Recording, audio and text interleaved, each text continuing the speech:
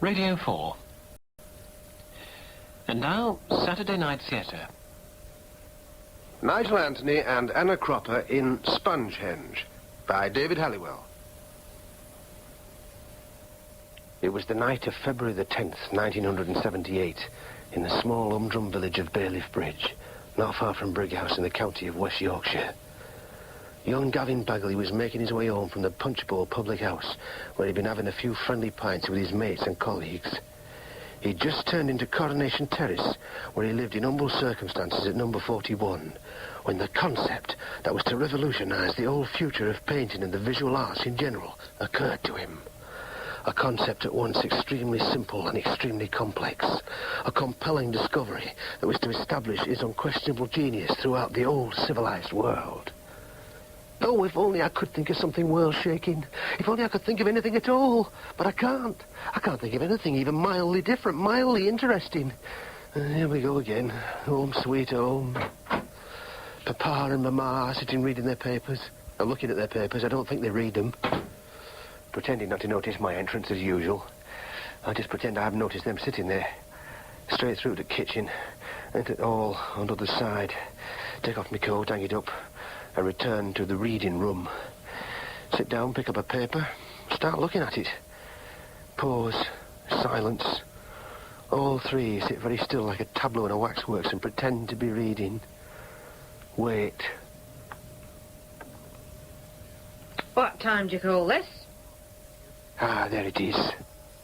What time do I call what? This. What? You know very well. It's 11 o'clock. It is that. So what? So what? So what? It's no kind of time to be coming in. I'll come in when I like. You've been pubbing again. I've had a couple of pints. I've given birth to a drunk. You haven't. Wasting your money. Wasting your time. It's my money and my time. Oh, is it? Yes, it is. Somebody else might have something to say about that. Oh, yeah? Yes. I'll pay me share of housekeeping. Oh, do you? Yes, I do. Well, that's now to crow about. I'm not crowing. Don't talk to your mother like that. We didn't bring you up to see you throwing your money away. We did not. You should be saving. I work bloody hard. Don't swear. I work blooming hard at a blooming boring job and I feel like relaxing a bit at night. What have you got to relax from? I've just said. Your work's not boring. Oh, isn't it? Of course it's not. You don't know what boring work's like. Of course I do. You don't know you're born. Of course I do. Of course you don't. You've got a good job. A very good job. Lots of folk would be grateful to have your job. They would that. It's very interesting. Oh, it is. Yes. It's artistic, isn't it? Artistic? Yes. It's not artistic. Of course it is. It's not. You're in art department at Bruce's, aren't you? Artwork department. Well, that's what I said. Artwork has nothing to do with art. Of course it has. All I do is touch up photographs. Well, Tin photographs. it's skilled. Not very. It's steady. Not really. Oh, aye, lad, you're lucky to be there. Lucky? Lucky to have a job. Lucky to be doing what you want. Lucky to be doing art. I've told you it's not art. Of course it is. It's got nothing to do with art. Don't tell us about art. We know about art. We know what art is. No idea. We've been around a lot longer than you know. I learnt nothing. I knew more than you do now before you were You born. didn't. Of course we did before we had you. Art isn't dabbing blemishes out of photographs. Art is the expression by visual means of feelings, states of mind. To be an artist is to express something. Hey, listen to him. Don't be so daft. What have you got to You express? have nothing to express. Have I? If only I knew.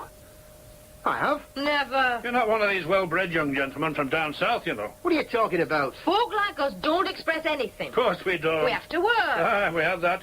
You want to stop getting ideas above your station? Your station? Yes. We're not living in upstairs, downstairs, you know. There's nothing wrong with us. There ain't. There's naught to be ashamed of. We haven't. There's not wrong with good, solid hard work. That's what you need a bit more of, my lad. I want less of it. We brought you up to be a credit to us. Not a layabout. Oh, like slaving at Bruce's is laying about. It's not slaving. It's what you wanted. It's not. When you left school, We'll let you do it. you'd have been far better off working at Firth. In weaving. A lot more money there. But no, you wanted art, so art it had to be. I wanted to go to art school. You did go to art school. I didn't. You did. You did. One evening a week. There you I'm are. not going to art school. Well, what is it if it ain't? I wanted to go full time. Oh, don't be You silly. have to earn a living. Who do you think we're going to pay for I you? could have got a scholarship, a grant. You'd never have got a grant. Of course you I wouldn't. might have done. Don't be You ridiculous. didn't let me try. We weren't having you making a fool of yourself. And us. Aye, and us. I wouldn't have made a fool of myself. Of course you would. Well, maybe I'm talented. Don't be daft.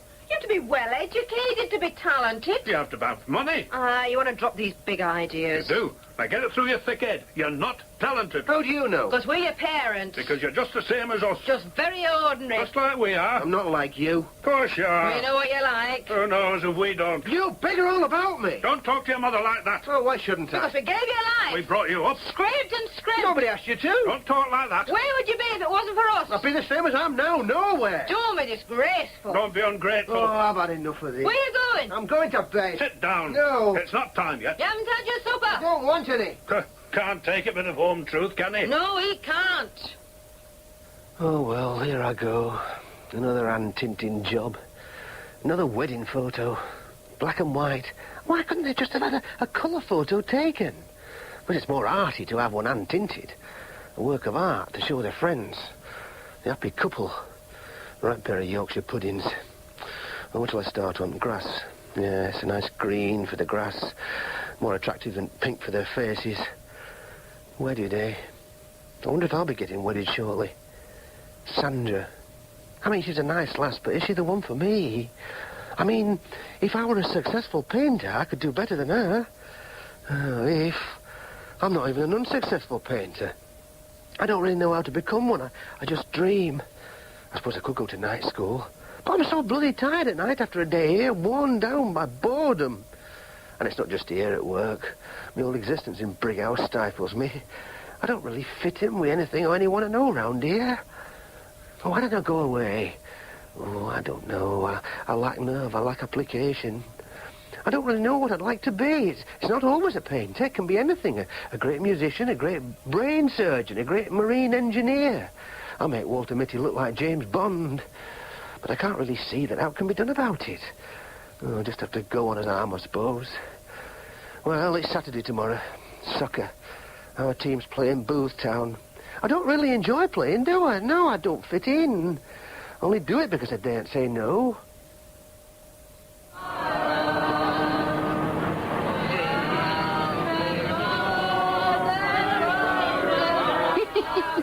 We're all good. We won. We won. Hey, drivers as quick as any of us. Yeah, I don't know how he can drive. I don't, but he can. He's a genius. Yes, he's a genius. Not me. Come on, sing.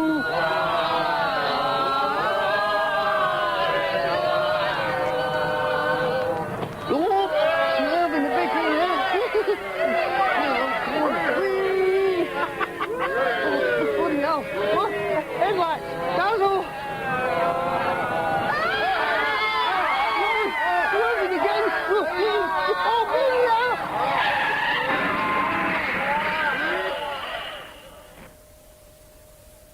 It's lucky nobody got killed. It is that. Yeah. You're very lucky. You are that. You see what comes from drinking? You hardly had a scratch. Well, I had a bit more than that. What more than that? Well, I didn't have to have a blood transfusion. We know that. You don't have to tell us that. Well, so it wasn't just a scratch. Well, not much more. They don't give transfusions for just a scratch. Don't tell us about transfusion. We know all about I transfusions. weren't born yesterday. Oh, you know all about transfusions, do you? We do. You ever had one?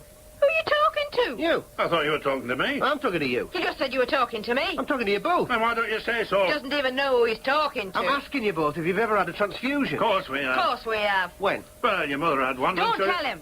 Well. Why should you tell him? Oh, well, you tell him then. I don't want to tell him. Oh, yeah, I remember.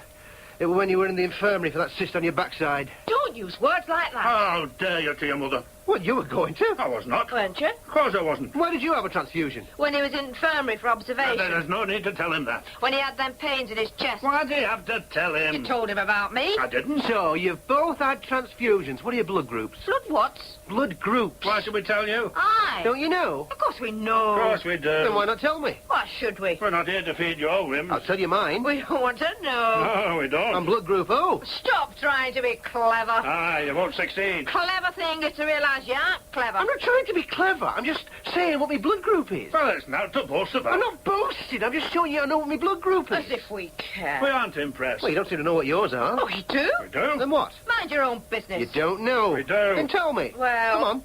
Well, I'm B, if you must know. B. Aye, and your dad's AB. I could have told What him. does it matter who told him? You should have let me tell him. They can't be my natural parents. I can't believe it. I can't believe it. There must be a mistake. Are you sure about this? Sure about what? About your blood groups? Of course we are. Well, you don't make mistakes. I think you might have. Don't be ridiculous. Come in, Servant. I think you've made a mistake. Get them cards with groups written on them. You get them. All right. I'll show you. I will show you who's right. They're right. He's AB and she's B. Oh, my God. The implications. I feel dizzy. The implications. You know what this means, don't you? What do you mean? Doesn't mean anything. It means you can't be my blood parents. What are you on about? What are you on It about? means you can't be my natural parents. What's he talking about? Don't ask me. When I were in the infirmary, I talked to a doctor about blood groups. He told me that a child can't possibly have a factor in its blood that isn't present in blood groups of either of its parents. Where'd you get that from? Just told you, the infirmary. Somebody were pulling your leg. They felt like a bit of fun. Hey, they saw him coming. I told him a taradiddle. He'll believe out. Oh, what should a doctor make it up? Couldn't even pass as 11 plus, and now he's an expert on medicinal matters. It's a fact. You can't be my blood parents. Oh, it's a fact, is it? It is. How can it be a fact? Use your head, lad. Use your head. If we weren't your parents, you wouldn't look like us, would you? Oh, no, they're right. I wouldn't. Oh, maybe that doctor was wrong. Maybe I misunderstood him. He can't answer that. No, he can't. No, I can't. He's not as smart as he thinks. I hope this is a lesson to him. Wait a minute. Do I look like you? Of course you do. You look like your father. You look like your mother. What a daft question. No, come on. Let's have a look at the mirror together. Don't be ridiculous. Have you ever heard out like it? We've no time for gormless experimentation. No, come on. You look like us, be told. There's an end to it. Aye. What about supper, ma'am? What'd you want? Have we any of that malt bread left? You're scared. Aye. Tea or cocoa? You daren't compare our faces in the mirror. Cocoa. You daren't. Of course we dare. Come on. No. It won't take long. Stop it. Come on, show me I'm wrong and I'll admit it. Well... I'll never mention it again. Well... Come on. Oh, all right. Come on, let's get it over with. Oh, all right. There. You see? What do I say? You've got an head shaped like mine. Have I? Is it same shape? Maybe it is. And a nose, same as mine. Is it the same? Is it? It looks very much like it. My eyes. Ah, his eyes. My mouth. Her mouth, yeah. No, not her mouth. My chin. My mouth is completely different from hers. Of course it is. Look at it. Look at mine. Look at his head. Look at mine. They're not the same, not at all. Look at her nose. Nothing like. And his eyes are a different shade, almost a different colour to mine. No, none of these things are the same. You see, we're wasting us time. He won't admit he's wrong. Oh, he'll even deny it's evidence of his own eyes. I'm not wrong. Christmas. Why haven't I seen it before? I thought I looked like you because I thought I were your blood son. The power of autosuggestion. But now I can see you clearly for the first time. There's no family resemblance whatsoever. Oh, I've had enough of your nonsense. So have I. You're not my blood mother. Of course I am. Of course she is. You're not my real mother, are you? Yes. You're not. Come on. I am. You're not, are you? Oh, stop this. You're not. Come on. I am. You're not. Well... Are you? Oh. Are you? No! Hey? No! Now you're satisfied. No. Oh, you've told I him. had to. Why? I'd had enough. You're not me real parents. All right. What does it matter? Who are me parents? How should we know? You're adopted. Adopted. We kept it from you for your own good. Adopted? Yes. From who? We've no idea. But you must have. You must. How did it come about? Well, we couldn't have any children of his own. Your father couldn't. So we went to an adoption home. They showed us you. We never met whoever had you. They don't tell you who it was. So we decided to adopt you. It was all legal. Oh, what adoption home? Oh, we don't know. It's so long since. Oh, what's it called? Fairhaven. Where is it? Bradford. But it's gone. It's defunct. Are you sure? Aye. Well, since you're so good at finding stuff out, why don't you check up on it? How old was I when you adopted me? 3 months. They told us your birthday. 3 months. So maybe for 3 months I'd lived with me real parents. No, you hadn't. You'd been at home for 3 months. Me real parents. There's no way you can find out who they were. I'll find out. What do you want to find out They're for? out to you. They're everything. We're your real parents. Aye, it doesn't matter who actually gave birth to you. Of course it doesn't. We brought you up. We lavished everything on you. It doesn't matter to us you're not the same flesh and blood, and it shouldn't matter to you. It's the spiritual thing that counts. You're our son, and you always will be. You're our son, and you always will be. No. I'm not your son. I never was and I never will be. What a revelation. What a liberation. No wonder I never felt at home. No wonder I never fitted in. No wonder I don't fit in anywhere. No wonder I don't know what I really want. No wonder I don't know who I am. I mean, a person is produced by the coming together of the genes of mother and father. It's their mixture which produces new person. Your identity is what you get from those genes. They provide your abilities, your potentialities. They provide, in essence, what you become. Oh, I know that potentiality can be modified to some extent by your environment and your experiences, but only to a very limited degree. No, it's your genes which provide your essential core, your essential being, your essential identity. But if you're brought up in a completely alien environment, like I've been, cut off from any knowledge of your real origins, then you live a conditioned lie. And you remain blinded, deaf and numb to real identity, to real abilities, potentialities and needs within you.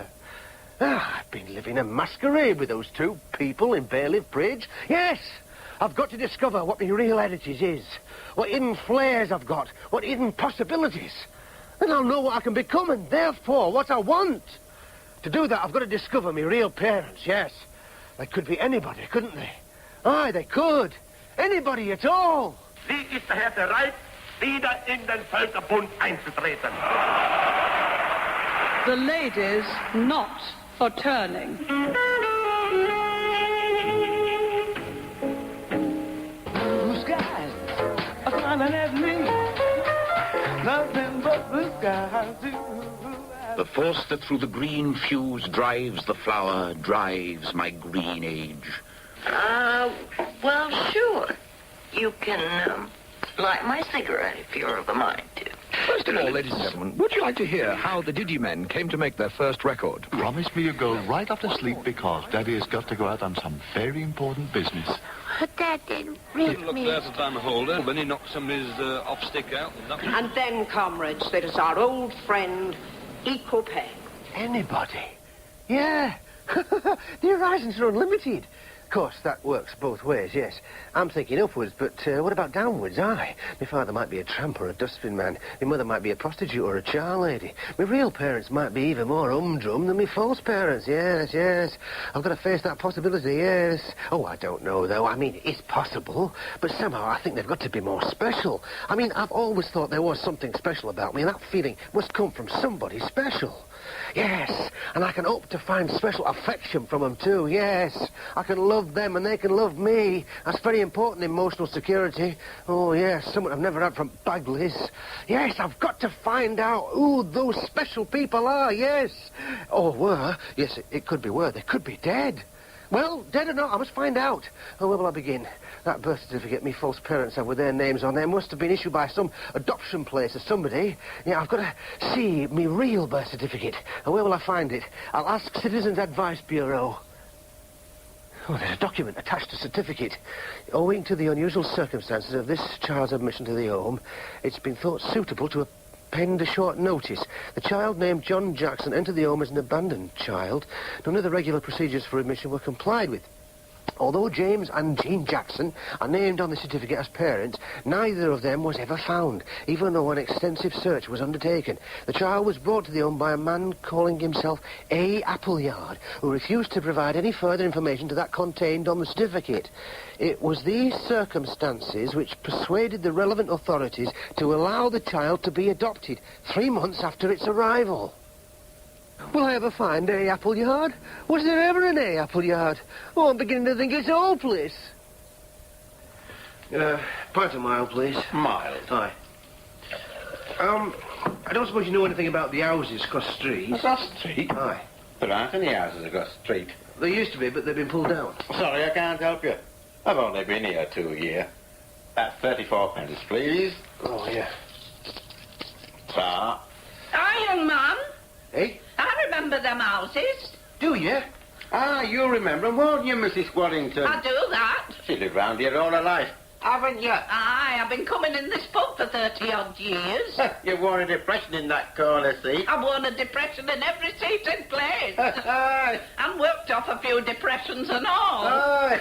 Do you remember number 18? Aye, lad. Do you remember a man called Appleyard who used to live there? Albert Appleyard. Well, yes, I suppose it could be Albert. It was Albert. Yes, I'm not doubting it. Did you know him well? Not all that well to nod to speak to on the street, no more than that. Well, could you tell me if he was living in number 18 in 1949? Oh, aye, he would be. He lived in that house as far back as I can remember. Was he married? Aye, his wife's name was Hilda. Did they have any children? Not as I ever knew about. Oh, well, might they have had a child and had it adopted? Nay, I shouldn't think so. Not that I ever heard tell about. Oh, I see. But they could have had. Why are you so interested? Shall I tell them? Oh, why not? I think they may have had a child adopted. Do you? Aye, and I think I might be that child. Hey. You think this fellow was your father? Well, he might have been. Well, I never. What sort of a man was Appleyard? I mean, what did he do? Nay, I don't know what he did. Nobody seemed to know how he earned his living. Folks sometimes used to think he might be a bit on shady side. A crook? Oh, I couldn't tell you, but he always had plenty of brass. I see. Aye, dressed well, a bit flashy, but a nice enough fella to talk to. Aye. Have you any idea where he is now? Now? Aye. Nay, lad, he retired, it must be 15 years ago. Couple of years after he'd gone, they pulled his house down. They pull too much stuff down now, if you ask me. You've no idea where he went? No, lad. You never talked to him about his retirement? Well, I might have done in passing on the street. I probably did. But you can't remember out about it? Hey, it's a long time ago, lad. Oh, yes, I know that, but I mean, might he have said where he was going? Well, he might have. But you can't remember what it was? Hey, no, I can't put life in me. Well, I mean, what sort of a place do you think he might have retired to? Hey, you've got me, lad. I mean, was it somewhere else in Bradford? Nay, it wasn't in Bradford. I'm sure it wasn't that. I'd have remembered that. Well, did he go to live in country? Oh, I don't think so. Doesn't sound like him somehow. What about seaside? That sounds more like it. Seaside? Aye. Come to think of it, I do remember him saying something about seaside. A seaside town? Aye. In Yorkshire? No. I'd have remembered it if it had have been. No, it was somewhere unfamiliar like. Unfamiliar? Aye. Oh, it's coming back a bit. Somewhere with a name like a lot of other names. Other names? Aye. That's why I've forgotten it. If we mention a few names, might you remember? Well, I don't know. Oh, let's try. Blackpool? No, I remember that. Skegness? No. Grimsby? No, more south. Oh, south? Aye. Eastbourne? No. Folkestone? Nay. Bognor? Never. Weymouth? Weymouth. Was it Weymouth? Weymouth. Was it Weymouth, Mrs. Wallington? Weymouth. Was it? No. Oh. I thought we got somewhere then. So did I. But it was somewhere like Weymouth. How do you mean? Well, it was one of them muths. Muths? Aye, I know. Plymouth, Dartmouth. Oh, them. Aye, them. But which one was it? Oh, well, lad, that's why I can't recall it. There's so many. Too many, if you ask me. Well, what about Falmouth, Portsmouth, Bournemouth? Oh, I don't know. Well, I mean, didn't Appleyard ever say out about this place? I suppose he might have. I mean, did he ever mention some distinguishing feature? I don't know. Like a river? No. A beach? A building? A field? No. But he did say it was near somewhere. Near somewhere? Aye. Well, near what? Well, I don't know. Oh, another town? No, not another town. A lake? No. Sea? No, she's already said it was by sea. Sorry. A wood? I can't. A bay? No. An inlet? A peninsula? A what? Oh, you know, a piece of land which juts out into the sea. A point? Ah, thanks, a point. A point? Yeah. That rings a bell. It was near a point. He said it was near some sort of point or other. A point? Aye, a point. What point? Well, now, let me see. Something to do with an animal. An animal? Aye, you know, like with a name like an animal. A name like an animal? That's right. Well, what? Dog? No, not a dog. Horse? No. Pig? No. Lion? No. Armadillo? No, not like that. Smaller. A mouse? No, more something damp. Damp? Something more damp. Damp? Why, like something out of a dam. A fish? Oh, no, not as damp as that. Oh, well, a frog? No. A newt? No. A toad? Oh, wait a jiff. Like that. Like a toad? No, what Ted said. Newt? Aye, a newt.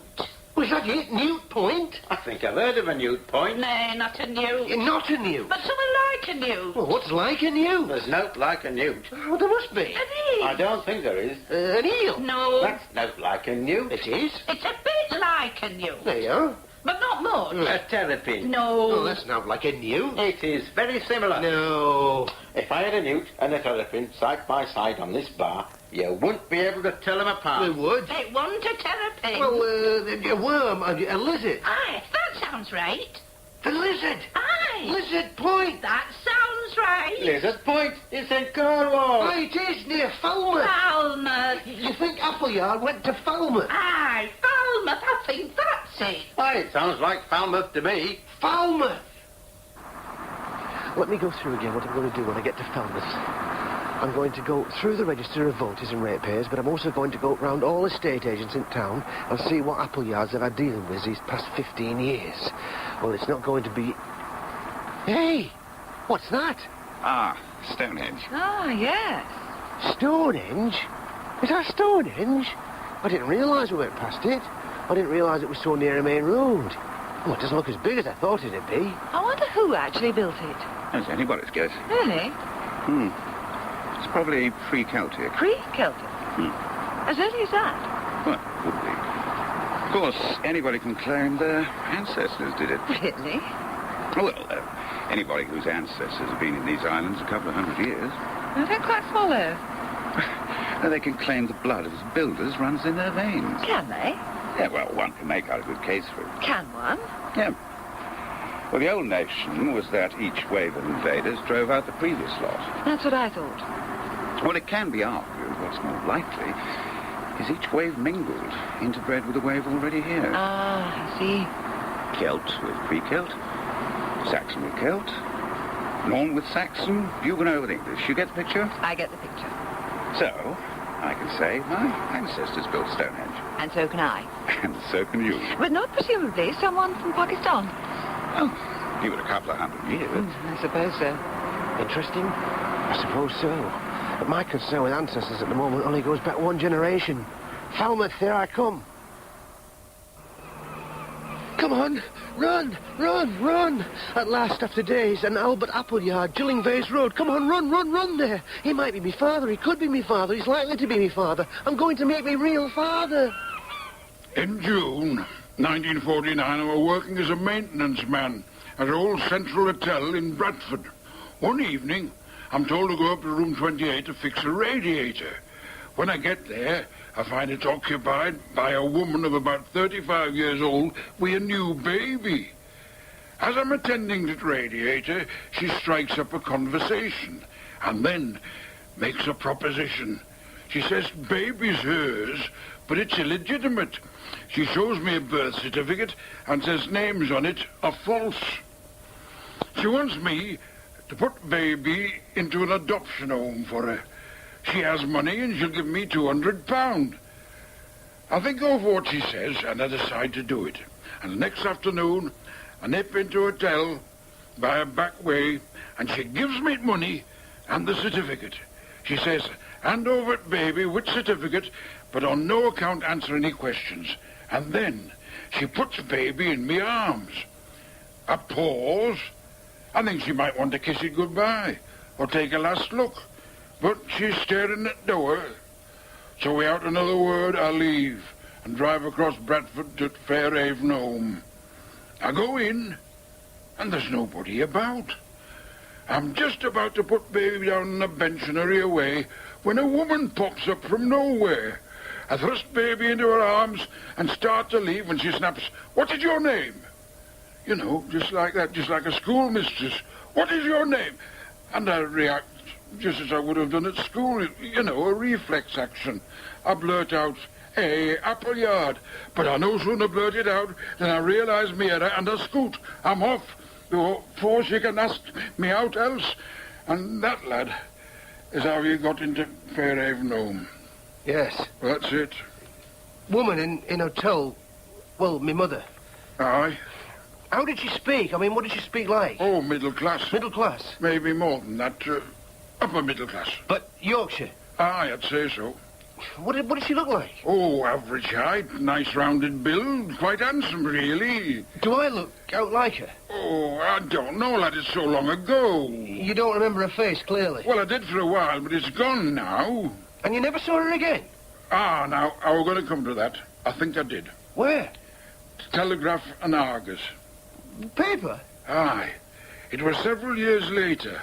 I can't remember how many now, but there was this photo of a rather posh wedding, you know, bride, groom, parents, that sort of thing. And there, unless I were much mistaken, what woman had seen in the hotel. She was mother of bride. Was there any indication of her name? Aye, there was. It said she was Mrs. Pelling of Celandine House, Uppergill. Uppergill? That's in Dales. Aye, about 20 miles north of Bradford. Are you sure of those names? Aye, I've forgotten in essentials, but them names I'm sure of. Mrs. Pelling, Celandine House.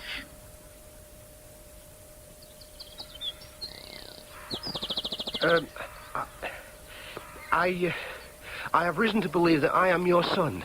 I beg your pardon? I said I have reason to believe that I am your son. My son? Yes. Is this a joke? No. I don't have a son. Oh, no. I have 3 daughters, that is all. You never had a son? I certainly did not. Of course she denies it to begin with. Of course she gives nothing away. It's only to be expected. Just keep on at her. Break her down. Look for telltale signs. Well, I say you did. This is preposterous. Who are you? I've already told you. What are you doing here? I have reason to believe I am the child you gave away nearly 30 years ago. What are you talking about? The baby you gave away. I never gave any baby away. You had an illegitimate child. How dare you? You took it to Bradford. How dare you? You gave it to a man in a hotel. How dare you? Get out of my house. Could I have made a mistake? No, she's still bluffing. Keep on. She'll give herself away. I've met the man. Get out. His name is Appleyard. He told me all about it. Get out. He paid him £200 to take me to an home. He did that. I was adopted. Years later, he saw your picture in the paper with your name. I tracked him down. He told me where you lived. I'm not mad. I'm not here to cause trouble. I'm looking for my real mother. A man meets a woman in a hotel, and then years later he sees a picture of me in a newspaper. That does not prove that I'm the woman he met in the hotel. She's right. It doesn't. I'm afraid your informant was mistaken. He mistook a picture of me for someone else. Yeah, there's no necessary connection whatsoever. Even Appleyard said he might have been mistaken. Oh, this is a dead end. I hope you find the right person. Yeah. Oh, I'm so disappointed. But am I sure this woman's telling the truth? Yes, I think so. Yeah, but whilst I'm still here, I could have one last go. A sort of bluff. I've now to lose. You're absolutely sure you aren't the right person? Well, of course I am. Yeah, I'm not convinced. Now, look here. You'd have every reason to lie to me. I've been very patient with you. After all, if you gave me away... I think you had better leave. Your own flesh and blood. I'm asking you to leave. Just to save family name. I'm telling you to leave. You'd be as hard and callous now as you were then. I don't have to listen to this. I don't seem to be getting anywhere. Appleyard told me. I could call the police. How hard you were. You dumped your own new baby. I shall call the police. Not getting anywhere. And when you handed me to him to take away, there wasn't a flicker of affection. I might as well have been a sack of potatoes. You're never going to see me again. You didn't even look at me. Never mind kiss me goodbye. It wasn't like that. I was the woman in the hotel room, but I'm not your mother. I'm your grandmother. In the summer of 1948, some mill boys from Bradford came hiking through this village, and my husband gave them permission to camp in a field which belonged to him. They remained in the field for several days, and quite without my or my husband's knowledge, Karen paid them several visits. She was only 16 at the time, and she developed a crush on one of the boys who was only 17 himself. I'm not blaming the boy. He was young and inexperienced. But he seduced my daughter in such a clumsy and brutal manner that instead of cementing the relationship, it brought it to an abrupt end. A few weeks after the boy's departure, Karen discovered that she was pregnant. She tried to hide it for as long as she could, but the time came when she had to tell me about it. Naturally, I was shocked, but I quickly realized something had to be done, and I pulled myself together. It was too late for an abortion, and Karen had neither the desire nor the ability to bring up a child. She stopped attending school, was kept indoors, and everyone was told that she was suffering from acute anemia. And the time came I delivered the child myself. This wasn't as remarkable as it may sound, because I was in the Women's Royal Army Medical Corps during the war, and I'd had some experience delivering babies. The child was born and immediately removed from Karen's presence. I told both Karen and my husband that the baby had been stillborn, and that I would bury the body in the grounds where nobody would ever find it. But in reality, I took the baby to the Central Hotel in Bradford. The rest is as Appleyard told you, although, of course, I didn't know his name was Appleyard, except for my emotions, which he could know nothing about. I had to maintain a facade of stony callousness, but inside I was consumed by pity and shame. When I placed you in Appleyard's arms, I did not look at you because I could not. I could not bear to look at you. As it was, I felt a terrible wrench inside myself when he carried you away from me and closed the door. I've been plagued by doubts about it ever since. I feel ashamed, then I feel justified. Your arrival here has only intensified these conflicting feelings. If you were to say that a grave injustice had been inflicted on you, I would not disagree. But on the other hand, if I'd not given you away, and you'd stayed with us in some sort of hidden, disguised manner, then your life might have been quite unbearable. What happened, happened. And now I have given you an account of it. It is for you to weigh up my account and see whether you can come to some idea of balance. Well, I don't know. I don't know what to feel. I mean, there's so much. My parents, then, are your daughter Karen and this boy. Well, he'll be a man now. This man. Yes. And have you got... Yes, I can tell you where they are. Oh, yeah, I'd like that. Of course, I know where my daughter is, but I've kept track of the young man, too. You might say it was a form of insurance against some possible time when the baby I disposed of so many years ago might somehow appear, as you have done, and point an accusatory finger at me. I did not want to add to my guilt by keeping the child from knowing where its parents were, if that time came. Oh, no. Look, I'm not accusing you. I mean, you did what you thought was... I don't want to get involved in recriminations. I want to know where I can find my parents. Well, I suppose that's very gracious of you. Your mother, my daughter, Karen, is now called Karen Mason.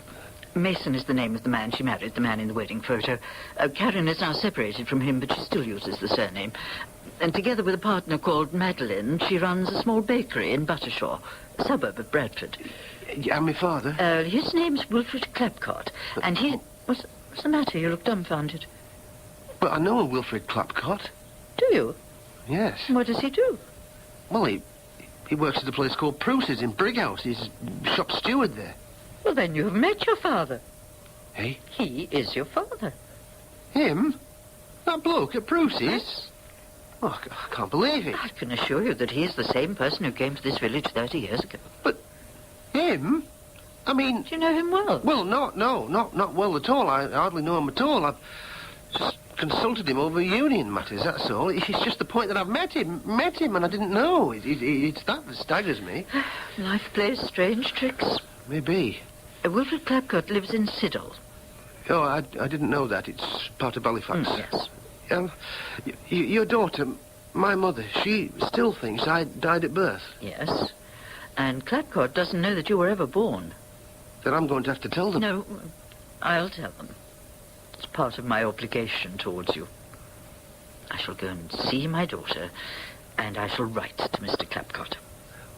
And then what happens? We'll see what their response is. You can stay here. My husband died 10 years ago. I'm alone in the house, except for a servant. Me mother, blonde, hair tied back, round face, rounded generally, shapely. Does she look pleasant? Does she look intelligent? Is the way she dresses unusual? Is she unusual? Am I disappointed? Daughter of a wealthy family, owner of a bakery? No, I can't say I am. Do I look like her? Does she look like me? Well, the eyes, maybe the eyes. Oh, what do I feel? I don't know. Will she want me? Oh, I hope so. Will I love her? Oh, I hope so. Is she relaxed? Does he look anything like me? It's difficult to tell. Perhaps sort of in the set of the body. I don't know. Does he look bright? Does he look well-disposed? Does he look intense? Does he look anything like the father? Oh, I can't remember. What about me is he like? Sort of about the eyes? No, I don't really think so. Well, how do I sort of feel? Well, I'm not sure. Me father, Wilfred Clapcott. Does he look any different now I know he's me father? Oh, I don't know. I never really looked at him before. He's lean, dark, bony. Is there anything in me about him? The shape of face, perhaps? Does he look dull, smart, sensitive? Is he just a union cog? Am I disappointed? I don't know. Well, at least he's active in union. He must have some beliefs. That's a damn sight better than old Bagley. Will he like me? Will he love me? Shall I feel that way about him? Oh, I hope so. Well, I'll just have to see.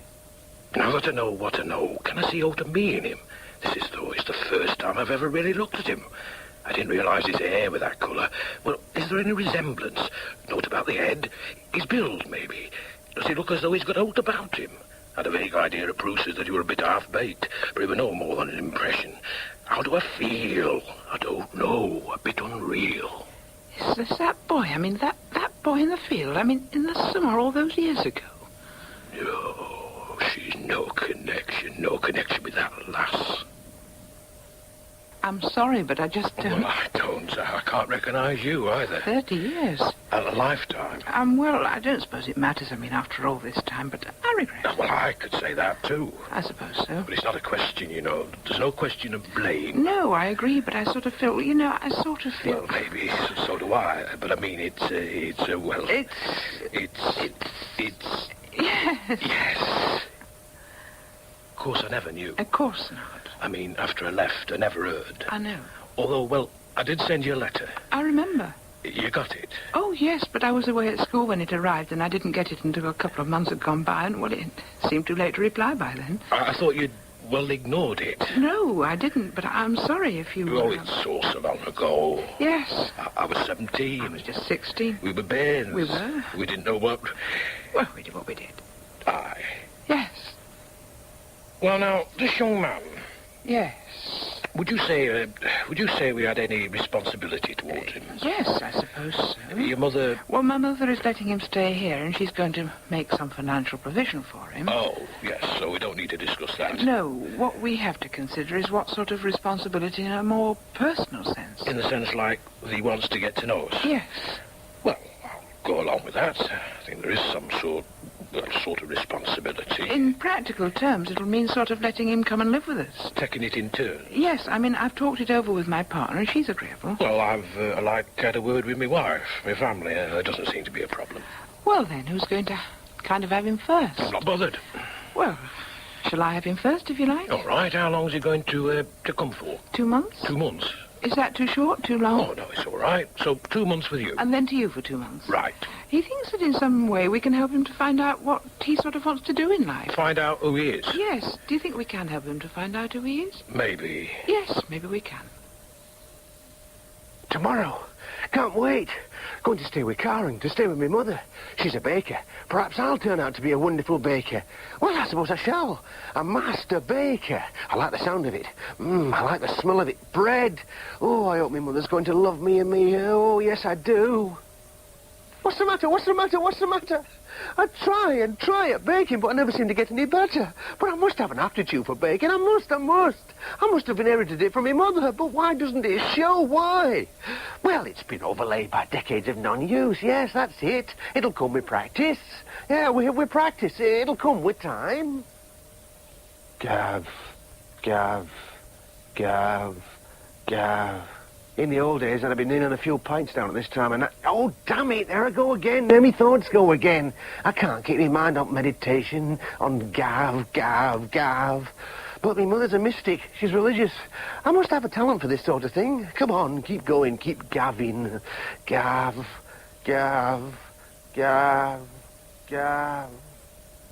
Karen, have a word. Well, of course, Madeline. As your partner, your friend. Well, of course. Gavin.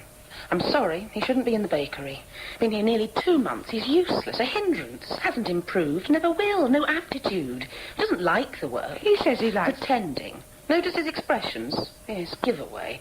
He thinks he has to be like you. Yes, well, but perhaps... Nothing like you. Nothing like me. Doesn't share our spiritual values. He should go. Well, he will be going to stay with his father shortly. He shouldn't come back. That sounds rather harsh. I'm sorry, got to say it. Yes, of course, my dear. I want to know how you feel, and the way you feel is very important to me, but at the same time, I still sort of feel I have a sort of responsibility towards Gavin. I understand, but he could live elsewhere. Yes, well, maybe, but I think I'd better sort of talk to him before we come to any sort of decision. Gavin, are you really sort of sure that you really like the life here and the work? Oh, yes. Of course I am. Am I? Well, I think it's time that I told you more about myself. But where shall I begin? Well, when Wilfred came to Uppergill, we had sexual intercourse, and it was sort of quite pleasant. And I would have been willing to have had it again with Wilfred, but he seemed to be quite sort of upset afterwards and left the village. Well, I expected to hear from him again, but when weeks elapsed, I felt he'd lost interest in me, and I began to forget about him until I discovered that I was pregnant. Well, when I was fully recovered from the birth, my mother sent me to a sort of finishing school for wealthy young ladies, and then when I returned to Uppergill, I started to go out with eligible young men, and in due course, I married a wealthy young solicitor called Rupert Mason, and moved into a large house on the edge of Halifax. The marriage was quite successful. Our sex life was satisfactory. We had a wide social life, and I suppose I felt quite contented. Well, that was the situation in 1968 when something rather remarkable happened. It was the afternoon of a day in June, a very ordinary afternoon, and I was in the house on my own in the kitchen in the process of making some bread. I mean, I'd always rather enjoyed baking as a sort of hobby, and I'd just prepared some dough for rising, and it was on the table in front of me in a baking tin. I just put a cloth over the tin. When I glanced up at the kitchen clock on the wall and saw it said 20 to 3, and then I glanced back at the table and there was bread in the tin fully baked. I mean, I simply looked up at the clock and then back again. A matter of less than 5 seconds, and there was the dough transformed in a trice into a fully baked loaf. Well, I couldn't believe it. I thought there must be something wrong with the clock. I glanced back at it, but it just said a few seconds after 20 to 3, so I checked with the phone and the radio and with a neighbour, and they all confirmed that there was nothing wrong with the clock. It was keeping perfect time. And so I examined the bread, but there was nothing unusual about it. It was in exactly the same tin, in exactly the same position that the dough had been in. Well, I thought, how on earth can this come about? Might I have baked the loaf myself in a sort of blackout? But there hadn't been enough time, and I thought perhaps I'd been tricked in some sort of way. But a trickster would have had no more time than I'd had, so turn it round however I might, there was no other conclusion possible except that the bread must have been baked by some non-human agency. It had to be a sign of revelation, a message. And after a lot of thought, it occurred to me that if he had baked the bread for me, then I must bake the bread for him. Yes, but baking bread for him meant baking bread for other people, and this should become my vocation. And I came to see that my vocation was my identity, my soul, my essence. So you see, I believe that God, and only God, gives a person their true identity, and it's given to the person before they're born, before they're conceived even. And one's identity has nothing to do with environment or heredity. I mean, my revelation proves that, because there could be no external natural explanation of what happened. And as for heredity, not only had I never had any sort of mystical illumination before, or anything remotely of that sort, but there's no trace of anything like it happening to my parents, my grandparents, or any of my relatives. And so what happened to me can only have been a divine revelation, and a divine revelation of who I really am and what I must do. What can I reply to all that? There's nothing he can say. How can't he said that? Nothing he can say. Can't he said that? Nothing he can say that will affect me in the slightest. Well, I can't agree. I can't agree with what you say about heredity. Can't you? No, I can't. Why can't you? Well, I mean, you and me, I've obviously inherited a lot from you. For example? Well, I mean, a great many things. What? Give me an example. Well, what? Can't you think of anything? What?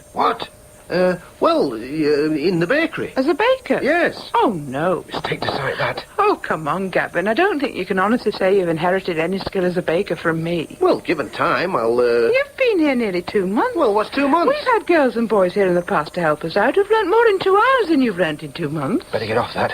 What else can I say? Spiritual attitudes. Well, what about my spiritual attitude? What spiritual attitude? Well, you know, meditation. Do you find it easy to meditate? Yeah. You know, not bad. Honestly? Yeah. I don't think I really believe you. But, I mean, you can't know you're not there when I do it. No, but somehow I feel you're not much good at it. Well, Are you? Well, what about being a vegetarian? What about it? Well, I took to your diet very well. Vegetables and rice. Yes, I rapidly got accustomed to that. I soon came to enjoy that. Millions of people all over the world enjoy vegetarian food, and in no way are they descended from me. Well, I don't know about that as an argument. I do. She's right. Damn. What else can I cite?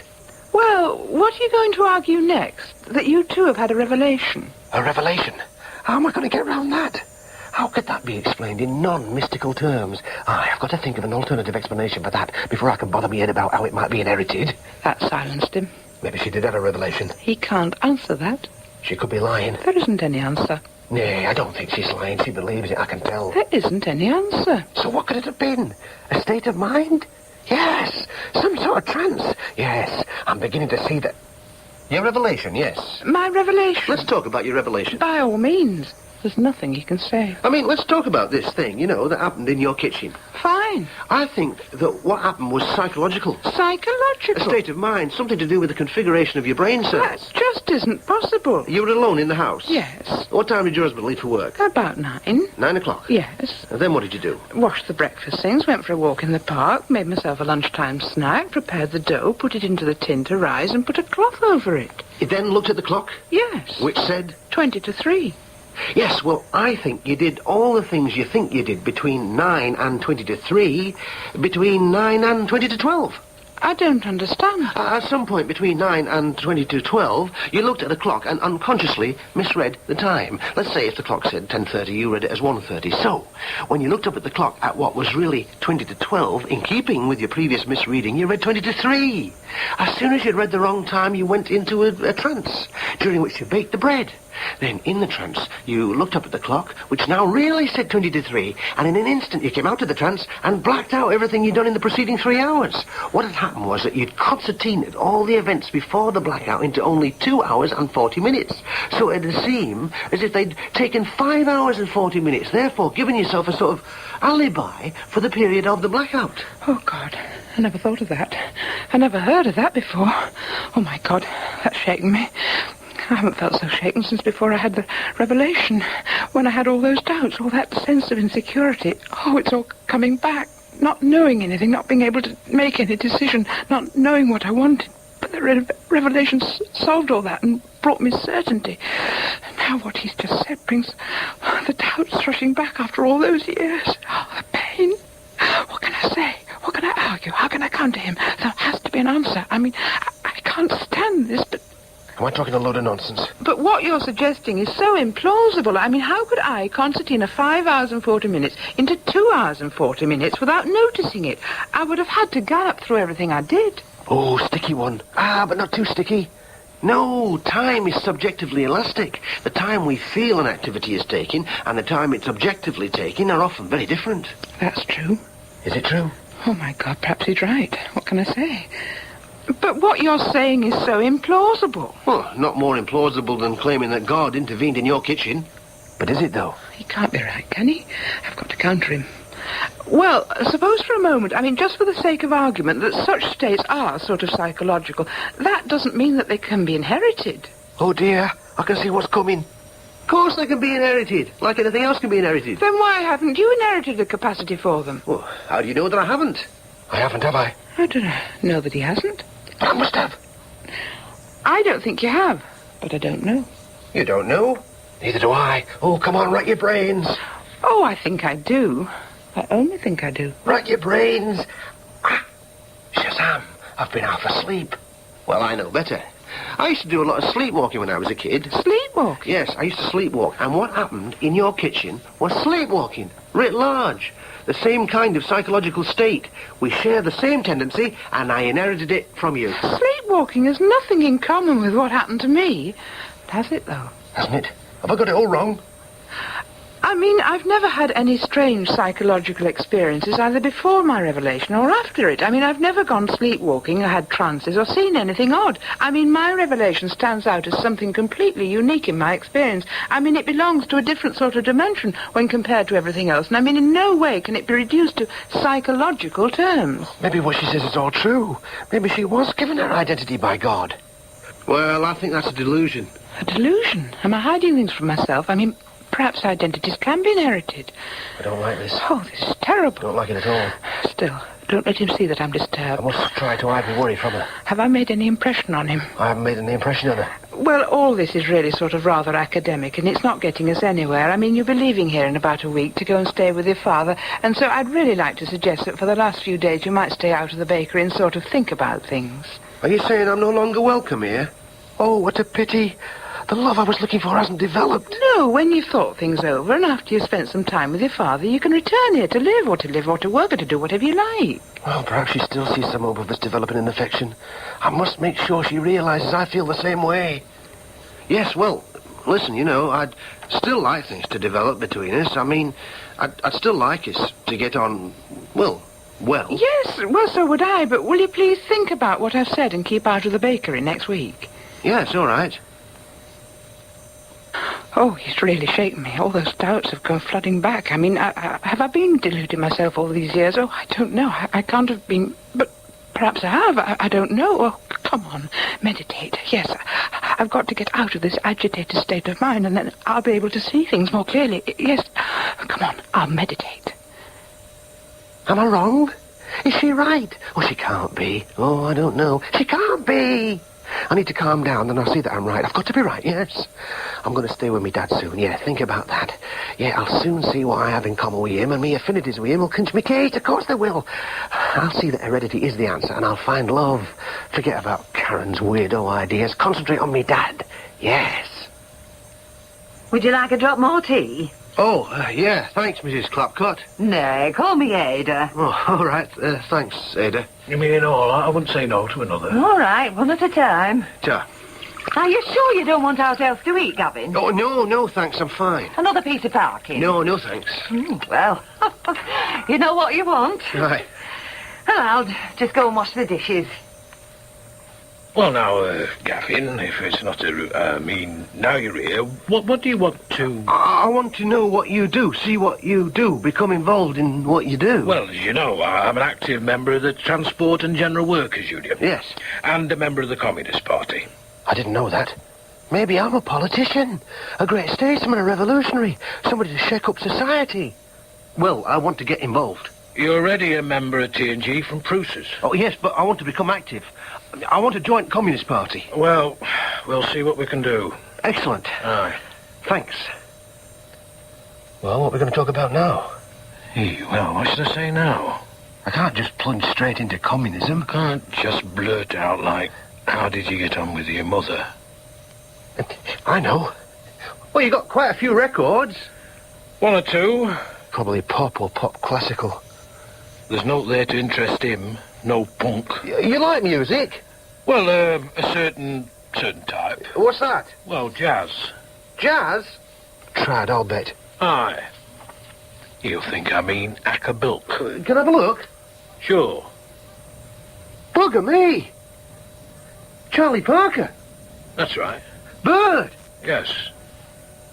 Has he heard a bird? You like Bird? I do. Can he possibly? Well, so do I. Is it possible? I mean, he's one of my favourite musicians.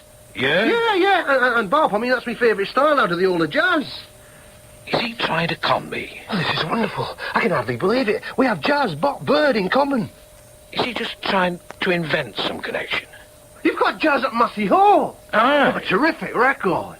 Anybody can read a cover, pretend they've heard what's inside. I used to have it. Oh, aye. Give him a bit of a test. At this time, we would like to play a tune that was composed by my worthy constituent, Mr. Dizzy Gillespie, in the year of 1942. We sincerely hope you do enjoy. Stop playing us. He knows. It must be genuine. Oh, great. You got Fast Navarro. Aye. Dexter Gordon. Aye. Blakey. Mingle. Aye. Oh, Ace. Aye, I'll play some of it. Oh, yes, please. This is marvellous. Couldn't be better. Can't be a coincidence. I mean, Jazz, Bop, Bird.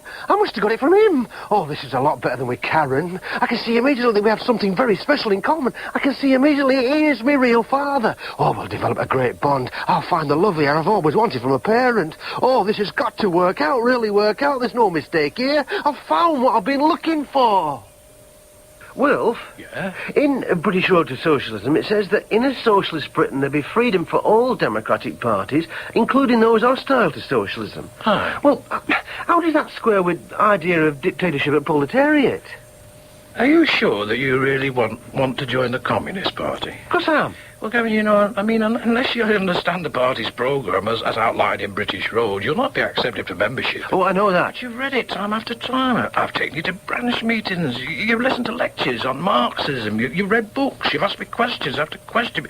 You never seem to grasp, I mean, even most basic essentials. Well, you know, I'm never really at my best in what might be called exam situations. I mean, give me time. That's what you keep on saying. Well, you know, I think it's time I explained something. I told you something about my experience.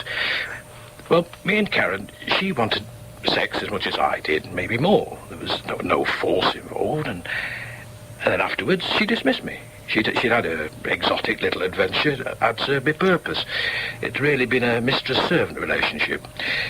Well, her rejection of me made me feel like dirt, really made me feel inferior, because my job at that time, it was very lowly, operating a machine that turned out skewers.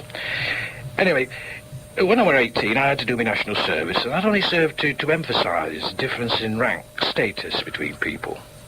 After that, a string of dead-end jobs in engineering, badly paid, although I was looking for something better until I found myself out of work completely dejected.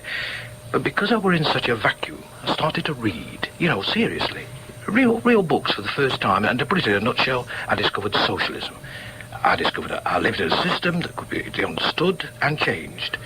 I discovered that identity, individual identity is a product of an economic system, the economic system in which the individual lives. Parental conditioning plays a big part in a child's early life, but parents only reflect in an individual way the larger economic and social factors at work in society. I came to realise that the present system creates a good life for a few and a stunted existence for the many. And if you want to change your identity, you've got to change the system. I decided that was what I wanted to do. I'd dedicate myself to that. That task would become my identity. So I joined the Communist Party, and I joined the TNG. And after I'd been in them a couple of years, it came to my attention that the workers at Prusa's were completely unorganised. Unions were forbidden in the kingdom of CM Prus. I decided that here was a mission for me. I managed to get a job at Prusa's in basement, in cellars. And after a while, I managed to persuade about a dozen or so workers to join the TNG and elect me their shop steward. Of course, when Mr. Prus, when he heard about this, he fired me. But I was prepared for that. I'd created a bit of a storm in the local press. I managed to get some of the more intelligent workers at Prusa's to come out on strike. And through the party and the TNG, I managed to get a lot of other local union support. Well, all this began to damage Prusa's efficiency. He began to lose orders, so he backed down. He was forced to reinstate me and allow anybody who wanted to join the TNG. But as you know, I was only back on sufferance, and ever since Prus, his management, have done everything they can to frustrate every improvement the members of the union have fought for. It's been a history of slow gains made against continual pressure to reduce the gains we've already won. But I've never lost my ideals, my principles. I've never lost sight of the ultimate goal, the complete transformation of society, the establishment of a true democracy, true economic, political and social equality. What I'm saying to you, Gavin, is my experience has made me into a socialist. I am what I've experienced. And if your experience hasn't made you want to be a socialist, then there's no way you'll ever be a socialist. And there's no use pretending to be a socialist just because you'd like to be like me. Another argument against heredity. Oh, I sensed he felt something like that. I can't go along with it, can I? No, I can't. No more than I can go along with what my mother said. Oh, she gave me something to think about, didn't she? Yes. But get off that. I don't want to think about that now. One thing at a time. And what about this? What about what we've just said about politics? Well, he's right. I have no aptitude. I can't go on trying to pretend I have, but why haven't I? Well, perhaps there's something in me that cancels out political inclination. Perhaps something that came from my mother. Oh, I don't know, but... Well, I don't have to have inherited every trait from Will to be like him, do I? No, of course I don't. So you put everything down to experience? I do. Everything of any importance. Well, I think that heredity is what matters most. I know he thinks that. You believe, but he can't bother me, that major personal characteristics bother me. Are passed on. Can he? From one generation to another.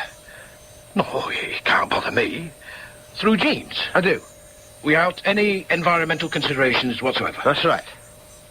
Well, it seems to me that you and me, we should provide a very good test case for your argument. What do you mean? I mean that except for a very, very slight acquaintance at Prusa's, we've never had any contact at all recently. That's true. So I can't have influenced you. No. In an environmental sense. No, you can't. So, I mean, if there are any significant traits in common between us, they must have been genetically passed on. That's absolutely right. I'm glad you agree. What's he up to? Because the fact that you and me have naught in common, that proves your theory's wrong. I'd like to see him argue his way out of that one. I'm ready for him. I can easily answer that. Oh, no. Our lack of contact proves opposite. Significant traits we have in common, I must have inherited. We have no significant traits in common. Oh, yes, we have. What? Well, for a start, bebop. Bebop? Aye. A lot of folk like bebop. No, they don't. A relatively large number like jazz in general, but bebop's a very special sort of jazz. He's right. There aren't many there's only other bloke near here who goes in for bop. Wait a minute. That backs up my point. A special sort of jazz, yeah, but if two people, they have a taste for it in common, that's a coincidence. The conditioning, whatever gave them a taste in first place, it'll be different in each case. I mean, round here, the only other bloke who likes bop, he's a member of the National Front. He and me are poles apart in every other way. Couldn't be more different. I'd shoot him for his political opinions, but save his life for his musical taste. How do I answer that? Well, sometimes a common taste may be a coincidence, and sometimes it may not be. Oh, very limp. I'll go around that. Easy enough, just a diversion. And then now to really get him, to put the boot in, as you might say. I can't see as how you inherited anything from me, whereas Phil, the other son, who grew up with me, but he has a lot in common with me. Has Phil got a lot in common with him? Phil's trained to be an engineer, and I was an engineer. He's mechanically minded, just like I am, whereas you're not mechanically minded, not at all. No, I'm not. This is very dangerous. And Phil's keen on sport, just like I am. I'm not interested in sport. He's right. I'm done for. And Phil's temperament is very similar to mine. It is. That's it. The clincher. I'm dead. Phil's reliable and steady, and he joins in, and he's... No! Me demise is premature. Phil doesn't join, not when it matters. All that might be true, but where's his card? Card? His membership card. For what? Oh, for out. For party, for union. Phil's not interested in politics, not at all. Damn it, that's true. Not in slightest. What can I... Well, he's young. Not younger than a lot of members of YCL. Or T&G. He's got me, he has. Well... And if you're talking about learning from his parents' example, he should have a double ration of political interest, because his mother's political as well. I've risen from the dead. Ha! He's making a strong point, very strong. But surely there can't be aught in his ideas. I mean, I've had my doubts about my beliefs from time to time over years, but the strength of my convictions has always enabled me to push such doubts aside, brush them aside with ease. But now, this, I mean, why hasn't Phil... Have I made any impression on him? I mean, if folk don't get their politics from experience, if folk can inherit political positions, there's no hope for the world. Born a fascist, remain one. You'll never be able to persuade anybody, change anybody.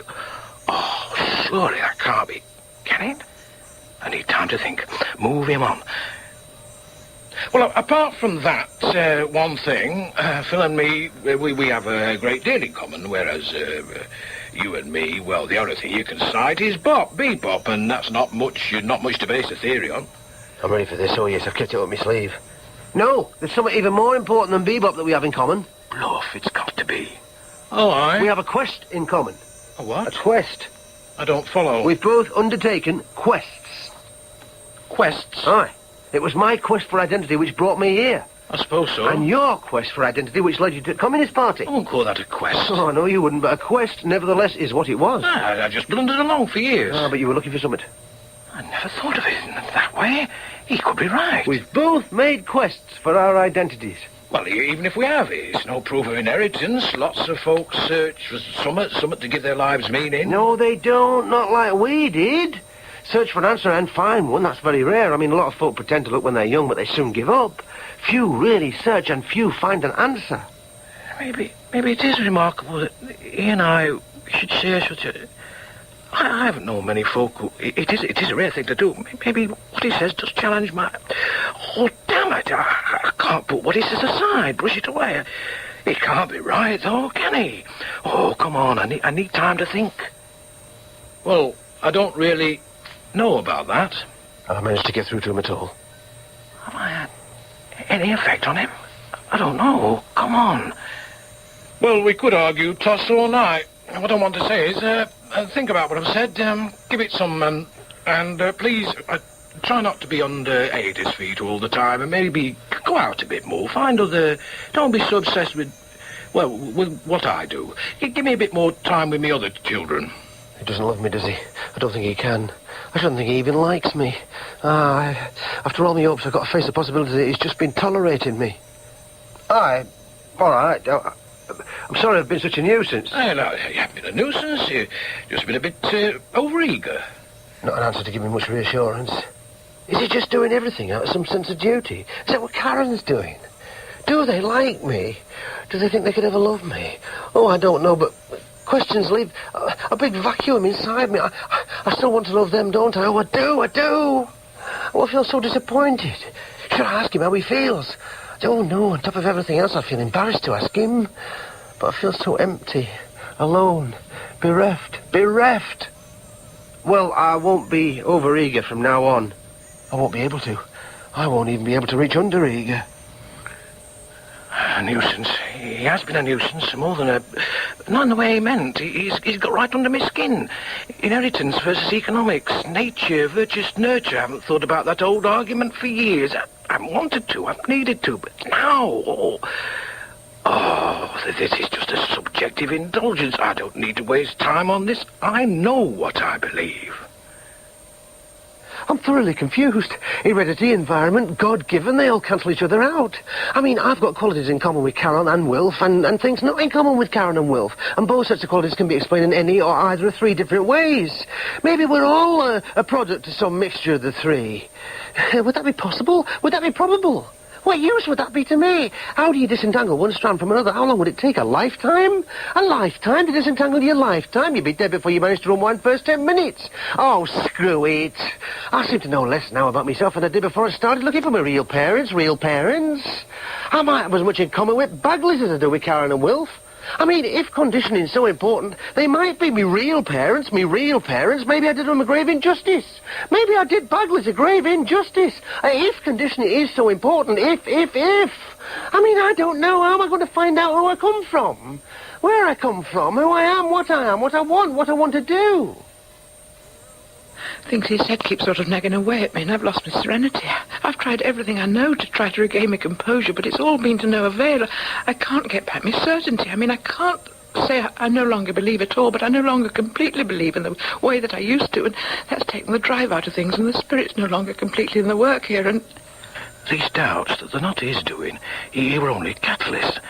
What if folk are born slaves, bosses, artists, bank managers, criminals, good, bad? Oh, I don't know. Some things are conditioned, but others, I don't know. What am I going to do about Gavin? What are we going to do about Gavin? What's Gavin going to do? I think we three, Gavin, me and Karen, I think we should meet. So, there you are. What's it to be? Before I answer that, let me ask you a question. All right. No, ask you both a question. Of course. Well, apart from any sense of obligation or duty, what do you feel about me? Feel about you? Yeah. Well... Well, really, what do you... What do I? Yes, what do you... No, what do you... What I? Yes. Well, I don't dislike you, I don't know. Do you like me? Do I like you? I positively like you. you. Well, no, I can't say as I do. Not like you. I neither like you nor dislike you. I don't know what to feel. It's difficult to describe. Karen, I mean... Well, I suppose I sort of feel the same way. See. I'm sorry, but I can't really say anything else. No. But tell me, what do you feel? About you? About us? Yes. Well, I've got to be honest, too. I guess you both feel the way you do some time ago. At first, I felt really bad about it. I thought I had a great need and a great potential to love you, but then I realised that it wasn't really a potential. It was no more than a wish. And I had to look at the way I really actually feel. Well, no, I can't say I feel anything for you. I mean, not anything I can put my finger on. Even though I've spent so much time with you, you still seem like strangers. I mean, you seem more like strangers than people do I've just bumped into casually. I know what you mean. Do you? It's as though this business of us being your biological parents, it's as though it's got in way. It's got in way of us having any sort of real relationship at all. Yes. Yes, I think so. Perhaps if we sort of met without that sort of being the case, in other circumstances, we might have become friends. Or enemies. Well, yes. And that applies to you and me as well. You mean to me, you and me? Aye, if Gavin had never, we might have met later in different, we might have been somewhat to each other. If only enemies. If only enemies. Yes, a sort of biological connection seems to have actually come between us and got in the way of anything further. And the same can be said of my relationship with you both. Ah, yes. I mean, I've realised that I was mistaken that I could discover who I am by finding me blood parents, and... Yeah, I want to apologise to you both for intruding into your lives and for being such an affliction. Oh, there's no need for that. Yes, I think there is. I'm sincerely sorry. Oh, no. I shot into your lives like a nasty little black comet, a sizzling bit of coke. Out of nowhere. I put you through a bad time, and it was none of it any fault of yours. Oh, no, you did what you felt you had to. You did what you thought right. Well, that's very generous of you. No. I mean, I disrupted your lives, and I'm very sorry for it, but... Now I'm going to take myself off. I'm going to get out of your way. I'm going to take myself out of your lives. Oh, you mean completely? Yes, I shall pack up my stuff tonight and be off. And we shan't see you again? No. Where will you go? Oh, I don't know. Up again? No, except to say goodbye to my grandmother. I see. Yeah, I'll do that and then I'll vanish. Vanish? Vanish. Vanish from your world. Your worlds. Vanish even more rapidly than I appeared, so it'll be as though I never was, so it'll be as it was. So you'll be able to take up your lives once again, as they were before I disrupted them. And so it'll be as though I'd never passed through. A psychological interpretation of my revelation. Oh, if that's true, then my whole experience of God, my whole life of spirituality is no more than some sort of emotional quirk. I mean, no more than merely some sort of neurosis, which might just as easily have led me to throwing bombs rather than to baking bread. And there's no moral sense at all in what one does. And there's nothing, what's the word? Yes, teleological in one's life pattern, if one can call it a pattern at all. I mean, if we are only the heirs of our foremothers and forefathers, then we simply get a thrown-together selection of what they had, rather like a sort of grim jumble sale. Yes, a self-contradictory and painful jumble in which any sort of purpose, any sort of divinity must be cancelled out by some sort of non-purpose. Oh, I can't bear that. I must have a belief. Yet I can't believe in anything anymore. I mean, I don't know whether God exists or whether he sent me a sign, but I can no longer believe, and I'm filled with doubt. Yet I can't continue without a purpose. And unless I believe, I can't go on with the mission here at the bakery, and I can't go on living. I mean, the anguish of doubt and disappointment is so intense. Oh, what can I do? What can I do? What can I do? There's nothing I can do. I can't survive without a purpose and without light, without hope, and all in the dark. And so the only thing is to kill myself. Yes, that is the only thing I can do. It'll be hard on Madeline. Oh, poor Madeline. But what use am I to her like this? And she'll have the bakery. She'll have her face. Yes, the only thing I can do is to kill myself. My darling Madeline, when your eyes read this, I shall be dead, and you will know that I am dead. I lost my faith and had no reason to believe that it would ever return, and without faith I could see no purpose in going on living. Oh, no. Why? Why? Why?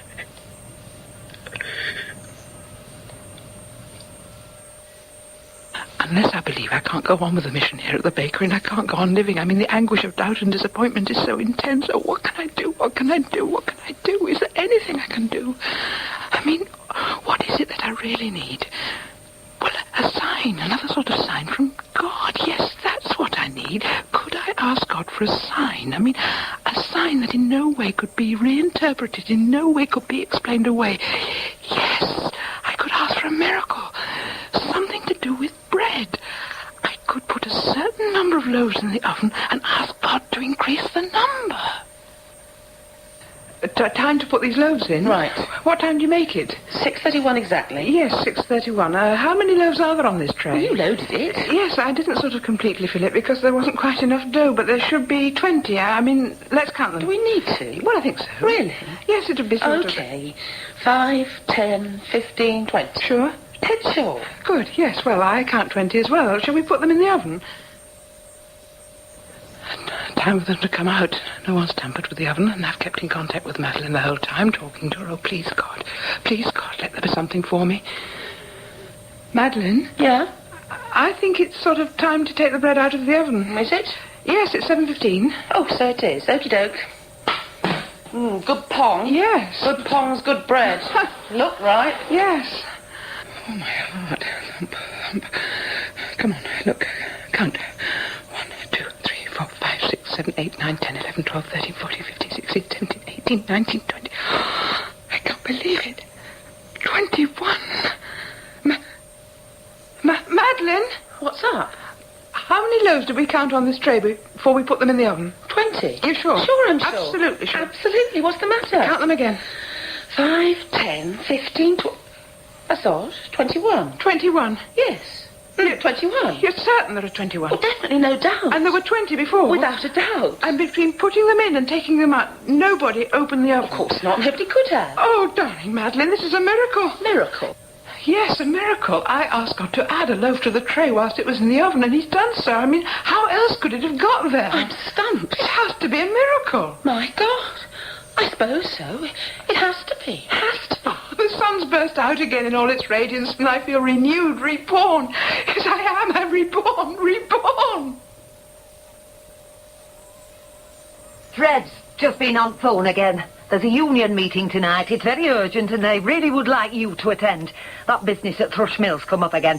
They don't know what to do and they need your opinion. Well, I can't go. Why? I'm ill. Oh, you're not ill. Well, I don't feel like going. Well, you tell them then. I'm jaded to back teeth with doing your dirty work for you. You're off work, you won't attend meetings, you just mope about. Folk keep calling and you won't even answer the phone. I'm fed up of making excuses saying you're not well. In future, you can tell them yourself. Tell them? Why should I tell them anything? Tell anybody anything? Why should I do anything? I can't be when everything's so chaotic, meaningless, bleak. What can I do? What can I do? What can I do? Oh, I resign from party, resign from union, gate over we, and at least it won't pester me.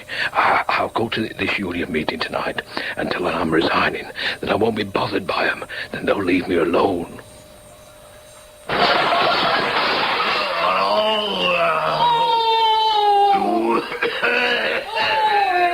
Well, this is it, no, this is it. Oh, you can't even stand up. This is it, I told you, this is it. I warned you, you're coming dead drunk one more time, I'm not for good. Well, last night was that one more time. I can't take any more, I told you. Oh, but why? You know very well why.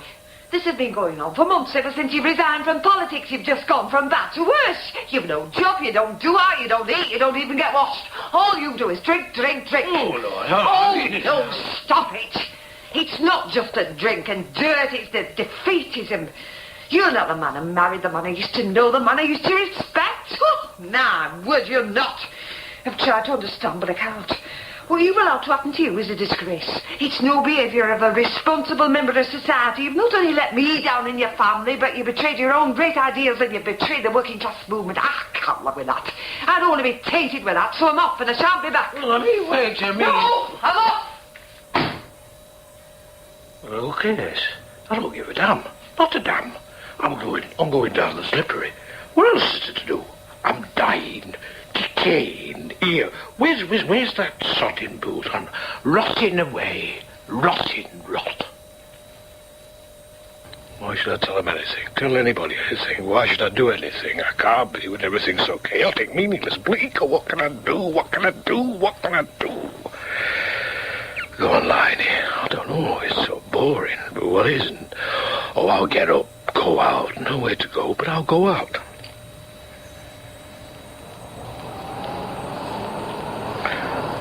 Plod along the street. Plod.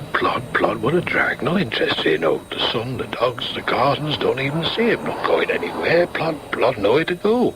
When I've plodded nowhere, I'll plod back to the house. Another nowhere. Plod. I don't want to go to this union meeting tonight. I'd even resign. Plod. Still, if I went, I'd be going somewhere. I'd have something to do. Not much, but something to do. Hold on. Something to do. It would be something to do, going to that meeting. However meaningless, something to do. And that's better than not at all. I'll plod. I'll plod to that meeting tonight. And when I get there, shall I resign? Or shall I plod on? I mean, without conviction. Plod by plod, item by item, as things come up. Folks still need help, whatever their providence.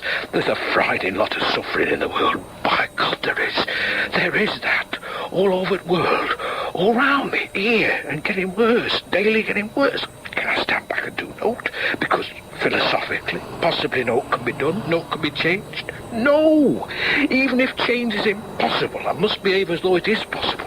I don't have to have any laws of history on my side. What does it matter if the world can't be explained? I've just got to go on plodding. Without banners, without glory. I'll plod on. I'll not resign from party, from union, from life. I'll plod back home. I'll talk to Ada. Then I'll plod into Thrush Mill's Manning level dispute. Here I am. These famous stones have stood some 3,000 years. That's what the label says. Does the blood of the builders run in my veins? When I was looking for my blood parents, I used to think so. When I was looking for the more immediate blood that runs through my veins, I used to think of me yet-to-be-found parents as my personal Stonehenge. My own standing stones. Solve their mystery and I'd solve my own. Find out how they stood and I'd find out how I stood in relation to them. But here I stand, a mystery and therefore a misery. Totally bewildered, totally depressed. Oh, what can I do? What can I do? What can I do? I've got an allowance. I can go anywhere. But where would I go? I don't want to go anywhere. I'd be wretched and lost. Oh, completely lost amongst the unfamiliar. The unfamiliar, yes. Well, at least my present state is quite familiar. Only too familiar. I feel exactly the same as I did before I started on my quest. I may be standing and looking at Stonehenge, but inside I'm right back in Bailiff Bridge, aye. Well, I might as well return there.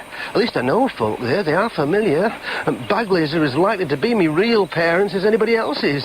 Well, it'll be but I've no alternative. I'll return to Bagley household. No, you don't go round there to get there. You do. No, you don't. Of course you do. Oh, you do? What are you putting your fillings in for? I'm agreeing with you. No, you're not. He is? He isn't. I am. Who asked you to agree with me? Nobody did. Then pack it in. All right, pack it in. I'm just stating my opinion. We don't want to hear your opinion. No, we don't. Your opinions are worthless. They are that. You've no idea about how... Of course I have. You haven't. I have? You haven't. I have. You have no idea how to get there. And neither of you. Of course I have. You go round there to get there. No, you don't go around there. Then where do you go? The other way. What other way? Opposite way. What opposite way? Opposite way round. Here I stand. A mystery, and therefore a misery. Totally bewildered, totally depressed. Oh, what can I do? What can I do? What can I do? I'm standing here like an idiot, staring at these stones. What the hell am I up to? Standing, staring at stones. Well, out of all the confusion, I can be certain of that. I can see stones, some standing, some tilted, some perched on top of others. I'm a man standing looking at stones. Yeah, that's me. And if I turn, I'm a man looking at fields, trees, and now I'm a man staring at stones again. Well, that's a certainty, yes, but it's such a limited certainty. I mean, surrounding that tiny certainty is the enormous uncertainty of everything else. Oh, wait a moment, that's not about certainty. As I stand here, I can be just as certain I don't know who I am as I can be certain I'm looking at these stones. Yes, that's another certainty. The certainty of my uncertainty. My uncertainty is standing here. My confusion is here, now. Yes, now. Whatever I am is now. I don't need the past to explain the now. What is now. What does it matter what concoction of influence has brought me to the present moment? Yes, my presence here, my being here, is somehow much more, somehow beyond all possible explanations or possible permutations. I'm not defined by any possible description of me. Gavin likes soup, Gavin likes jazz, Gavin comes from Brighouse, Gavin is kind, Gavin is cruel, Gavin is a genius. Are any of these me? I really am me? No. They're qualifications, they aren't the substance. I'm more than qualifications. I'm the spaces between the qualifications, yes. But that still leaves me with a problem. I am spaces, but spaces are elusive. What do spaces want to do? Well, what can they do? Only two things, really. I can do what I want to do, or I can do what I don't want to do. Well, I don't want to do what I don't want to do, do I? No, I don't. So, I'm going to do what I want to do. I am, but what do I want to do? I mean, that's always been my problem. Well, just do what you feel like doing, whatever it is. Don't ask why, don't ask questions. Just do. And when I've had enough of these stones, I'll turn. Put one foot in front of the other and go wherever my feet take me. Let one want lead to another, one at a time, until a time comes, if it comes, a time comes when I want something more extended. A vocation, yes, it'll come. It won't be me, but it'll come from inside me, yes. I can wait for it to come. I can stand here looking at Stonehenge, and perhaps Stonehenge stands there looking at me. I'm a sort of henge, a flesh henge, plastic henge, tube henge, spaces henge. I'm made up of holes and spaces like a sponge. Sponge henge. That's me. I am a sponge henge. Yeah, I suppose all human beings are sponge henges. Interconnections of holes and spaces and relationships are also sponge henges. Mysteries, yes, but existence. Existence. That's the important thing. Existence requiring no elucidation to maintain their validity. You might say, all human race is a sponge henge. A gigantic sponge henge, aye. All of us are it, and it is all of us. Yes, I am a sponge henge. Gavin Spongehenge. I found myself beside the stones. I turn, I move my right foot, I move my left, I walk, I smell the air. I move towards the road, towards whatever. I am infinite. Oh, what can I do? Oh, what can I do? Oh, what can I do? Oh, what can I do? Oh, what can I do? Oh, what can I do? Oh, what can I do? Oh, what can I do? Oh, what can I do? Oh, what can I do? Oh, what can I do? Oh, what can I do? In Spongehenge by David Halliwell, Gavin Bagley was played by Nigel Anthony, Karen Mason by Anna Cropper, and Wilfred Clapcott, Anthony Dowse. Mr. Bagley, John Bott, Mrs. Bagley, Alex Marshall, Albert Appleyard, Colin Douglas, and the landlord, David Halliwell. Mrs. Waddington, Gabrielle Day, Mrs. Pelling, Catherine Parr, Madeline, Teresa Stretfield, Ada Clapcott, Jean Trend, and the coach passenger, James Kerry. The play was directed by Peter King.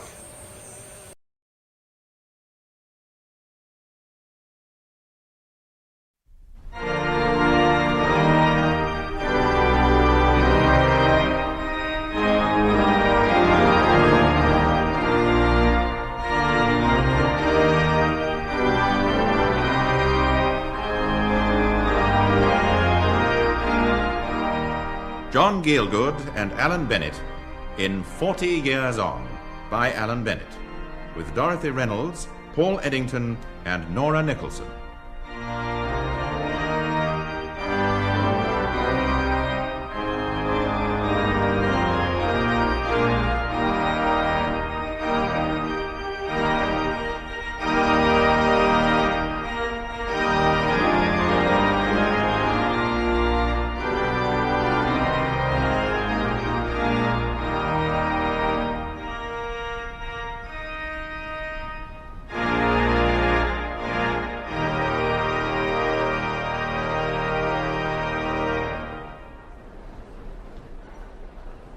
Members of Albion House, past and present, parents and old boys.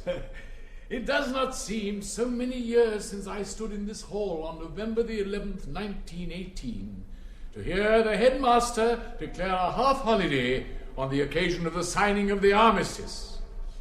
That was my first term at Albion House as a schoolboy, and now I am headmaster, and it is my last term. It is a sad occasion. It is a sad occasion, but it is a proud occasion too.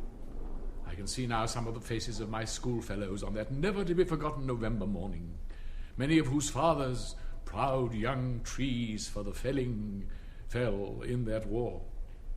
And in many a quiet English village there stands today a cenotaph, carved with their names, Squire's son rubbing shoulders with blacksmith's boy in the magnificent equality of death.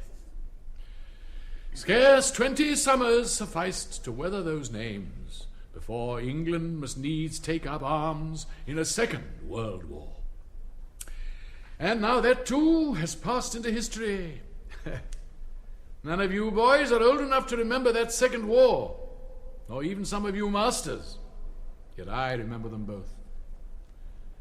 I can still see myself standing at that window one summer day in 1918 and listening to the rumble of the guns in France.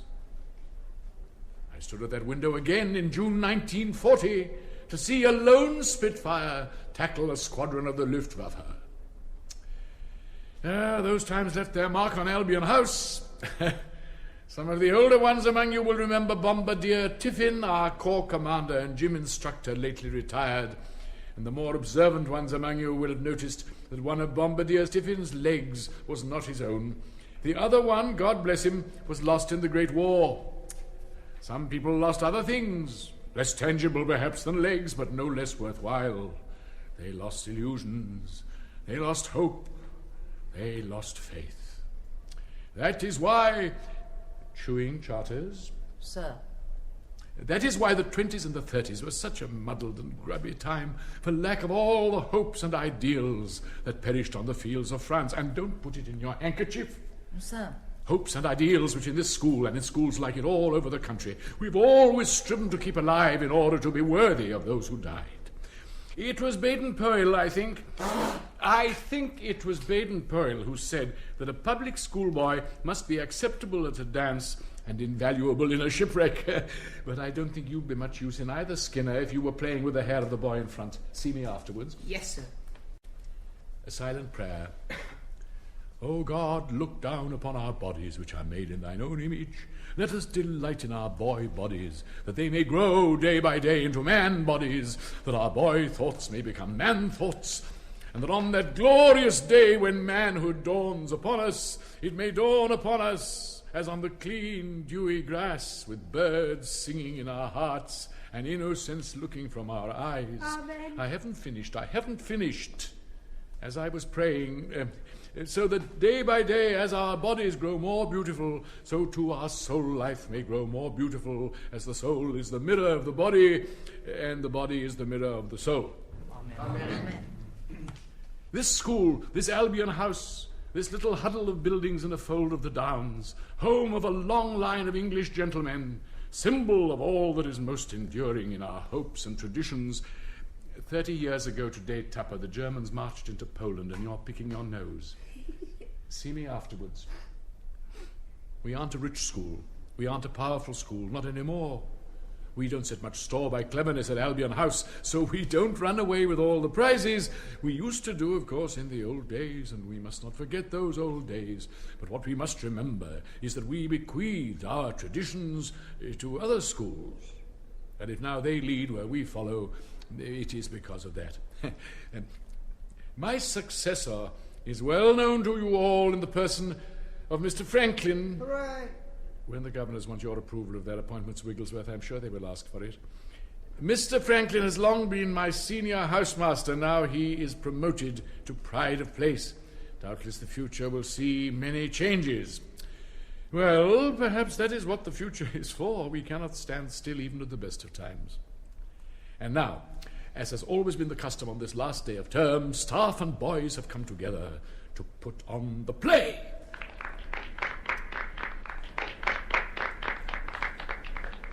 Perhaps here I might say a word about Mr. Fairbrother, whose jealously guarded province the play has always been. I recall with particular pleasure that first trail-blazing production of Dear Octopus, and last year's brave stab at Samson Agonistes. We shall miss him and his Delilah of that production, Miss Glenys Budd, who has contrived to delight us on innumerable occasions. And now, of course, she is Mrs. Fairbrother. Long may they flourish amidst the flesh-pots of Torquay. Ave atque vale. Oh, God bless all those who leave and take their ways into the high places of the earth, that the end of leaving may be the beginning of loving, as the beginning of loving is the end of life, so that at the last seekers may become finders, and finders keepers, for thy name's sake. Amen. And Mr. Franklin has put together this term's production, a short fling before he is crippled with the burden of administration. He has recruited a veritable galaxy of talent, connoisseurs of the drama. Could they but spare the time for rummaging in the contents of their neighbours' ears, Jarvis. May be interested to note that I myself am to play some part in this year's proceedings, and on the distaff side, of course, no expense has been spared in procuring the services of matron, Hooray! Miss Nisbet, and, of course, Mr. Tempest. Please, really, well, now, if I could just see those boys whom I had occasion to admonish, we will sing the school song together, and the play will begin shortly. Skinner, Tupper. 40 years on, when the far and the sun parted are those who are singing today. When you look back and forgetfully wonder what you were like in your work and your play, then it may be there will often come o'er you glimpses of notes like the catch of a song. Visions of boyhood shall float then before you, echoes of dreamland shall bear them along. Follow up, follow up, follow up, follow up, follow up, till the field rings again and again, with the tramp of the 22 men.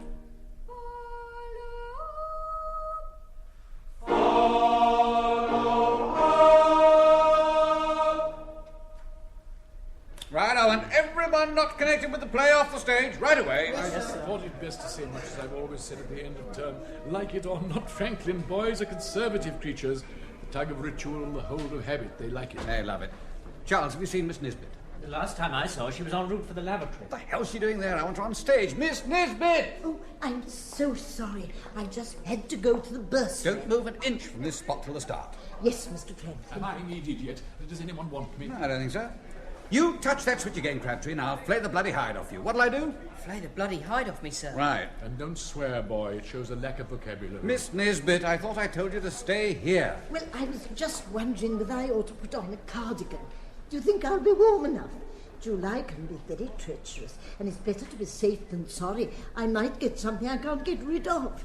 I don't think it's unreasonable to ask. After all, I've just nicely got over a cold, and I washed my hair last night. I should feel so much happier. I wish I could put my hands on the choir's parts. Wigglesworth, if I might just have a word in your fair, albeit somewhat grubby ear. That is a nut, and this is a bolt. Yes, sir. It is a long-established custom that the one goes inside the other. Thus. Had your forefathers, Wigglesworth, been as stupid as you are, the human race would never have succeeded in procreating itself. Surely somebody wants me, matron? Yeah, I do, Headmaster. I wonder if I might whisk you away and paint your face. Well, I don't see why not, provided you exercise restraint. I'm still not altogether happy about this, you know, matron. I wish I'd never agreed to do it. Go easy on the Helena Rubinstein, matron. He only wants the bare essentials. The bits I have to do aren't so bad, but there are some bits I haven't even been allowed to see. I suppose that means it's either sex or God. Yeah, it'll be that business of the school magazine all over again. The trouble with you, Franklin, is that you have this unfortunate tendency to put ideas into the boys' heads. I thought that's what education meant. But I never liked the word education. I prefer the word schooling. Still, what does it matter? That's the spirit. Yes, besides, it's never been my policy to interfere with my housemasters. I've done my best. I've maintained the forms. I've not always believed in them, but I've maintained them. You'll do. I'll just dust you off and your own mother wouldn't know you. Well, are we ready? I am told that what we are about to see is neither comedy nor tragedy, but a mixture of both. And that's a jolly good opportunity for you, parents included, to keep your wits about you so as to tell the one from the other. And in those parts that are funny, and in those parts only, I shall expect you to laugh, and in other parts, well, the reverse, and intelligently, remembering always that as the crackling of thorns under a pot cart writes, so is the laughter of a fool. For what we are about to see, may the Lord make us truly thankful. Where's Miss Nisbet? Oh, hell. All our past proclaims the future, Shakespeare's voice and Nelson's hand, Milton's faith and Wordsworth's trust, in this our chosen and our changeless land. The Albion House Dramatic Society presents Speak for England, Arthur, a memoir of the life and times of two nice people in a world we have lost.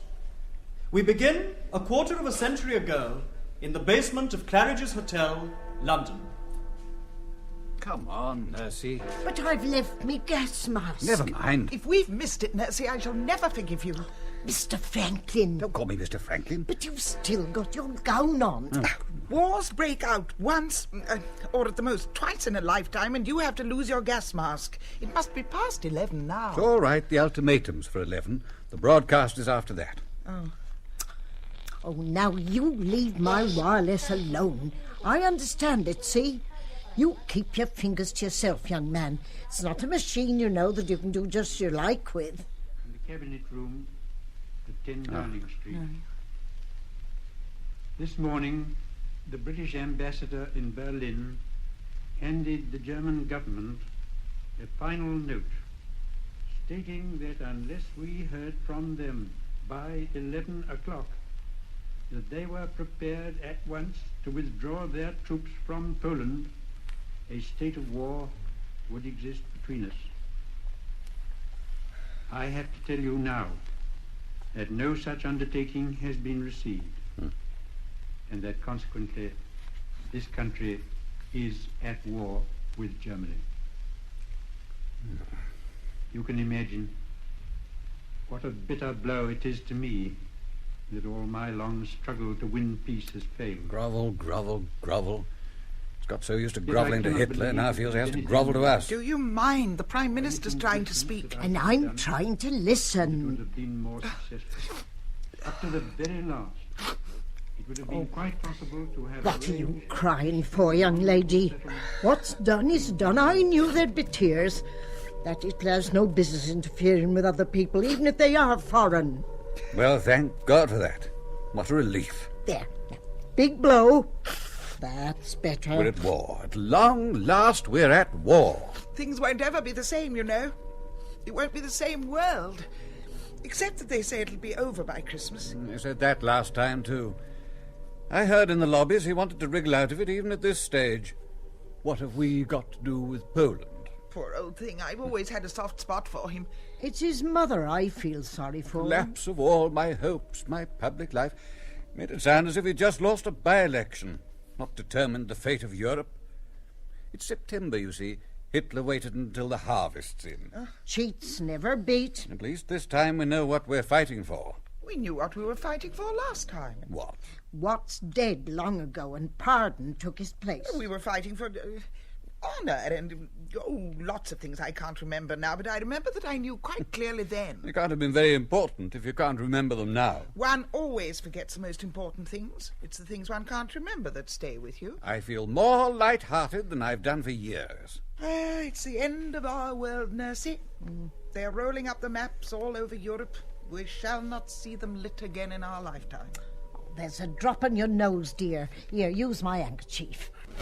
Is that dinner down your frock, old I'd better get down to the house. On a Sunday? Or perhaps we'll come and sit in the gallery. It'll be a bit of history. Come along, Nursey. Oh, I can't go yet. There's air raid on. I haven't got me gas mask. Oh, just think, all these people to knit for. There's not a minute to lose.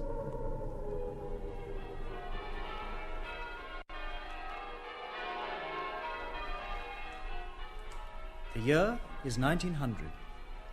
As the bells rang out on that last day of the old century, they did not ring out the end of one era and the beginning of another. To enter upon the new century was not like opening a door and crossing a threshold. The old queen was still alive, and when she died, most of what she stood for lived on. And so, as the lights go up on the 20th century, we are still in the world of Elgar and Beerbohm, the age of Oscar Wilde. Is there anything in the newspaper this morning with us? They have named another battleship after Queen Victoria, ma'am. Another?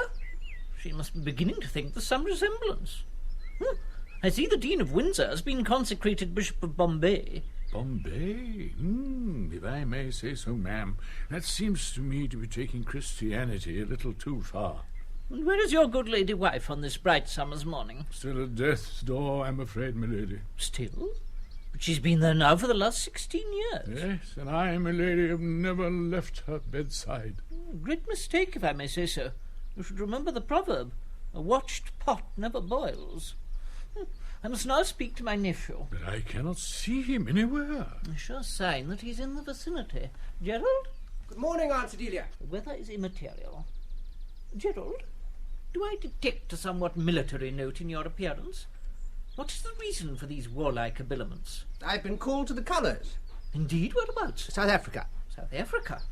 I trust that will not interfere with your attendance at my dances. I'm afraid so. Oh, how can the Zulu expect to be treated as civilized people when they declare war in the middle of the season? It's not the Zulu, Aunt Adelia, it's the Boer. It comes to the same thing.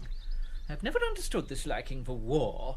It panders to instincts already catered for within the scope of any respectable domestic establishment.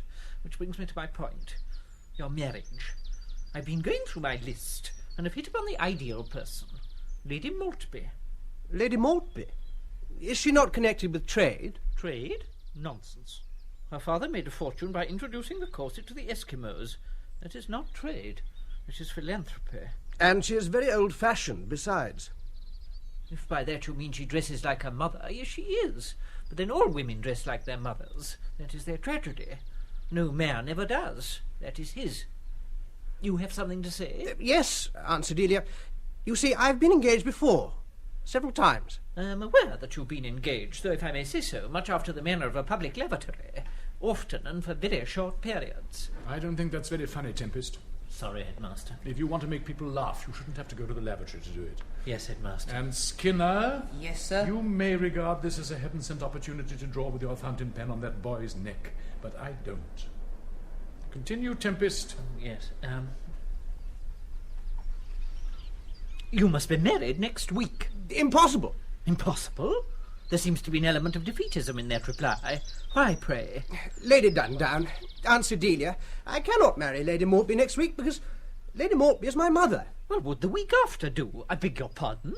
Lady Maltby is my mother. For how long has this been the case? Almost as long as I can remember. I see. One question, Mr. Grosvenor. Was your mother ever married? No. I must confess it, Lady Dundown, she never was. Splendid. Well, wherein lies the difficulty? Your mother is a spinster, albeit not without blot. You, nameless, dishonoured, fatherless creature that you are, unmarried. Marriage between your mother and yourself would make a decent man of you and an honest woman of her. Indeed, the arrangement seems so tidy, I'm surprised it does not happen more often in society. Dear me, how cold it has turned. I must go in and put on another rope of pearls. Your arm, Mr. Grosvenor, if you please. Yes, Aunt Cordelia. South of the border, I rode back one day. There in a veil of white by candlelight she knelt to pray. The mission was told me that I mustn't stay. South of the border, down Mexico way.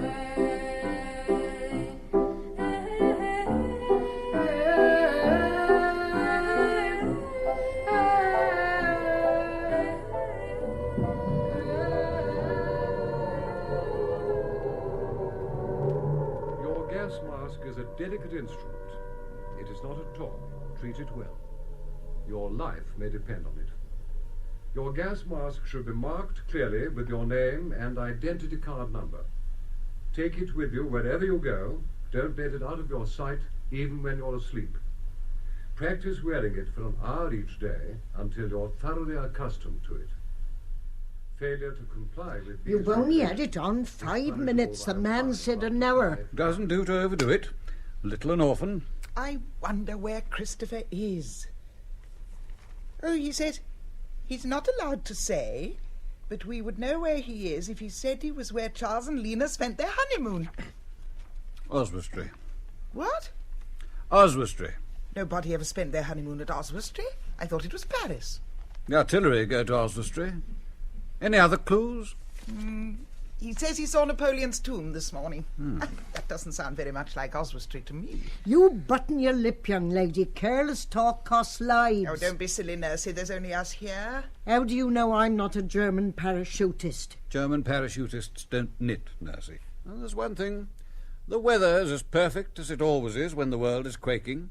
I remember just about this time of the year in 1914, Father saying much the same thing to Edmund Goss. He agreed and said it had been just the same in 1870. They used to have really piping hot days. In 1911, during the Home Rule crisis, it was 97 degrees. 97. It was too hot. It was too fine to last at the beginning of this century. Fine before 7, rain before 11, that's what I say. Oh, lend me your gas mask. I can do a bit of practice, just in case. The year is 1906. In those days, it seemed the sun would always shine. Queen's weather, we used to call it, when the old Queen was still alive. And that was how it was all those years before the war. Then in 1914 it begins to rain, and all through the war and after it never stops. The war and everything that comes after, grey and wet and misty and nasty. Never a fine day in the trenches, was there? Rain on Armistice Day. Rain on the queues that wait for the dole. Rain on the wet tarmac as they search the empty sky, waiting for an old man with a piece of paper. But over the smooth green lawns of the Edwardian era, the sun seemed always to shine. Like one's last summer term at school, that memory has turned all to gold.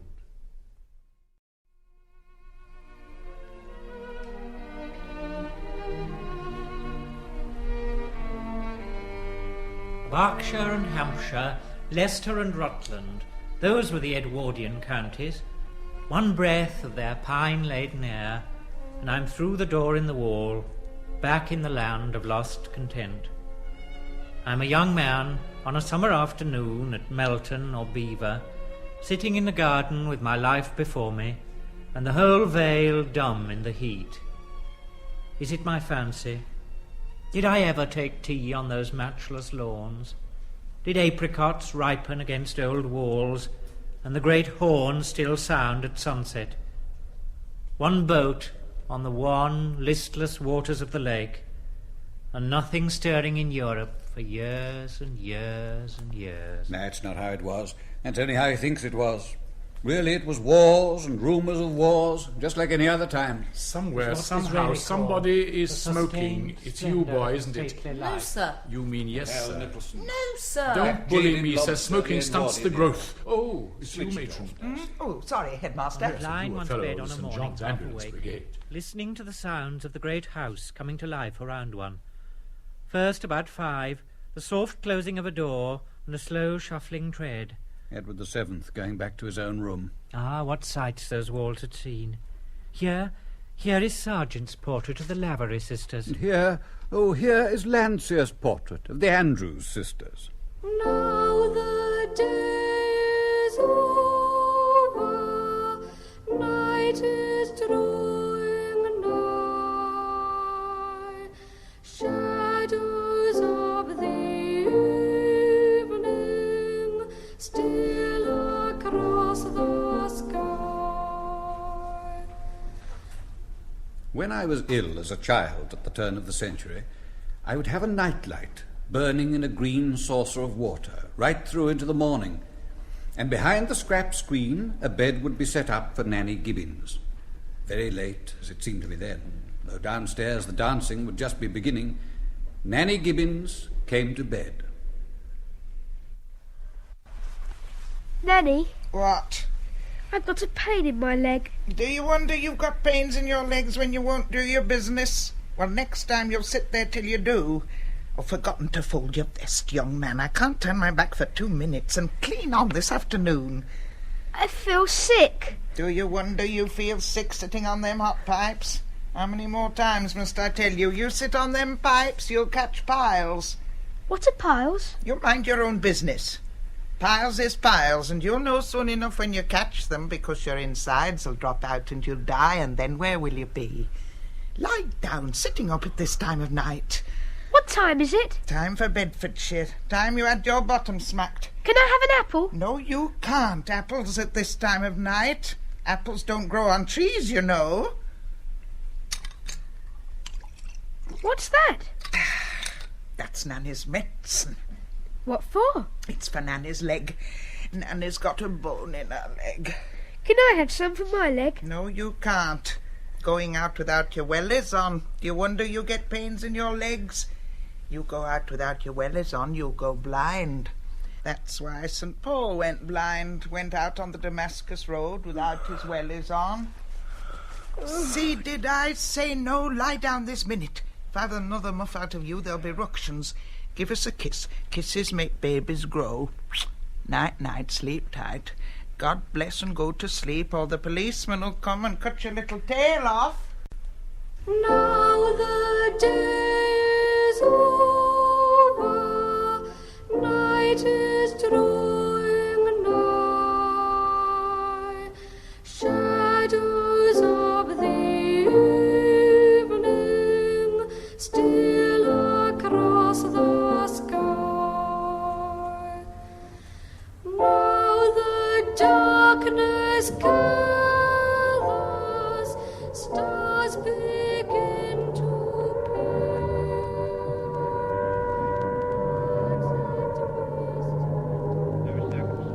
My duty was plain. I sought an audience of the king this evening, and tendered to him my resignation, which his majesty has been pleased to accept. Never be Prime Minister at the start of a war, Nursey. Majesty has now entrusted... Some of us have got better things to do. Good riddance to bad rubbish, that's what I say.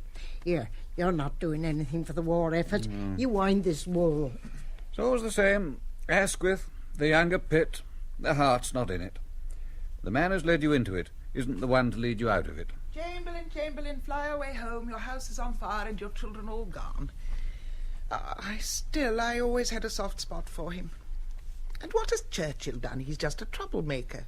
Why couldn't they have Halifax? How many more times do I have to tell you, don't play with that wireless, see? I've just put a new accumulator in. It's got to last me for the duration. Oh, I heard a joke in the canteen today. What did Hitler say when he fell through the bed? I don't know. What did Hitler say when he fell through the bed? At last I'm in Poland. Matron, I must apologize to all parents. Willie, Willie, Harry, Steve, Harry, Dick, John, Harry, 3. 1, 2, 3, Ned's, Richard, 2. Henry's 4, 5, 6, then who? Tudor, Henry's 7 and 8. Edward, Mary, and Elizabeth. James to Charles, James again. William and Mary, and the plane. 4 Georges from Hanover. William for Victoria. And who came after Queen Victoria? Rumbold. I don't know, sir. Someone once said, Rumbold, that education is what is left when you've forgotten all you've ever learned. You appear to be trying to circumvent the process by learning as little as possible. Wigglesworth. Edward, sir. Edward what? Edward the 7th, sir. And who came after Edward the 7th? They all did. And what do we know of Edward the 7th? Who haven't I asked? Rumbold. Nothing. He knew nothing of Queen Victoria. He knows nothing of Edward the 7th. You're a stupid boy, Rumbold, but by God, you're a consistent one. What's all this din, Charters? Is it in the script? It's the rugger team. Is it? Well, fill on the piano while I get this sorted out. Roger. A slight technical hitch, ladies and gentlemen, but worse things happen at sea. In the meantime, I do my best to entertain you at the piano. Oh, God. Franklin, what is happening? Tempest, what is this hiatus in the proceedings? Mr. Franklin's gone out to try and stop the singing, Headmaster. Stop it? Do you mean to say it's not part of the entertainment? It's entirely spontaneous. Spontaneous? Then it must be stopped at once. Matron, that's enough! Now then, Franklin, who's been acting and getting out? You, Treadgold? You should know better than this, Treadgold. A school prefect, captain of games, father, a governor of the school. Oh, Treadgold, you disappoint me. I do apologise, sir, but it's the rugger team just back from Stowe. We licked them, sir, 17-6. Oh, dismal youth with your boots knocking about your neck. It's all very well to apologise. 17-6! Oh, Treadgold, well done, well done. Take your hand off Treadgold's collar, Franklin. School prefect, captain of games, father, a governor of the school, doesn't need you hanging onto his collar. I think a short prayer might not come amiss.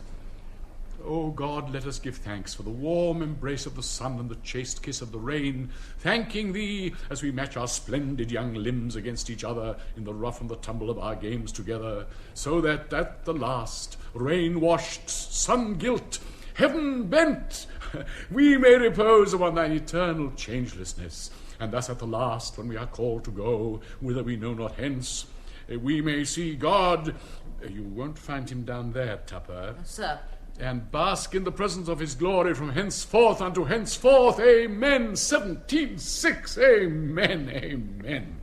I think they'd appreciate it, sir, if you spoke to them. Do you think so? Oh, certainly, certainly. I'll speak to them at once. 17-6. Treadgold, you privileged great lout, kindly inform your little male voice choir that if I ever get my hands on them, they'll be singing several octaves higher. Get out of my sight, the lot of you, for I strangle you in your own bootlaces. Treadgold, keep them under wraps, old chap. To take them behind the Fifes Court where they can sing to their heart's content. Sir. I'd better say at this juncture, Franklin, that I am not entirely pleased with the way things are going. I refuse to be held responsible for a coachload of drunken louts. I wasn't referring to that. Boy nature filling its lungs and shouting forth its full-throated praise of physical prowess. No harm in that. I was 18 myself once. You should want witnesses of that. No, there is an element of mockery here that I don't like. I don't mind your tongue being in your cheek, but I suspect your heart is there with it. You can't expect to agree with everything. One generation treading on the toes of its predecessors. That's what tradition means. I am still headmaster. Do not try to tell me what tradition means. Anyway, get on. Whose turn is it now? Yours, headmaster. Clear the stage, then. Clear the stage. I can't start with you dogging my every footstep. Lights, please. T.E. Lawrence sets out for Mesopotamia, 1909. He had a spare shirt and stockings, a camera, and a borrowed map. He was 21, and he was going ostensibly to search for material for a thesis on Crusader castles. It was the start of a longer search. T.E. Lawrence, the man and the myth. Which is man and which is myth? Is this fact or is it lies? What is truth and what is fable? Where is Ruth and where is Mabel? To some of these questions I hope to be able to provide an answer. No one who knew T.E. Lawrence, as I did, scarcely at all, could fail but to be deeply impressed with him. It is given to few men to become, as he did, a legend in his own lifetime, and it was in pursuit of that legend that I first sought him out in June of 1933 at his cottage at Clouds Hill in Dorset. First slide, please. It was a simple cottage, but I thought I detected Lawrence's hand in the rough whitewashed wall, the stout paved doorstep, and the rough oak door, upon which I knocked lightly. It was opened by a small, rather unprepossessing figure, slight of frame, fair-haired, and with the ruddy, gleaming face of a schoolboy. It was a schoolboy. I had come to the wrong house. Next slide, please. Some of us are a little old to stand on our heads, Crabtree. Thank you. I knew of Lawrence, of course, from his exploits in Syria, where he had been attached, though none too deeply, to the British Expeditionary Force. Speaking fluent Sanskrit, he and his Arab body servant, an unmade Bedouin of great beauty, had wreaked havoc among the Turkish levies. Orens, the Arabs called him, for they are unable to pronounce their L's, as distinct from the Chinese who can pronounce little else. It is interesting, though fruitless, to speculate that had fate taken him to China, he would have been known as Lollens. However, that is by the way. It was at this time that he was taken for a Circassian eunuch by the infamous Sheikh Hans, and subjected to unspeakable privations, the marks of which he bore for the rest of his life, and which bored everyone else thereafter. Next slide, please. Shaw, or Ross, as Lawrence then called himself, returned from the East in 1919. Shyness had always been a disease with him, and it was shyness and a longing for anonymity that made him disguise himself. Clad in the magnificent white silk robes of an Arab prince and wearing in his belt the short curved gold sword of the Ashraf descendants of the Prophet, he hoped to pass unnoticed through London. Alas, he was mistaken. "Who am I?" he would cry despairingly. "You are Lawrence of Arabia," passers-by would stop him and say, "and I claim my £5." For a while he sought refuge in academic seclusion as a fellow of All Souls College in Oxford. Next. And here he could mix on equal terms with some of the greatest men of his age, but, as Robert Graves has noted, he could not bear to be touched, so that even to rub shoulders with the great filled him with a deep loathing. Next slide, please.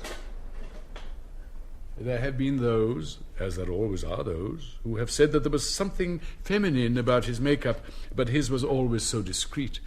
And can one ever forget him, those china blue eyes, that boyish, almost girlish figure, and that silly, silly giggle? The boys at his school had always called him T.E. Lawrence. Yes, and always at the back of his hand or the back of his mind there was that ready snigger. When I became headmaster, the first boy I ever expelled was for reading the works of Lawrence. And this morning I receive in my post a letter from the Oxford and Cambridge Matriculation Board telling me that the works of Lawrence are next year's set texts. I just can't keep up. D.H., headmaster, not T.E. Oh, those literary fellows, they're all the same. My missus looked at me and she said, "What good are you?" I said, "How do you mean, what good am I?" "Well," she said, "you're too old for the army.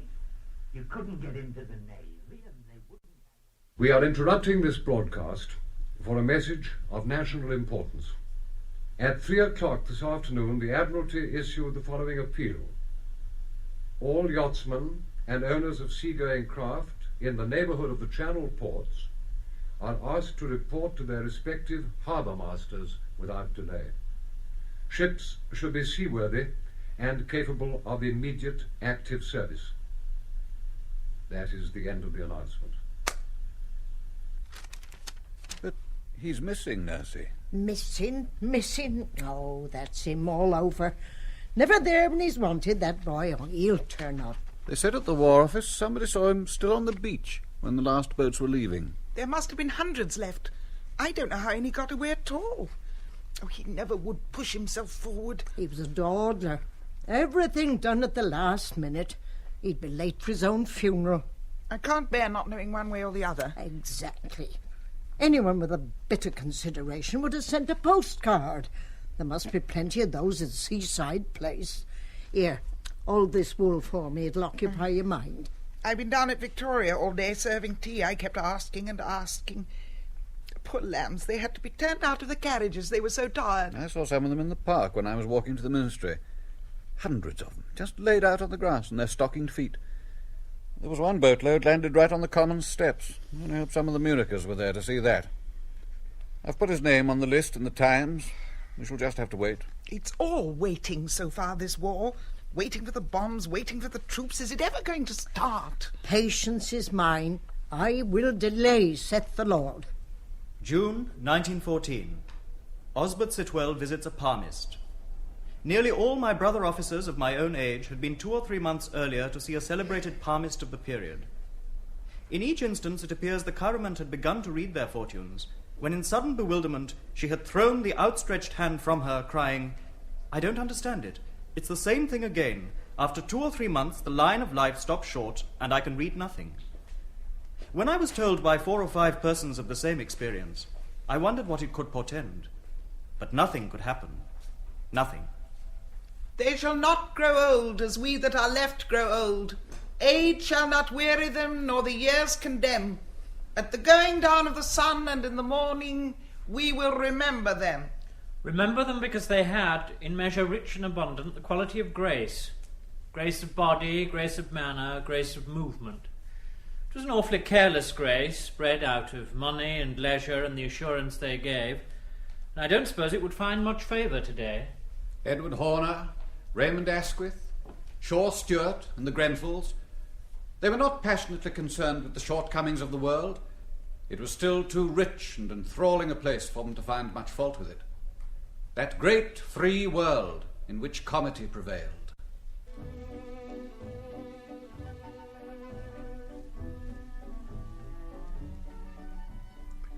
Like 100 or so young men of my acquaintance, I had spent the evening of August the 3rd, 1914, dutifully dancing to Mr. Cassani's band at Dorchester House. Dutifully because it was the end of the season and the weather sultry. I was bored and longing to be up in Scotland. "We are cutting," said Edward Horner as we came out of the supper room. He had had a fancy to hear the nightingales down at Kimber, and soon he, Julian and Billy Grenfell, Patrick Shaw Stewart and myself were in the Grenfell motor shooting down Park Lane. It occurred to me as we passed the Achilles statue that one of the partners on my card, whom I'd cut, was Princess Lichnowsky, the wife of the German ambassador, but I'd call the next day and apologize. And so through that short summer night we motored down the white roads into Kent. We've forgotten since how strong and fresh and pure was in those days the first sensation of speed. But ours was a generation to discover it. Our parents didn't know it. Our children, such of us who survived to have them, took it for granted. But in that open car, running down to Kimber at 30 miles an hour, it was as if we'd been made sensible of the very force of life itself. We walked up through Kimber Park to find the house locked and shuttered for the summer. But the latch of the nursery window was broken, as it had always been for as long as I could remember, and so we broke into the silent house. Here still were all the pictures I remembered from the countless Kimber holidays of my childhood. The arming of the king, the piper of dreams, a little child shall lead them, for he had spoken lightly of a woman's name. And then through the house, Patrick breaking back the tall shutters as we went, furniture sheeted, drug it down, chandeliers done up in bags, and moonlight like frost about the room. On an impulse I pulled back the white porcelain handle of the bell by our fireplace and heard, far away across the court in the deserted kitchen, a faint answering ring. We filed up the staircase to the galleries and the staterooms and through the bright chestnut varnish of the night nursery to the housekeeper's door, where I'd not been since I was a child and all the house was my province. It opened onto the maid's corridor, a narrow strip of carpet running away over the wide, uneven boards under the ribs of the house, still close and heavy from the afternoon heat. We climbed out onto the leads, among the turrets and the towers and the green copper cupola. I remember the weather vane's shrill singing in the breeze and the lanyard slapping the mast as Julian Grenfell broke the square medieval flag over the dark house. I would like to think that up there on the leads at Kimber, where within months I should stand to hear the guns in France, I would like to think that on that summer night in 1914 the shiver I felt was one of foreboding. But if I shivered, I feared it was only because it was the hour before dawn and cold up there on the roof. And if I felt a shadow come across the moment, it was only because, young, rich, and, as I see now, happy, I could afford melancholy. For another day, another ball had ended, and life had not yielded up its secret. This time, I always thought as I tied my tie, perhaps this time, but there would be other nights and time yet, I thought. And so we waited on that short midsummer night, and a deer barked, and our footsteps were dull on the leads. And then, as the light seeped back into the sky, suddenly, just before dawn, we heard the nightingales.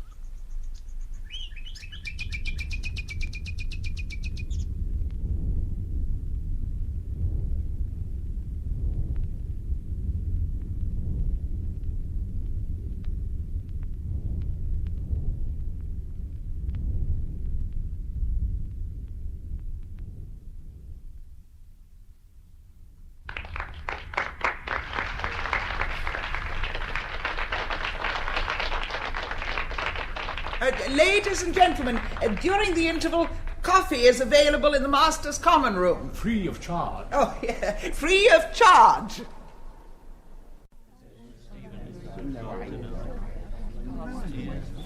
You'll be shedding a few quiet tears tonight, Headmaster, handing over the ship after so long. Retirement offers its own challenge, matron, a chance to take up the slack of the mind, savour the rich broth of a lifetime's experience.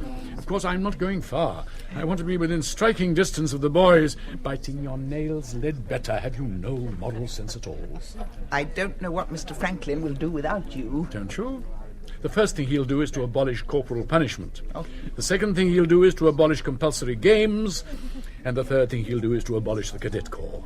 These are the three things that liberal schoolmasters always do, matron, the first opportunity they get. They think it makes the sensitive boys happy.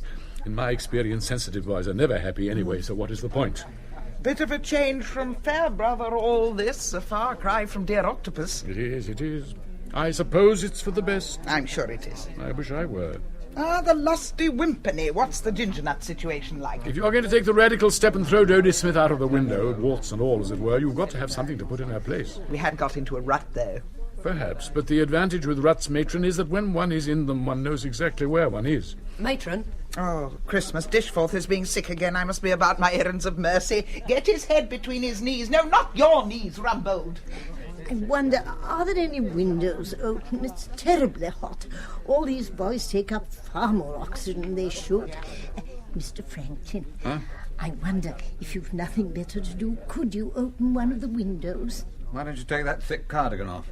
If I did, I shouldn't feel the benefit.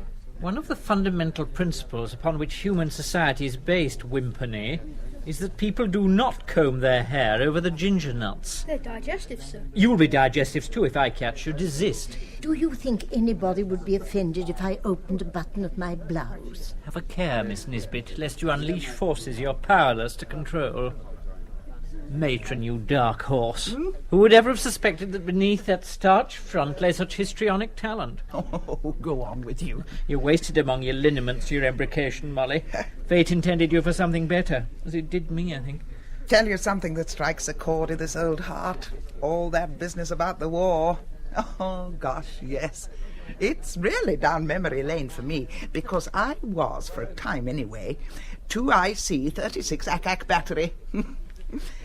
I don't know, I somehow seemed to come into my own roundabout then. The thing was, we were doing an absolutely essential job and enjoying it like hell. The battery commander was one Ron Prentice. Sweet soul, but so cheeky. I got quite silly about him. Me! Like a little fox terrier he was. I don't know. Before the war, boys were always put off by my fat legs. Came the war, nobody seemed to care whether you had fat legs or not. I suppose, like everything else, fat legs got swallowed up in the larger issue. Those tense days in the summer of 1940 when we really thought the Hun would be here any minute. He really helped me to discover myself, did Ron. Widened my horizons terribly. It was under his auspices I had my first cigarette. Then, in slack periods, we'd adjourn to the local hostelry for a festive gin and tonic. Golly, it was nice. War is a strange alchemist. Hey-ho.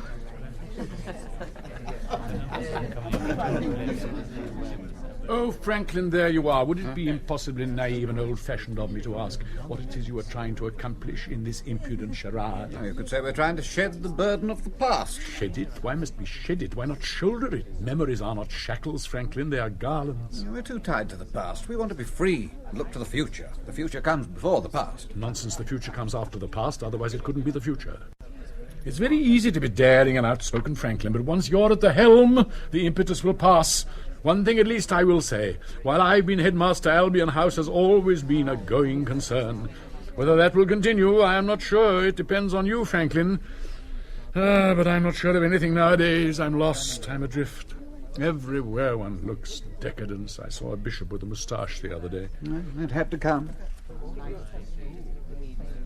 Oh, Molly, see if you can get the old man out of the way for the first bit, or he'll be breezing onto the stage again. Will do. Headmaster, I wonder if you'd come up to the San and have a look at Dishforth. Not a pleasant sight at the best of times, but he's a bit on the pasty side. Can I be spared? Oh, I think we can just about manage. Very well.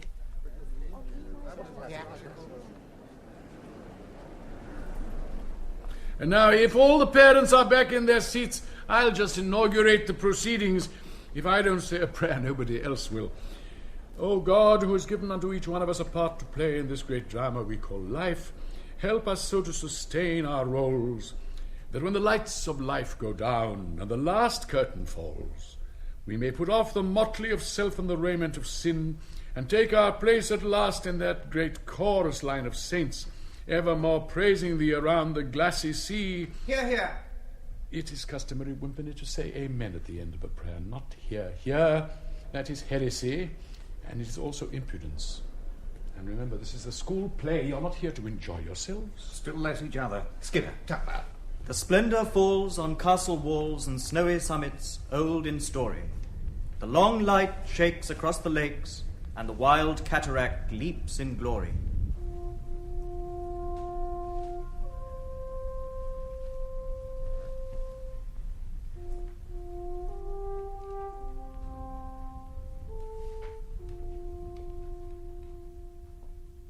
What are you eating, boy? A sweet, sir. Do you hear that, boy? Yes, sir. Do you know what it is? Yes, sir. It's the guns in Flanders, sir. Precisely.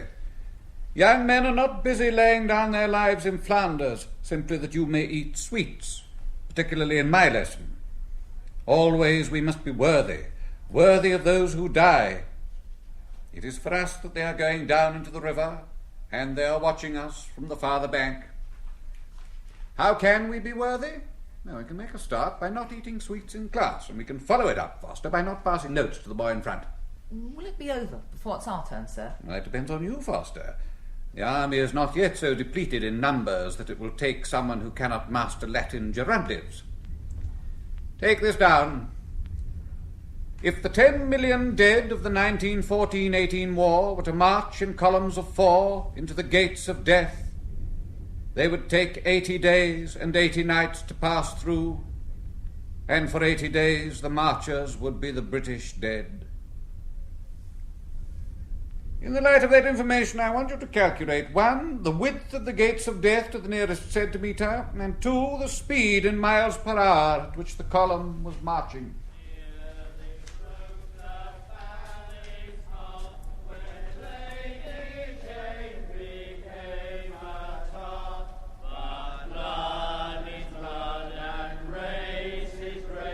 And so to save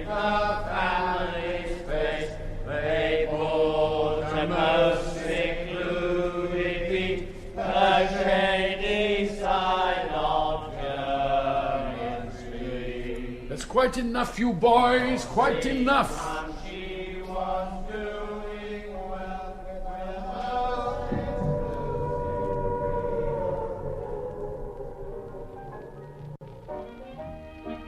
Oh, Carol, that's a lovely tune they're playing. I'm awfully glad you like it, Johnny. What's its name, Carol?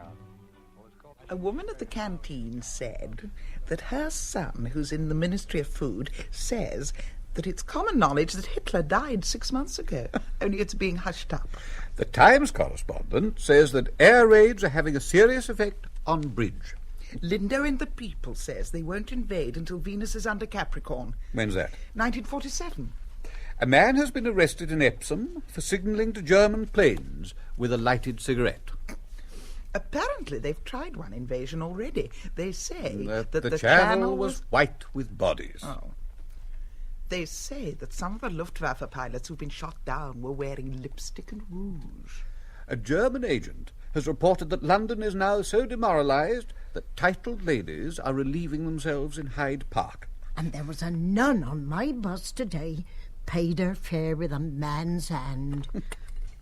Oh, what's the matter with that bit? It's burnt. Of course it's burnt. It's to make your hair curl. Oh, and you haven't eaten your cabbage. Cabbage is bottled sunshine. I walked through Bloomsbury this morning. It's really caught it this time. Glass on the pavements, thick as autumn leaves in Vallombrosa. Better the devil you know. If Hitler hadn't done it, London University would. Half Tavistock Square's down. Odd houses knocked out here and there, like teeth. Just a mirror hanging high up on a wall where once was 52, and somebody's coat on a peg in an attic. Well, they were appealing down at the canteen for us to ask soldiers in for a bath. Oh, I wouldn't fancy that. They might be dirty.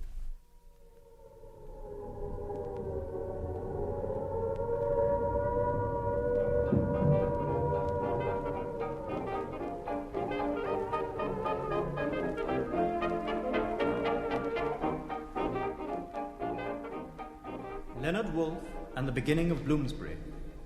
In March 1922, we started the Memoir Club, and on March the 6th we met in Gordon Square, dined together, and listened to or read our memoirs. The original 13 members of the Memoir Club, identical with the original 13 members of Old Bloomsbury, were all intimate friends, and it was agreed we should be absolutely frank in what we wrote and read. In the 20s and subsequent 30s, the pinnacle of every young man's literary ambition was to be invited to one of Virginia Woolf's Sunday morning soirees. These were invariably held at her home, number 52 Tavistock Square, where I was a frequent visitor, for I was distantly related to the Woolf family through some Alsatian cousins. The door of number 52 was invariably opened by the maid, George, a friend of Lytton Strachey's, who would show one upstairs. I can see that room now, full of talk and smoke and people, and what extraordinary people they were. Eliot was there, Auden, Spender and Isherwood, the old faithfuls and the young hopefuls, but always there was someone one never quite expected to see. I saw A. Houseman there once, lured down from Cambridge by Dady Rylands and the prospect of all-in wrestling at Finsbury Park. And there by the window, talking to Leonard and Virginia, were the Berlins, Irving and Isaiah. And then there was Virginia herself, elegant and quizzical, those great nostrils quivering as the sunlight played over her long, pale face. She would be talking of her contemporaries, how she'd spoken last week with Hemingway, how Ernest had said, "When I reach for my gun, I hear the word culture." Some of her books disappointed, vitiated by her intense feminism. Virginia was never a suffragette, for she subscribed to the theory that the pen was mightier than the sword. I once saw Evelyn Waugh reel under a savage blow from her Parker 51. But of all the honours that fell upon Virginia's head, none, I think, pleased her more than the Evening Standard Award for the tallest woman writer of 1927, an award she took by a neck from Elizabeth Bowen, and rightly, I think, because she was, in a very real sense, the tallest writer I've ever known. Which is not to say that her stories were tall, they were not. They were short, but she did stand head and shoulders above her contemporaries, and sometimes, of course, much more so. Dylan Thomas, for instance, a man of great literary stature, only came up to her waist, and sometimes not even there. If I think of Virginia now, it is as she was when I last saw her, in the spring of 1938, outside the changing rooms in the London Library. There she stood, all flushed and hot after a hard day's reading. Impulsively, perhaps, I went up to her and seized her hand. "It's Mrs. Wolfe, isn't it?" "Is it?" she said, and looked at me out of those large, limpid eyes. "Is it? I often wonder." And she wandered away. Highbrow layabouts, that's who they were. I've no time for them at all. The silly way of talking they had. How simply too extraordinary, they used to say about the most humdrum occurrence. If you blew your nose, it was exquisitely civilized. Darwins and Huxleys and Stevens and Strachey's all living in one another's pockets and marrying each other, and they were all socialists. Why is it always the intelligent people who are socialists?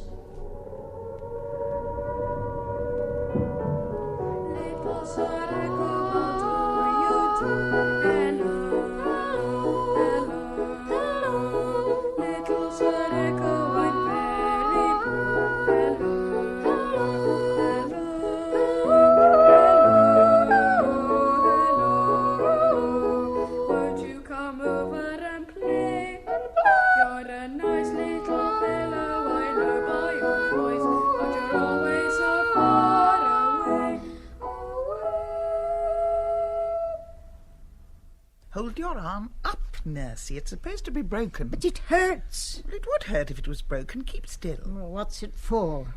My nursing course. Nursing course? In my day, nurses had better things to do than bandage their nannies. Christopher says the country is rather like Aldershot. All sand and pine trees. What bit I can see of it is very uninviting, so I shan't miss the walks. He won't like being a prisoner of war. I don't mind being a prisoner of war. It's not half as bad as school, really, and the food slightly better. There are 7 old Mulburians in my hut. Oh, that's nice. Which is rather a bore. They display to the full a disgusting capacity for making the best of a bad job. Tell Nursey I'm wearing her socks. He's wearing your socks, Nursey. I could have knitted half a dozen pairs while I've been stuck here being bandaged.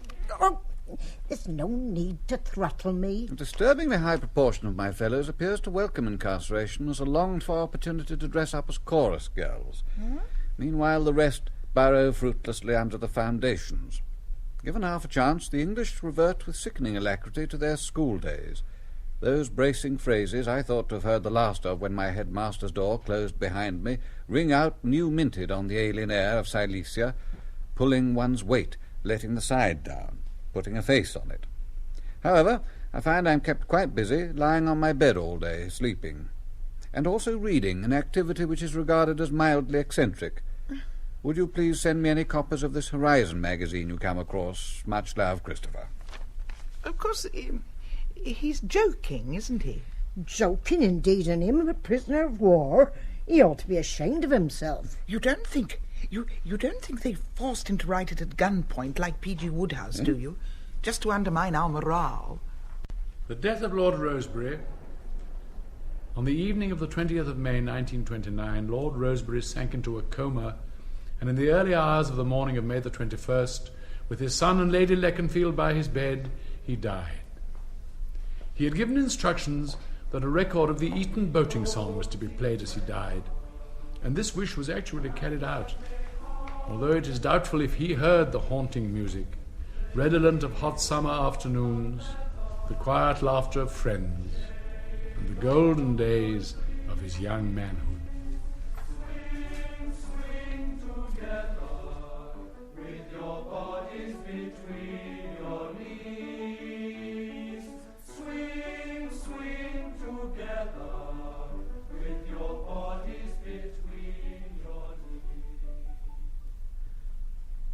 Now, you sure you've got the catechism all buttoned up, Foster? I'm still a bit hazy about the Trinity, sir. 3 in 1, 1 in 3. It's perfectly straightforward. No doubts about that, see your maths master. Yes, sir. Well, Foster, here at St. Onans, I usually try to make my last confirmation class rather more of a personal chat than a theological thing. We've been through the 39 articles together. We know each other pretty well. I don't want to go on calling you Foster. What's your nickname? What do your friends call you? Nipbags, sir. Well, Foster, what I want to tackle now is this problem of your body. Now, your body's laid out on fairly simple, straightforward sort of lines, isn't it? You've got 2 arms and your 2 legs, and there's that valiant work of the heart and his 2 stout cronies, the lungs. It's all pretty straightforward. Yes, sir. And here we come to the crux. You're not embarrassed about this, are you, Foster? No need to be embarrassed about it. You're a bright, observant sort of lad. You've probably noticed when you've been slipping into your togs or getting into your little gym jams that when you get down here, things aren't straightforward at all. Yes. Good.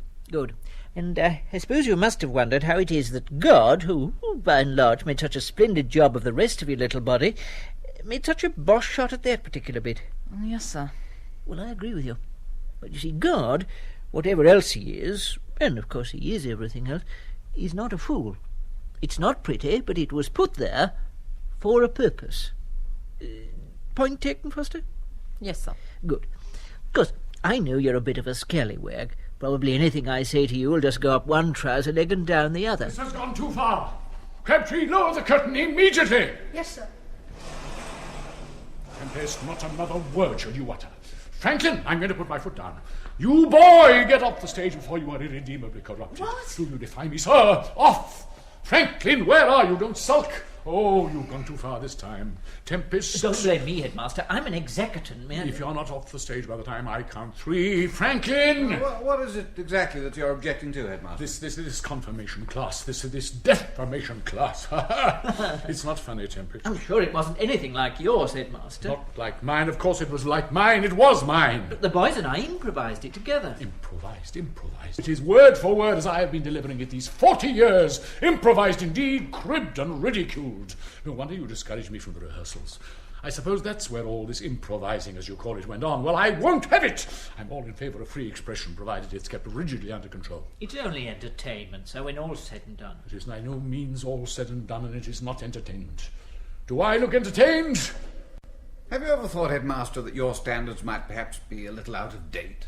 Of course they're out of date. Standards always are out of date. That's what makes them standards. I'm as broad-minded as the next man, but I have heard matters discussed here which ought never to be mentioned except in the privacy of one's own bathroom, and even then in hushed tones. This is Albion House, not Liberty Hall. I think you ought to sit down, Headmaster. Yes, I think I had on my last day as headmaster. You might have waited, Franklin. Shall I undo your comment? You'll undo nothing. You've undone quite enough as it is. All these years I've been at Albion House, years which have seen the decline of authority, the decay of standards, the slow collapse of all I hold most dear. And now this. Mark my words. When a society has to resort to the lavatory for its humour, the writing is on the wall. You're a different generation, Headmaster. So are you, Franklin. However daring and outspoken you are to the boys, you're a master. And all your swearing and your smut and your silk handkerchiefs and suede shoes won't alter that. We're in the same boat, Franklin, you and I. Now what was going to be next? Oh, yes. Sapper, that sounds a bit better. Perhaps you'd like to read this next bit, Headmaster. It's more up your street. Yes, this is more like it. This is the 20s and the 30s, isn't it? The difference is you'd read it with your tongue in your cheek. Just because there are hundreds of thousands of unemployed doesn't mean there weren't some of us trying to lead upright, decent lives. I can remember some wonderful holidays in St. Leonard's. That is a page of memory I'm quite ready to leave unturned. But let's have no more of it. Simply because I'm the headmaster doesn't mean I'm a complete fool. Crabtree, why don't you draw up the curtain?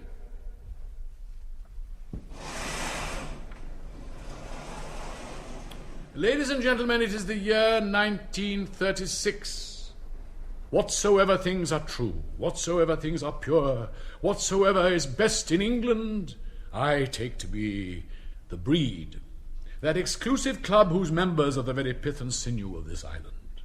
You may run across them in the long room at Lord's or dining alone at White's. Once met, you will always know them, for their hand is firm and their eye is clear, and on those rare occasions when they speak, it is well to listen, for they choose their words dangerously well. They hold themselves in trust for God and for the nation, and they will never fail her, for the Breed never dies.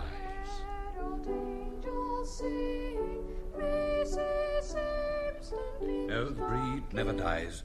Sapper, Buchan, Dawnford Yates, practitioners in that school of snobbery with violence that runs like a thread of good-class tweed through 20th century literature. Novels of a Europe where history is still a human process, and thrones rise and fall at the behest of international villains. You've got some first-class Holbeins. Ned? Yes? I asked you here for a purpose. Yes? Do you remember the last time I saw you? Intimately. It was at a little thing called Mons. Since then, I seem to have lost your spoor. I came through the war more or less intact. I lost an arm here there, but I was all right. Damn sight better off than a few million other poor devils, anyway. Then I got back home, and there were these weary Willies and tired Tims in their hand-woven ties, writing gibberish they called poetry, saying we'd all been wasting our time. Well, I couldn't see it myself. If we'd done nothing else by 1918, at least we'd saved the follow-on. Ned, did you ever hear of a man called George Ampersand? Bostonian philanthropist and friend of kings, who hasn't? Look at these snapshots. He's surrounded by some of the worst villains in Europe.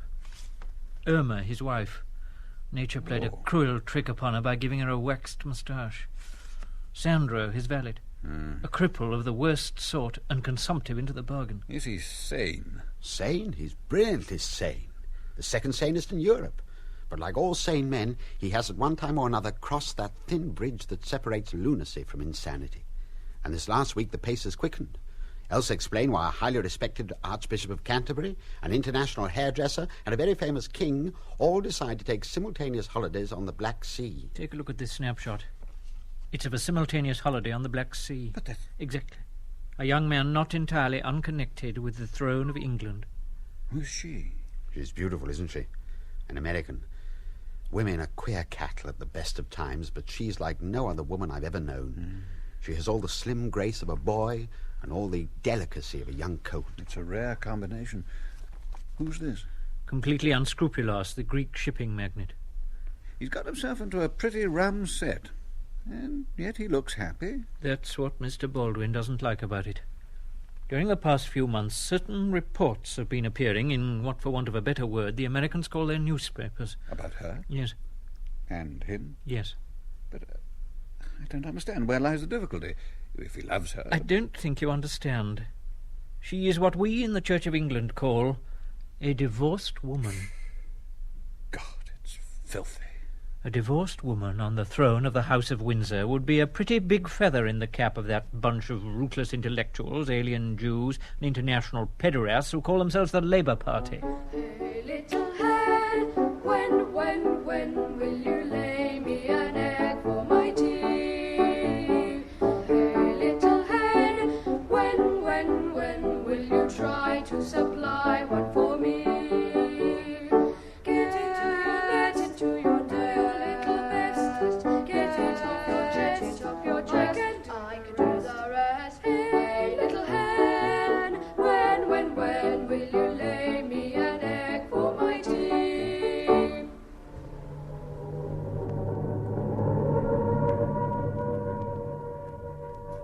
You make a better door than a window. You ought to be still for a minute. It'll be time enough to sit still when we get to the duration. What are you doing? I'm doing what Mr. Beveridge says we're going to have to do. Adapt myself to changing circumstances. I'm sewing a button on your mink coat. The invasion started. Queen Anne's dead. I've just seen Winston announcing it in the house. Face as white as a sheet. Do you know, I thought the canteen had been busy. I thought my baking must be improving. It's going to be all right, isn't it? Better ask the Americans. They've got as much to do with it as we have. You'd never have guessed, listening to them cheering in the House today, that these were the same men who marched year by year into the lobbies behind Baldwin and Chamberlain. You want to be thankful they came to their senses in time. I wish I thought they had. One of my colleagues actually stood up in his constituency the other day and said that if only Hitler had indulged in the fine sport of fox hunting, Europe would not be in the condition it's in today. I suppose some of the men in the barges this morning were fox hunters. All of them, no doubt, reading over the St. Crispin speech. And I suppose I'm one of the gentlemen of England, now abed. Why is it called D-Day particularly? I wish I thought we were all fighting for the same England. I thought when it started, this war would see the end of the businessmen, the property developers, the mulberry-faced gentlemen with carnations in their buttonholes, the men who didn't want this war. As the end draws nearer, you see, they're still there. Ranged behind Churchill now, the very men who kept him out of office all through the 30s. And they'll destroy him yet, because it's their England he's fighting for. The England of Kingsley Wood, who wouldn't bomb Krupp's because it was private property. The England of Geoffrey Dawson, altering the dispatches from Berlin. We shall win this war, but when it ends, there will have to be a reckoning. Then they'll go down, and they'll drag Churchill with them. And us, too. That's the England of the breed. They were saying down at the house that there have been some peculiar rocket planes falling in Kent. It's all very secret. September 1938. Harold Nicholson and the announcement of Munich. It was 12 minutes after 4. Chamberlain had been speaking for exactly an hour. I noticed that a sheet of Foreign Office paper was being passed rapidly along the government bench. Sir John Simon interrupted the Prime Minister, and there was a momentary hush. He adjusted his pince-nez and read the document that had been handed to him. Herr Hitler, he said, has just agreed to postpone his mobilization for 24 hours and to meet me in conference with Signor Mussolini and Monsieur Daladier at Munich. For a second, the House was hushed in absolute silence, and then the whole House burst into a roar of cheering, since they knew that this might mean peace.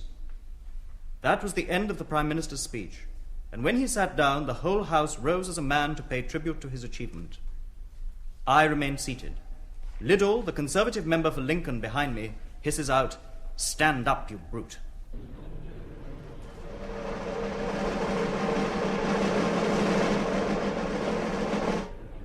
The Court of History is now in session. Put up the prisoner.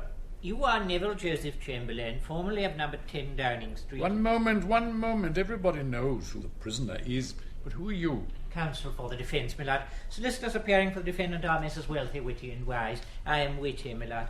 That will be for me to judge. However, before we proceed further, I must warn you, Mr. Chamberlain, that this court is not a court of justice, it is a court of history. And in this court we judge solely by appearances, and I don't like yours. Why are you wearing that ridiculous wing collar?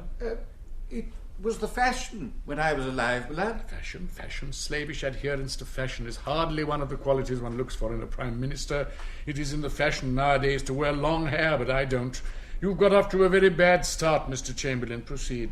Mr. Chamberlain, you are charged on the night of September the 30th, 1938. You did indecently expose yourself at the windows of your home, number 10 Downing Street, clad only in a scrap of paper and shouting, "Peace with honour, peace with honour." How say you, guilty or not guilty? I'm not sure. Mr. Chamberlain, you are either guilty or not guilty. That is something you must decide for yourself. The court cannot decide it for you. I shall now proceed to the sentence. But the evidence, my lord. The prisoner has come here for sentence. Let us get that out of the way before we hear the evidence. First things first. It is usual to have the evidence first, my lord. Don't try to tie me up in legal mumbo-jumbo. I know the trial procedure backwards. The charge arises out of a visit made by the accused to Munich to see Herr Hitler in the autumn of 1938. By aeroplane. What has that got to do with it? I went by aeroplane. I was 69. I'd never flown in my life before. I was the first Prime Minister ever to fly. It may be the substance of a small footnote in the history of aeronautics, Mr. Chamberlain, but it is of no relevance to the court of history. What was your occupation at the time the offence was committed? Prime Minister and leader of the Conservative Party. Prime Minister and leader of the Conservative Party. You were doing two jobs?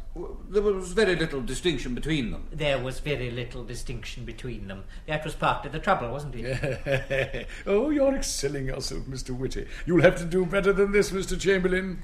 Let us look at Herr Hitler. It must have been obvious to anyone that he was a patent scallywag. He was not a gentleman, certainly, but he was very fond of dogs.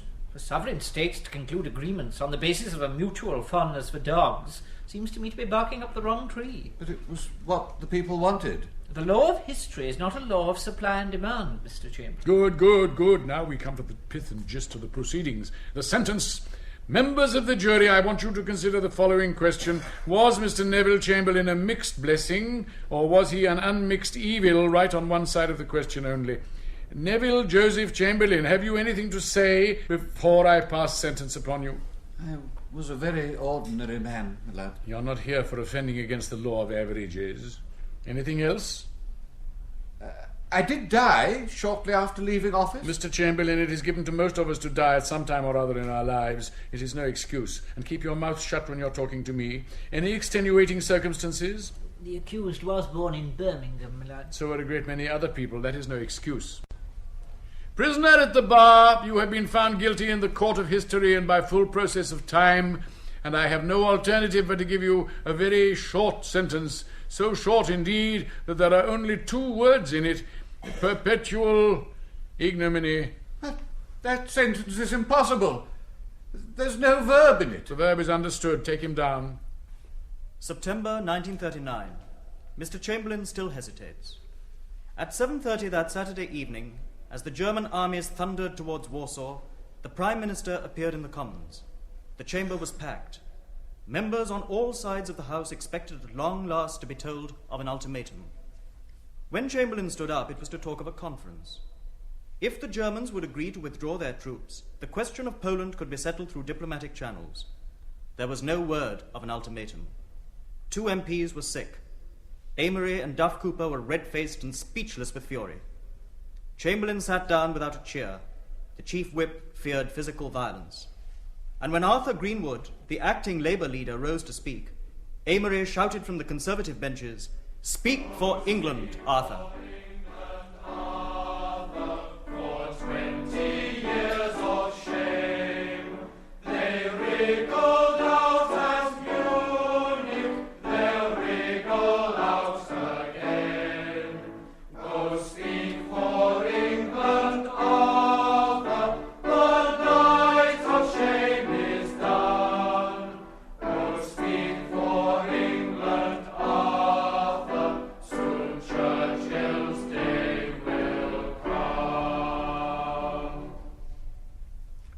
So in 1939, at the start of another war, Max Beerbohm, an old man and a legend before the First War started, comes home from the Villino at Rapallo and Somerset Maugham in a crowded tramp steamer from Vichy, France. Home to an England where Cyril Connolly is founding Horizon and there are lunchtime concerts in the National Gallery. And nightly in the basement of Claridge's in the Savoy, the saving remnant of the old England sits out the Blitz. But by now their ranks are thinning. In May 1936, T.E. Lawrence, swerving to avoid a couple of errand boys, where are they now? Plunges his motorbike over a hedge. At Tunbridge Wells, a month before Hitler enters Austria, Ottoline Murrell dies. Little Buchan, a mere 8 stone 12 pounds, falls down with a heart attack in a Montreal bathroom in 1940. And Virginia Woolf, filling her pockets with stones, walks into the River Ouse on the 28th of March 1941, with her hat still firmly on her head. Eddie Marsh, friend and patron of the First War poets, flits from country house to country house, an awkward guest, apt often to forget the war and eat the entire family bacon ration at one go. And all through the war, Mrs. Keppel, once the mistress of Edward VII, puts up the blackout at the windows of Watlington Park and dreams of the great days in the distance enchanted, and that strange, storied world. Musical settings by Carl Davis, accompanied songs sung by boys of the City of London School, directed by Anthony Gould. The treble soloists were Simon Preece and Simon Permain. The play was produced by Richard Wortley.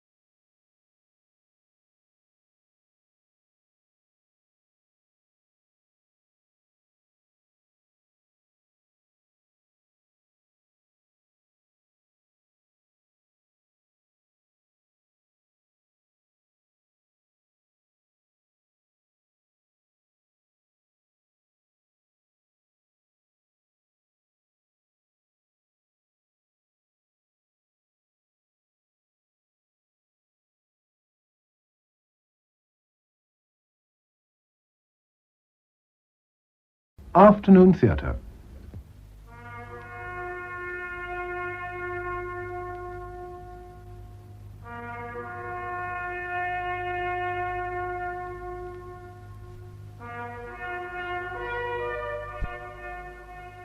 The Lady with a Lamp.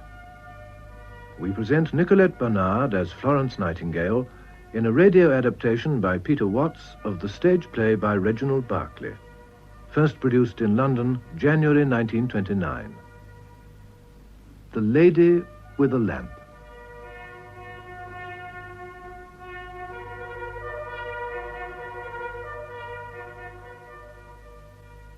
It is the year 1848.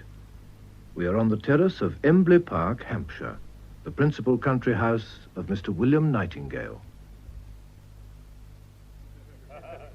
But, Mr. Herbert, his style is so exaggerated. I suppose it is. So is everything he says. Much is mere rodomontade.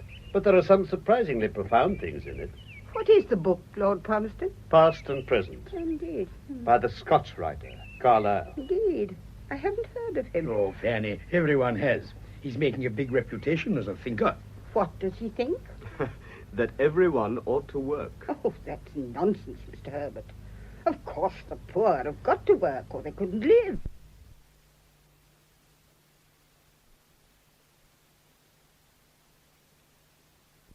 I care very much about money. I work because I like it. Well, if working merely means doing what you like, I really don't see why the author of this book is getting such a big reputation as a thinker. How did it come into the house, William? I think it belongs to Florence. I might have known that without asking. The poor child is not very practical. May I look at it, Lord Palmerston? Oh, of course. Here. Thank you. There's a great deal of very skillful research in it. Oh, he's a great man, you know. Quite sound at the bottom. He supported us over the repeal of the Corn Laws, and he's a staunch free trader. If he supported you in office, my dear Herbert, that naturally excuses everything. Until he has the bad taste to disagree with you. He's rather severe on you Liberals. Yes, he says what the Tories would like to say if they had the intelligence. But we managed to survive, and even attract our opponents. I was a Conservative myself once. Were the claims of office and party a little incompatible? When you sit in my cabinet, young man, you will remember those words and blush for them. You intend to be Prime Minister, then? Oh, I think so. I can't afford to win the Derby, and one ought to do one or the other. Too modest. Why not both? One must leave some goal for succeeding generations. People oughtn't to be allowed to publish books like this. It's downright subversive. Why doesn't the government prevent it, Lord Palmerston? You can't interfere with the free expression of opinion. But I must say, in defense of our Conservative policy, that agitators really must be dealt with. Agitators should not... Oh, Elizabeth, my love. Are you talking about agitators? We met the sweetest agitators when we were in Rome, didn't we, Sidney? So brave and unselfish. All they thought about was the cause. What was the cause, Mrs. Herbert? Oh, they did tell me, but I'm afraid I've forgotten. But they believed in it tremendously. They were simply splendid. Curious how political revolutionaries are invariably heroes when they happen to be foreigners plotting to overthrow a foreign government, and equally invariably scoundrels and traitors if they happen to be Englishmen trying to bring pressure on our own. Because our government is a good government. Much obliged for the testimonial, ma'am. But they're rather splendid, aren't they? I mean, the way they believe in it all, what? Oh, you don't think so? Liz, you're getting into deep water. There you are, you see. The young people of today simply don't understand. And I'm afraid that Florence has many... Florence is different. She is the most... She's the most wonderful woman Sidney ever met. Liz. Oh. Oughtn't I to have said that? Always excepting yourself, of course, Mrs. Herbert. That's understood. Oh, no, Mr. Nightingale, I'm not wonderful. I'm only... what is it, Sidney? You are an imp.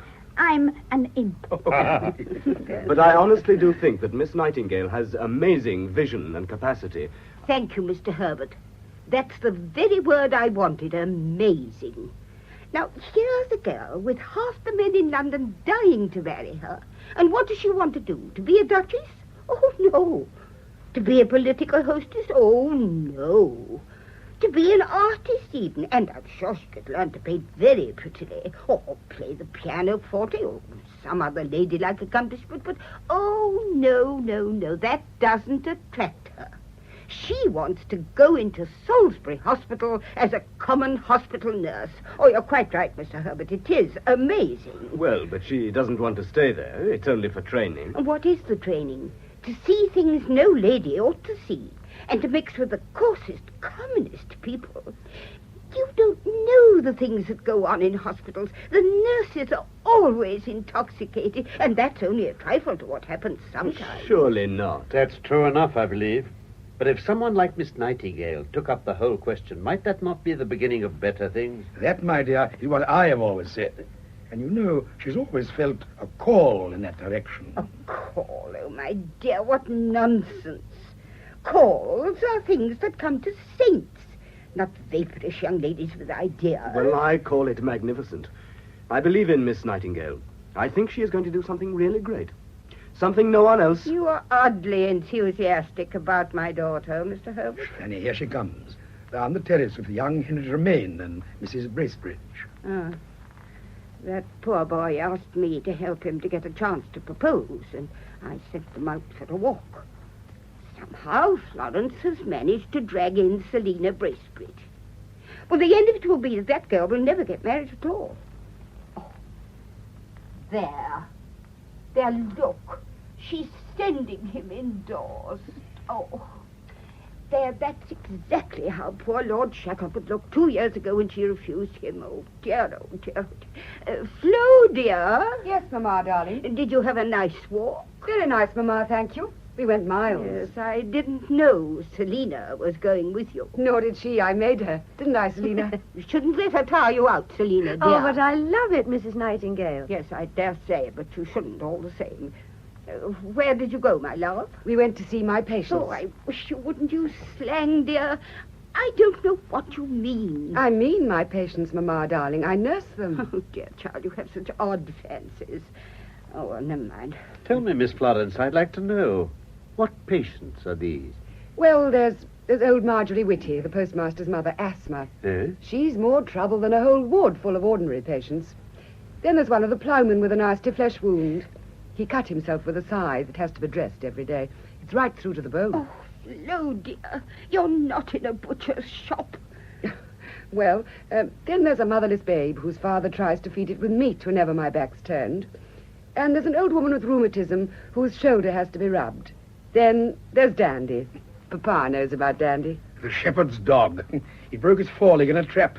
Ought to have been destroyed, poor brute. Well, why should it be destroyed? The bone's just as healthy as human bone. It only wants attention. Yes, dear, but you mustn't contradict your father. No, Mamma. Paternity's an unanswerable argument. Please, take me to see your patients, Florence. Of course, Elizabeth. And Sidney, too. He'd be so interested. Would you? I'm interested in all your work, Miss Nightingale. Oh, well, we'll all go tomorrow morning. Oh, that would Wonderful. be splendid. Flo, dear, what have you done with poor Mr. Tremaine after spoiling his appetite with your patients? I don't know. Where did he go, Selina? Oh, he said something about writing letters. Oh, really, darling? He is your father's guest, you know, and you were supposed to be entertaining him. I think I was. Very much. He seemed to think it was all rather a joke. I'm not altogether surprised at that. I think I'd better go and get him a little refreshment. Well, I think we might all have a little refreshment. It's tea time. and Not I for me. I'll stay here, if I may.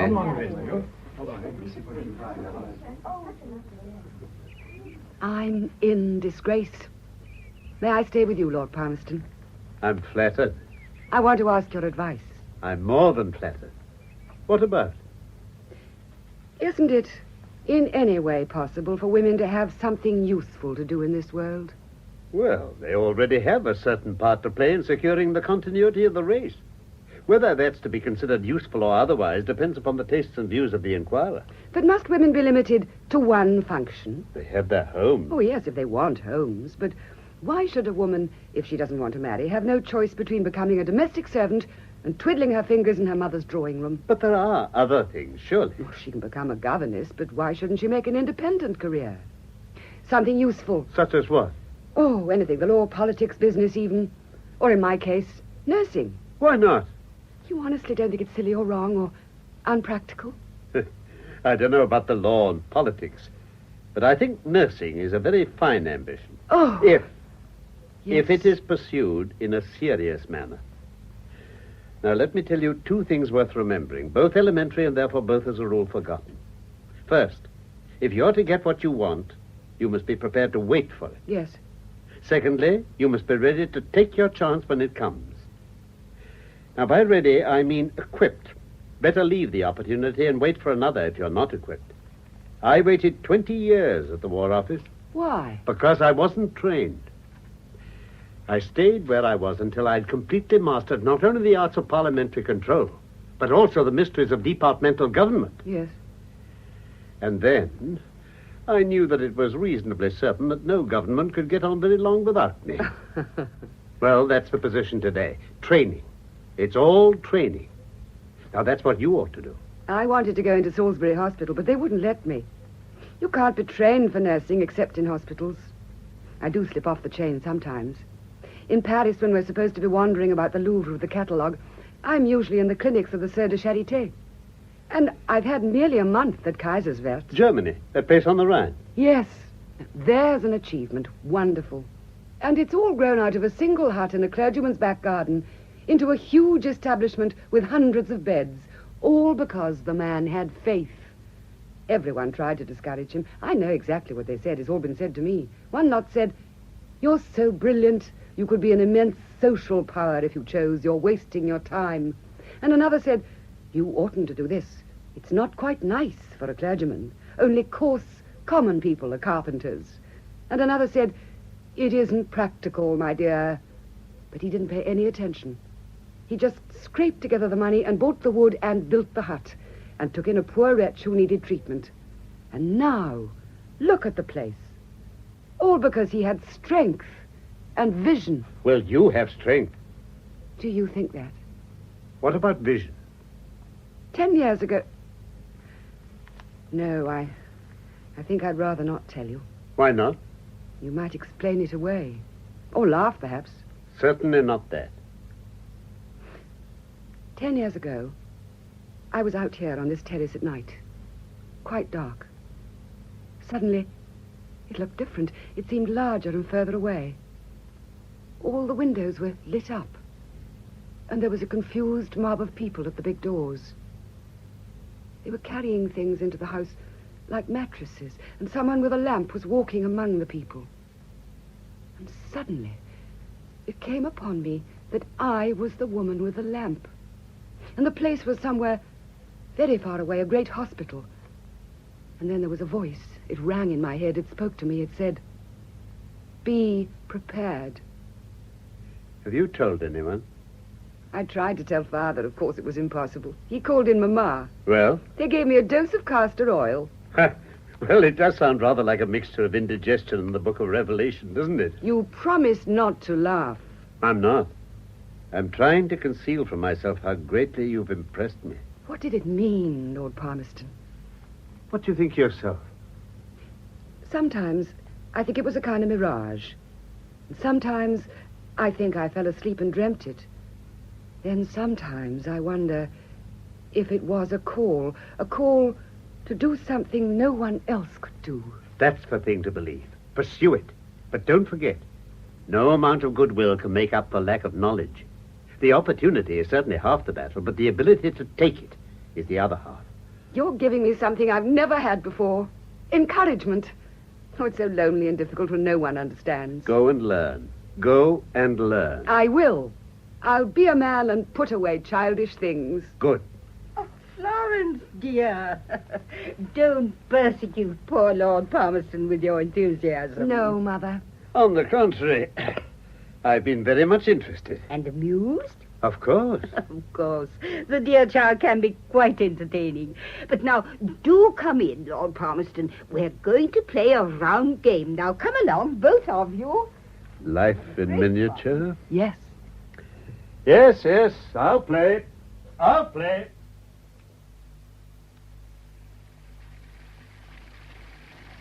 I'm right. I must be right. And I do see something. A great work, if God gives me strength. Fountain, why are we given conflicting natures? Why can't we all be simple and straightforward like you? You say it is sweet to be loved and sought in marriage, but is the love of men and women to be compared with the service of God? You say that a lover's kiss is the center lock of the universe, the very heart of God himself. Fountain, you have been dallying with the night and listening to her tales of lovers' joys. Miss Florence? Oh. Hello. I thought I heard voices. You heard mine. I was talking to the Fountain. He's an old friend. I tell him all my secrets. Would he let me tell him mine? Ask. Fountain, are you listening? He is listening. Fountain, may I come to you for counsel in my difficulty? He says, speak on.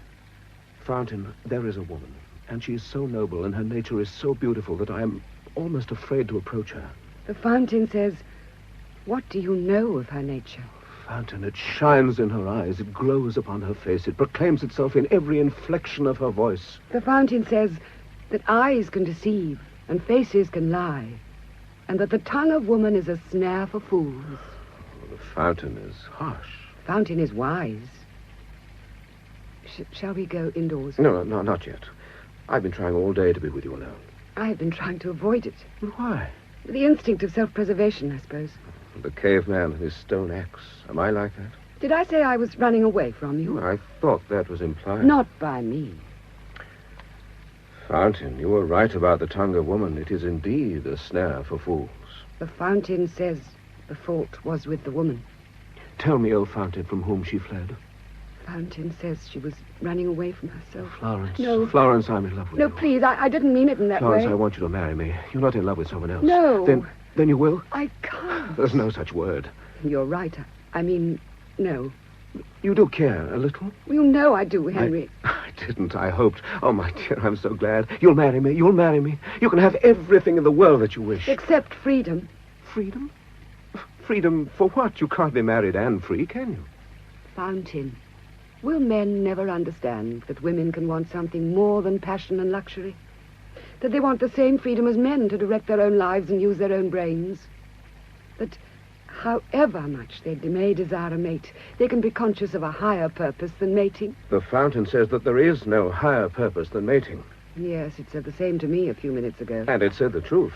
I believe there's something enormously greater in life than sex and the satisfaction of desire. I can only say to you, Florence, that I love you, and my children are calling to you to give them life. Oh, no, that's unfair. You know how I love children. I know how I should love yours. I must forego that to do my work.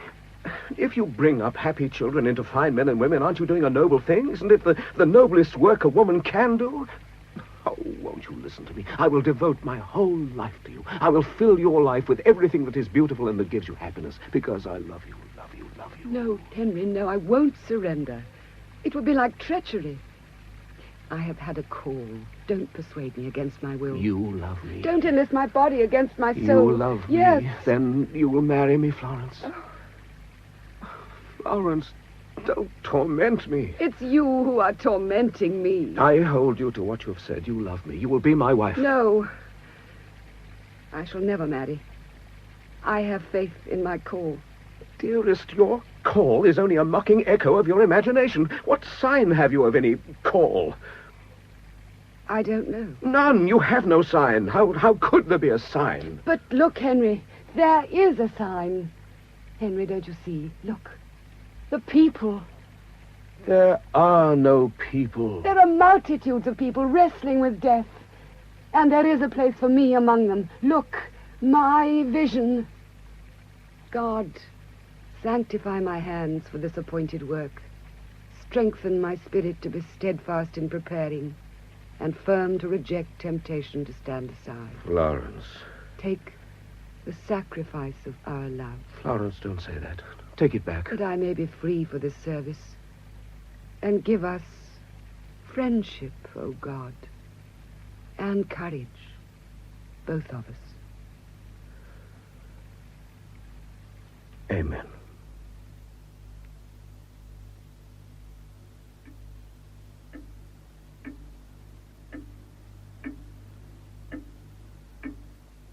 6 years later. We are in a room in Harley Street, the superintendent's office in a nursing home. The ladies' committee is in session.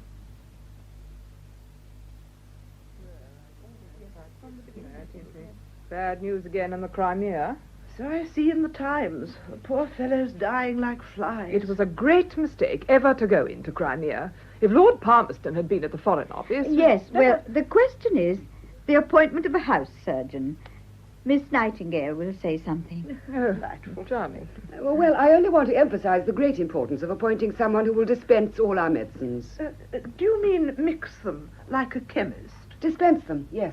Oh, but shall we get a gentleman if he has to do that? I mean, of course, I know we all remember when the doctor used to come to the back door like any other tradesman, but that's a thing of the past, isn't it? And nowadays there are some quite nice young men taking up medicine. And I mean, it is important to get a gentleman, isn't it? And wouldn't it be a handicap to us in getting the right sort of... Well, I mean, the right sort. If he had to mix up his medicine like a common apothecary, I mean, what? Well, quite. It means a saving of $150 a year on our druggist's bill. And if it doesn't hurt me to empty the slops, it won't hurt the doctor to dispense his own medicines. But, my dear Miss Nightingale, there isn't the slightest necessity for you to perform these menial duties. That's what the nurses are for. I am a nurse, Mrs. Calder. Oh, well, yes, in a way, I know. No, not in a way, in the only proper way. In being able to do any job in the place as well as any of my staff. Oh, yes, I know. Aren't we getting rather far from the house surgeon? What do the Medical Advisory Committee think of Miss Nightingale's proposal? They've passed it. It's far more their proposal than mine. Well, if the medical gentlemen think so themselves... Then may we agree to that? Any objection? Well, Then that is agreed. Miss Nightingale, will you put it in the proper form in the minute book? Yes, certainly. Yes, thank you. Well, now, our last item is not on the paper. It is proposed to allow the Lady Superintendent, Miss Nightingale, £50 a month to be spent on the Institute. It has been sanctioned by the Finance Committee. But please, it has not been sanctioned by me.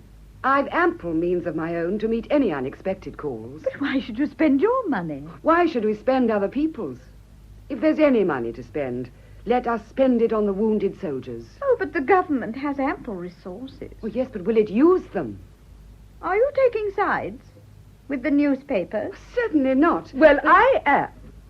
Of course, I quite understand, Mrs. Herbert, that with Mr. Herbert's position at the War Office, you are in a difficulty. But it seems to me that this war is being scandalously mismanaged. That isn't the point, Miss Pelt. The question is whether this institute ought to subscribe to the relief funds. That is Miss Nightingale's proposal. Oh, not at all. The committee proposed to spend unnecessary sums on this institute. I say don't. If there's any money to spend, let us spend it on the wounded in the Crimea. Well, I'll make the proposal. It wouldn't be in order, I'm afraid. Oh. I'm afraid it wants notice. The question is that the other proposal be withdrawn. Is that agreed? Agreed. Yes? Then that is all for today. Thank you so much, ladies. Very good of you to give your time.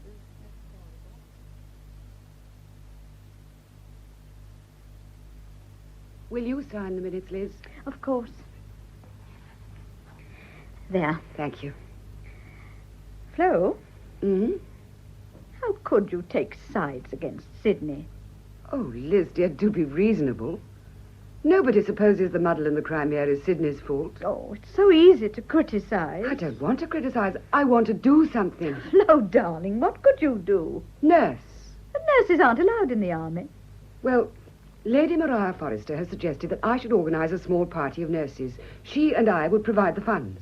Oh, Flo, darling, you know your mother's right. You are a bit unpractical. I didn't bring it up this morning because I wanted to talk to you about it first. Of course, I know. Flo, darling, it's splendid of you, but you can't just arrive in Scutari with a pair of nurses tucked under your arm. Of course, if you've made up your mind in advance, it's not much good discussing it, dear. But I wanted so much to know what Mr. Herbert would think. Sydney? Yes. You know what Sydney is. You know how he admires your work. Of course, he'd say yes. I want to say yes too, Flo, but I'm afraid. I don't know why. It's a fine plan. It's worthy of you, and yet I'm afraid. If I didn't love you and believe in you so much, I should tell Sydney not to have anything to do with it. I wonder why. If I knew that, I should know what to do. But You wouldn't let your private feelings stand in the way of... Oh, yes, I should. I'm not a saint like you. I'm a woman. If I thought it was going to hurt Sydney, I wouldn't care tuppence about other people or causes or abstractions or anything. Well, that's one comfort. It can't hurt Sydney, my going to the Crimea. No.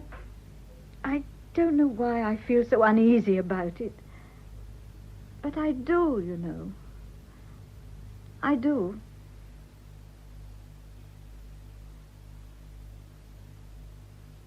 Mr. Henry Tremaine, madam.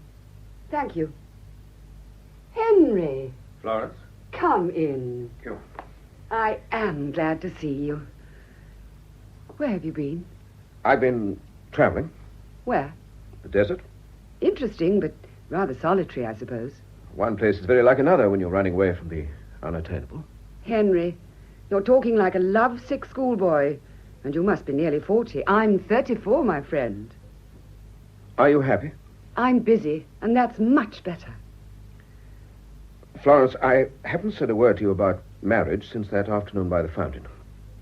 You asked me to be a friend. I've tried to be one for nearly 6 years. You've been very wonderful. Your letters have helped me in every way. But now you're not going to change all that and spoil our friendship. But I've waited 6 years for your vision, as you call it, to materialize. You don't suggest that this is the great career to which you were called? I'm trying to arrange to go out to the Crimea. How? As a nurse. There aren't any nurses, Flo. Well, I should be one. What? I never heard of a more harebrained idea. But you have no standing. Do you suppose the military authorities are going to have unofficial civilians intruding in their hospitals? They can't. They're under War Office regulation. The thing's absurd. But we should have letters of introduction to the embassy. Yes, at Constantinople. That's not the seat of the war. But Scutari, where the hospitals are, is a suburb of Constantinople. But it's under military control. The ambassador has no power there, and even if he had, do you suppose he'd use it? But he'd have special powers from the government. But he can't override the military authorities. Florence, I will tell you exactly what he will do. He'll tell his wife to have you to afternoon tea. Everyone will be charming until you try to do something. And then everyone will freeze. Obstacles will spring up all around you, and you'll find yourself faced wherever you look with a blank official wall. Oh. No, don't think of it, Florence. You'll only succeed in branding yourself as a crank and a nuisance. The public departments don't encourage amateurs, especially amateurs who want to get things done and know how to do them. I don't care. I believe as firmly as ever in my call to service. There are people who believe the earth is flat and obstinately persist in doing so in spite of all the evidence to the contrary. Henry, you don't doubt me. Let me help you. How? Choose your site, and I will build and endow a small hospital for you, an English Kaiserwert, that would realize your dreams. And we'll do it together. But, Henry, you can't do work like mine as the spare time occupation of a married woman. I sometimes wonder if you have any feelings at all. Is that quite fair? No, I don't know what to say. I don't want to over-persuade you, but... Well, don't dismiss my idea offhand. Take a little time to think. Your parents will be happy. You'll be happy. I'll be happy. What about the wounded in the Crimea? Do you think they'll be happy? But the government will deal with that. It's their job, not yours. Everyone says so, but the wounded continue to die of neglect. Florence, what earthly good do you suppose one woman could do out there in the turmoil of war? Well, it's like trying to cleanse the Augean stable with a feather duster. Faith can do bigger things than that. I believe that my hour has struck, and that my appointed work is ready. Well, if you must run your head against a wall, how are you going to begin? I shall be shown the way. Oh, well, I must go. Will you think over my hospital scheme? No, Henry. I'm sorry. Well, goodbye. I suppose I shall see you for a long time. Are you going away again? Yes. Traveling? In a sense. What is it, Henry? You're not... Oh, Henry. Henry.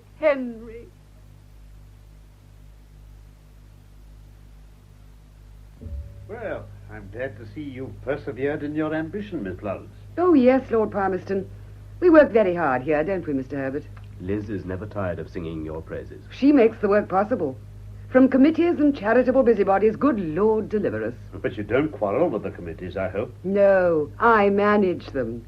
I mix them together in a committee room with a seasoning of statistics, stir in a little common sense, simmer for a few hours, and leave it to set in a cool place. Sounds rather like the cabinet, especially the simmering part. Yes, Herbert, she knows how to get things done. Have you come to inspect? No. We want to talk to you. Have you been following events in the war? Well, in the newspapers, yes. Have you read the articles in the Times? Yes, I suppose they're exaggerated. Well, I'm not so sure. They must have a foundation. Then why don't we send nurses out? The French have them. All my old friends, the Sœurs de Charité from Paris, have gone out. That's the point. Lady Maria Forrester has suggested... No. Really, I don't think Lady Maria's plan is feasible. Feasible? Everyone talks about what is feasible, and meanwhile the wounded are dying of exposure. Wait. But is the government to do nothing? By no means. The government has decided this question ought not to be left to private generosity and initiative. It is an innovation in the army, but we intend to organize and send out a corps of nurses to the base hospitals. Oh, that's a fine decision. Of course, the difficulties are enormous because everything has to be improvised. We want your help. Oh, yes, of course. You want me to tell you where to look for the nurses? No. The standard of general knowledge in the cabinet is admittedly not high, but we flatter ourselves we do know where to look for the nurses. Now, what we don't know is where to find, if you won't help us, a creative, organizing brain that will get results. We want a woman of great experience, proved character, and the highest attainments to go out with the nurses to the seat of war. Take them out, in fact, and reorganize the whole hospital administration. Me? Yes, you. Will you do it? You're sure, both of you, that you want me to do this? Whatever I may discover, whatever I may advocate, whatever I may demand, am I to have complete control of the nurses? You will be responsible to the Secretary of State and communicate direct with him. But, of course, Lord Raglan is Commander-in-Chief, and you must work in cooperation with his medical officers. Naturally, but the nurses? Completely under your control. And now, may we have our answer? Very well. I will do what you want.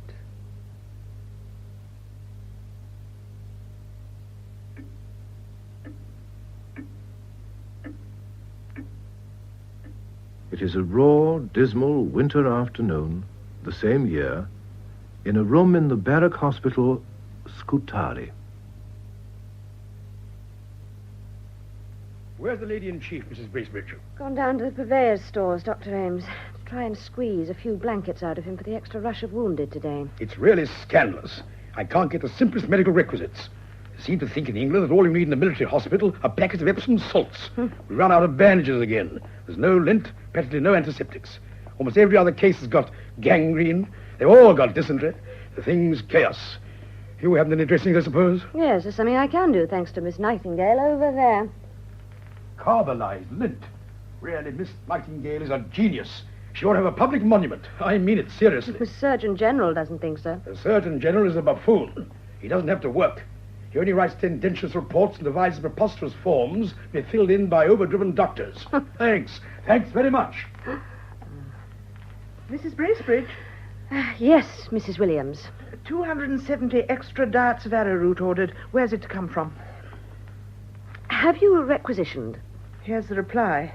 Regret no arrowroot available. Signed, the purveyor. That's because the medical stores are all packed under the shells and cartridges in the transports. And the purveyor can't unpack what's there until he's had a board to sit on it, because he's responsible for the value if he does. And there won't be a board sitting till next week. Oh dear. Oh dear, aren't men like children? Doesn't anyone realize there's a war on? All right, Mrs. Williams. I'll deal with it. Thank you, Mum. Surely any time will do. No, Mr. Bamford, we'll settle it now, please. Goodness, here is the purveyor. Come in and sit down. Thank you.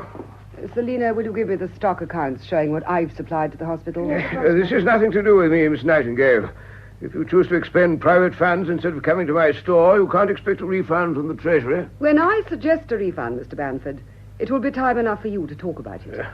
And as for your store, do you know how much I've had from your store since I came here? Huh? Nothing. No, wait. We had 200 hospital gowns last month, Mr. Banford. And do you know how much I've applied for? Look at that list. Not in store. Not in store. Those are your clerk's initials, aren't they? Well? Do you know how many articles are washed in this hospital in the month before my arrival? 6. That's your business, isn't it? The contractor let me down. Then you didn't supervise him. I'm using the same contractor. I've other things to do besides watching washerwomen do their work. Then it's a pity you don't do some of them. You're supposed to purvey this hospital. Do you know how much I've supplied out of my private funds? 11,000 shirts, over 7,000 knives, forks and spoons, and a couple of thousand Turkish dressing gowns. Look at this full account. Now, look at this. This is your return dated January the 1st. That's 2 months ago, obtained by me before I sent out and bought the things myself. Tin plates, none. Drinking cups, none. Knives, forks and spoons, none. Slippers, none. Flannel shirts, none. Socks, pairs, You don't make none. allowances for our position. You forget we had a ship sunk in the hurricane. The Prince was sunk on the 14th of November. That gave you exactly 6 weeks in which to replace the supplies. Or you could have done it locally. I can't get these things locally. My good sir, if I can, you can. They are not the regulation pattern. I see. So the patients are to tear their food with their fingers and drink out of their hats until you could obtain the regulation issue. It's not for me to criticize the War Office regulations. No, but it is for you to interpret them with common sense. Yesterday, Dr. Ames requisitioned for extra fuel. His ward is very exposed. You refused, and I supplied the fuel, yet you had plenty of fuel. Dr. Ames' ward had the regulation allowance. But, man, the place was like an ice house. It's barely weatherproof. The patients might have died. I know it must be very difficult for a lady who is accustomed to ordering what she pleases to realize the necessity for conforming to regulations. But when you're in the army, you have got to understand that there are certain things... What? I have the strictest regulations for my nurses, but they're drawn and administered with the idea of promoting efficiency and saving human life, not putting a premium on stupidity and death. The army is merely a matter of common sense. I beg your pardon, madam. The army is nothing of the kind. The army is a matter of strict, unquestioning obedience. Mr. Banford, please be reasonable. At this moment, there are 2 ships discharging wounded. I want hospital gowns and blankets for them. I'm sorry, madam, you can't have them. There are bales of them in your store. But I tell you, those haven't been passed, madam. There is no board until next week. I see your difficulty. And though I think it's ridiculous of you, I wouldn't come to you if I could get them from civilian sources, but I can't. I've tried. It's a great pity. So, the despised purveyor is of some use after all. Well, they just have to make shift with what they've got, I'm afraid. No, Mr. Banford. They will not have to make shift. What? I ask you to supply these things. They're absolutely necessary. I'm sorry, I can't. I order you to supply these things. Miss Nightingale, I am not responsible to you or to the army. I'm an official of the Treasury. You know the regulations. Change the regulations, and I'll be glad to oblige. I'm not going to change the regulations. I'm going to change the purveyor. What? Unless I receive this requisition in full within an hour, I shall inform the government that I cannot continue to hold my post if you remain in yours. What could Mr. Herbert do now? He's not in the government. I shall not write to Mr. Herbert at all. I shall telegraph to Lord Palmerston. But, madam, you can't do that. I'm a married man. Think of my wife. I'm only doing my duty. And I'm doing mine, Mr. Banford. A higher duty than yours, a duty to men in agony. Married men, some of them too, Mr. Banford. Think of their wives. You are asking me to risk dismissal? I'm asking you to save yourself from dismissal and public ignominy, and I'm giving you an hour to do it in. Very well. You'd better send someone with me to take delivery. Certainly, Mr. Banford, with the greatest of pleasure.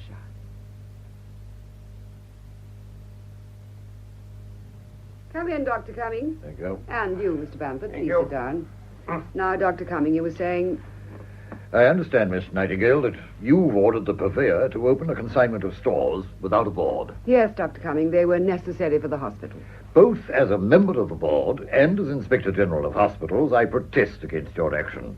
You are in charge of the female nursing establishment, and you've taken it upon yourself to supplant the purveyor. I shall report it.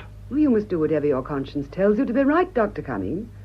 But before you send that report, let me advise you to consult the medical officers under you. What? You will find that the bulk of their stores and supplies to date would never have been attained at all if I hadn't supplanted the purveyor. They have been provided from my own resources. I know you mean well, Miss Nightingale, but it is the purveyor's province, not yours, to provide stores and supplies. I see. So you think it's better for the wounded to die in accordance with regulation rather than be kept alive by proper attention? No. Or perhaps you think that, according to regulation, they oughtn't to die, therefore they can't be dead. I don't think anything of the sort. But I must beg of you to understand. I'm not going to argue any more. My job, which I was sent out here to do, is to care for the sick and wounded. That doesn't only mean smoothing their pillows and giving them medicine. It means ensuring that there is a proper supply of necessaries and comforts. Yes. And I'm going to see that job done efficiently, or know the reason why. Mr. Bamford, have those blankets been delivered? No, madam. Then in 15 minutes I send this telegram to Lord Palmerston, and I shall return to England and publish my experiences out here. And if one single head of a department remains in his post, it won't be my fault. Now, come, Miss Nightingale. Of course one wants to show consideration for a lady. Bamford? Don't hide behind my skirts and make a favor of it. I say it must be done. And you know what I shall do if it is not done. There's no need to be harsh about it, madam. Harsh? No. As a matter of fact, things are on the way. Indeed. Then you'd better go and hurry them up. Oh. Very well, madam, very well. Excuse me, Dr. Cumming. Yes. Miss Nightingale. I don't know what is. Dr. Cumming, surely you must see that the necessity of the hospital justifies a breach of regulations. Well, don't let it happen again. Oh, but it will happen again, Dr. Cumming. Constantly. Wars have a way of upsetting regulations, you know. Excuse me, Miss Nightingale. Dr. Sutherland is here. Oh, Dr. Sutherland? Oh, that's the chairman of the Sanitary Commission. Bring him in, Selina. Please stay here, Dr. Cumming, and meet him. Well. Dr. Sutherland. Miss Nightingale? Yes. How do you do? I'm chairman of yon Sanitary Commission, and I'm thinking to judge by the aroma about this edifice that we have arrived not any too soon. Dr. Sutherland, may I introduce Dr. Cumming, Inspector General of Hospitals for Scutari? How do you do? How do you do? Well, this place is certainly no remarkable for salubriousness. Whatever gauge you take it for a hospital, Dr. Cumming. As a mortuary, I could understand. It was this place or no place. Yeah, well, you'd have been better with no place. For then you'd have had to run up marquees and huts just. And they're not so bad. Now, have you seen the plans of this building? Can't say I have. Ah, man, you should always take a peek at the architect's plans. Now, from what I can judge by the plans, this place is no that well equipped with the appliances of modern sanitation. Man, I am thinking you'll have to rebuild your whole drainage system. Have to? Who says so? I say so. I have plenary powers. Plenary powers for yon Lord Palmerston, you can. Then will you please go at once through all the wards, Dr. Sutherland? I'll send a sister with you, because I don't want to tell you my opinions until you've formed yours. Or perhaps Dr. Cumming would go with you? You don't waste much time, Miss Nightingale. I might do that. Now, would you have the leisure to accompany me, Dr. Cumming? I'll go if you wish, but it's preposterous to talk about rebuilding. This building is perfectly all right as it is. Well, it's myself that has to judge that. I'll just take a look and see. I'll be back in half an hour or so, Miss Nightingale. Thank you, Dr. Sutherland. Now, I would like first of all... I really haven't the time to do this. Florence? Yes? Florence, what food have you had today? Breakfast? I know, 1 egg and a piece of bread and butter. Well, there's no time. There's the mail to be written yet. I made you some tea and got some biscuits, and you've got to eat it up. Oh. You're killing yourself. I don't believe you've had a proper meal since we arrived. Don't lecture me. You'll only make yourself ill. Don't croak, Selina. Now, what about the arrangements for the cholera patients? Plenty of hot water for stooping and extra blankets. Yes, I've seen to that. Now, here's your tea. Drink it up like a lamb. Excuse me, madam. Yes, what is it, Corporal? The last batch of wounded have been carried up from the boats now, madam. Thank you. They're late. It'll be dark before they arrive. Are the nurses standing by in the ward, Selina? Yes. Hot drinks all ready? All ready. Right. I'll come to the door and watch them brought in. Oh, don't go, Florence. You're dead tired. Not as tired as they are. Can't disappoint the men, Selina. They're just coming in at the gates now, madam. One of the men's been asking for you. Right, I'll be there. Drink this tea up before they come. No, can't worry about it now. I must see these poor fellows brought in. Just a sip. Oh, very well. You've put brandy in this, Selina. Well, you need it. The brandy is for the sick, not the able. It's far too precious to be wasted. You drink it up yourself. You're tired, too. I'm all right. Do as you're told, Selina. Very well.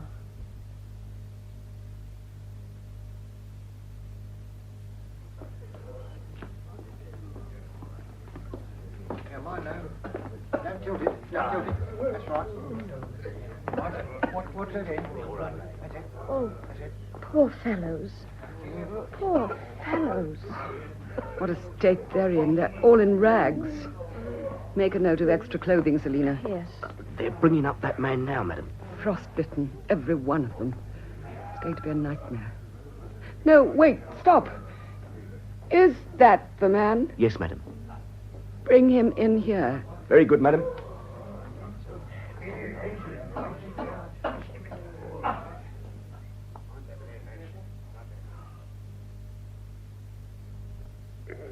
Florence? Is that you, Florence? Henry. Oh, Henry, why did you do this? I thought if you could, I could.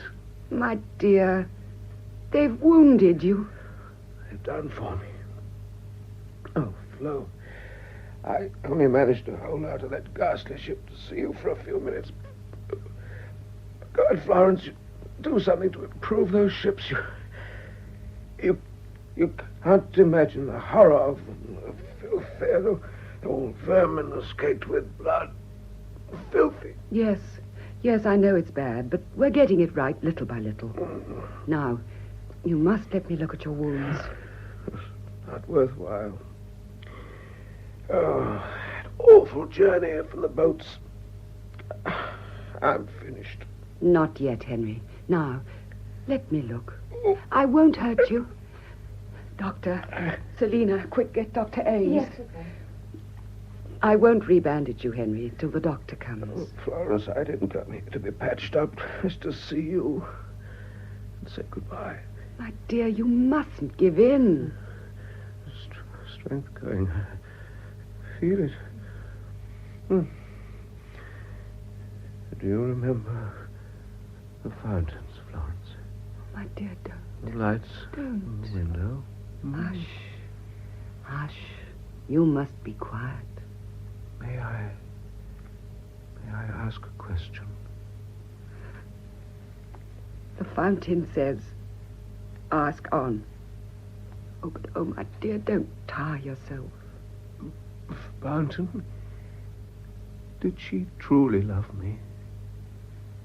The fountain says, she will love you and long for you to the end of her wretched life. Yes. That's all I want to know. Florence? Yes. Is the doctor coming, Selina? I told you. Good. The doctor will be here in a minute, Henry. Now I must enter you in the hospital register. What are you, an officer? How can I be an officer, Flo? I enlisted. What unit? Rifle Brigade. In your own name, Henry? Why not? Nothing to be ashamed of, is it? Oh, my dear, don't talk like that. There. Now you're ticketed and docketed, and you'll be in my own special ward. Florence, I believe I'm going to get better. I feel suddenly much stronger. Yes, dear, but not if you talk. Selina. Yes. Get that new man, Dr. Sutherland. He's in the hospital somewhere, and he's got nothing special to do. Find him, for God's sake. Yes, of course. Very dark. Very dark, my dear. But we'll soon have a light for you. Yes, light. Light and our darkness we beseech thee, O Lord. And by thy great mercy defend him from all perils and dangers of this night. Oh, God. Don't take him away. Florence, is that you? Oh, where am I? All right. You're with me. It's darker. Darker. Do you want the chaplain? I'm all right. God bless you. Flo. Henry. speak to me, for God's sake. My work. I've got to do my work. We've all got to die. It's only a change of the tissues. You can't destroy the soul. Oh. No. Goodbye. My love. My dear, dear love. Goodbye.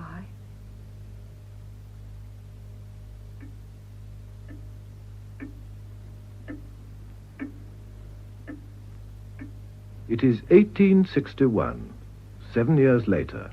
Years of unceasing labour. We are in a room in Old Burlington Street, London. Florence is in consultation with Dr. Sutherland.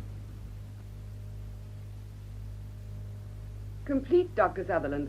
Unanswerable. It only remains for Sidney to give it his authority, and the thing is done. Aye. Well, what is it, Scotty? Well, you're not suggesting Sidney Herbert will fail us? No, just that. But he's weakening. Physically, I mean. He is a sick man. But he doesn't go into the House of Peers at his time of life without he's got a reason. He's gone into the Lords simply in order to remain Secretary of State for War and so see this through. I persuaded him, although his wife wanted him to retire, in 6 months... There are many things that can happen in 6 months. Very well. Sufficient unto the day. Excuse me, madam. Lady Herbert of Lee to see you, madam. Lady Herbert? Yes, madam. Well, you mean Lord Herbert, don't you? No, madam. Her ladyship. Well, show her in, of course. Very good, madam. What's this, Scotty? Elizabeth hasn't been to see me for months. She thinks I've too much influence. Is she trying to interfere, do you suppose? Oh. She'd better not. I wouldn't trouble your head with supposings. The woman has likely come in friendship. You were friends. I wonder. Someone nearly wrecked my whole work in the war by sending out a second contingent of nurses within a fortnight after my arrival, ordered to report not to me, but to Cumming, my principal stumbling block. Oh. I've often wondered if that little slip were inspired by an adversary. I wouldn't trouble your mind with such blethers. The man has worked for you nearly as hard as I am myself. Oh, he's all right, Scotty, as long as I have him under my eye. But he's weak. Susceptible to influences. I don't know. I'm not easy. Lady Herbert of Lee, madam. Elizabeth. Hello, darling. Well, Elizabeth, how are you? Rather bored, don't you know? Rather bored with the season and all that. But very glad to see you, dear. You know Dr. Sutherland, I think. Oh, yes. Dr. Sutherland, of course. How do you do? Madam? I'm just off to Spa. You know Spa in Germany? Yes, I know Spa. Yes. I've persuaded Sidney to go with me. When? Well, in a few days. Did he send you to tell me this? What do you mean, Florence? Good sakes, I have no finished your draft for this afternoon. You'll excuse me. I'll not be long. Excuse me. Well, that's better. We can talk frankly. I always talk frankly. You haven't answered my question.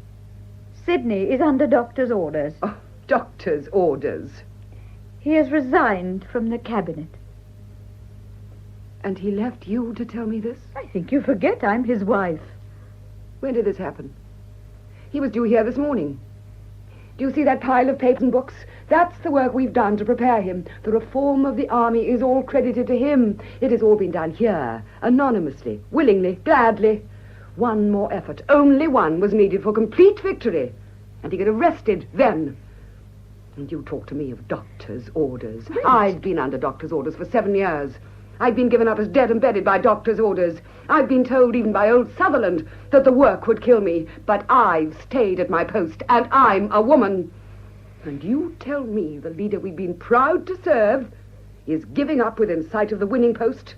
Like a cowardly schoolboy who hasn't the heart to finish his race? You have no right to say that. He's compelled to give up. It's killing him. Suppose it did kill him, or me, or you, or any of us. What does that matter compared with the results? Isn't it better to die gaining a great cause than to jeopardize it by shrinking ignominiously on the plea of sickness?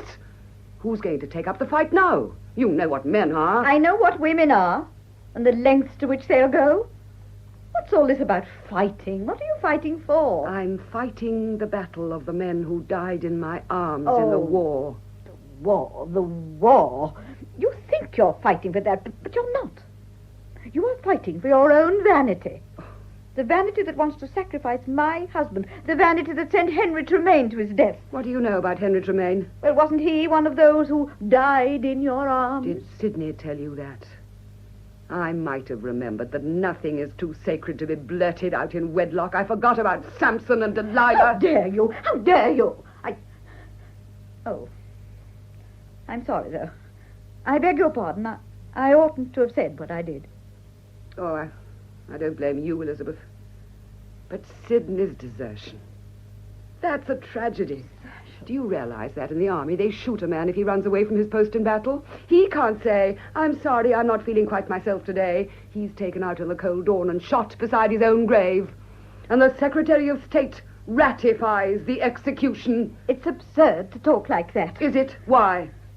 Florence, it is time someone told you the truth. You have a lust for power. If things don't go just your way, you make a grievance of it. It isn't reasonable.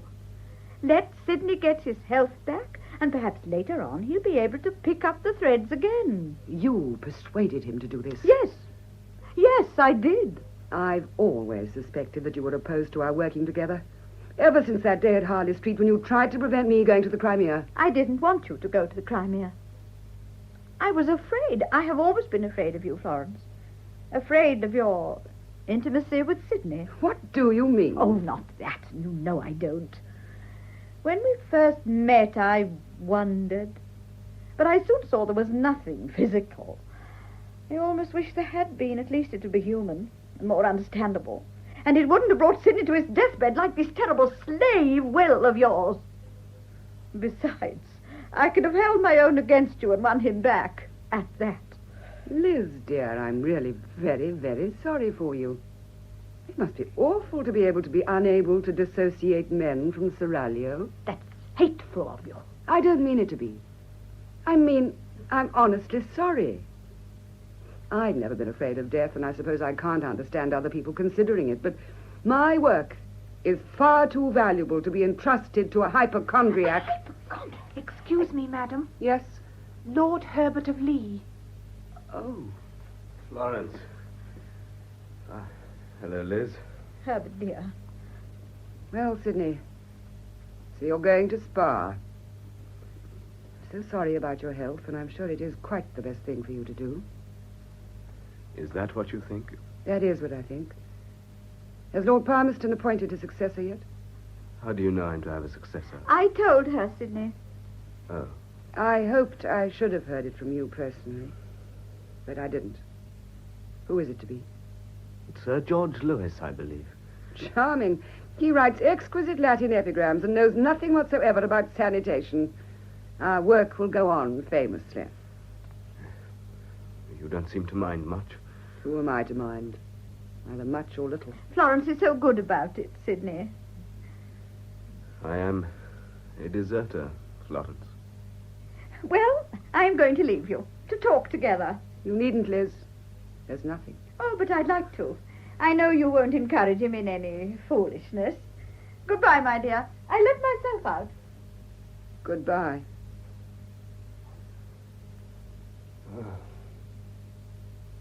She's right, Florence. Work of any sort is foolishness now. I couldn't do it. You don't feel up to it, I suppose? No, it's not that. It's lack of capacity. Something has broken. I shall never come back, Florence. Liz doesn't know. Don't tell her. What's this, Sidney? I shall be dead in a month. Is that doctor's orders, too? Oh, cheer up, Sidney. They've said the same to me for years, but I managed to jog along. I really tried, Florence. But I collapsed this morning. I fainted going upstairs. I know. I've done the same. Well, I'd better go, I suppose. Goodbye. I've never known a bitterer moment than this in my life. When poor Harry was killed, I thought at least there was my work to live for. Now my work is killed, too. Our joint work. I'm not going to give in. I shall go on, alone. Goodbye, Sidney. Please, God, you'll get your health back again, my dear. Thank you 1,000 times for all you've done for us. God bless you. God bless us both. Amen.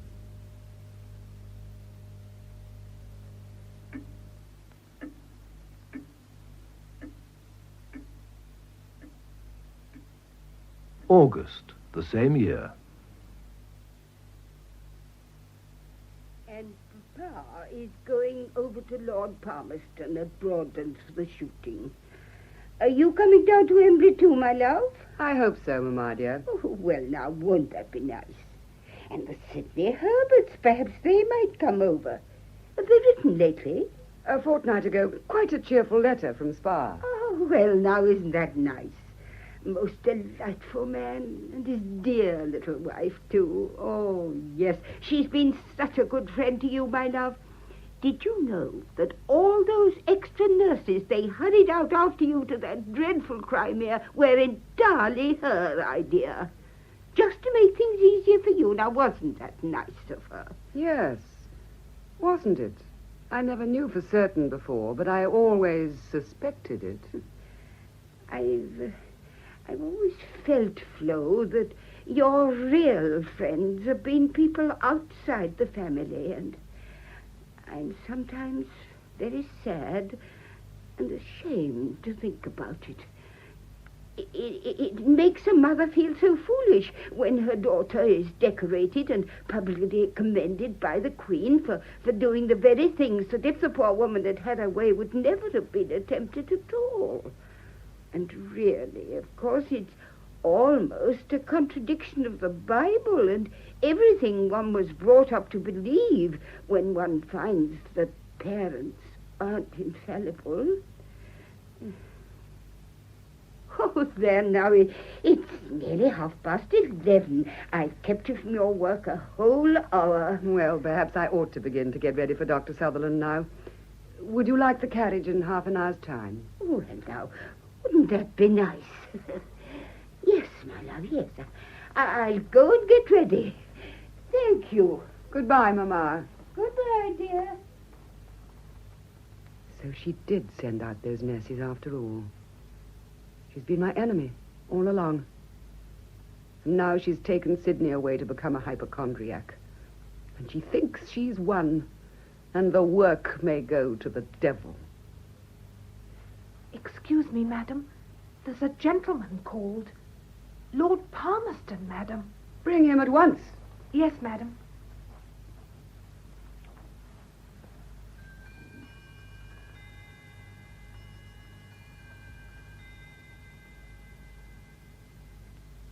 Lord Palmerston, madam.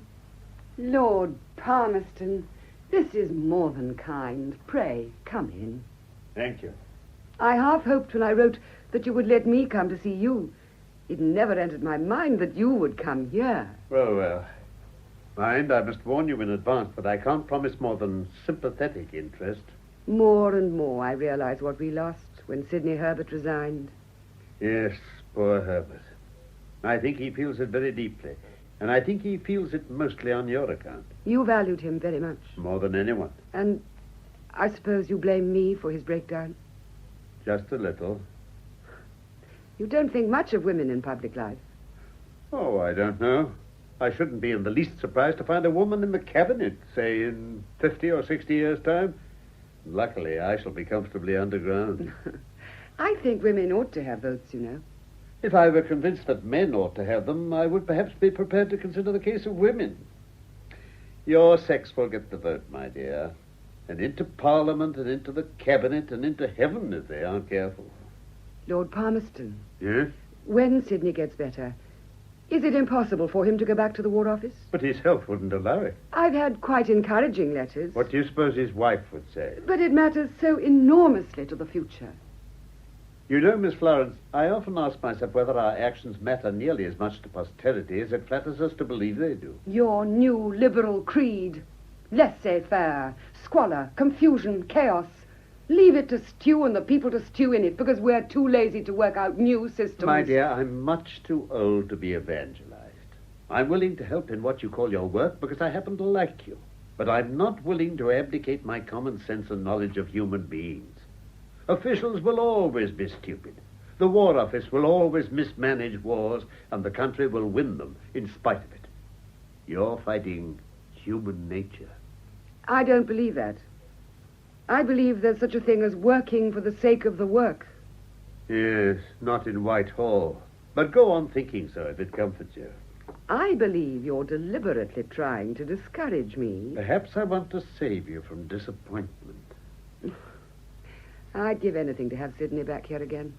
He wasn't afraid of disappointments. He would have shared them. Oh, yes? Well, Lord Palmerston, as you are here, perhaps I could just outline some of my plans for the future. Yes? It would at least be doing something.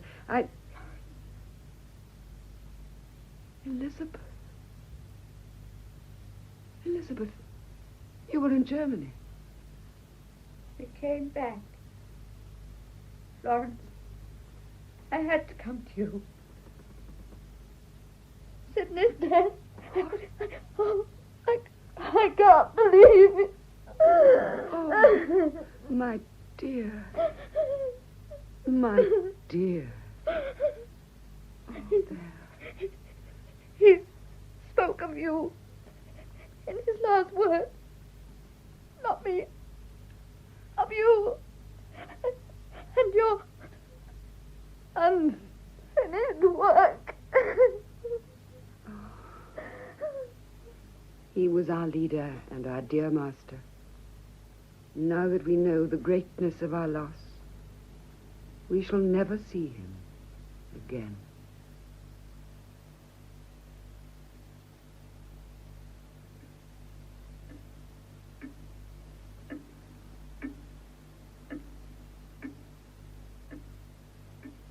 Summer 1886. 25 years later. A room at number 10 South Street, Park Lane. Florence is tucked up in bed with a broad table of writing materials at her elbow. Well, Nurse? Well, why should I break my rule for him? No, certainly not. Not without an appointment. It's Mr. Gladstone himself, Miss Nightingale. He's down there waiting. Not without an appointment. Perhaps Dr. Sutherland will see him later. Is he to be told? Well, Dr. Gladstone's a gifted man, but I don't think even his own party credit him with the power of divination. No, Miss Nightingale. Go and put poor Mr. Gladstone out of his misery. Yes, Miss Nightingale. Will I come in? Scotty. Yes, come in. If you're not afraid to see an untidy old woman in bed. Not up today. What ails you? Can't waste what little nervous energy I still possess on the meaningless fatigue of dressing up. Little nervous energy.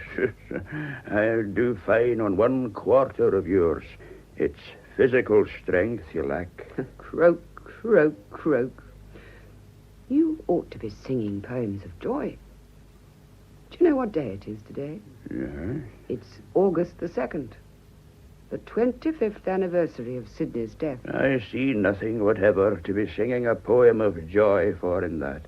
But isn't it something to sing for, that after 25 years, by sticking and sticking to our ground and never admitting defeat, we've done his work at last and won his battles? Aye.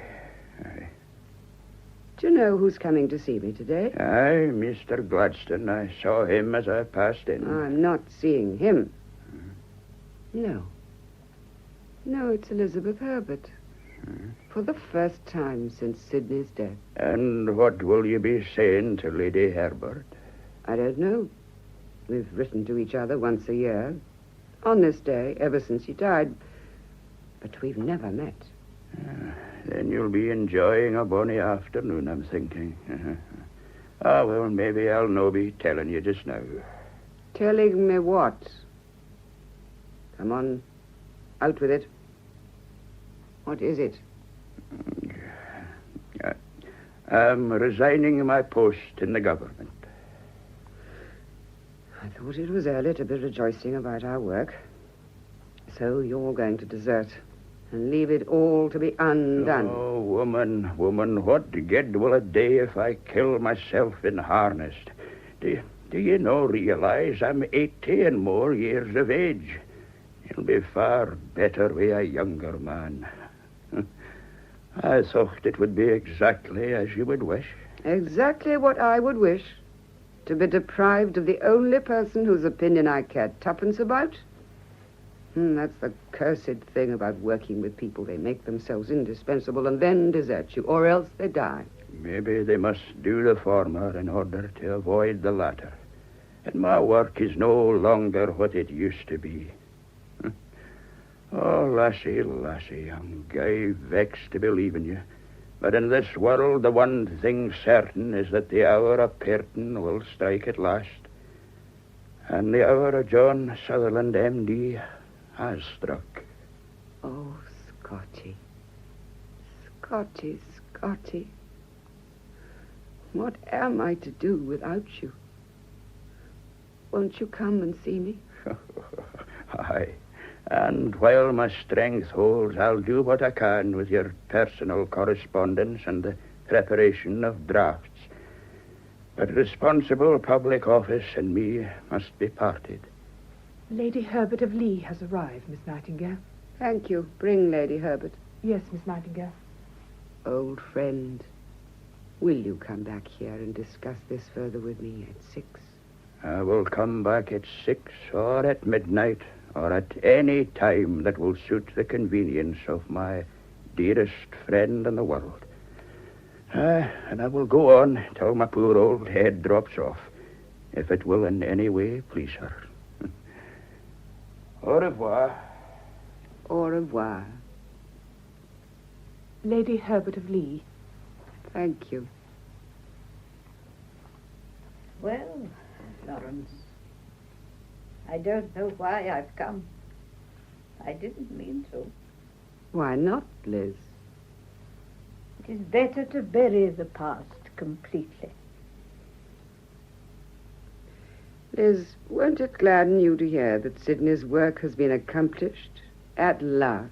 Frankly, not in the least. I did what I could when Sidney was alive to help him. I did it because I loved him, not because I loved what he was doing. If he'd been a farmer, I should have ploughed the land beside him with the same delight and pride. But after his death, I would never have gone near the farm again. I should have hated the place, especially if it had killed him. Does that mean that you hate me, Liz? You are not a place, Florence. In my religion, one is not allowed to hate people. One is taught to pray for them. Am I to ascribe my good health to your intercessions, Liz? I thought I taught myself to forget Sidney. The pain of separation, I mean. One can do remarkable things by concentrating the mind on religious meditation. But I haven't forgotten, and I shall never forget. Wouldn't it have been easier for you not to forget, but to remember happily, if you'd carried on his work with us? Oh, work is your panacea for everything. And yours is meditation. Yes.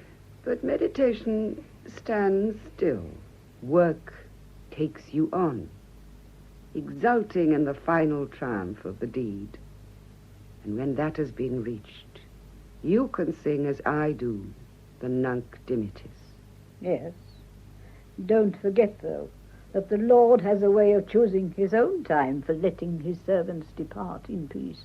Do you mean one might live on and on, unable to work and unable to die? That might be my punishment? Yes, Florence, it might. Or rather your purgatory, which we must all endure. Which we must all endure.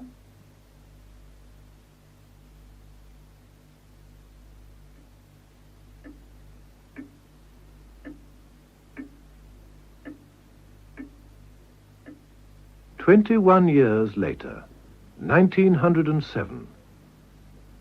The drawing room at South Street is rapidly filling for an investiture. Miss Nightingale, now aged 88, is to be given the Order of Merit.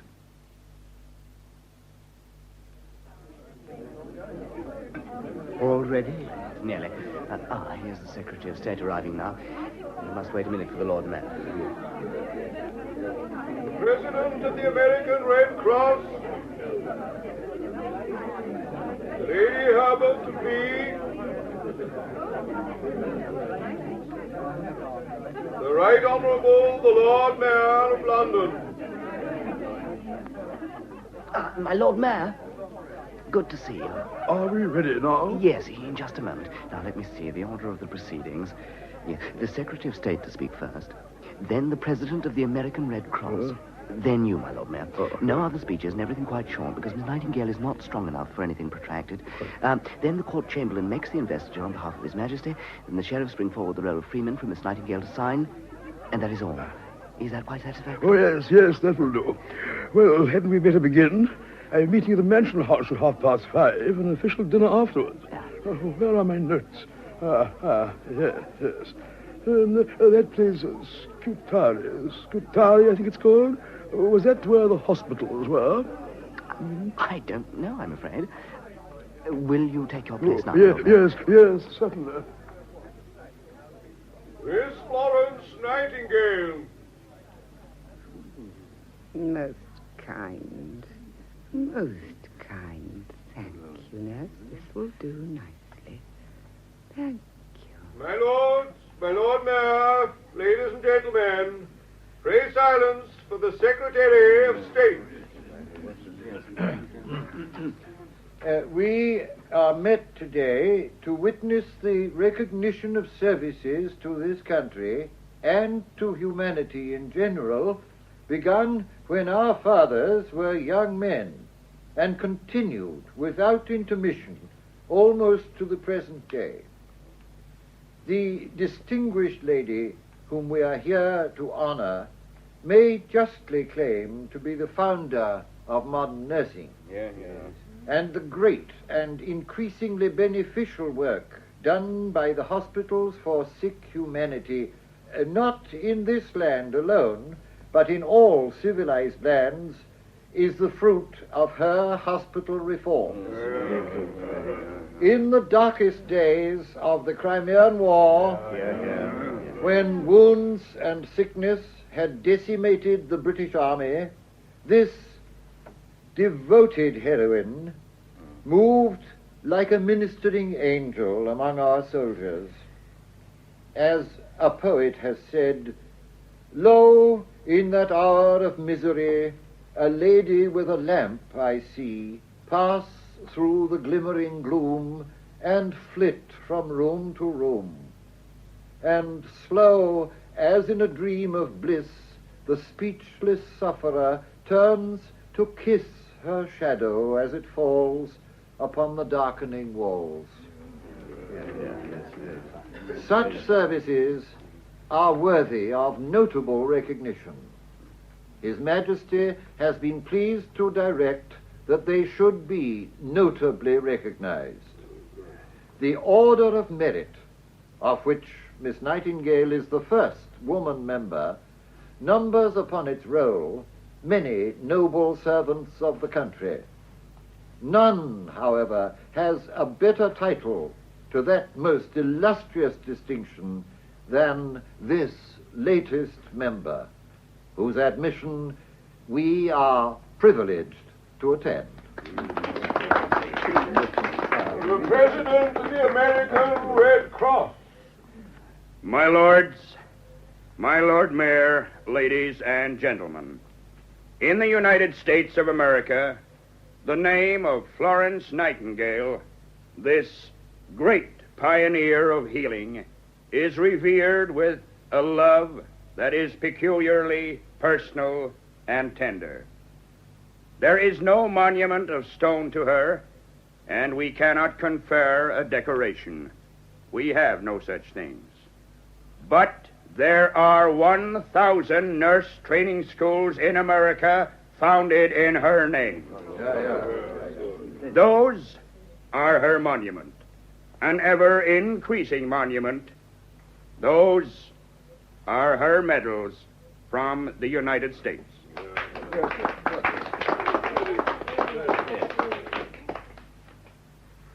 The Right Honourable the Lord Mayor of London. I had intended to make some remarks about Scutari, where the hospitals were, and about the Crimean War. But I feel that this is rather superfluous. We all know Miss Nightingale's noble deeds, and it is a great privilege to say that the Common Council of the City of London desire to confer on this most excellent lady the freedom of the City of London, which we beg her to accept.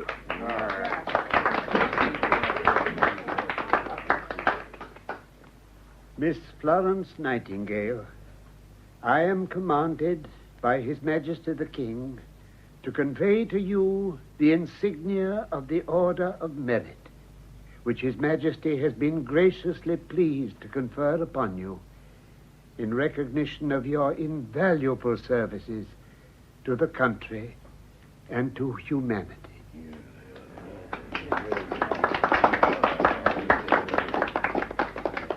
Most kind, most kind.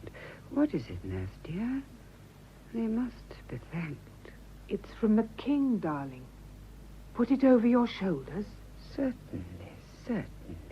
How very, very kind. Why are they doing that? It's the Crimea, darling. Oh, yes. Yes. The Crimea.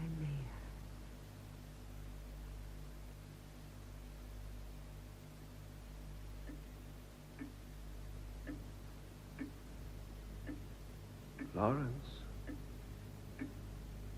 Florence? Who is that? One who loves you. There is no one who loves me. Now. There are myriads who love you. And bless your name for what you have done for them.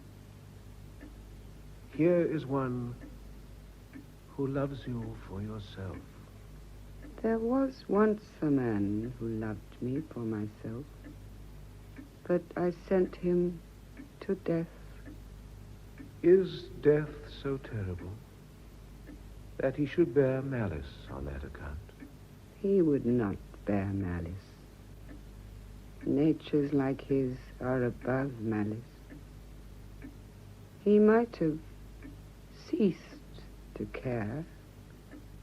What if that were beyond his power? What am I to you? I am an old, old woman, about to die. There are no such things as years. Age does not exist. But death? You were killed a lifetime ago. What has happened? Is it a dream? Is it a dream? Everything is a dream, except God. Except God.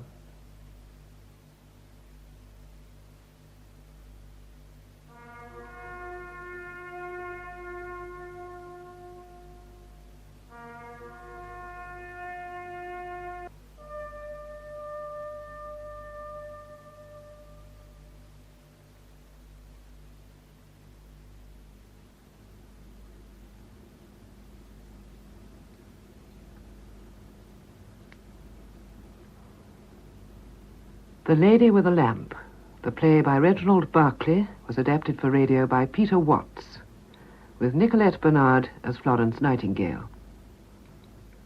The part of Henry Tremaine was played by John Bentley. Lord Palmerston by Carlton Hobbs. Elizabeth Herbert by Marjorie Westbury. Mrs. Nightingale by Vivienne Chatterton. Sidney Herbert by Sean Barrett. Mr. Nightingale and Dr. Ames by Geoffrey Wincott. Dr. Sutherland, Henry Stamper. Dr. Cumming and the Secretary of State by Stephen Jack. And other parts were played by Joe Manning Wilson, Margaret Wolfett, and Margot Boyd. The announcer was Robin Holmes, and the play was produced by David Davis.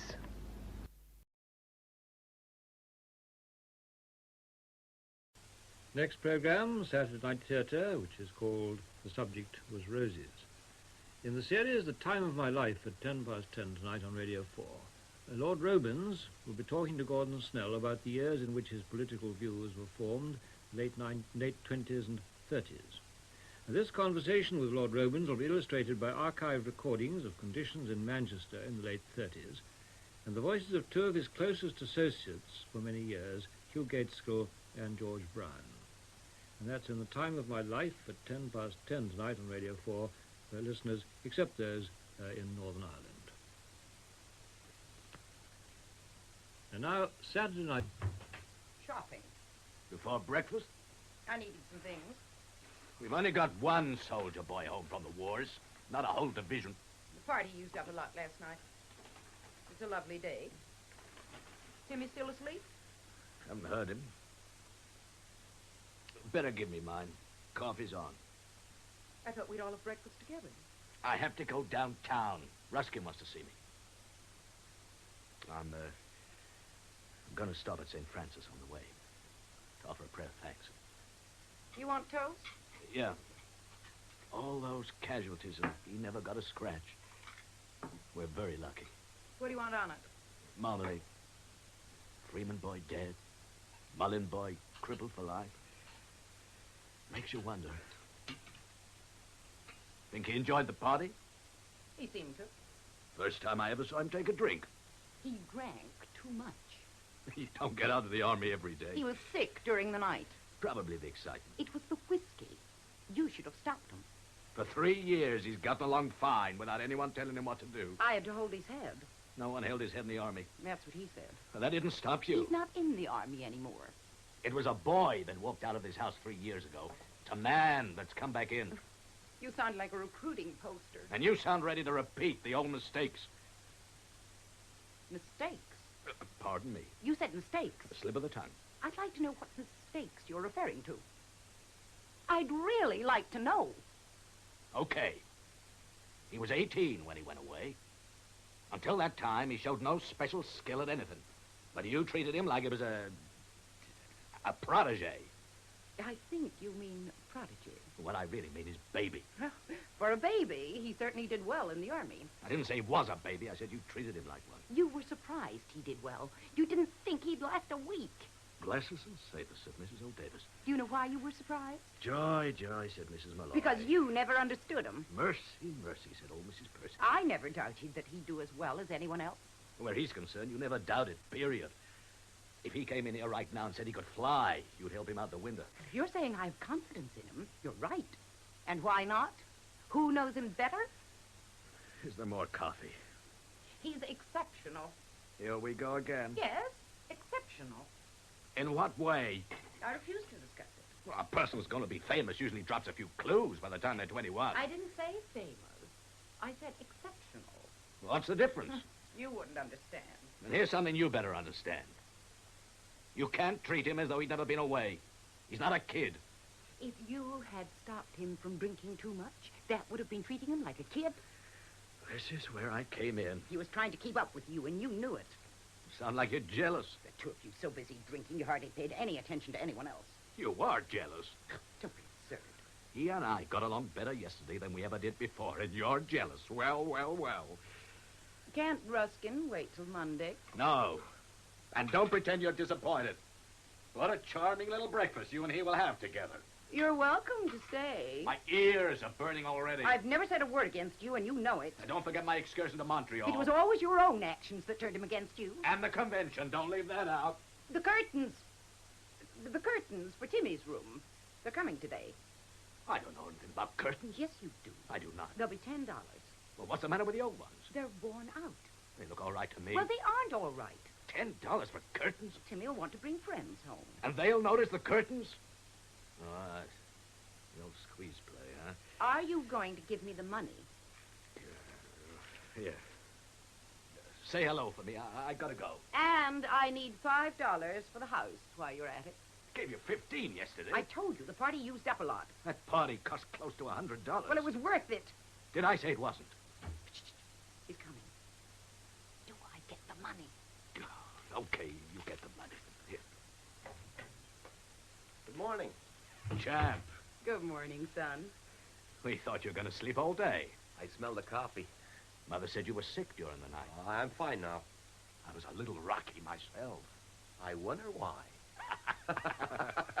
What time is your appointment? 11:15. It's 25 hours. Mr. Ruskin wants to see me this morning. Oh, that's too bad. Why? Well, I thought we might take in the ball game. So why don't you? Here's your juice. You know I can't. Look, Tim, this thing with Ruskin means a sure sale. I understand. We'll go tomorrow. My mother expects us for dinner tomorrow. How about next Saturday? All right. We'll get box seats. The works. Sounds fine. Swell. Well, I gotta go. What time will you be home? I'll call you. I'll be at my mother's. I understand none of your old clothes fit. Only got your uniform to wear, huh? That's right. Well, meet me downtown on Monday. We'll get you some new ones. Okay. What'd you say that ribbon was for? What this? Yeah. Well, that's a combat infantry badge. How about that? Well, it's not as important as it sounds. Well, we'll have to sit down and have a real talk. I want to hear all about it. All right. Great to have you home. It's great to be home. Mullin boy crippled. Freeman boy dead. We are very lucky. I know. Stopping up at St. Francis this morning to offer a prayer of thanks. See you later. Right.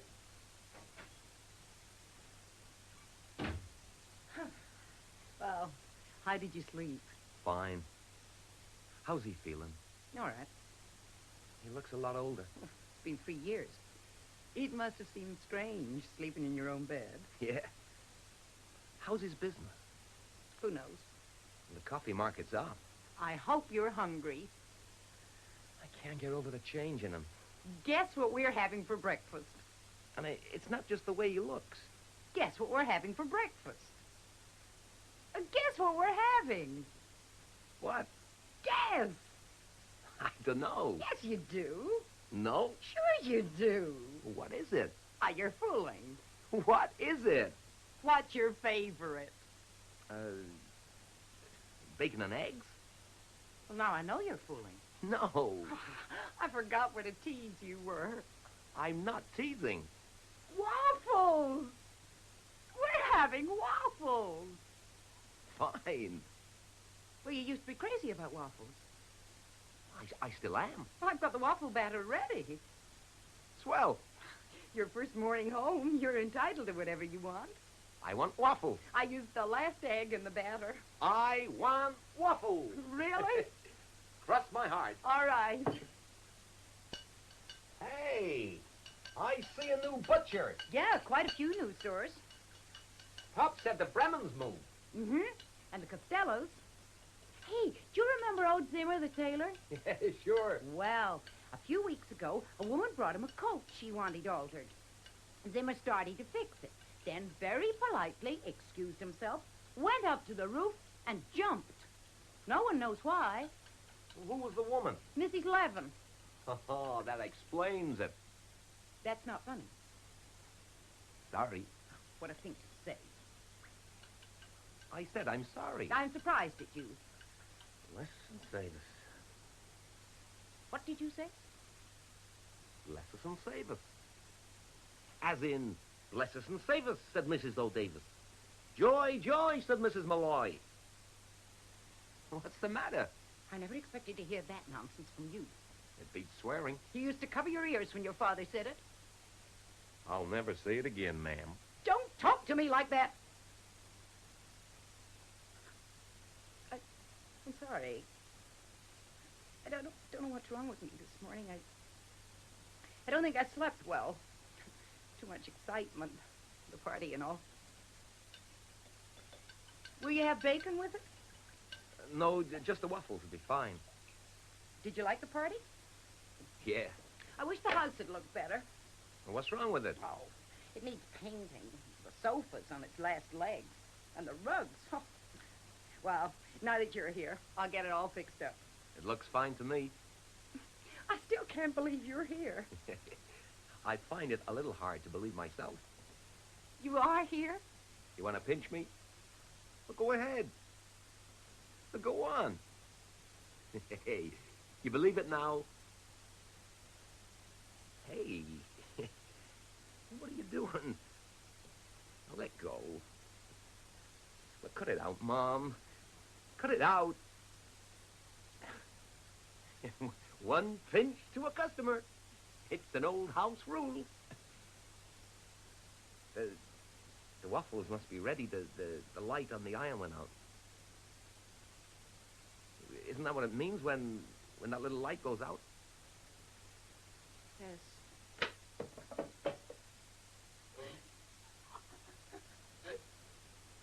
What's the matter? What's wrong? What is it? What is it? They're stuck. What? Why did they have to stick today? With the waffles? I can't remember the last time they stuck. What's that to cry about? I've looked forward to this morning for 3 years, and nothing's right. Now, why do you say that? No one thing. What isn't right? No one single thing. Would you please stop? The things you've been saying. Your attitude. What things? What attitude? You haven't even asked about Willis. How is he? Every time I look at you, you avoid me. Oh, now that's ridiculous. Look, you're doing it now. I am not. How could you forget the waffles were your favorite? I just forgot. Well, then you must have forgotten a lot of things. Hey, I'll tell you one thing I didn't forget. The dance. The one we were going to have the first morning I was home. What made you think of that? It's been on my mind all along. I'll bet. I was about to turn the radio on when you started crying. I'll bet. If you're through, I'll do it now. Are you through? I haven't danced in so long, I've probably forgotten how. Hey, right. Well, shall we have a go at it? I can't remember the last time I danced. Come on. You really want to? Yeah. Well, yes for it. Not a girl. Here we go. Oh, forgot how to dance. Who are you kidding? Well, I guess it's one of those things you never forget. You have been taking lessons. But of course. You come here often? No, first time. Yeah, me likewise. You by yourself? With a girlfriend. Come on, we need something lively. Oh, now, no. don't move. Hey, ho! Well, what do you say? Well, the spirit's willing. Let's go. Not bad, not bad. Oh, what will the neighbors think? Oh, wait. We're coming into the home stretch. Hang on. I'm getting dizzy. Hey. Hang on. I can't do anymore. Hang on. I can't. Hang on, hang on.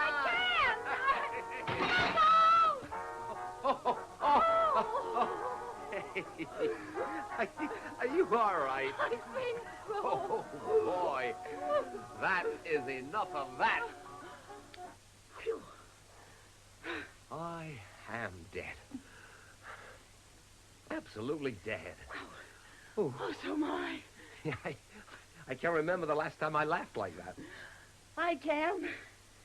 We were driving to the lake, and we stopped at that dinky carnival. Yeah, the time I got you to go on that ride. Your father thought we'd lost our minds. He kept begging the man to stop the engine. Which made us laugh all the harder. You know something? What? I really believe you're here now. So do I. What are you going to do today? I don't know. Why don't you come to Mama's with me? We're going there for dinner tomorrow. Willis would love to see you. I'll see him tomorrow.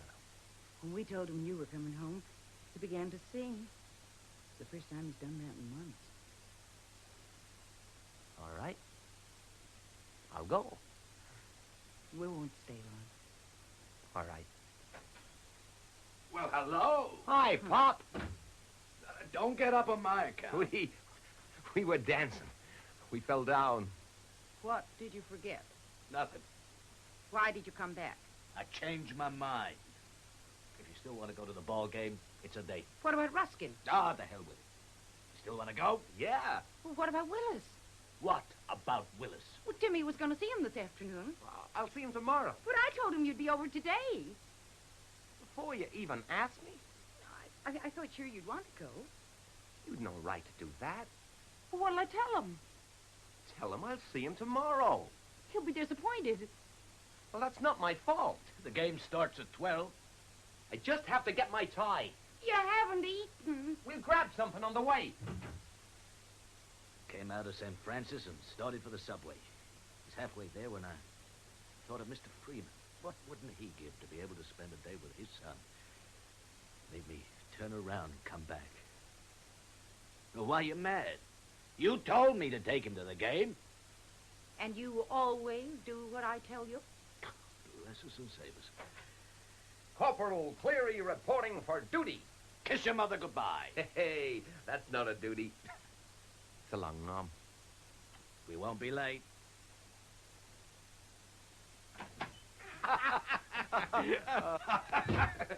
I hadn't told that one in years. You know, I was considered a very funny fella because of you. Hello? Anybody home? Still at the mother's. I better put the roses in water.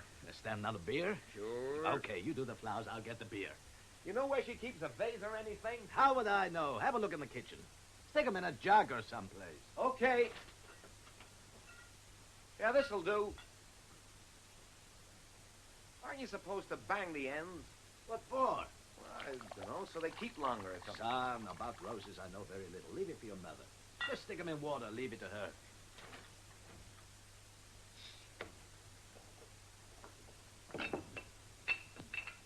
Do you remember all those jokes of mine? Just came to me, I guess. I don't remember most of them myself. Here's your beer. Oh, thanks. I'll take the roses through. Well, we drink to the Chicago Cubs. Think it'll help them? Can it hurt? To the Cubs. To the Cubs.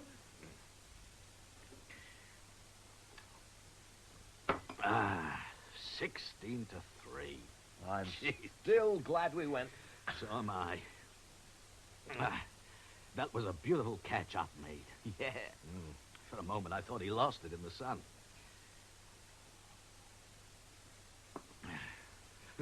So they really went for the old man's jokes, huh? Especially the ones about Uncle Mike. Such as? The Pennsylvania hotel gag. Columbus told that one to the Indians. Uncle Mike was a famous man in our outfit. Yeah, joking aside, he was quite a guy. Stood 6'3", weighed close to 250. I remember his picture. He was in the Spanish-American War. I know. Got hit by a bullet once and knocked him out. When he came to, he was lying in a field full of wounded men. Hey, how about that? I'm telling you war stories. Go on, you do the talking. About what? Well, you must have seen some pretty bad things. Not as much as a lot of others. Well, maybe you'd rather not talk about it. Oh, I don't mind. You know, I'd like to hear what you have to say. I don't know how to begin. Well, anything that comes to mind. You want to know the bravest thing I ever did? Yeah. The first night we were in combat, I slept with my boots off. Well, go on. Well, that's it. Well, you slept with your boots off? Doesn't sound like much, does it? Not offhand. Well, you see, the fellas who eventually cracked up were all guys who couldn't sleep.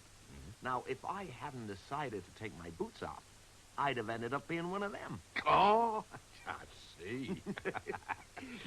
You want to know the smartest thing I ever did? Sure. I never volunteered. Huh? One day the lieutenant bawled me out for it. I said, sir, sir, if there is anything you want me to do, you tell me and I'll do it. But if you wait for me to volunteer, you'll wait forever. Oh, what do you say to that? Nothing printable. Oh. No, Pop, the fact is I wasn't a very good soldier. Well, you did everything they asked you. Yeah, but the good ones do more. You'd have been a good one. What makes you say that? Well, I can tell. Well, thanks. You're welcome. Yeah. You know, it's one of the big regrets of my life that I was never in the service.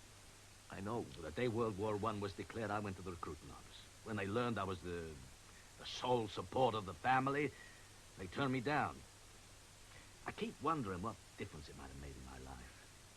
Then I wonder how I'd have made out. I wouldn't have settled for a desk job. I'd have gotten to the front.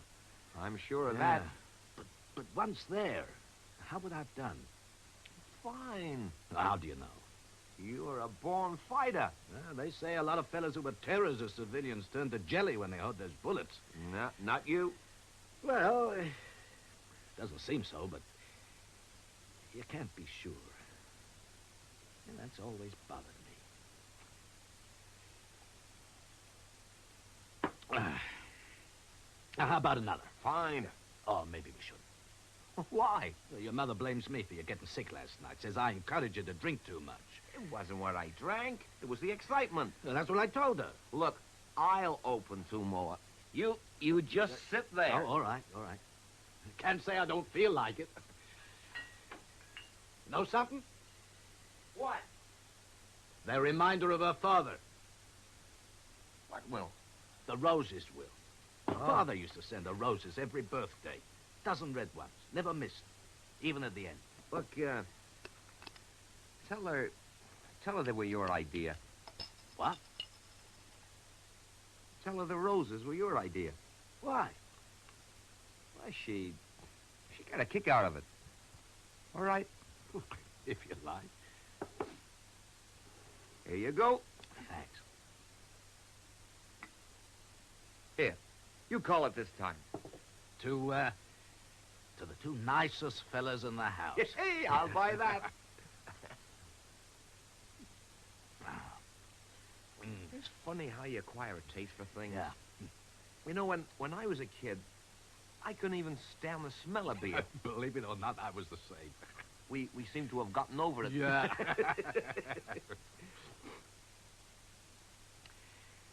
Can I say something to you? Sure. You won't take it the wrong way. No. I owe you an apology. For what? Well, you were always sick. Always home from school with one thing or another. I never thought you'd last in the army. Neither did I.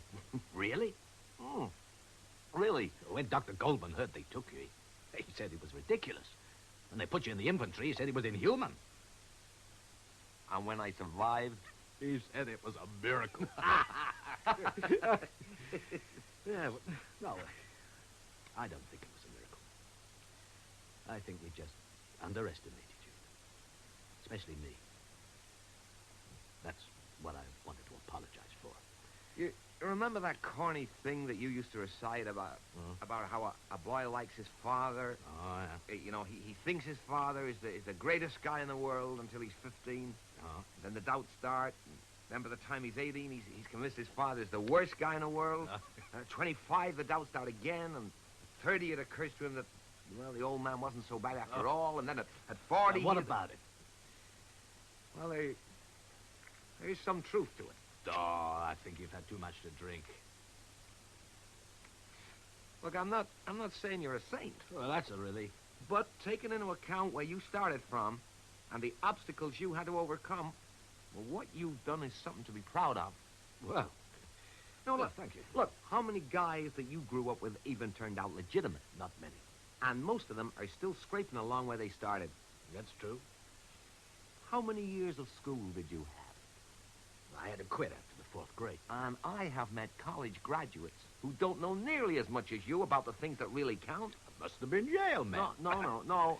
I'm serious.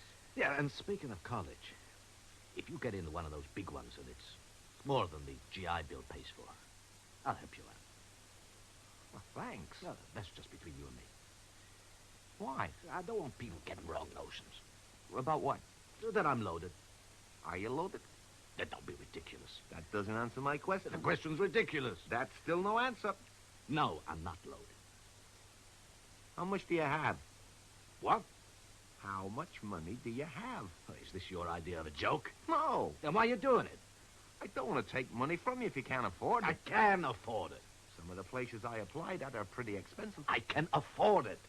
Then you must be loaded. I am not loaded. We have a summer place, a car, and now you tell me you can afford any school in the country. You got to be fairly loaded. If I hear that word once more, I'm marching right out the door. You haven't changed a bit. You look as though I'd ask you to betray your country. You son of a gun. I really had you going. Some joke. Say, Pop. What? How much do you have? Enough's enough. I think we better change the subject. Well, how did you meet Mother? You said change the subject. You know all about that. Just that you picked her up on the subway? It wasn't like that at all. Well, then I don't know all about it. I picked her up, and it makes her sound cheap. I'm sorry. First time I spoke to her was on the subway, but there's more to it. Well, tell me. Why? Well, I might become a writer. I might want to do a story about it someday. A writer? Maybe. Well, that's the first I heard about that. Me too. Must be the beer. Now, what year was it that you met her? 1921. A writer? A writer. Where were you working at? At Emerson's. And? Well, one morning I saw her walk by. That afternoon she passed again. Same next day. Turned out she worked around the corner. You sure you want to hear this? Uh-huh. One evening I happened to be leaving at the same time she did. Turned out we took the same subway. She got off at 72nd Street.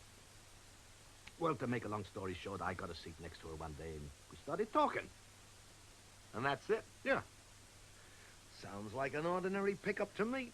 Well, it wasn't. I left some things out. Such as? Oh, I don't remember. That was 25 years ago. Now, the way I heard it, you followed her for a month before you finally got the nerve to speak. Thought you didn't know the story. And to convince her of your intentions, that they were honorable, you asked if you might call it her home. True or false? Well? True. Oh, gee, you wouldn't believe how nervous I was. She didn't make it any easier. Pretended the whole thing was a complete surprise. Bernhardt couldn't have done it nicer. Or looked nicer. All in blue. Blue dress, blue hat, blue shoes. Everything blue. Light blue. And dignified. Oh, one look at her, you knew she was a lady. My family called her the lady. To their minds, it was an insult. How do we get onto this? You were telling... Oh, join the party! We're having a little hair of the dog. How was the game? Oh, one-sided. Pop was just telling me how you met. What? He asked me. And his version is a little different from yours. Well, what do you mean? He says that you chased him. Yeah, that'll be the day. Says you did everything but stand on your head to attract his attention. That's what he said. Oh, you too. Well, then, how about a beer, eh? Oh, no thanks. Oh, come on. No, well, all right. That's a girl. Now, you sit down. I'll go get it. Yeah, well, just a glass. Well, what did he tell you? About what? Well, about how we met. Oh, that. Well, he said you were dressed in blue and nobody ever looked nicer. That's what he said. I'll bet. Didn't you say that? I'm a stranger here. Did he tell you how he used his friend, Eddie Barnes? Bless us and save us. Every night they'd get in the subway, stand right in front of me and have a loud conversation about how well they were doing in business. Oh, it wasn't every night. Poor Eddie had to go an hour out of his way. That's what I call a friend. Best I ever had. Here you go. Here's your beer. Oh, what's the matter? Where did they come from? Are the roses? Oh, Pop got them for you. You did? Yeah. They're beautiful. Thank you. You're welcome. What made you do it? We happened to pass a place. I know you like them. I haven't had red roses since Papa died. He used to send me a dozen on my birthday. Never missed. I remember. Thank you. You're welcome. I'm going to cry. Oh, you don't bring flowers, they cry. You do, they cry. Sorry. What's to be sorry? He was the kindest, gentlest man that ever lived. I know. Oh, I'm all right now. Yeah, drink your beer. You'll feel better. Yeah, maybe so. To happy days. To happy days. They're just beautiful. Yeah, talking of Eddie Barnes before, God rest his soul, it reminds me of the time old Emerson put up a second-hand car for the man who sold the most coffee over a 3-month period. Yeah. I won it, but I couldn't drive. Eddie said he'd teach me. We didn't get 2 blocks from the office when he ran broadside into an ice truck. How about that ride to Connecticut? Oh, He yeah. practically killed us all. Yeah, what was the name of that place we stayed at? The Rainbow Grove. Yeah, that's right. Big, fat, red-haired Dame ran it. Eh? Mrs. Hanlon. Yeah. My friends all call me Daisy. I dubbed her the Will Rogers of Connecticut. She never met a man she didn't like. Do you remember the night you, Eddie, and a couple of the others picked her up in bed and all Oh, and left her sleeping in the middle of the baseball field? In the morning when we went out to play, she was still there. Oh, what did you do? We ruled that any ball hitting her on the fly was a ground rule double. Oh, we had a lot of fun at that place. Yeah? I wonder if it's still there. I wonder. Well, let's take a ride someday and see, huh? Yeah, all right. Where you going? I've got to start something. Oh, forget it. We're eating out. Yeah, but I bought a steak. It'll keep. Where would you like to go, champ? Maybe he has a date. Bring her along. I don't have a date. I thought you'd be seeing that Davis girl. That's finished. Now, she was a nice girl. She was a dunce. John. Pop is right. You men are terrible. And you are too kind. Well, where are we going? Look, you two settle it while I see a man about a dog. How about the Concourse Plaza? Hmm? All right. Had a nice day today. I'm glad. He's quite a boy. That's what I've been telling you for years. We talked about things, really talked. The way Eddie and I used to. Oh, the hell with the Concourse Plaza. Let's go downtown. Let's go to New Yorker, huh? Oh, you are in a good mood. Because I want to go downtown? Well, that and the roses. Are you going to talk about those roses all night? I just wanted to thank you for them. You already have. You sound as though you're sorry you got them. Now, don't be ridiculous. Why are you angry? I'm just tired about hearing about them. Guy gets some roses, big deal. You're embarrassed. I am not. You did something nice, and you're embarrassed. Oh, you don't know what you're talking about. Don't worry. I won't tell anyone. Nettie, please. Oh, all right. But I want to let you know how much I appreciate it. Good. I'm glad. Yeah, but I do. I really do. John, we haven't been to the New Yorker in years. I wonder if they still got the ice show. Do you suppose we'll have any trouble getting in on a Saturday night? Oh. Well, what do you decide? We're going to the Hotel New Yorker. Well, digga-do. And after that, we're going to the Diamond Horseshoe, and then to the Sawdust Trail. Sounds like our night to howl. That's what it is. Whoa! You call that a howl?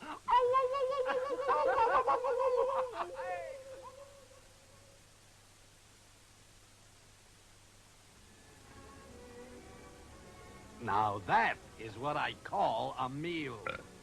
Oh, excuse me, Mac.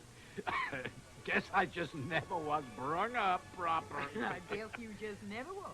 What hope does that give me? Every hope in the world, son. When you got real low people like your mother and me for parents, you got no place to go but up. You speak for yourself. Yeah, I do. I usually do. Hey, Mom, you like to dance? Oh, no, not yet, Timmy. Not after all that food. I'd collapse. No, you wouldn't. Come on. Wait a minute. Corporal Cleary. Yes, sir. Corporal Cleary, in this matter, I outrank you. I happen to be married to the lady. What's more, she's my wife. I thank you. So, ma'am, may I have the pleasure? Or is your card full? Well, I do declare. I dare say, kind sir, I could find room for you. A gavotte, perhaps? A gavotte, indeed. My arm, Mrs. Cleary. Let us step us a measure. Hey, what about me? You, Corporal, you can call the flunky and have him bring another gallon of champagne. My lady and I will have us quite a thirst after all this gavotte. Whatever the Colonel says. That's my boy. See you later. Oh, Colonel. Yes, Corporal. Watch you don't fall over your sword.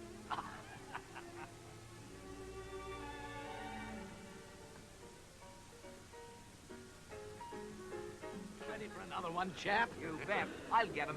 No. You sit there. Talk to your mother. Take half an hour in this crowd, if I can remember which way's the bar. You'll find out okay. Just close your eyes and home in on it. You son of a gun. Not for me. I'll pass.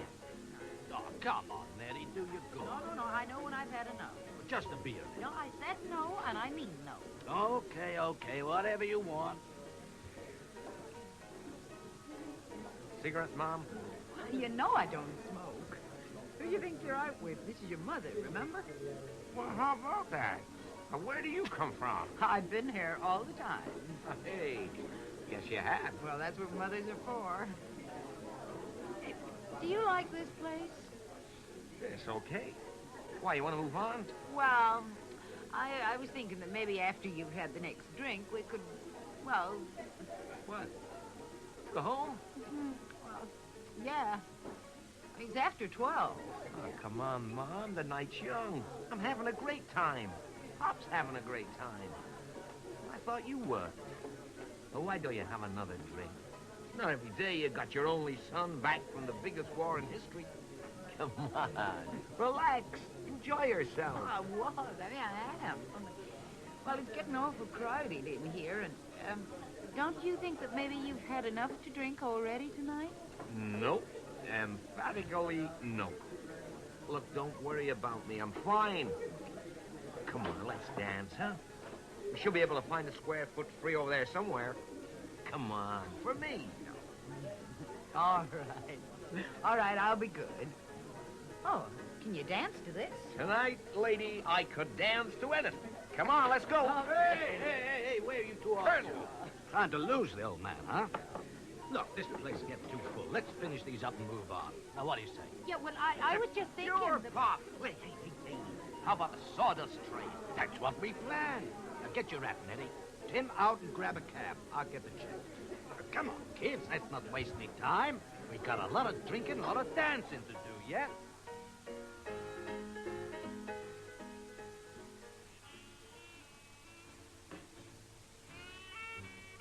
Boy, listen to that man. Listen to him. He's great. What I'd give to play like that.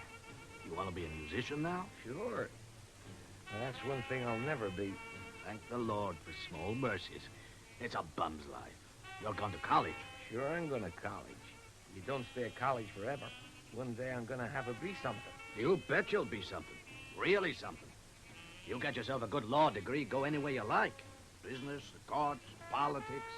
Hey, with a law degree, get into Congress and the Senate, and then, well, lawyers have been in the White House before today, and I guess they will again. How about that, eh, Nettie? How about Timmy for President of the United States of America? Yeah, how about it? All you need is $1 million. Slow down a bit, Pop. I got to get to college yet. And everybody that gets there doesn't get a degree along with the entrance exam. They like you to do a few other things as well, you know. Well, you'll do them. You'll do them fine. You'll get a degree with no trouble at all. Good law degree. Well, maybe he doesn't want to study law. Of course he does. He's got a cleary head on his shoulders. He can see things the right way up. Actually, he did think that he might have a go at American and English literature.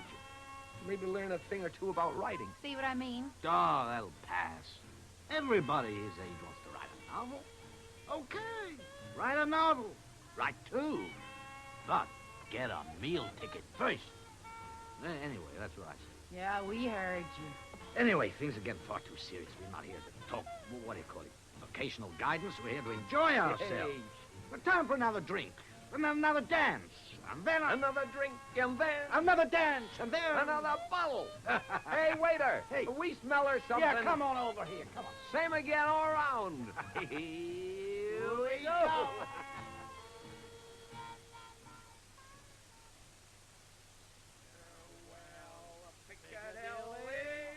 Hello, Leicester Square. It's a long, long way to Tipperary, but my heart is right. No, you'll wake the Feldman. Oh, nothing could wake the Feldman. Oh, we'll have to get some of those stairs taken away. I think they grow in the night. I'll see to it first thing tomorrow. Open the door. Yeah, I can't find my key. I can't find the door.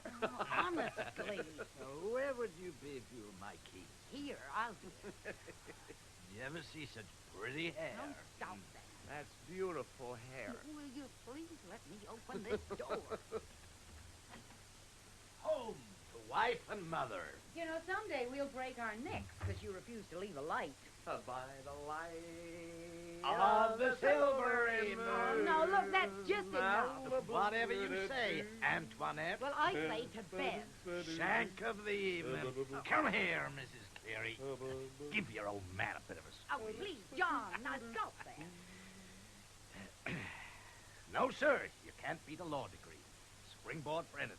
So they say. Well, anyone can be a lawyer. How many people become writers? That's my point. You should be proud to have a son who wants to try something different. Did I say I wasn't proud of him? Abracadabra, cadidra, slattern. What? What's that? The guy in the red jacket who leads the horses to the post of Jamaica. He always says that when they reach the starting gate. Oh. Abracadabra, cadidra, slattern. And here are your horses for the 5th race. As long as you can say it, you're not drunk. Abracadabra, cadidra, slattern. Abracadabra, Cadidra, slattern. Honestly. Zebra. Not zebra. What? Vidra. Oh. Abracadabra, cadidra, slattern. Abracadabra, cadidra, slattern. That's it. Come on, you could dance a jig to that. Oh, abracadabra, cadidra, slattern. Abracadabra, cadidra, slattern. Faster. Abracadabra, cadidra, slattern. John! Timmy! Have you both lost your minds? Nothing wrong with us that a little nightcap wouldn't cure. I'll get a bottle. I'll nightcap you. Oh, I can't bear to hear married people fight. We ought to go dancing more. Now I know you're drunk. Who was it used to call us the Four Mortons? Harold Bowen. I wish we were. Remember the first dance I took you to? Of course. I'll bet you don't. Of course I do. I have this magical feeling from vaudeville. Where was it then? The Crystal Terrace. And what was the first song? Look, it's too late for quiz games. It doesn't matter how cheap and teeny the show is. As soon as the house lights go down and the band starts up, I could cry. The first song we ever danced to was Pretty Baby. Yeah.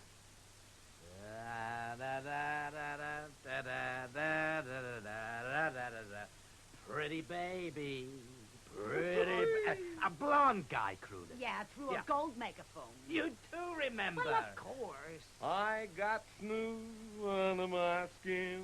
What's new? Nothing. What's new with you? Oh, look, what's he doing? Playing the palace.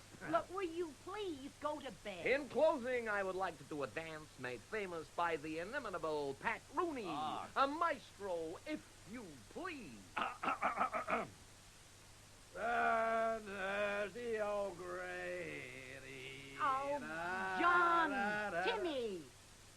Mama expects us at 12. We're running a bit late, folks. Yeah. No dance tonight. My mother thanks you. My father thanks you. My sister thanks you. And the Fellmans thank you. Good night, good night, good night. Good night. Good night, Mrs. Cleary, whoever you are. Oh, good night, dear. It's a tough house, but I warmed him up for you. Thanks. Don't look now, but your leg's broken. The show must go on. Lucky lad. Honor to share the bill with you. Shake. Likewise. Sleep well, chaps. Night, champ. Look, you sure you don't want a stomach powder?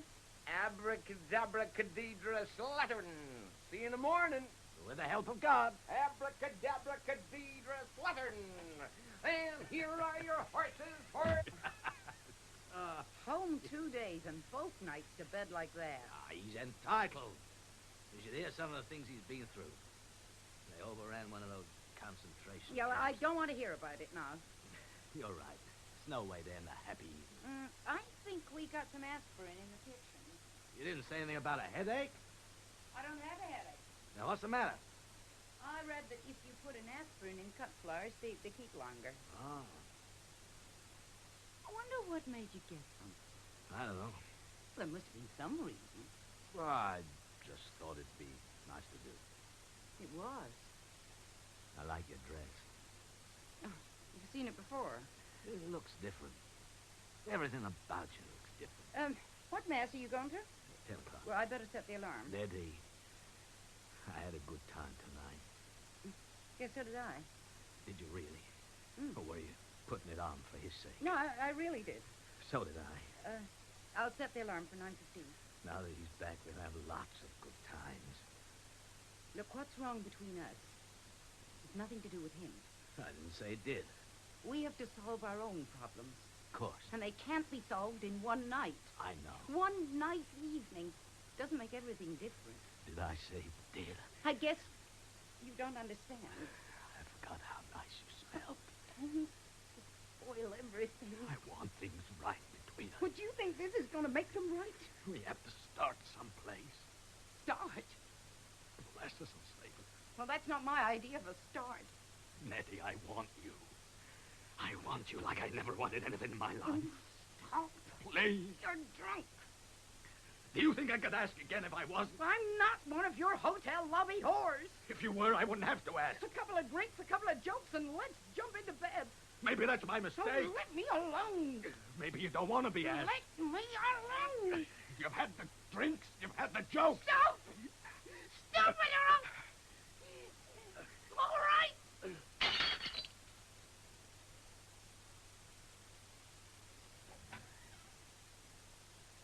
What happened? The Rosies, yes. I knocked them over. Sounded like a bomb. I'm sorry I woke you. I'll clean up. You go back to bed. All right. Good night. Good night. Good night, Pop. You moved me this afternoon. When you brought the roses, I felt something stir I thought was dead forever. Now this. I don't understand. I had nothing to do with the roses. They were his idea. Coffee's weak. Add water. I said weak. Waste of time bringing good coffee into this house. I'm thinking about renting the lake house this summer. Business is off. Well, what do you say? About what? Renting the lake house. Timmy will be disappointed. How about you? Oh, I'm in favor of it. Of course you are. I wonder why. Morning. Good morning. Morning. Nice of you to join us. My pleasure. This isn't a hotel. We have our meals at certain times. You should have woke me. No, it's all right. Of course it is. Sit down. What do you want? Coffee. Just coffee? Yeah, my stomach's a bit shaky. You should have taken that stomach powder. No, it'll be all right. 2 days, 2 hangovers. Is that what they taught you in the Army? Cream, please. Oh. Thank you. I'm thinking of renting the lake house. Well, how come? I can use the money. Oh. Well, that all you're going to say? What do you expect me to say? I thought that house meant something to you. It does. But if you need the money... A bunch of strangers sleeping in our beds, using our things, doesn't bother you at all? It has to be. Of course, I forgot. What's a little summer cottage after the earth-shattering things you've been through? Mom, do you have more cream? Yeah, I'll get it. Yeah, well, what do you want more cream for? Coffee's strong. It's weak. Well, no, it's too strong for me. Here. Thanks. A few months in the Army, they're experts on everything, even coffee. Now, who said that? By the time I was your age, I was in the coffee business 9 years. 9 years. When I was 17, they sent me to Brazil for 3 months. I know. I've never been out of New York before, but I went down there on my own and did my job. For Emerson, wasn't it? No uniform, no buddies, no Uncle Sam to lean on. Just myself. All alone in that strange place. Well, that's the time you grew the mustache to look older. Who's telling the story? Sorry. 35 years in the business. He's going to tell me about coffee. Look, I wasn't telling you anything about anything. I just said that for me, the coffee was too strong. What time's dinner? Mom expects us at 12. I suppose you'll wear your uniform. It's the only thing I have that fits. You sure? I mean, maybe you haven't grown as much as you think. It'll be ravioli. Yeah, and meatballs. GI Bill, home loans, discharge bonus, unemployment insurance. You boys did pretty well for yourselves. Well, they did pretty well for us, too. Oh, say, can you see? What's your point, Pop? The war's over. I'll buy that. The world doesn't owe anyone a living, including veterans. I'll buy that, too. Let the Jews support you. Come again? Wasn't for them, we wouldn't have gotten into it in the first place. I thought you broke that record. Lousy kikes. John. I changed my mind. I'll have some toast. Don't tell me you've lost your great love for the Jews. Don't stop it. It's all right. How nice of you to let me talk in my own house. And me not even a veteran. Would you mind telling me what you're mad about? Who's mad?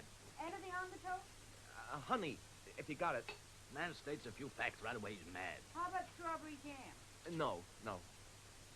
If I get a halfway decent offer, I might sell the lake house. Pete? Yeah, all right. Now hurry up with your breakfast. What for? Mass starts in 20 minutes. You're not even dressed. Mass? Mass? I haven't been to Mass in over 2 years. You know that. Lots of bad habits you boys picked up you'll have to get over. Not going to Mass is not a habit I picked up. It's a decision I came to after a lot of thought. What way is that for a Catholic to talk? I haven't considered myself a Catholic for quite a while. Must be something wrong with my ears. You knew this was coming. Why pretend it's such a shock? Now there's a familiar alliance. So you've outgrown the faith, huh? It doesn't answer my needs. Outgrown your old clothes and outgrown the faith. Pop, will you listen to me? Billions of people have believed in it since the beginning of time, but it's not good enough for you. It's not a question of good enough. What do you say when people ask you what religion you are, huh? Nothing. You say you're nothing? Yeah. The Clearys have been Catholic since the beginning of time. And now you, a Cleary, are going to tell people you're nothing? Yeah. You're an atheist. John. When you come to the blank after religion on those college applications, put down atheist. Makes a big hit in those Ivy League places from what I hear. I am not an atheist. Then what are you? Why, I don't know. But I'd like a chance to find out. You don't know what you believe in? Do you? Yeah. Well, tell me. Or go on. I believe in the Father, the Son, and the Holy Ghost. I believe that God created man in his own image. Look, Pop. Pop, if your faith works for you, I am glad. I'm very glad. I wish it worked for me, but it doesn't. Do you believe in God? Yes or no? I don't believe in heaven or hell or purgatory or... Yes or no? I believe there's something bigger than myself. Now, what you call it, or what it is, I don't know. Well, this is a fine how do you do. But yesterday you said he was a man. A man has a right to decide such things for himself. Good morning, Father Riley. Good morning, Mr. Cleary. I understand your boy's out of service. Yes, Father. Where is he this fine Sunday morning, Mr. Cleary? Home, Father. Is he sick, Mr. Cleary? No, Father. Then why isn't he here in church, Mr. Cleary? He's become an atheist, Father. I am not an atheist. Whatever you are, I won't have it. I'm the boss of this house. If you want to go on living here, you'll do as I say. And I say you're going to church with me this morning. Do you know what you're doing? Keep out of this. No, you Well? pay attention to him. It's all right. I'll go to church with you. I'll be out in a minute. Forget it. What? I said forget it. The Lord doesn't want anybody in his house who has to be dragged there. Score another one for your side, maybe. It has nothing to do with her. Wait till you're down on all fours someday. You'll be glad to see a priest then. We'll meet you at Mama's. I won't be there. She expects us. We all have our disappointments. I said I'd go with you. No. What was all that about? Oh. Should have gone with him. Oh, I'll never understand that man. Well, why didn't I just go? Why did I have to make an issue? It wasn't your fault. No, it never is. When he's in one of those moods, there's nothing anyone can do. The Alliance. That's what he called us. Everyone's entitled to their own beliefs. That's what we must seem like to him. An alliance. Always two against one. Always us against him. Why? Look, if you're through eating, I'll clear the table. Didn't you hear me? Evidently, your father's not the only one who got up on the wrong side of bed this morning. Look, I am not talking about this morning. There's no need to shout. You and him and me and what's been going on here for 20 years. But it's got to stop. What's got to stop? We've got to stop ganging up on him. Oh, is that what we've been doing? Well, you said you never understood him. And never will. Have you ever really tried? Go on. Have you ever tried to see things from his point of view? What things? Well, the lake house, for instance. The lake house? It's the pride and joy of his life, and you're always knocking it. Well, do you know why? Yes. Because he bought it without consulting you. Yeah, drove me out to this godforsaken lake, pointed to a bungalow with no heat or hot water, and said, that's where we'll be spending our summers from now on. An hour's ride from New York City isn't exactly godforsaken. It wasn't an hour's ride 20 years ago. The point is, would he have gotten it any other way? If he'd come to you and said he wanted to buy a cottage on a lake in New Jersey, would you have said yes? Well, I might have. No. Not if it had been a palace with 50 servants. I don't like the country. We'd have spent every summer right here. Well, my idea of a vacation is to travel, see something new. You had a chance to see Brazil. No, that was different. Yeah. And the fellow who took that job is a millionaire today. Yeah, and still living in Brazil. Which is not to be compared with the Bronx. So it's my fault we're not millionaires? Your mother might have loved Brazil. You violently objected to moving from Yorkville to the Bronx. Why? I hate the Bronx. But you insisted on your mother move up here. Well, they tore down her building. She had to move somewhere. Except for summers at the lake, have you ever gone 2 days without seeing her? Only because of Willis. Where are you going? To get dressed. And then I'm going to church and apologize to him for acting like a fool. You'll be at Mama's for dinner. Only if he'll come with me. Look, you disappointed Willis yesterday. You can't do it again. Oh, yes, I can. Oh, how cruel. Cruel? Not as cruel as you're dragging me over there every day when I was little. And when I was bigger and couldn't go every day, concentrating on Sunday. Is it too much to give your crippled cousin 1 day a week? And when I didn't go there on a Sunday, I felt so guilty that I couldn't enjoy myself anyway. I hate Sunday. And I don't think I'll ever get over it. But I'm going to try.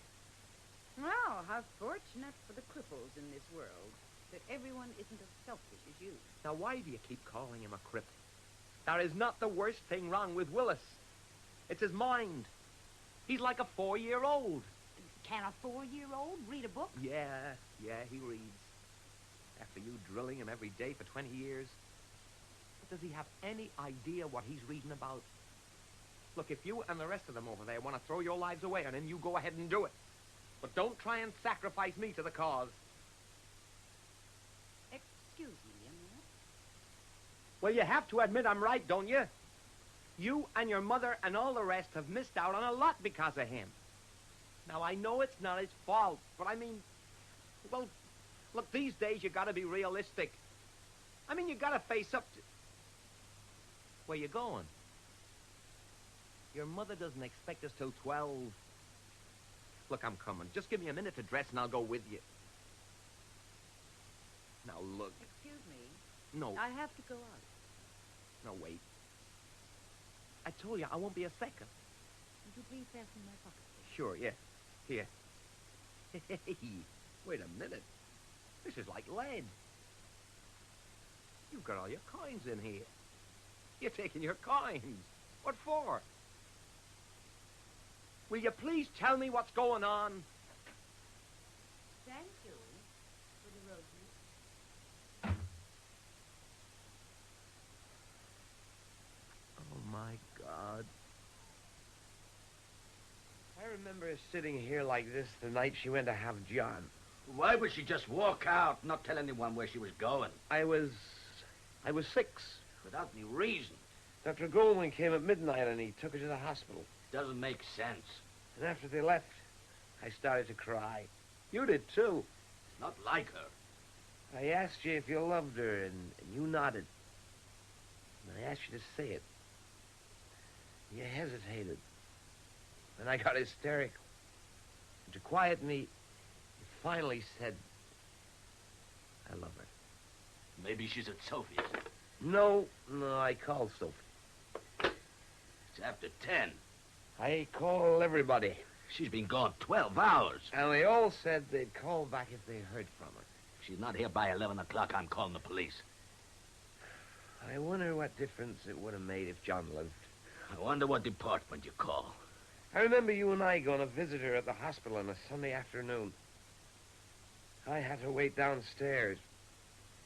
It was the first time I ever heard the word incubator.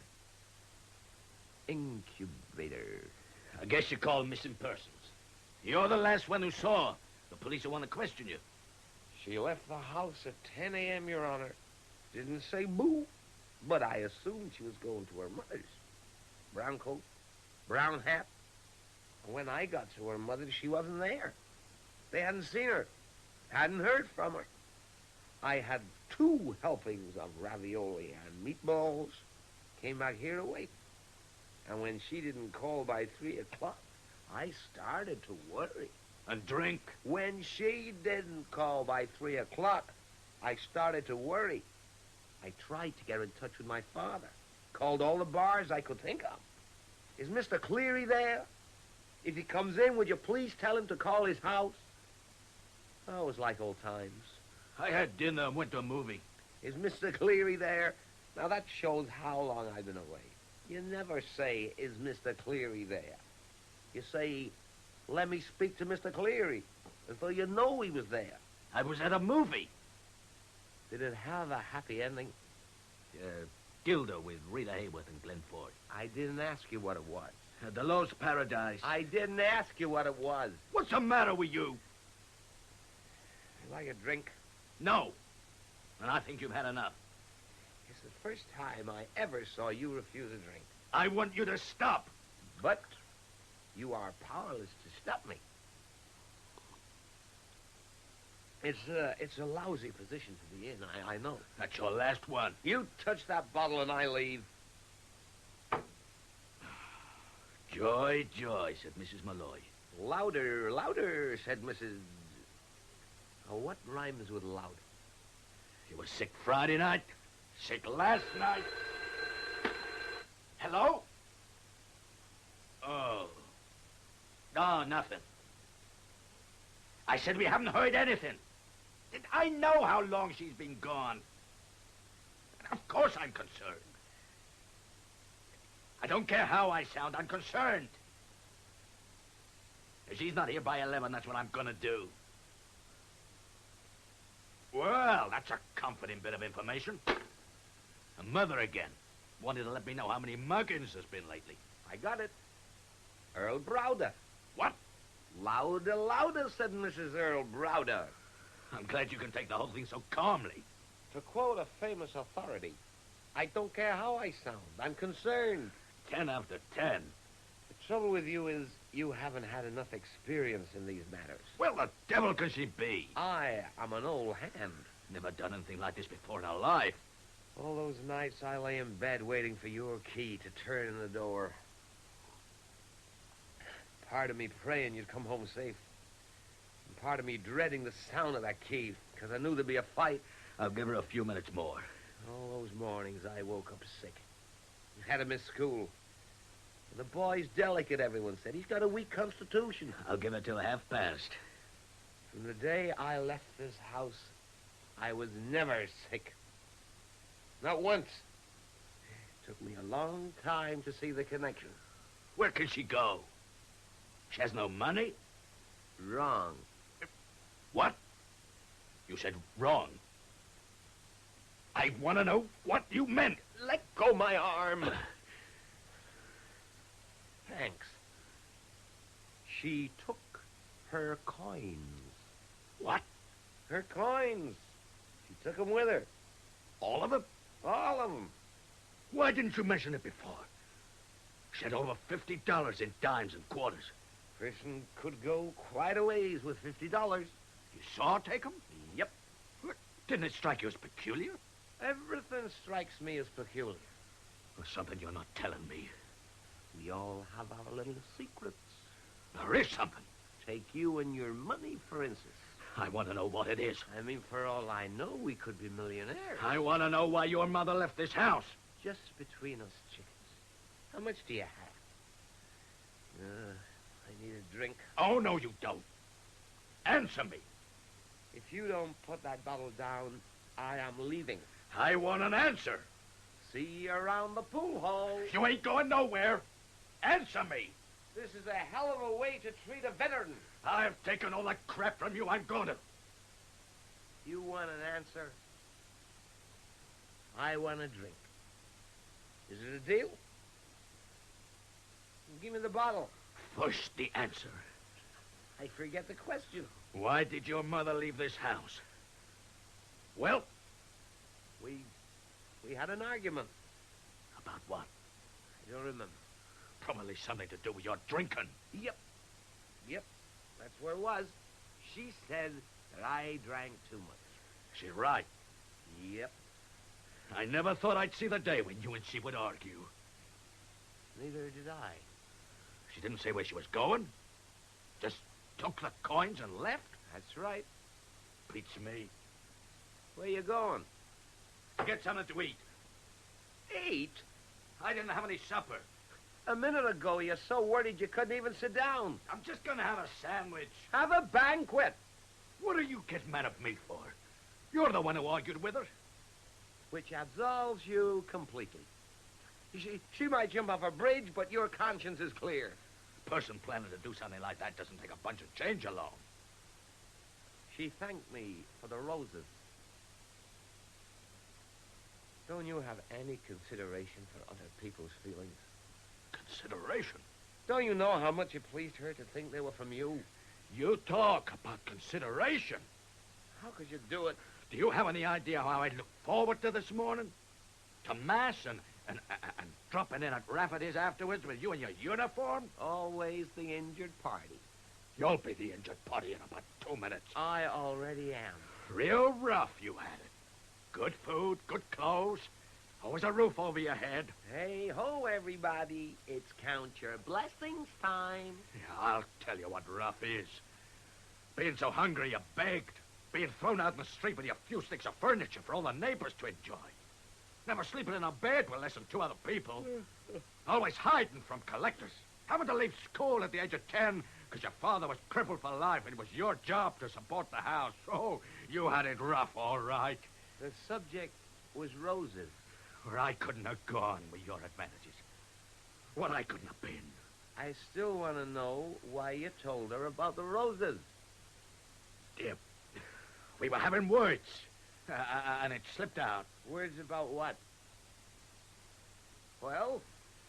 Stop pushing or I'll tell you. Go on. Okay.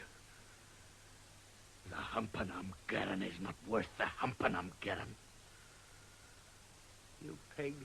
I'm warning you. You pig.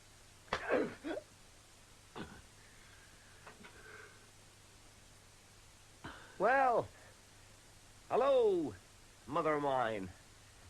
Sorry I've had one. Where have you too been? Many. I was about to call the police. My cathedra is... I want to know where you've been. Are you going to tell me where you've been? You wouldn't believe me. Of course I'd believe you. You don't look well, Timmy. Appearances are deceiving. I feel terrible. Why wouldn't I believe you? You just wouldn't. Tell me and see. I went to the movies. Go on. That's it. You just went to the movies? That's right. You've been gone over 12 hours. I stayed for several shows. Are you trying to tell me you were at a movie for 12 hours? I knew you wouldn't believe me. I believe you. Thank you. What did you see? Now, that means you don't believe me. No, I guess not.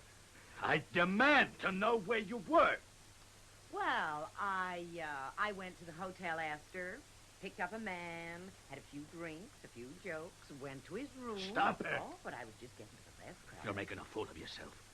Is there anything I could say that you would believe?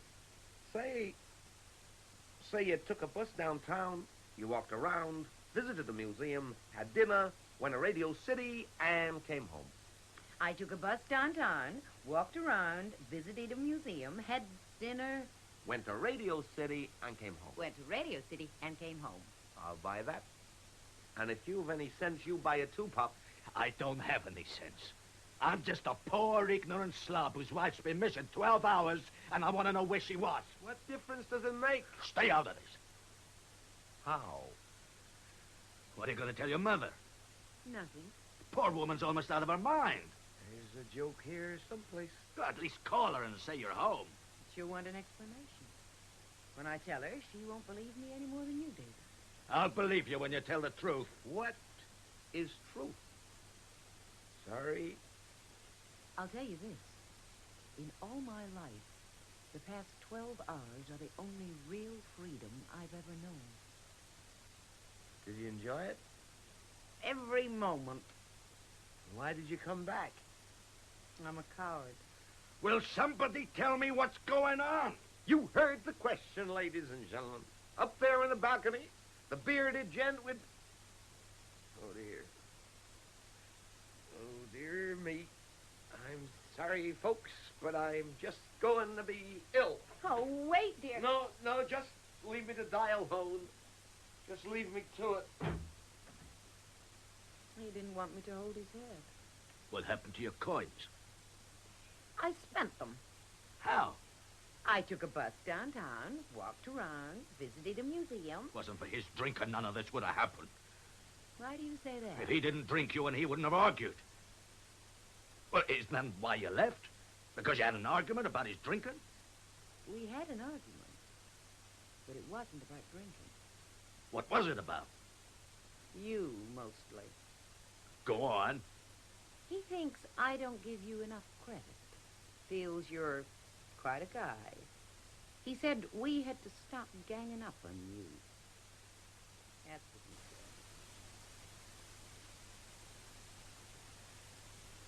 what he said. Oh. I couldn't sleep. Neither could I. I, came out to get a magazine.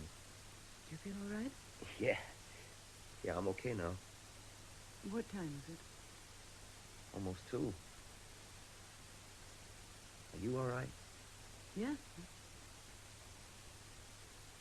All right. Guess I'll turn in. Good night. Isn't there something you want to tell me? As a matter of fact, there is, but, it'll keep till the morning. You've decided to leave. Yeah. When? Well, it's not a sudden decision. When are you leaving? In the morning. You see, this fella I went to high school with has a flat on 22nd Street, and his roommate just got married, and he's looking for a replacement. Well, I figured that, hey, I'll give you a penny for him. Oh. An apple core. What? An apple core. I was due to start working for a law firm. Passed all the interviews and had been notified to report for work the following Monday. On Sunday, my sister and I were walking in the park, and a blonde boy, who had a crush on me, but was too bashful to speak, demonstrated his affection by throwing an apple core which hit me in the face. When I woke up Monday morning, I had the most beautiful black eye you ever saw. I was too embarrassed to start a new job looking like that, so I called in sick. They called back to say the position had been filled for somebody else. The next job I found was the one that brought your father and I together. I often think of that, Abercrombie. I wonder what my life would be like if it had never been thrown. Everyone wonders about things like that. I was going in early to type up some dictation I'd taken the night before. Front Street was deserted. As I walked, I had the sensation of being watched. I glanced up at the office I was passing and saw this young man, your father, staring down. He looked at me intensely, almost angrily for a moment, and suddenly realized I was looking back at him, and he turned away. In that moment, I knew that that young man and I were not suited to each other. But at the same time, I knew we would become involved. It was inevitable. Why? You had others to choose from. Oh, yeah. All gentle, considerate men. All very much like my father. One of them was the baker from Patterson, New Jersey, that we always joke about. That fellow who brought a hat box full of pastries whenever he called on you. Oh, what a sweet man. He begged me to marry him. What was it drew you to Pop? I think it was his energy, a certain wildness. He wasn't like my father at all. I was attracted. I was afraid. I've always been a little afraid of him. Then, he was clearly a young man who was going places. 24 when I met him and making well over 100 a week. Well, he had great money in those days, and his prospects were unlimited.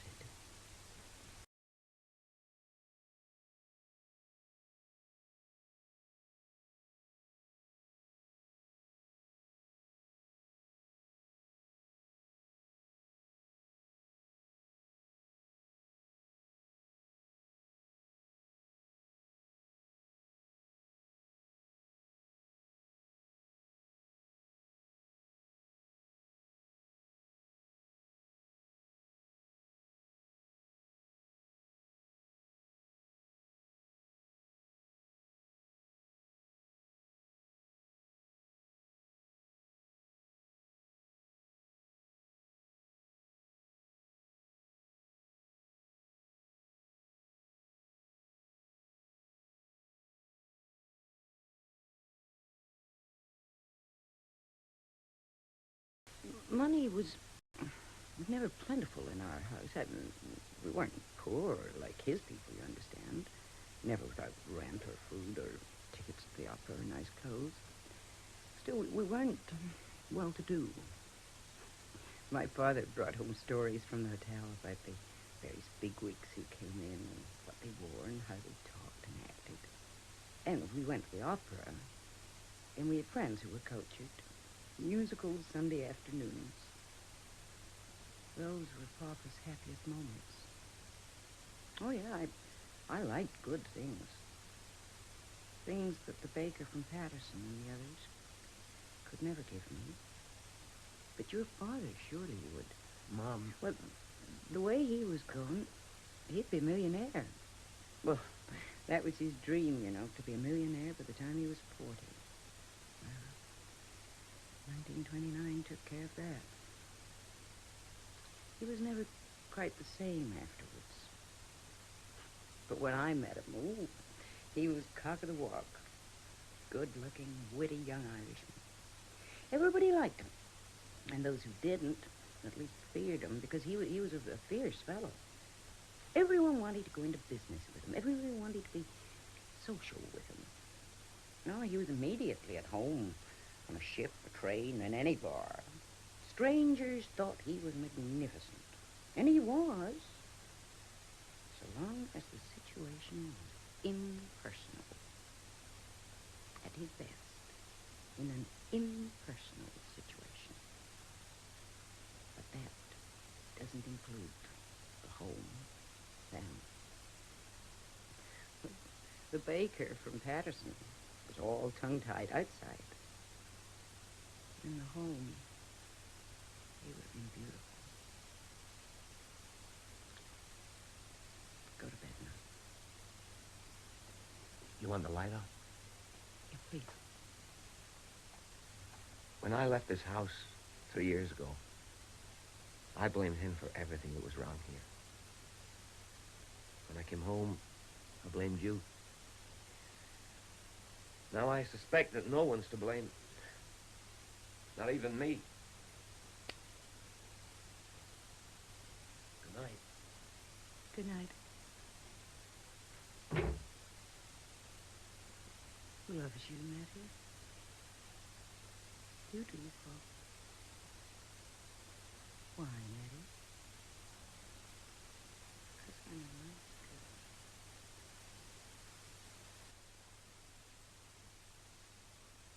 girl. One word from you. That's all it would take. I'm not so sure. Try. No. Do you want him to go? No. Then say something before it's too late. What do you want for breakfast? Who cares about breakfast? Timmy's having scrambled eggs. Am I the only one who's upset by what's going on here? No. And how can you just stand there? Would you feel better if I wept? You'll weep when he's gone. But not now. Look, all I want you to do is to tell him how you feel. He knows that. You won't speak to him? I can't. You're the one who miss him most. For me, it's different. I got my business. I envy you. Look, just ask him to wait a couple of days and think it over. After a couple of days, we'd be used to having him around. It would be that much harder to see him leave. He might change his mind. Might not want to leave. He has to leave sometime. But not now. Not like this. Look, 22nd Street isn't the end of the world. If he leaves this house today, I don't want to see him ever again. If you say that to me, make it clear that you're speaking for yourself. Who's this fella he's moving in with? Oh, a boy he knew at high school. Everything he wants right here. Food, clothing, a room of his own. He has to move into a dirty, cold-water flat. I think I understand his feelings. Home 2 days and gone again. The neighbors will have a field day. I'm going in to call him now. I want to see him alone. If you're wise, you won't start a row. I want to see him alone. All right. Come in. Now, what the heck do I say to him?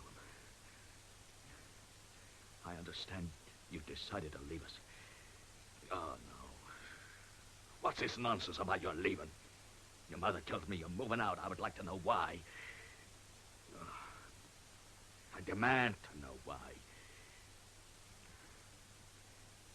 Would you be so good as to tell me why? Oh, why, goddammit? Good morning. Good morning. Mother said you wanted to see me. Sleep well? Yeah. Good.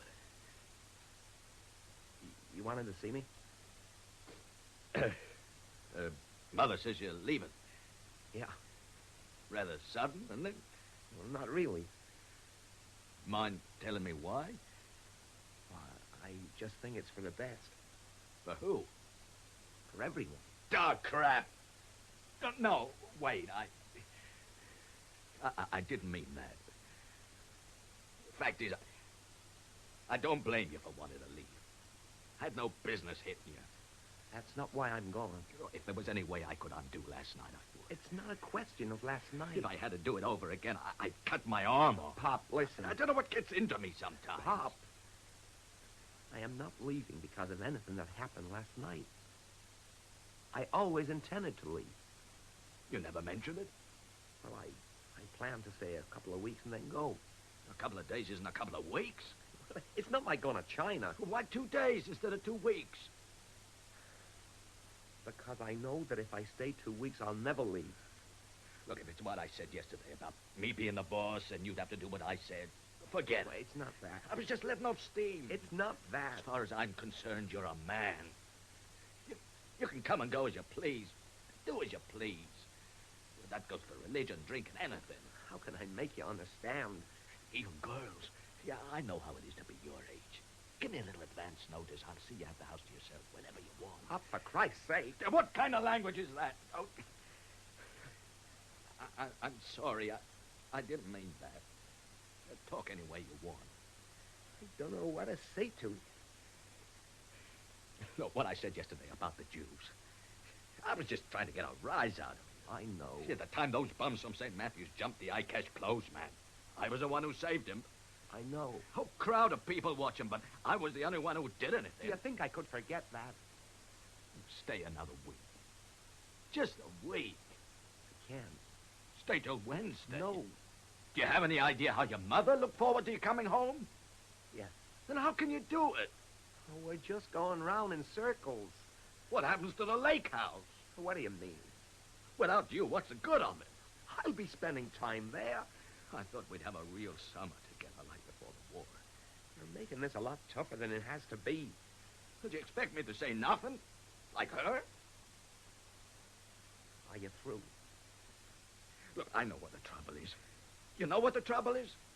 You're like me. Stubborn. All the Clearys are stubborn. Rather die than admit a mistake. Now, is that a fact, yes or no? I don't know. Well, here's one donkey who's seen the light. I've been wrong in my dealings with you, and I admit it. How? Not just wrong last night, but all along. Well, those days are gone forever, and I'll prove it. You know how much money I have? I don't want to know. $14,357. How? Plus a bit more in stocks. Now you admit that you made a mistake. Admit you don't really want to leave, and we'll forget the whole thing. I don't want to leave. See? But I'm leaving. Then go, and good riddance. Listen to me. The sooner the better. Will you listen to me? There was a dream I used to have about you and I. It was always the same. I'd be told that you were dead, and I'd run crying into the street. Someone had stopped me and asked me why I was crying, and I'd say, my father's dead, and he never said he loved me. I only tried to make you stay for her sake. I had that dream again last night, and I was thinking about it this morning when something occurred to me that I'd never thought of before. She's the one who'll miss you. It's true. You never said you loved me.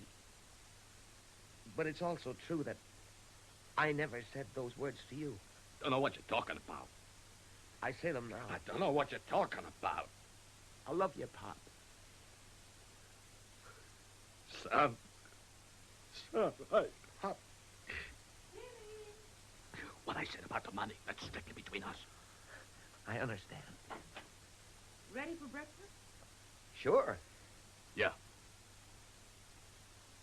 Your bag's packed and ready to go. I changed my mind. What? I changed my mind. I'm going to stay a few days more. I'm afraid that's out of the question. When you said you were going, I called the painters. They're coming to do your room tomorrow. You know how hard it is to get painters. If we don't take them now, it'll be months before they're free again. Then I guess I'd better leave the schedule. Yeah, I think so. Don't you, Nettie? Yes. Oh, I don't know why I bothered to bring good coffee into this house. If it isn't too weak, it's too strong. If it isn't too strong, it's too hot. If it isn't too hot, it's too cold.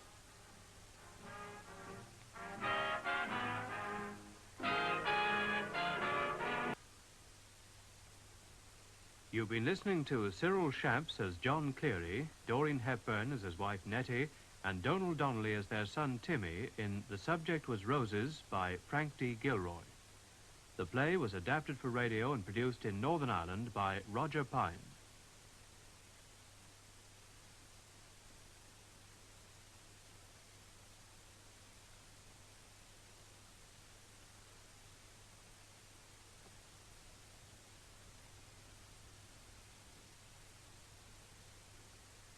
Well, now we'll have the news at 10 o'clock, in about a minute and a half. Let's have a look tomorrow on Radio 3. If you happen to be an Irishman and of a certain age, your blood may be stirred by the theme and by at least one of the tunes of an opera from Glyndebourne, which will be having its first broadcast performance on Radio 3. It's called The Rising of the Moon, and it's by Nicholas Moore. Beverly Cross, the librettist, tells us the plot of the opera was invented during a lunch of game pie and burgundy in a restaurant Tuesday, November the 26th, 1966, adding that the producer Colin Graham and the designer Osbert Lancaster also had a hand in it, and the composer was a hard taskmaster when it came to setting it to music. I have to apologize because we should have the weather, but it's not at the moment to hand, so nothing I can do about it at the moment. We'll have it, I think, perhaps after the news. The program I'm talking about on Radio 3 is tomorrow at 4:35.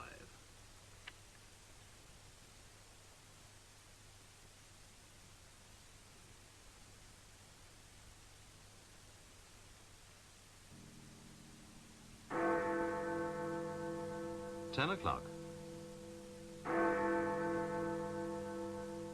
This is BBC Radio 4. Here's the news read by Sean Kelly. Ministers of 7 Arab countries are meeting in Tripoli on Monday to discuss their differences over Middle East peace negotiations. In Belfast, the army has again warned British troops about security precautions on or off duty.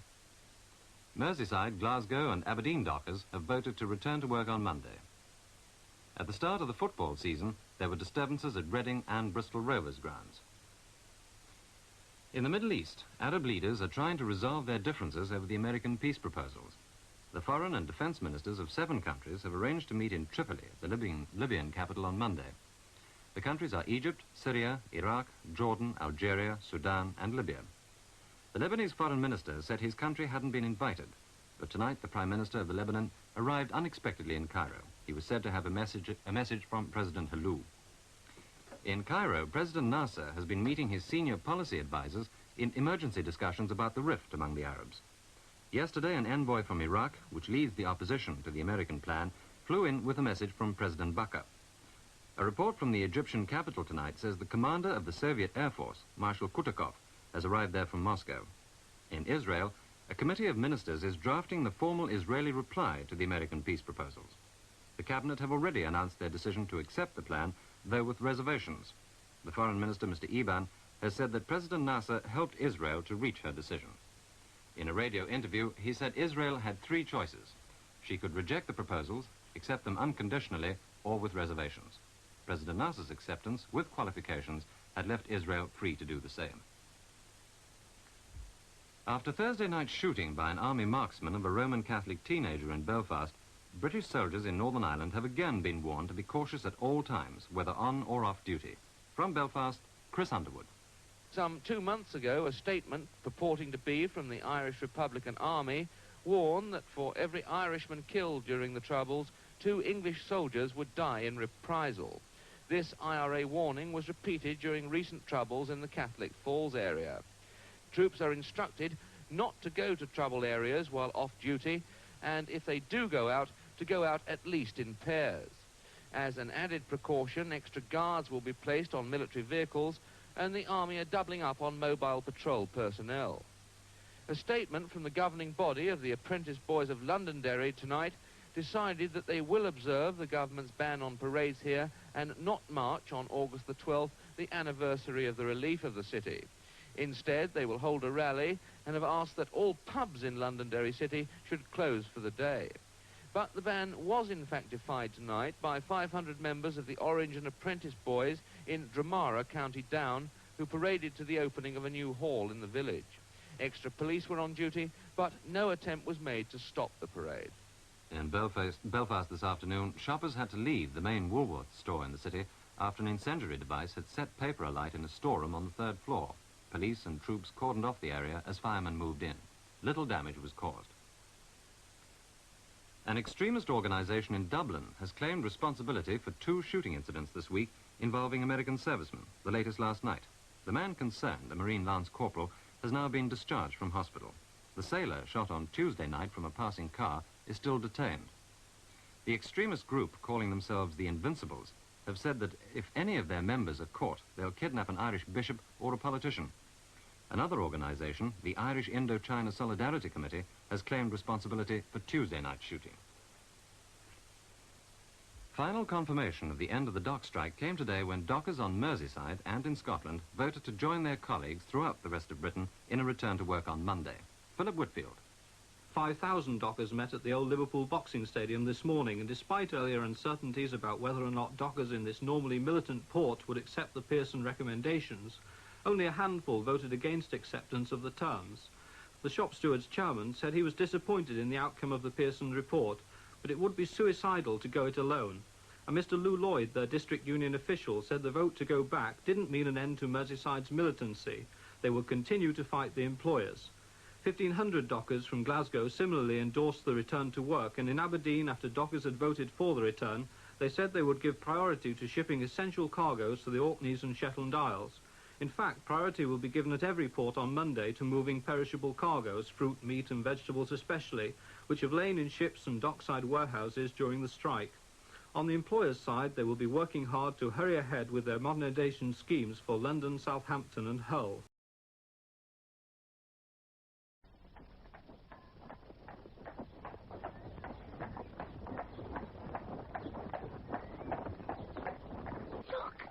Look. Why won't you look? Why is it you set your face upon the road always? Why never upon the fields and meadows? Are you frightened of growing things? And look, there's a little graveyard. They're burying someone. Oh, please, can't we stop and see? Very well. Steady. Thank you. Thank you. Thank you, Father. See the flowers they've put down by the grave. Oh, see, Father, they're so pretty. Can't we stay here? Can't we stay somewhere pretty? Oh, just for once, Father. Must we always go to nasty little towns, nasty, grimy little towns to do our work? Our work, daughter? Forgive me, Father. God's work. Get up.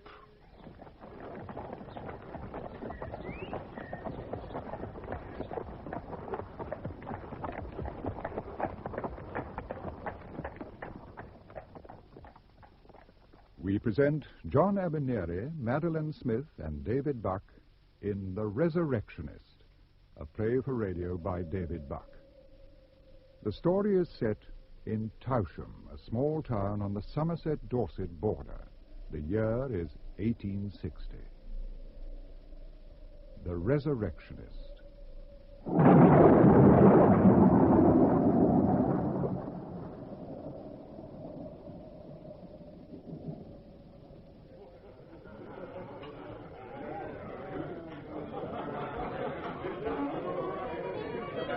Rough night, sir. You've come far? From Brittany. Oh, Brittany. Aye. You know the place? I've been there once.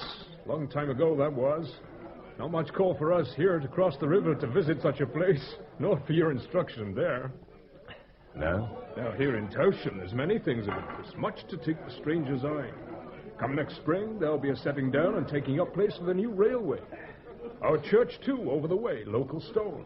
Thought to be very fine by them as knows about such things. Pastor here, Mr. Timpson, and always show you round. Not so long ago, my father's time, Towsham was no more than a village. Just a cottage or two, a church, and an alehouse. But now, well, see for yourself. The roads is fresh made up and will last a lifetime. Though I says it myself, sir. The Goat is likely the finest inn for 20, maybe more, man. You'll be staying the night, sir? No. That's a pity. You're not interested by any chance in strange and curious formations of rocks and stones? There's a most... I may not stay. I must be moving on. I have urgent business elsewhere. Oh, business? Hmm? Oh, by your leave, sir. My wife, I think she wants to... by your leave.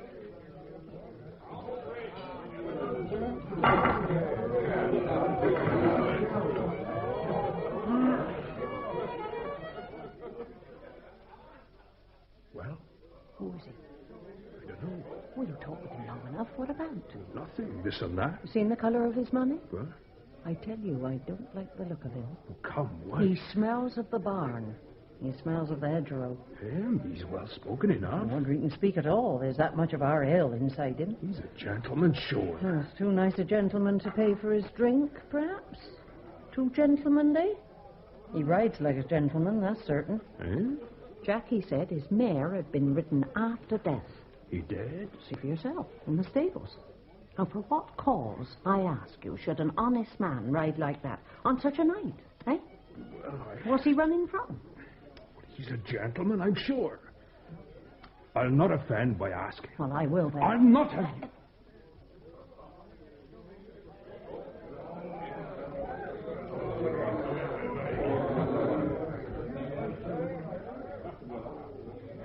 Good evening to you, sir.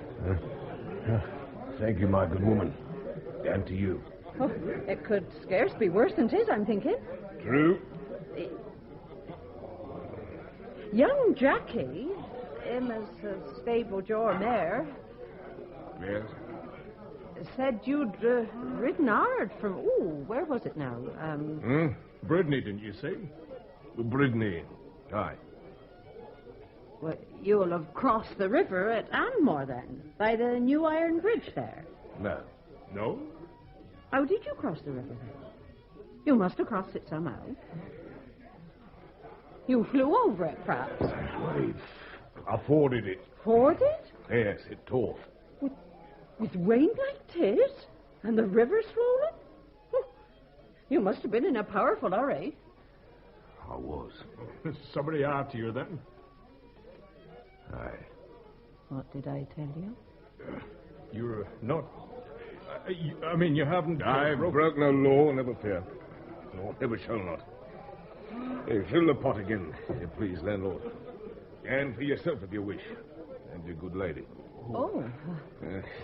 Here. Well, you weren't the gentleman.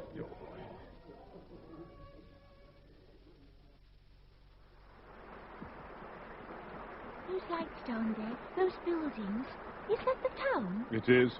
It looks no different to the others. It is no different. That is why it was chosen. Sam chose it, Father, did he? Like a doll's town. Little inn, little church, little graveyard. It's dark. Is that a graveyard there? Mother? It is. May I go there tomorrow? You may. You must. Can we go now? It's cold. Father, it's cold. May we go now? I'm wet. Wait. The clock will tell us when. Family matter, is it? Woman trouble? What? Not meaning to pry you, only I thought it might be woman trouble. Lit? What? Your trouble. Yeah. In a way, yes. Yeah. Woman trouble. You might say that. Your wife, is it? Most perspicacious of you, landlord. Indeed, my wife. She's after you. Yes. Well, they're like that, aren't they, women, sir? Loath to let us go when we stray? Yes, very loath. Why is that, do you think, sir? In your case, sir? Because perhaps she loves me still. Excuse me, smiling, sir. But I've lived a foolish life, though you may not think it to look at me. I've known many women, and the conclusion I've come to is this. Oh, you'd like to hear it, sir? My conclusion? Go on. What we men think to be love in them, as in your case, as oft as not, is pride. Think you so? I know it, sir. 9 times out of 10. My case is different. There again, that's what we all say. Our case is different. But mark my words. It's pride as leads them on. All of them, I say. Why should your case be different? Because these 2 years, my wife has been dead. Dead, sir? I don't understand. And no more do I. I can only tell you what these eyes have witnessed. There's no explanation, no reason. But a thing has happened. It happened to me. Your wife, you mean? Landlord? One moment, sir. She came back from the grave? My wife? Aye. Not only mine. Other men's wives, too, you mean? Other men's wives, other wives' husbands, fathers, mothers, brothers, friends. What? You mean the judgment has begun? No, I think not that. I cannot think that. The day of wrath shall be, what? A cleansing. That is what is promised, is it not? can have little to do with the putrefaction of which I speak. Where was this, you say? In Brittany, where I lived. The grave's opened, you say, sir? The dead came forth? Like they had been in life? God, no. No. Would that they had. You mean the hand of death was still upon them? Yes. And yet, they walked. And spoke, too? Yes. Of what? Of terrible things. Of the mysteries of the grave? No. Worse, much worse. They spoke of life. How gladly they embraced it once more. Of their homes, how they longed to see them. Their lovers, their husbands. Of the marriage bed.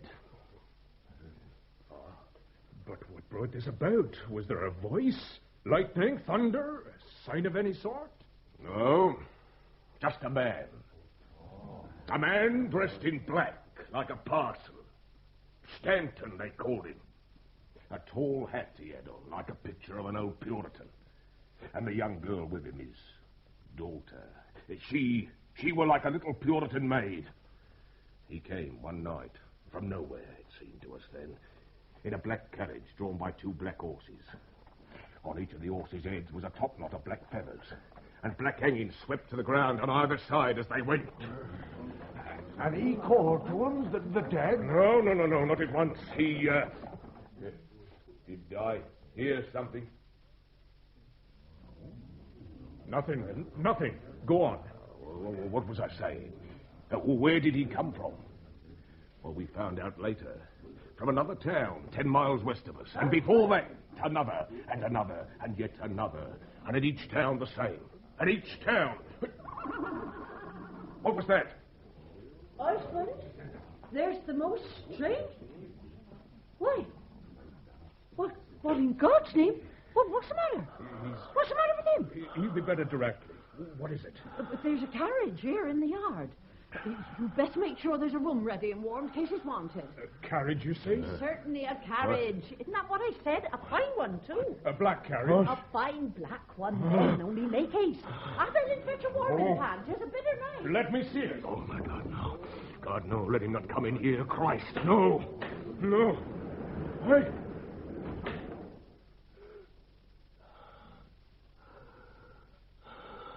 Peace be with you. And with you, sir? My God, it's him. Don't you see it's him? It's him! Quiet, man.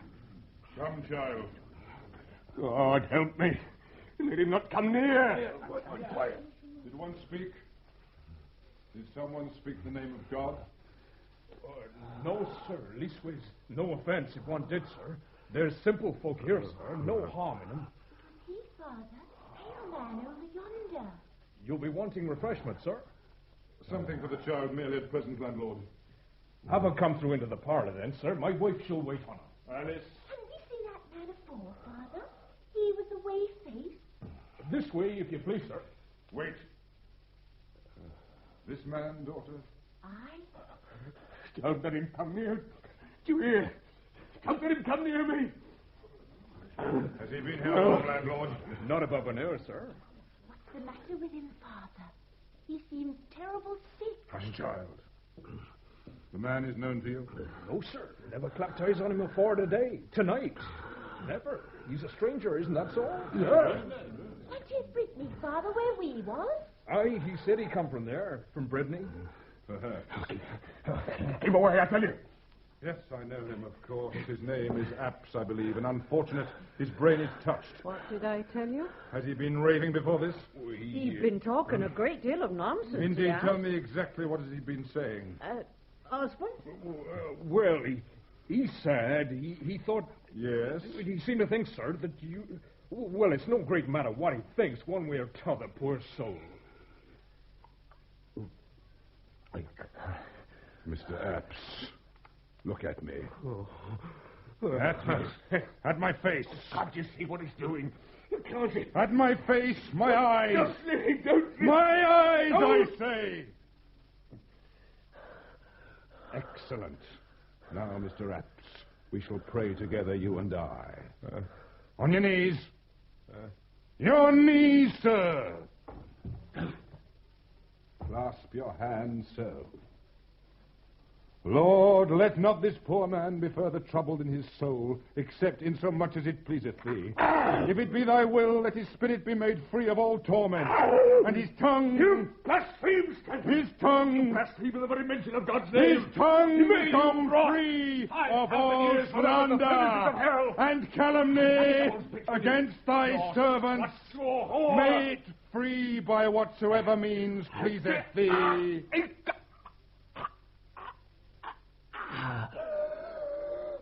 For Jesus' sake, our Lord.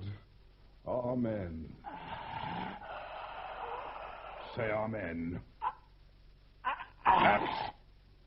Amen, man, say it. Great God.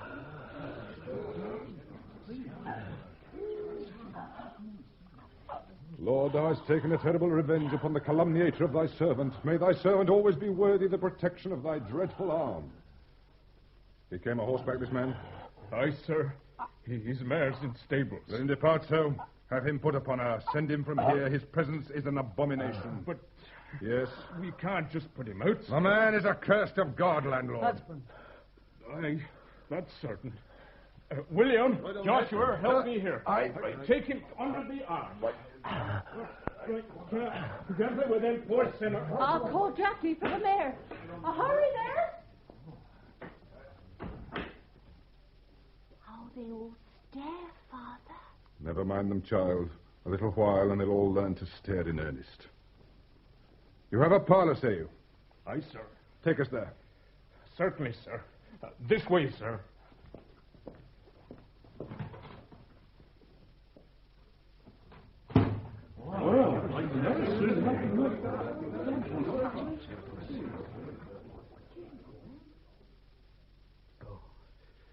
I've not seen nothing like that before, sir. Set your teeth, landlord. The greater wonders are to come. This last was nothing, a trick. The pickings from God's fingernail.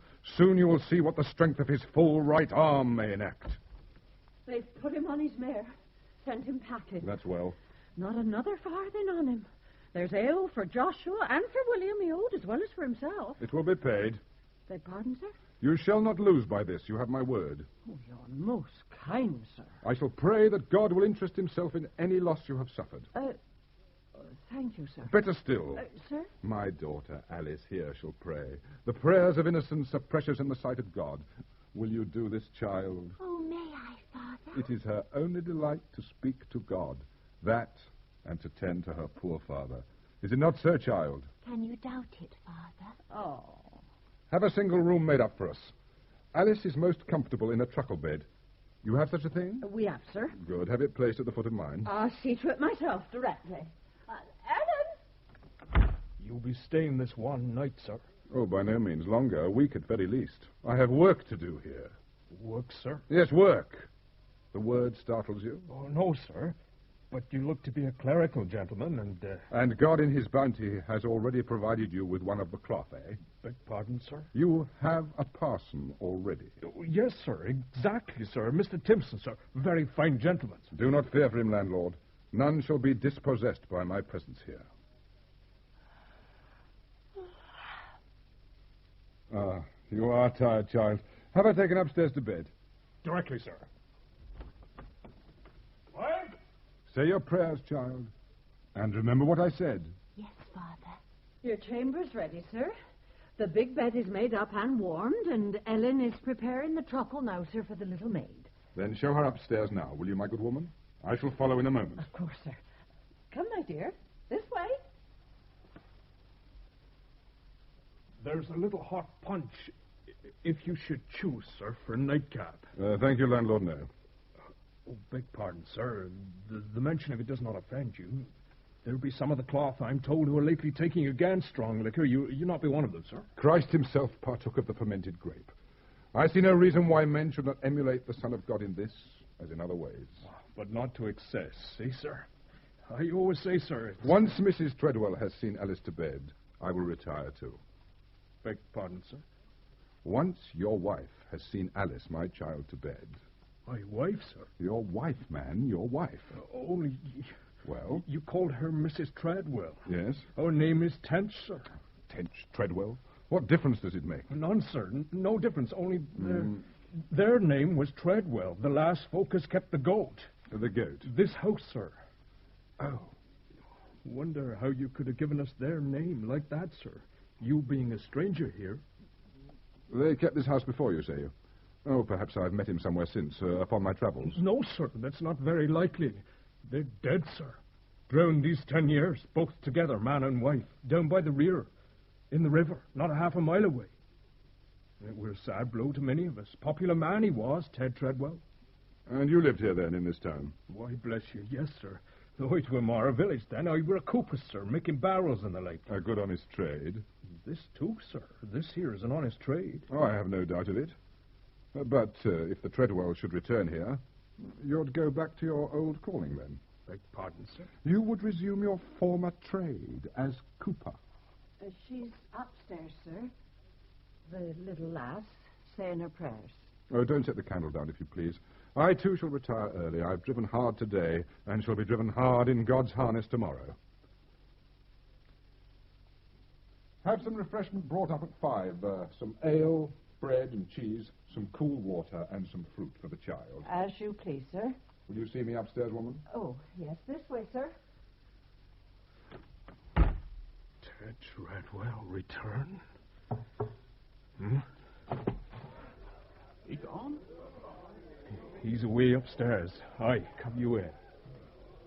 He's staying, then? Yes. Yeah, but what that man, that stranger said... Aye. What he said happened in Brittany. Now, what if that was true?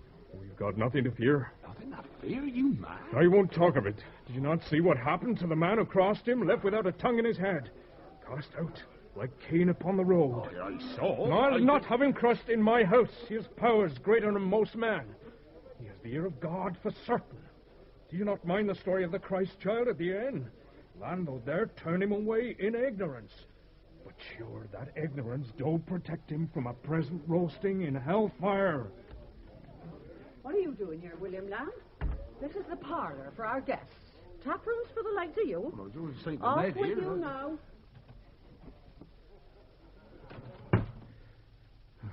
They settled in? Aye.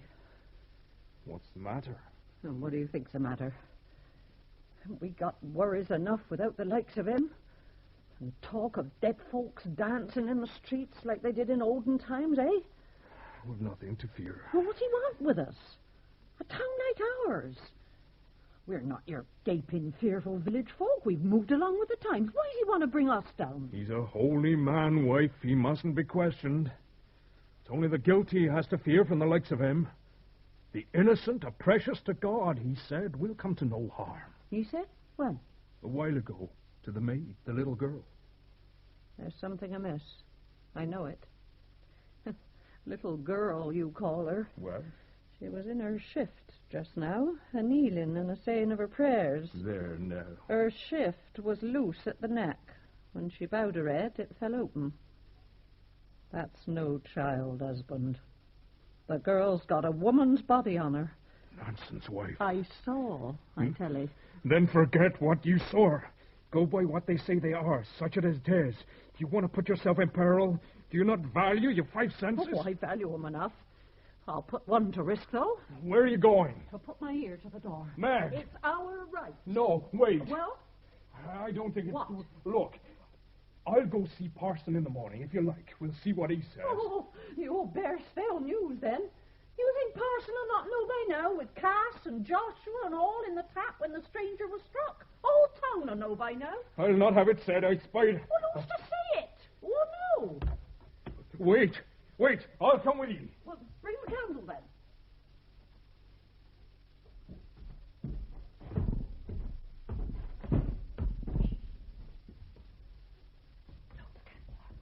Why? Oh, why? Because he'll see the light under the door, you fool, that's why. And he's not fly enough. It's dark. Shh. They're talking. Now, come on. Now, mind the chest.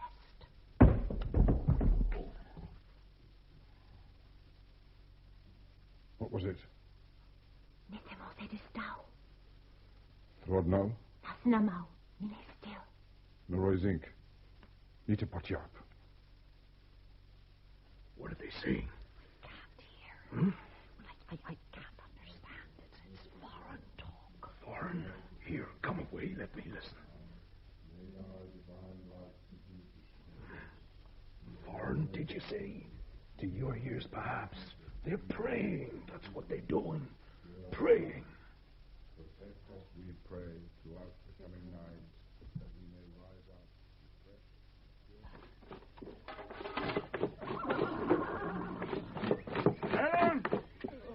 Ellen! Where's that girl? She taken what was asked of to Mr. Stanton. There you are at last. Oh, has the girl taken up the breakfast? More than 2 hours ago while you were sleeping. Oh, what's the time, wife? There's a church clock over yonder. See for yourself. Oh. Had a skinful last night, did we? Before we came to bed? Me? You stank like a still, you pig. I told you we'd bring nothing but trouble. But would you listen? What do you expect me to do? Well, at least keep sober, so that you're in the way of thought. So come on now. There's much to be done. I'd best go see him, Mr. Stanton. Make sure he's comfortable. No, you'll not be welcome. Parson's with him. Parson already? I told you, didn't I? There really is no need to justify your visit at such length, Parson. Do you think I'm not aware how swiftly news may travel in a town like this? There has been talk, certainly. Oh, talk, yes, there was bound to be. Such events do not go unreported. Quite so, but you... Gossip is another matter. Exactly so, Mr. Stanton. There has been gossip, then? I fear me, yes. Gossip, to put it mildly. Calumnies about me? Lies? Lies? Well, yes, I could scarcely credit what was said. Ah. They brought the man to you? Man? The stranger, the blasphemer? Yes, straightway. They, that is, the men with him, they thought it was a matter for the pastor rather than the physician. And you prayed with him? I prayed, yes. The man himself was incapable of prayer. Quite so. And you could effect nothing? In the way of a cure, no. Unfortunately, no. Unfortunately? Unfortunately, did you say? Instruct me, Parson, if you please. Is it some part of your brief to attempt to reverse the will of God? One must do what one can. If one assumes the divine mind to be unchangeable, one negates the power of prayer. Prayer is most powerful. It establishes the gulf between man and his maker. It assures the Godhead of his omnipotence. Well, Mr. Stanton, I have much enjoyed our conversation. It has been most stimulating. Now, if you will forgive me... Parson, you came to me with tales of gossip in the town. Calumnies, I think you said. Have you forgotten? No, not forgotten, but perhaps such things upon reflection are best ignored. Condoned, would you say? No, never, not at all, but... Well? You do not know this town, I think, Towsham. No, I do not. Yet you will have seen a part of it in every town and city round about. Your enigma. Towsham stone. All growing communities need stone. Ours builds the halls, the exchanges, and the stations for our neighbors and beyond. But the place itself, Towsham itself... You came by daylight, sir? No, it was dark. Outside the town, to the west, there is a circle of great stones. No one knows how long they have stood there or why, but they have so far withstood all attempts to burn or destroy them. Please, make your point, sir. Towsham folk are plain people, simple people. There's little harm in them, but there is an ancient tradition of superstition among them. Some of these beliefs linger. They must be weaned from them. Indeed, but I believe gently. Else they will feel they merely exchange one superstition for another. Perhaps. But why do you tell me this? You are concerned with the events of last night? The fact of the man's dumbness is not in dispute, surely. No, not at all. Or was there something else? Nothing, no. Some other tale the men brought you? I don't remember. Having witnessed one prodigy, they hunger for a second and a third. With human nature, Mr. Stanton, the frailty... There have been stories, then. Concerning me? It was, as you say, inevitable. Tell me! In all conscience, I do not... Or shall I tell you? The story that I in Brittany, across the river and in other places further afield, had made the dead rise up and dance in the streets. Is that the tale? Yes. I see. Mr. Stanton, as I was saying, the people of Towsham are simple folk, superstitious folk. It is one of the many... Perhaps you would send a man into Brittany upon some pretext, if you wish, and have him determine whether the story be true or false. Oh, come now, sir, I must not appear to take this matter too seriously. No, pardon me, parson, but I must. These things are said of me, remember. I may not have my credence called to question by public gossip. There will be no living in this place. I am sure that if I make it known that I have spoken to you, and that I am satisfied that there is no truth in the story, that these rumors... By your leave, parson, I think you misunderstand me. Misunderstand you? How? I have no intention of denying the story. I appreciate that you might not wish to demean yourself by such an action. I am not able to deny the story. The story is true. Beg your pardon. The story is true. I believe I do misunderstand you, Mr. Stanton. I hope you do not, parson. What I mean to say is this. I did indeed raise up certain of the Brittany dead, and though it is somewhat of an exaggeration to say that they actually danced, they most certainly walked.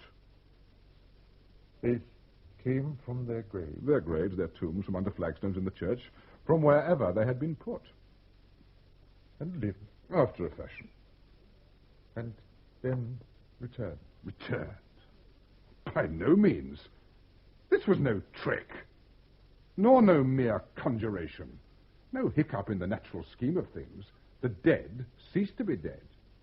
And live still? Most certainly. Excuse me, may I sit down? The air in here... Most oppressive. Allow me to open a window. And I may, you say, confirm this by sending into Brittany? You may indeed. In the circumstances, I insist that you do so. Circumstances? I am not come to Towsham for the good of my health, parson. I am come to raise up the Towsham dead. Yes. In that very churchyard, parson. See, there is Alice, playing among the gravestones in her white dress. With the dappling of the sunlight among the dark yews, it makes a pretty picture, does it not? Yes, most charming. But my only child, sir, and my only delight. See, she is waving to us. If you will pardon me, I will beckon her up again. She is not strong, and I fear for her health, playing in the damp grass. Come up again, my precious. The reverend gentleman is just going. But I anticipate you. Forgive me, please. Please, stay as long as you wish. No, I must be on my way. I have much to think about, much to consider. Of course. To exercise one's mind in such a case may be most beneficial. One may achieve great purity of thought. When one is powerless to influence events, impotence, they say, unclouds the mind. Is there no way? None. The dead are clamoring, parson. Hark. Do not start. It is only their friend. Their friend Alice. Death loves the innocent, and she loves the dead more than the living. Say you so. Alice, I was just telling our reverend friend here of your love for the dead. Yes, Father? They are her only playmates. You pretend to talk to them through the clay? I talk with them, yes, sir. Aha. But do they answer you? Once they's raised up, they do. They'll talk to anyone. There's one there in churchyard. Has such a lovely name, John Boulderstone, and just my age. Well? Can I have him for my playmate, Father? We'll see, my precious. We'll put it to God, eh? You've been a good little handmaid to him. I can't think he'll refuse you. The Boulderstone boy, but he's been dead 6 years or more. He'll keep his age as he was at death.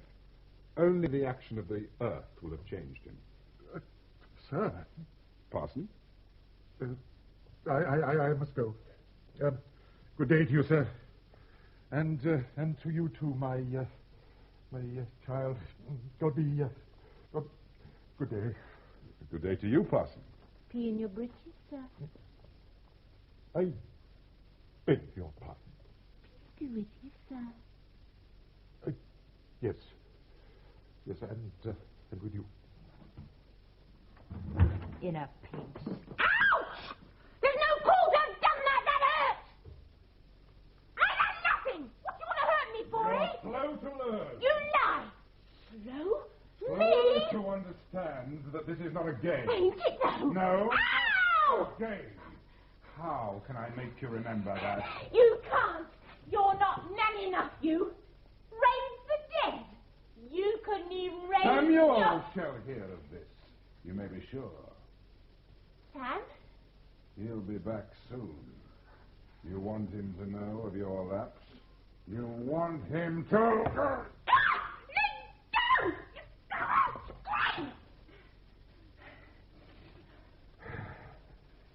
Not man enough. Come here.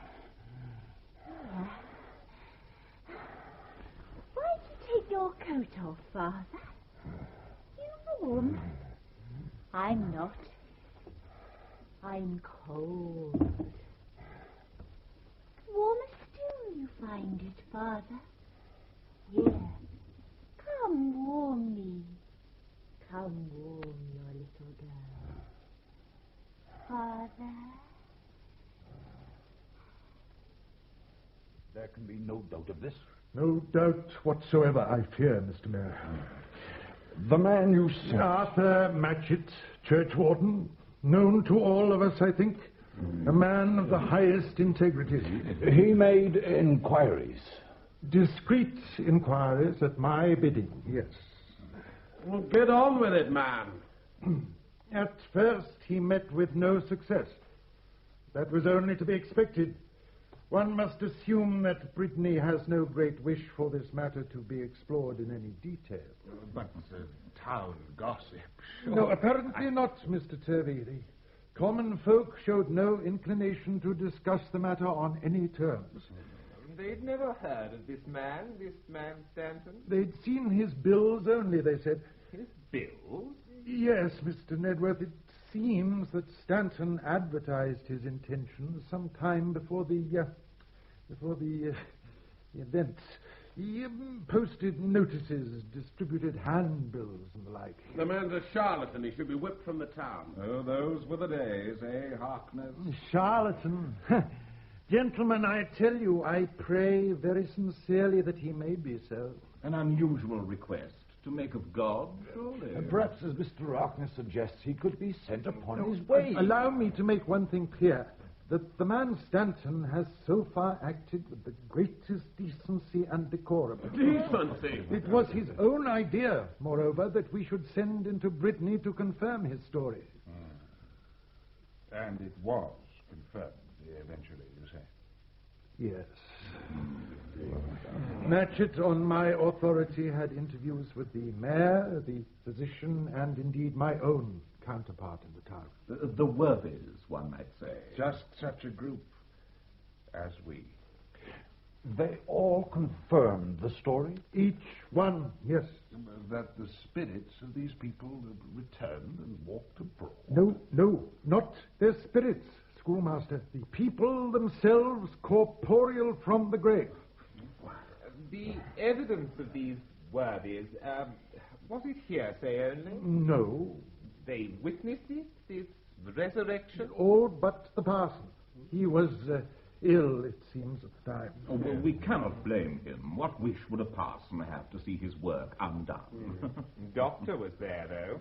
Your man, Matchett, did he have speech with any of the... that is to say, any... Oh, what should we call them? The dead, those that had been dead. No, he did not. Not so far as he was aware. What? We must remember that those who had been dead for a matter of weeks only, or months even, would show but little change. They might easily mingle with the natural living and not be noticed. But the others? Yes, the others. They may not wish to be seen. They would, I assume, keep within door. These bills the man posted. Mr. David? Did he make any claim upon them which he did not fulfill? Evidently not. They merely stated that at such a time and at such a place, the churchyard of Brittany, there would be a demonstration, I think that was the word, of Mr. Amos or Andrew Stanton's powers or gifts of resurrection. Gifts, indeed. No mention of money. I beg your pardon? He wanted no fee for his services. No. He proposed no collection or anything of the sort? No, sir, none. Now, I think you mistake his purposes. At no time here or in Brittany has he mentioned the matter, the possibility even of personal gain. The style in which he lives appears to be modest, even frugal. Where is he lodged? At the inn, the Goat, with his young daughter. Tench, the landlord, says they have kept their room these past 3 days. Not ventured out at all? No, they have their food sent up to them. Tench believes that they spend most of the day in prayer.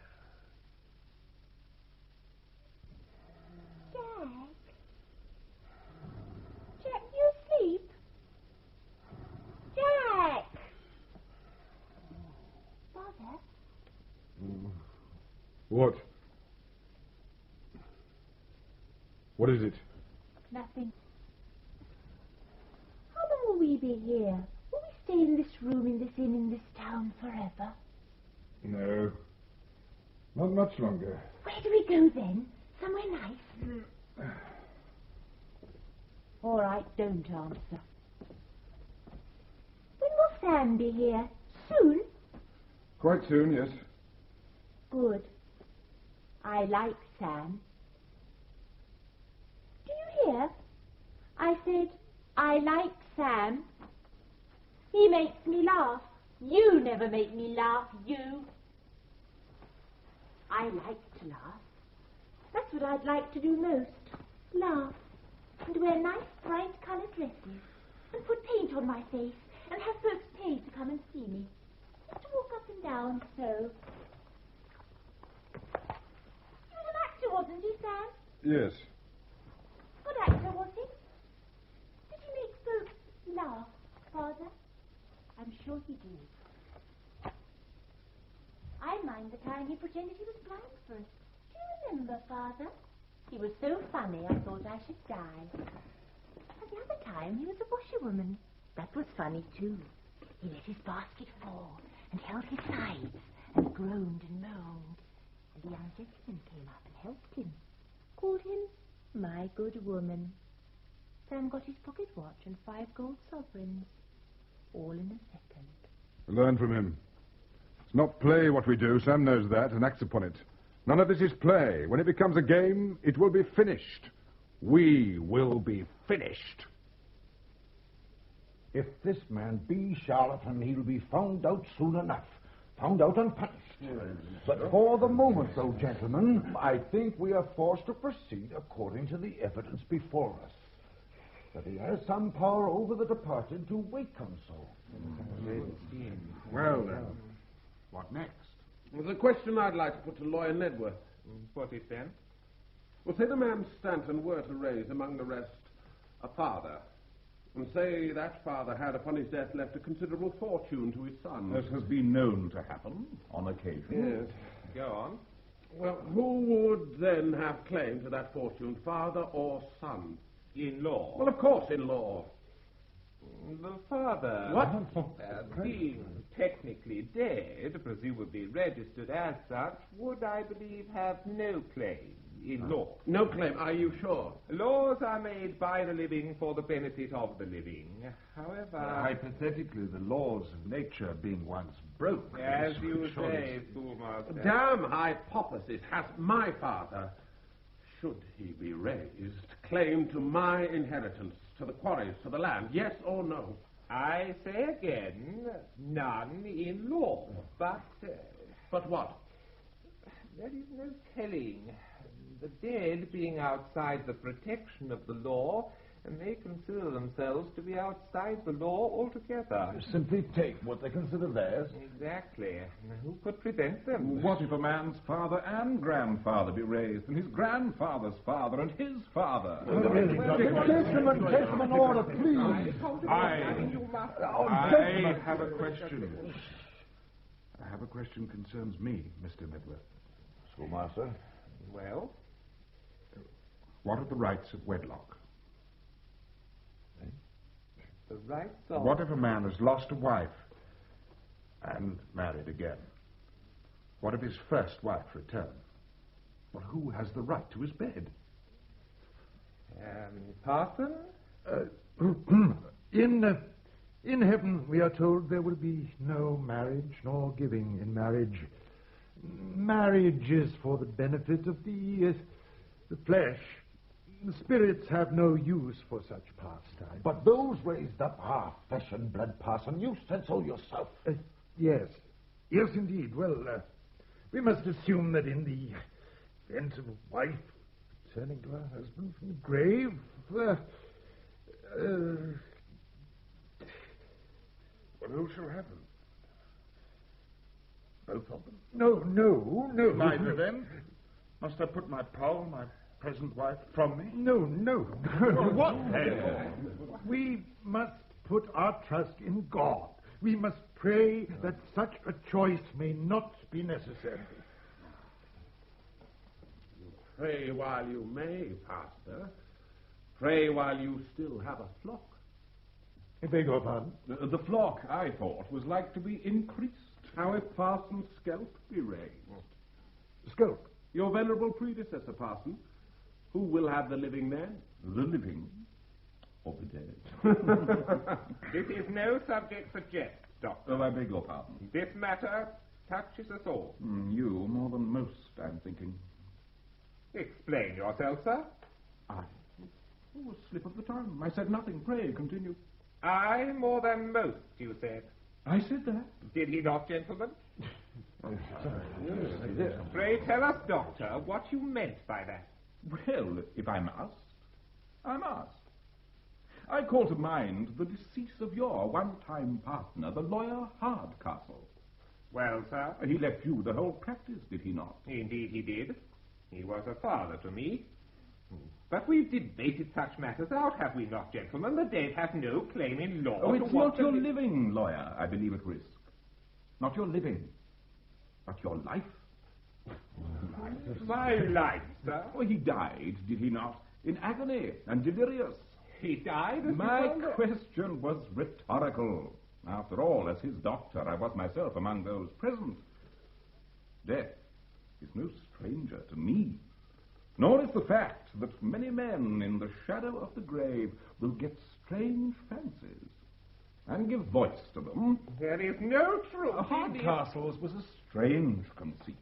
His fevered mind chose to believe that his partner, his beloved young partner who had been a son to him, had fed him poison. It was not true. He ate bad meat. You yourself... Pardon me, I do not see what can be gained by doing... Gentleman, you mistake me. Not one of us present at the bed believed the story. How could we of our honored colleague? Besides, the man was raving. Exactly so. Now, but he believed it. Hardcastle, at his death, believed it. Yes, but as you say... Well, will death have disabused him? Does the grave afford us divine knowledge to tell lies from truth? Or do you, like me, believe that the lawyer Hardcastle is like to rise up from the grave with black vengeance in his soul? Since we are speaking freely... Mr. Medworth? Perhaps I may touch upon a subject equally delicate. Proceed, sir. The dangers of stone quarrying, our chiefest industry, have always ensured us of a melancholy proportion of widows amongst our local population. Some of these worthy women have been bereaved, alas, at a very early age. Some are still comely. Most are apparently in perfect health. Apparently, you say? To the layman's eye, they seem blessed with an abundance of youth and vigor, but such is not the case. Some terrible disease afflicts them. Say you so? Why else, to the neglect of others, should the doctor here spend so large a portion of his time in ministering to them? I am forced to believe it. Lawyer, take care. You are before witnesses. Lawyer, I think it's But what will they believe, I wonder? Those husbands risen, crushed and bleeding from the grave. How do you propose to disabuse them, Doctor? I'll not endure this. No more. This matter will be taken to class and speak to us. In the name of God, gentlemen, let us not lose our good sense. We shall be needing an abundance of it, I'm thinking, in the time ensuing. Time? Aye. How much time is there? Do we know?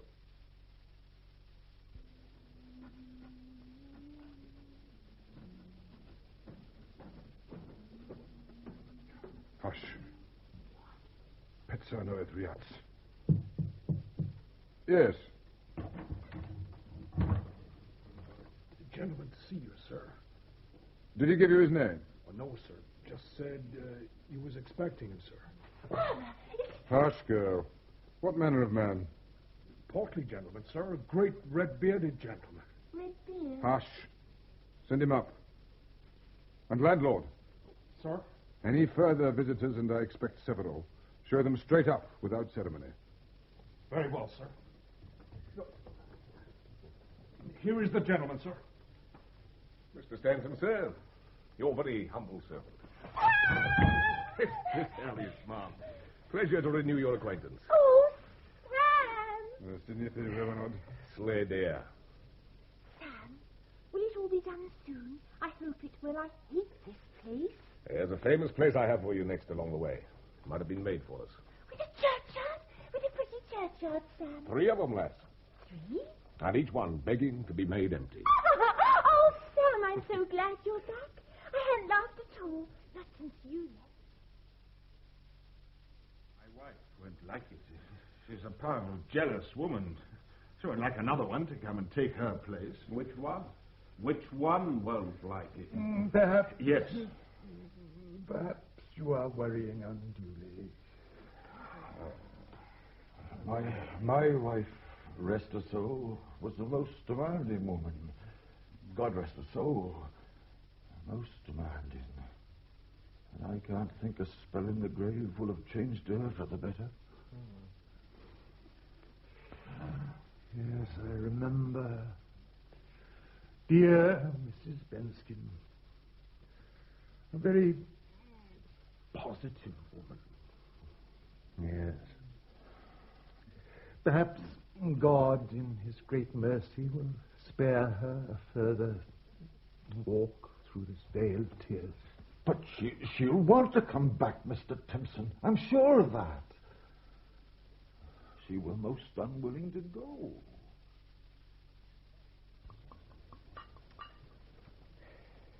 Your health, Jack. Oh, forgive me. Not Jack. Who then? Will? Thomas? Nick? Harry? Amos? Amos. Your good health, then, Amos. Yours too, lass. Health to the living and the dead. The dead, especially. Alice finds you quite a comedian, Samuel. She was telling me, weren't you, child? Oh, yes, indeed. How much she admired your various performances. Yes? Oh, that's very kind of the young lady. Even your most tragical roles are, it seems to Alice here, a never-ending source of laughter and delight. Laughter, eh? Well, laughter's better than tears, they say.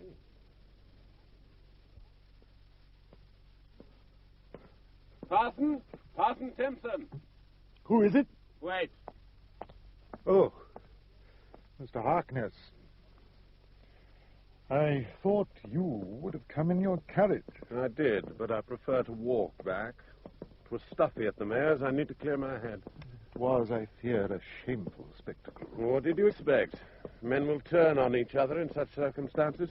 Like trapped animals, they will devour each other. It's better, surely, to debate like reasonable... Debate?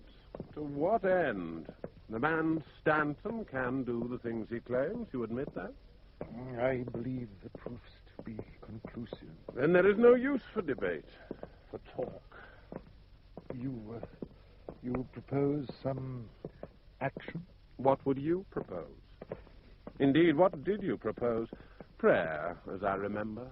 Would you ask the carpenter to set aside his plane, or the bootmaker his awl? Parson, it is some years since I attended a sermon. The last was in Skelt's time.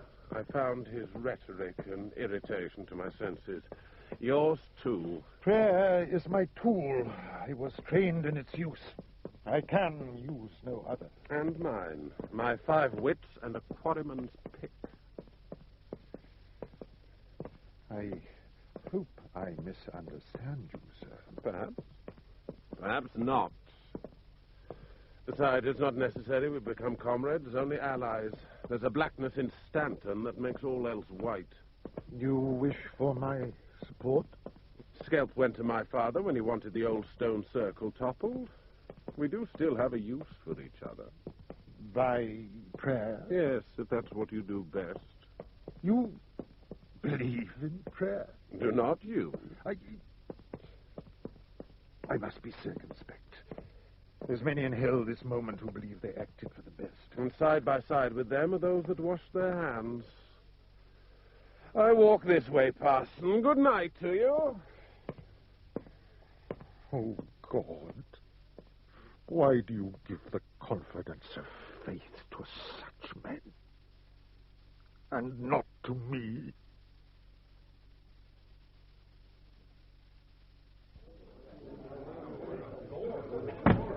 Well, you still with him?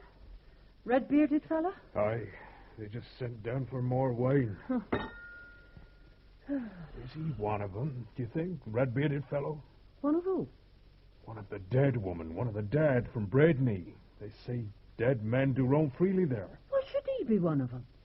I don't know. There's something strange about it. Him? He's no dead man. There's a stink of the barn on him. You sent the barn on every stranger, you. Rightly. What they talk about up there? Gibber, mainly. Foreign talk, or perhaps the dead have a different language to the living. What are you talking about? Well, they'd have to, wouldn't they? Stand to reason, there being folks of so many nations' tongues among them. Mad? Oh. Evening to you, missus. What do you want? Well, I ain't meaning to disturb you. There's a matter needs your assistance. What sort of matter? Oh, reading matter, if you please, missus. Read? What? Oh, listen. This notice here. All over town they are. Here. Can you read it, missus? I couldn't. Well, not more than half of it, Alice. Some largest words there, no mistake. You can read it? What is it, wife? What's the same, missus? Go back to the tap, William. I'll bring it back out there and read it for you in a minute. Oh, but Off with you now. Yeah, missus. What is it, Mag? Here, read. That's it, then. As in Brittany, so here. 3 days' time, a Friday. Aye. You'll read it to him, this? Oh, even I don't, others will. Not reading it won't stop him. Oh, wife. Do you think he'll raise them? Ted Tradwell and Sarah? They has kept this house of all week. How should I know? Oh, if he does, they'll... Hush up, can't you? I'm trying to think. Aye. Well, I'd best take this wine up for him. Wait. What wine? Show me. Oh, will you always be a fool? It's what they had. This wine for them? They had it before. Taproom wine from the cask for them? Look, to the cellar with you. I'll take 'em up the best. But why? Now do as I say, and hurry. God preserve us. God preserve us all.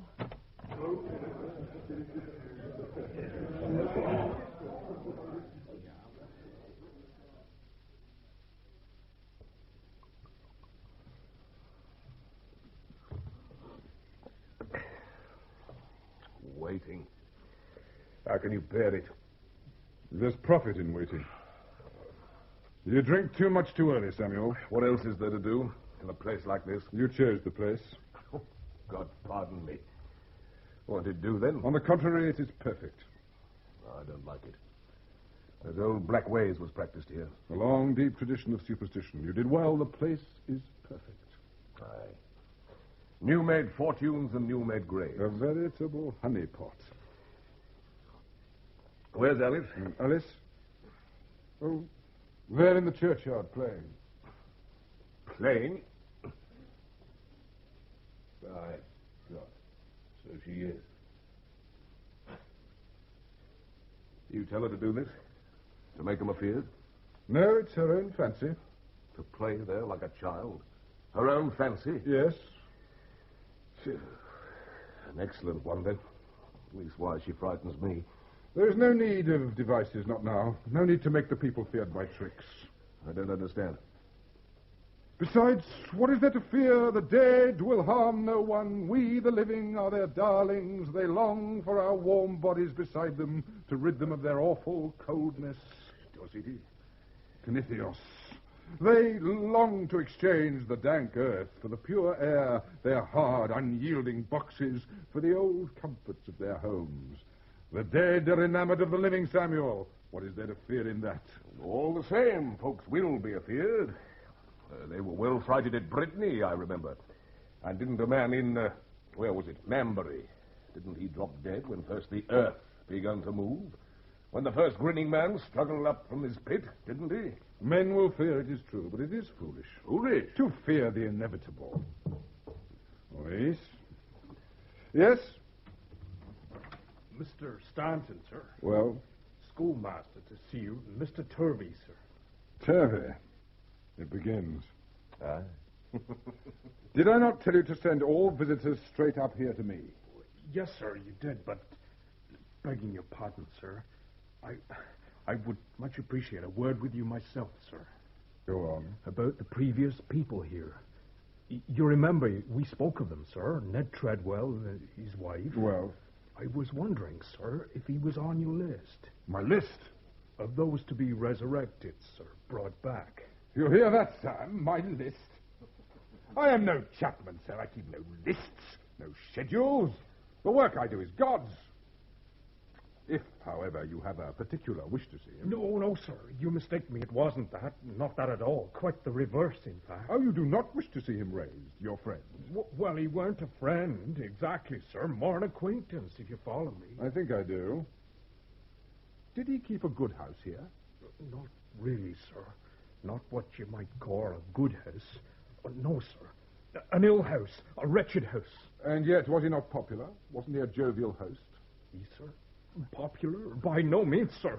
A most ill-natured fellow he was.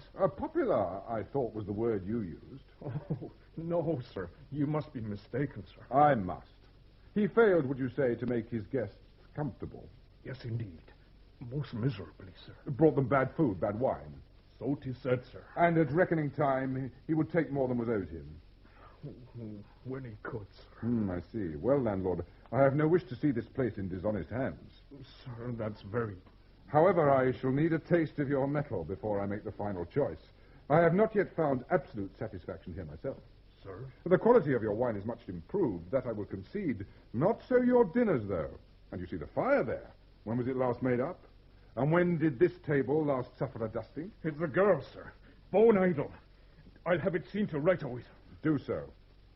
And what of the reckoning? How may I be assured that the reckoning will be honest?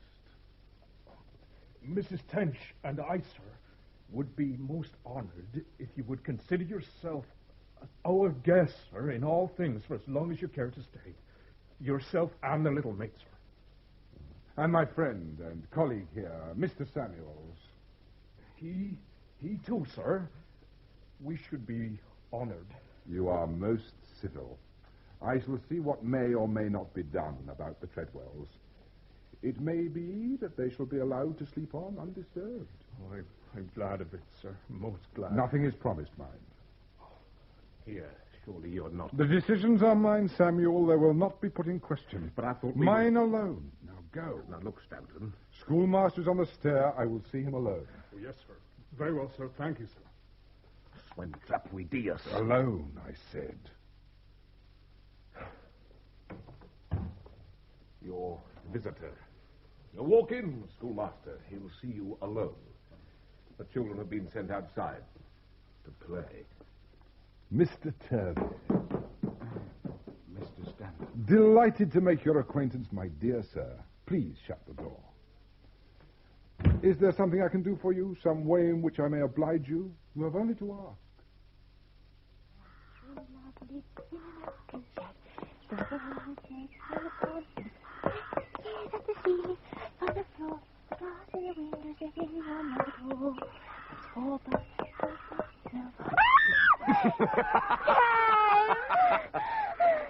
Oh, you.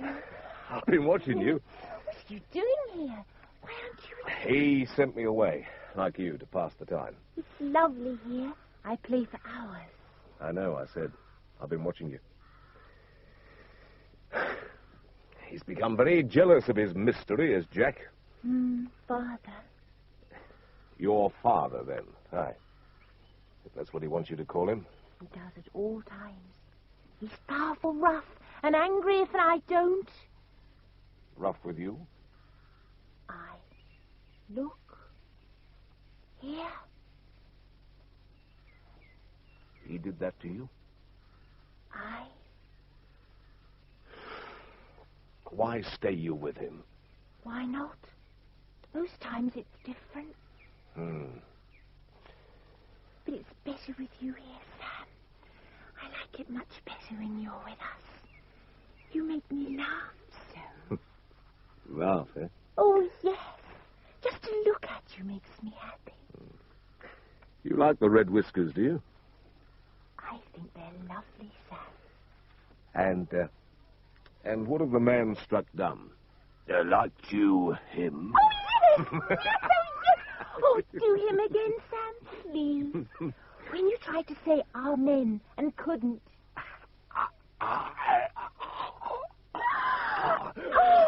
Lord, thou hast taken a terrible revenge upon this unfortunate sinner here. May thy arm always guide my aim, even when I make water. Lest perchance I splash my gaiters. Oh, go on, Sam. Go on. It's just like him. No. Why? It's not right for me to laugh at him. I don't mind, Sam, really. You'll tell him. No, I won't, Sam. Honest, you can trust me. Can I? Of course you can. Go on. No, not now. The mood is past. Perhaps later. What's on your mind, Sam? Nothing. No. No, you're right. There's many things. Can he do it, do you think? Raise them. He's not had to yet. I know. But can he, do you think?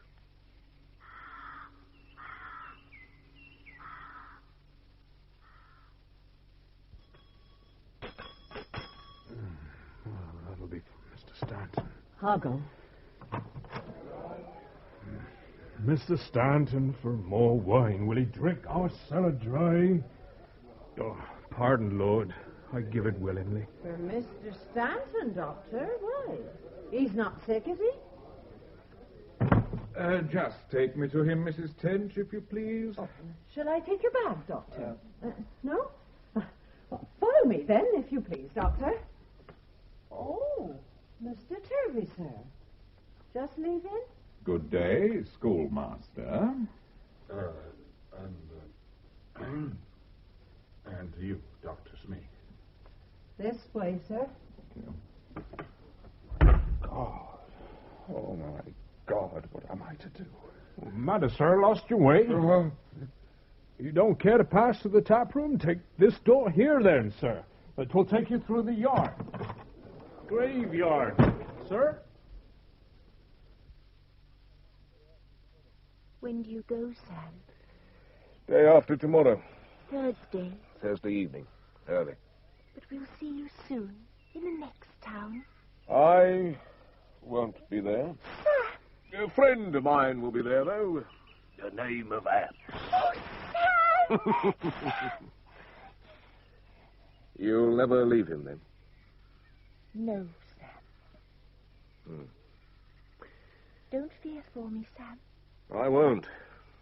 I'll tell him. No, please, Sam. Say nothing. Oh, very well. He knows, I think. If harm should come to you... You're very kind, Sam. I thank you. He won't hurt me again, I'm sure. It's not only him, though. This place. I've got a nose for places. We've seen enough, the three of us. There's evil here. Evil? A violence, I feel it. But promise me something. When I've gone, don't let him leave you alone, anywhere. Not at any price. You promise? Make any excuse, but stay with him at all times. Very well, Sam. Swear it. I swear. Good. And now go in. He's had time enough to himself. Aren't you coming too? In a moment.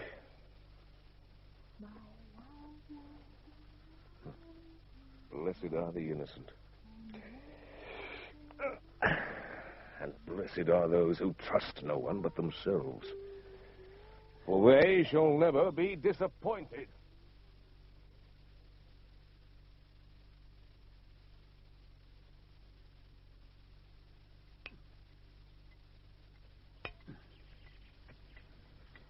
Mr. Jenner!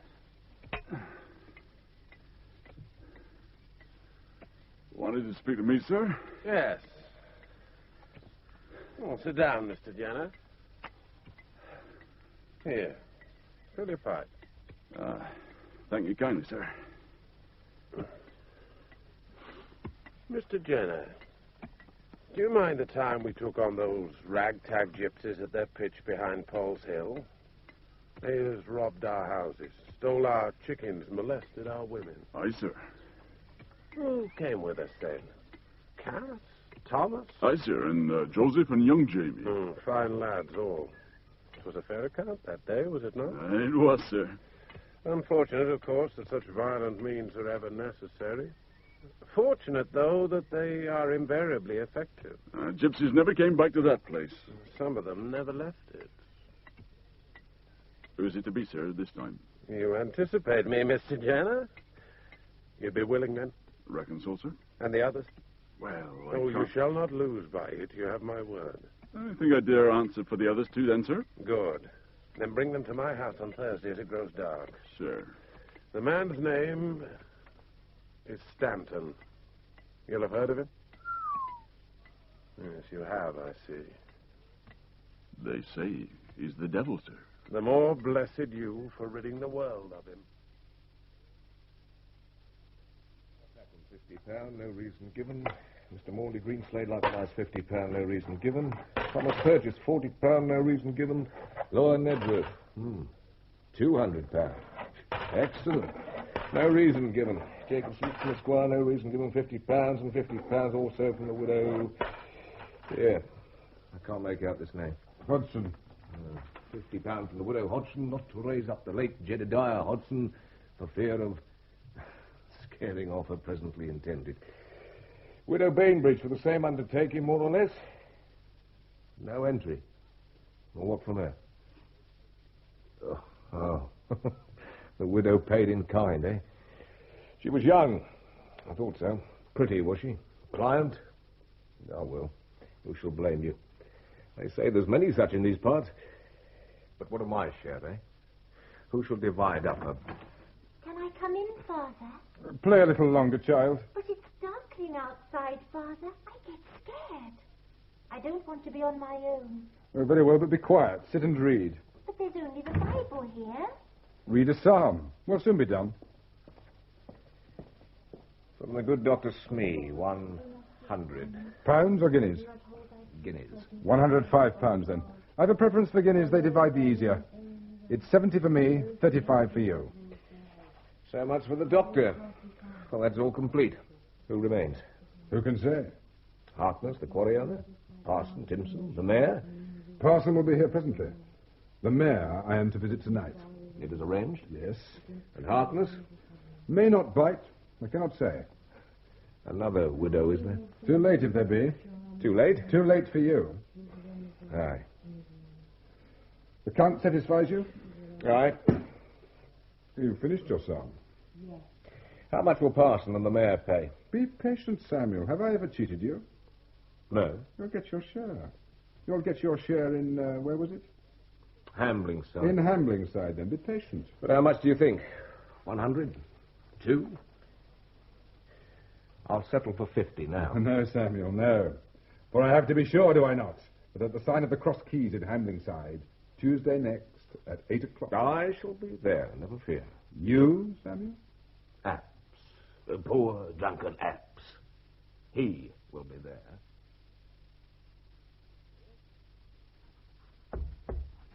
Yes?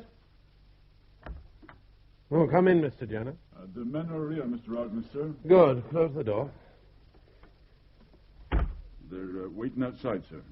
Are they willing? Willing? Oh, yes, sir. Would that I could keep you company tonight, but there's no place for a lame man in such an enterprise. A nasty tumble it must have been, sir. An annoyance merely. Well, waste no time about it presently. Well, you have no sudden qualms, surely. Oh, not half of one between us, sir. Only... Out with it, man. We've no wish to be made look foolish, sir. How foolish? If this man can raise the dead, why might he not, being dead, raise up himself? Do you see my meaning, sir? Of course. Well, sir, would it be foolishness and labour lost to make one dead who won't remain so?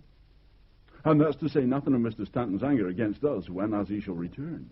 Have you not, then, heard the reports from Brittany and beyond? Aye, sir, I've heard them, but I The don't... dead rise up in the condition they were in at death.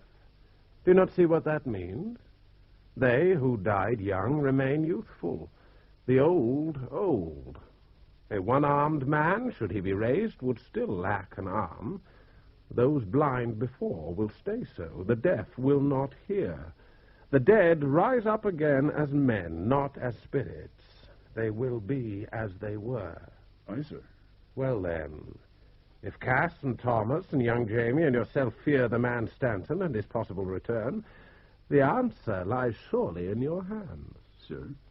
Well, see to it, and see to it diligently, that what remains of him will constitute no possible threat, eh? Render him down, man. Leave no threatening part of him intact. Disassemble him. Do you understand now? Aye, sir. When it is done, let it be known what has happened. Admit nothing, but say the man is dead, and let the people know who to thank for it. I will, sir. Take the others round to the kitchens now. Tell them you are to be given food and ale. Thank you kindly, sir. And later, when the job is done, we shall celebrate indeed. The whole town shall celebrate.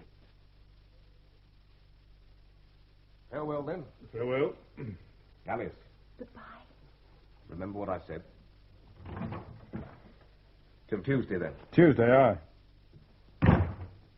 What has he said to you? He told you to remember what he had said.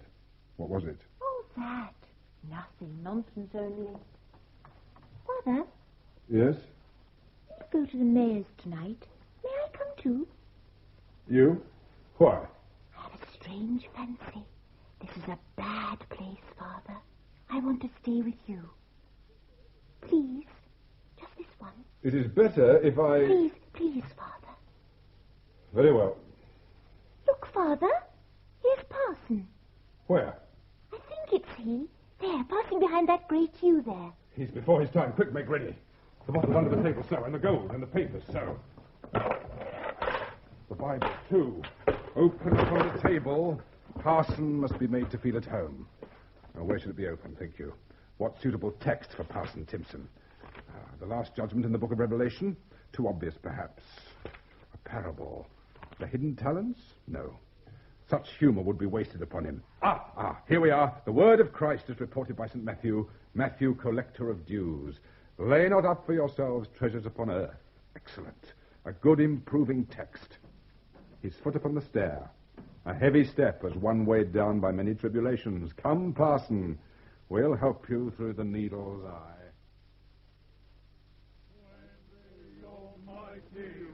Forth into battle, each bright herald angel will sound the alarm. With the helmet of righteousness we shall prepare us, and the visor of holiness through faithful arm.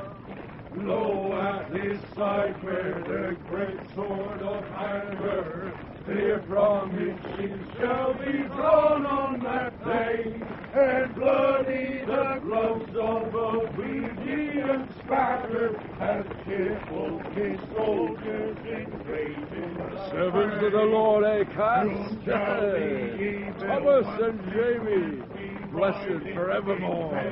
It is promised. Salvation shall shine, victorious the brows of the conqueror laurel, and blood red the cross we shall wear for a sign. Mr. Benskin, my respects, sir. I am most honored. God's blessing upon your threshold. It is I, sir, who am honored. Pray, step this way. My daughter, sir. Excuse her, if you please. She has a morbid fancy come upon her and must come with me whether I would or no. This gentleman is mayor of this fine town, child. Make your curtsy to him. Your worship, sir. Pretty creature. She will not disturb us in our talk, I promise you, Mr. Mayor. If you have some book to divert her, she will happily sit in the hall for an hour or more. I have a book of scraps and pictures, if you... If you please, sir. Have you a Bible here? Yes, of course, somewhere. I would like to read that, sir, if I may. I am engaged upon a reading of the Psalms at present. Excellent, excellent. I'll ring for the girl. She'll fetch a Bible for you directly. If you'll just sit here now, she'll come at once. This way, sir, if you please.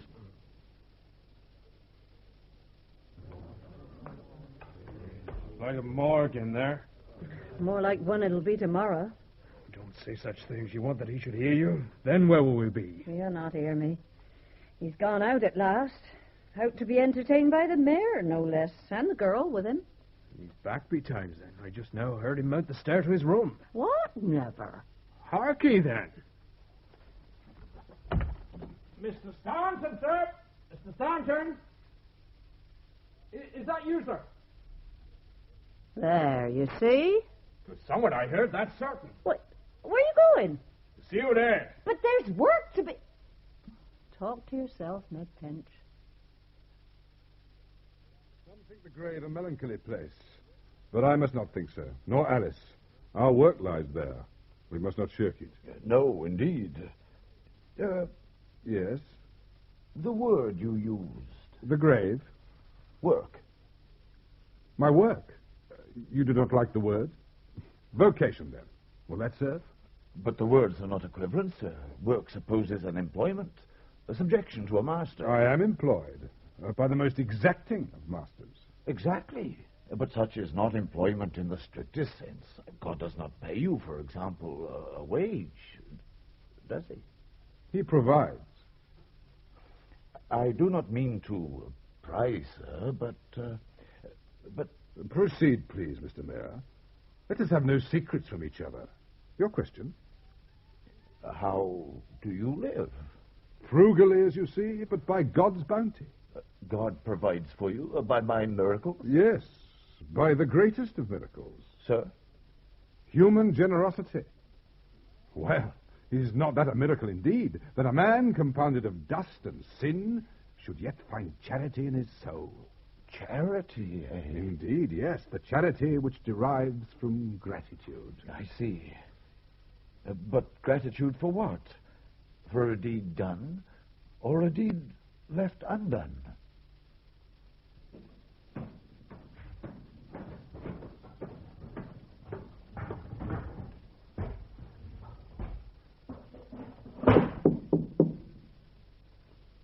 Yes? It's me, sir. Tench, the landlord. Well? Is there anything you wanting, sir? No, when there is, I'll ring. Go away, leave me alone. Yes, sir. Very good, sir. I think you will concede, sir, that in many cases death is a merciful release. From pain, do you mean? Do not fear for the dead, sir. Death, the event of death, purges all pain. I meant a merciful release for the living, sir, not the dead. Oh, as when the death, for instance, of one partner of a marriage sets the other partner free. Exactly so. But freedom, in spite of what the philosophers say, is not the natural state of man. Liberty may only be truly gained at a price. Your glass is empty, sir. Allow me. Thank you. But then, who may set a value upon such a thing as liberty? One might try. Suggest one. 200 pounds? Evening, Mr. Jenner, sir. Cass, Thomas, Jamie, some ale for you, gentlemen. And good time. Is one named Stanton here with you? Stanton? Aye, he's upstairs. Yeah, that's good. A pot of ale for us, then, each one, and after that, to our business. You have business with him, too? Seems as if half the town's been up and down these stairs the past few days. He's had visitors before, then. That's certain.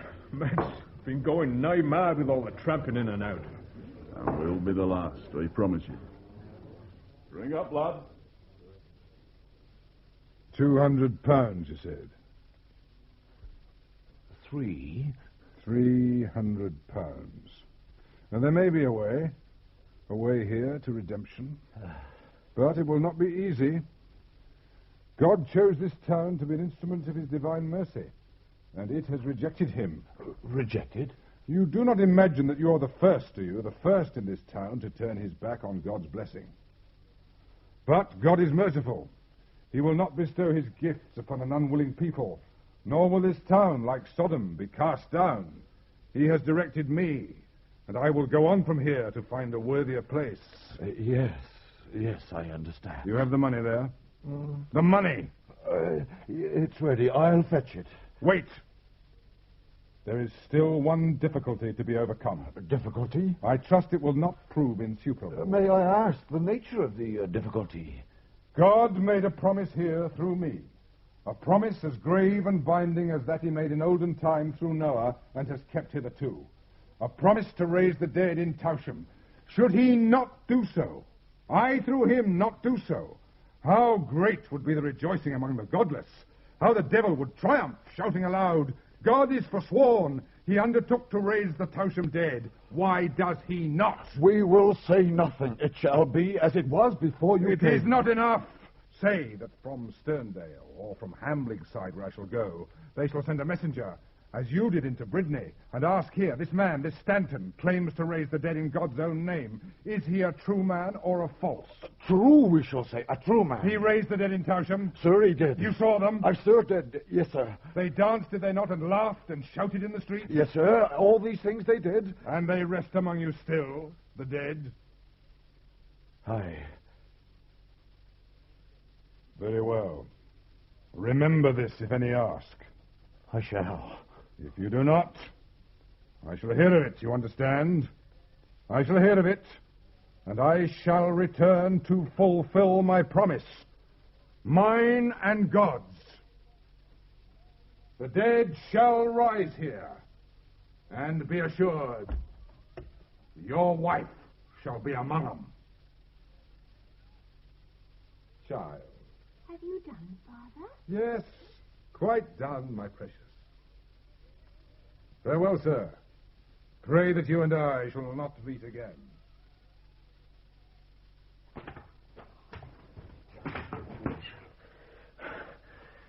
Oh, not the drawer of 4 places. Not the drawer in the table. Jack Stanton, you disappoint me.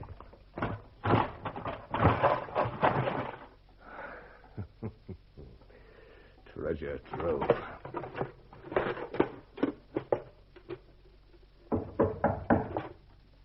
Mr. Stanton? Yes? I'd like a word with you, sir. Not now. There's a message, sir, from Mr. Harkness. Not now, I said.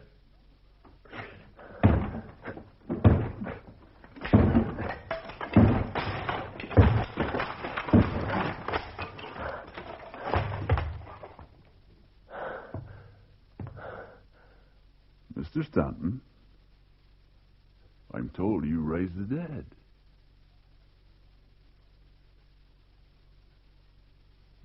What's in the bag, Father? Go, child.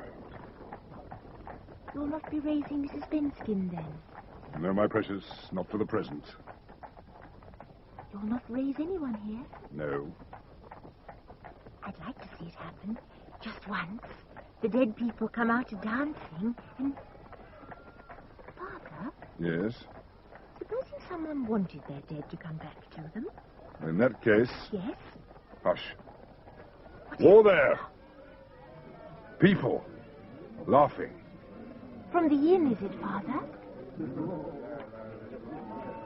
You there! Me, is it, sir? Yes, you. What is that noise? That, sir? Why, that's music, sir. Laughing and singing. What does it betoken? You're a stranger here, sir. Aye? You'll not know. The devil has visited us here in Towsham. Is that a cause for rejoicing? 'Tis now, sir. He be dead. Dead? Many times over, so they say.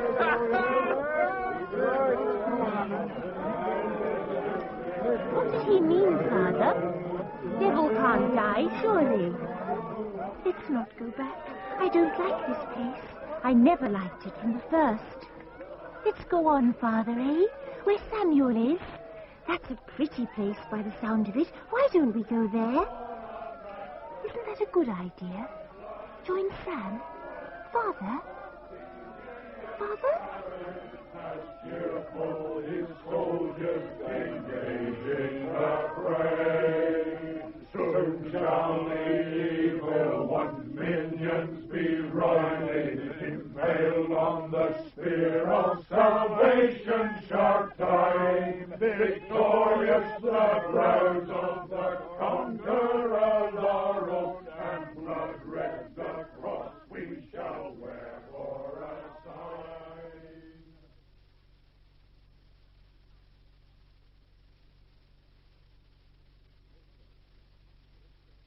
The Resurrectionist was written for radio by David Buck, with John Abinieri as Stanton, Madeline Smith as Alice, and David Buck as Timpson.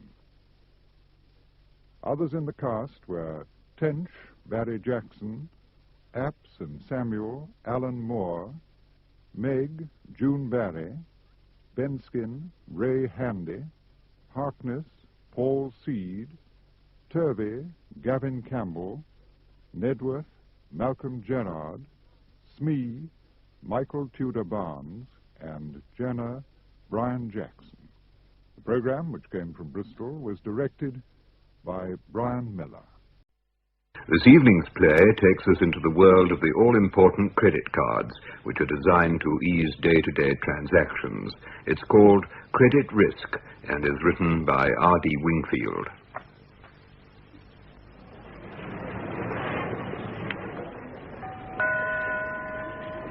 Good morning. Welcome to Dobson's, where shopping is a pleasure. Don't forget, our mammoth January sale commences tomorrow with money-saving bargains in all departments. Miss? Yes, sir? Can I help you? Yes, I want one of those electronic watches. Certainly, sir. Which model? They start... Never mind the price. That one will do. Yes, that one. You take Sesame credit cards, don't you? We accept all cards, sir. It's a lovely watch, isn't it? I'll show you how it works. No, it doesn't matter. I'm in a hurry. Oh. Well, if you'd let me have your credit card, we'll be phoning it through while I make out your Phone it receipt. through? What do you mean, phone it through? Just routine, sir.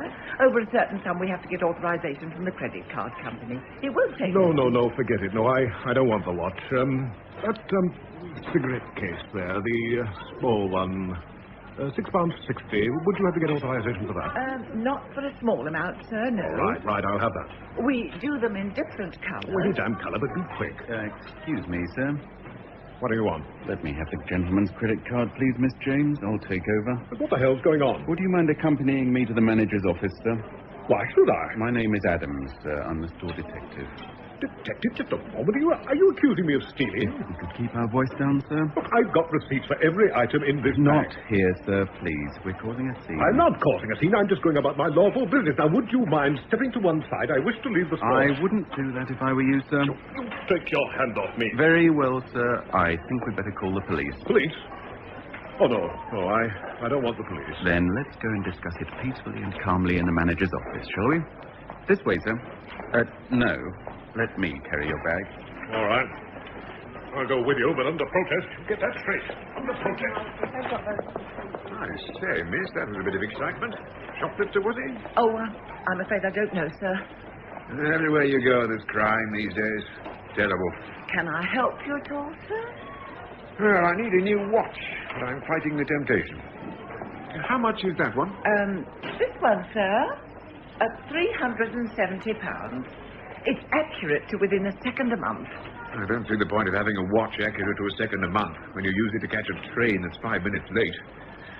But it's tempting. However, fortunately, I'm glad to say I haven't got that sort of money on me. Oh, we take credit cards. I don't believe in them. They encourage people to spend what they haven't got. What will they do with that chap?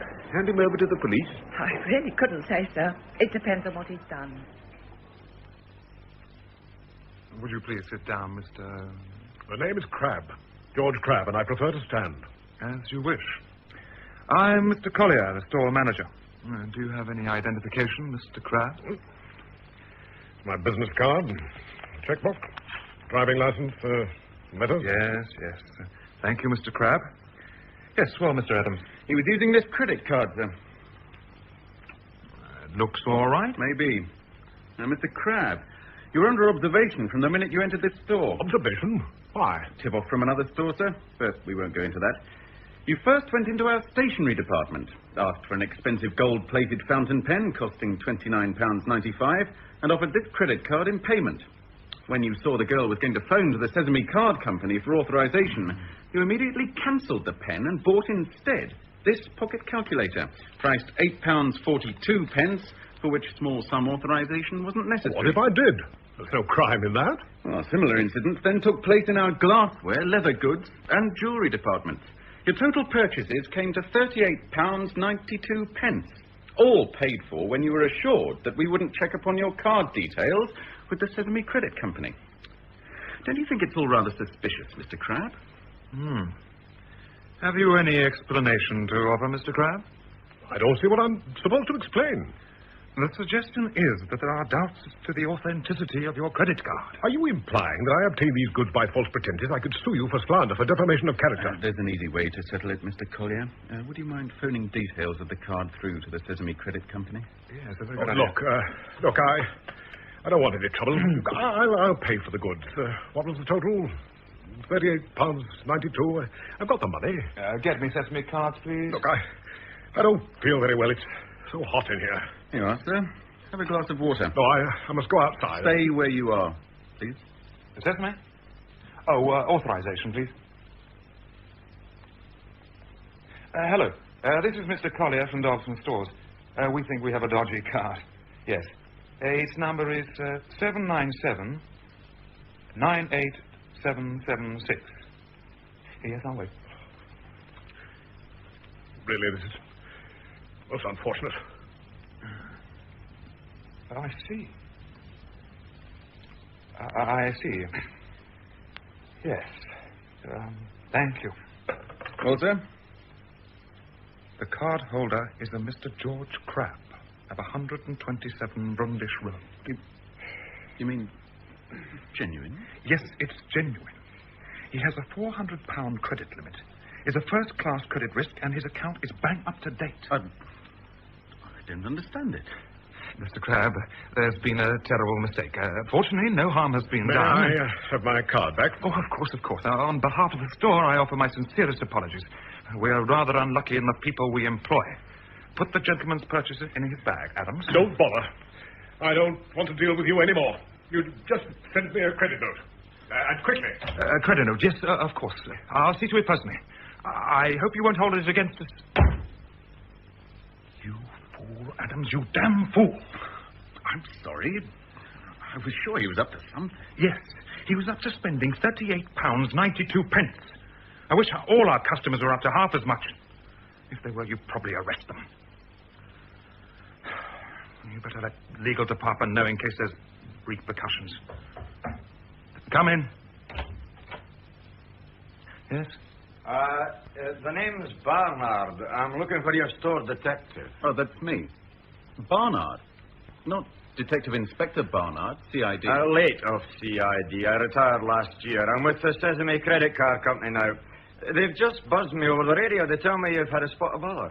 Nothing that need concern you, Mr. Barnard. I thought the man was acting suspiciously, so I detained him. But his credit card was genuine, so we had to let Mr. Crabbe go. Crabbe? That's right. George Crabbe. 45 to 50, dark hair, bushy eyebrows, about my height. That's the man? Do you know him? Oh, very well indeed, sir. I put him up for his last stretch. 7 years robbery with violence. If George Crabbe has been acting suspiciously, he's up to something. This might interest you. He left his business card behind. Business card? There's only one sort of business he's involved in. It's a cover-up for something. George Crabbe, sales manager, the Acme Mail Order Company.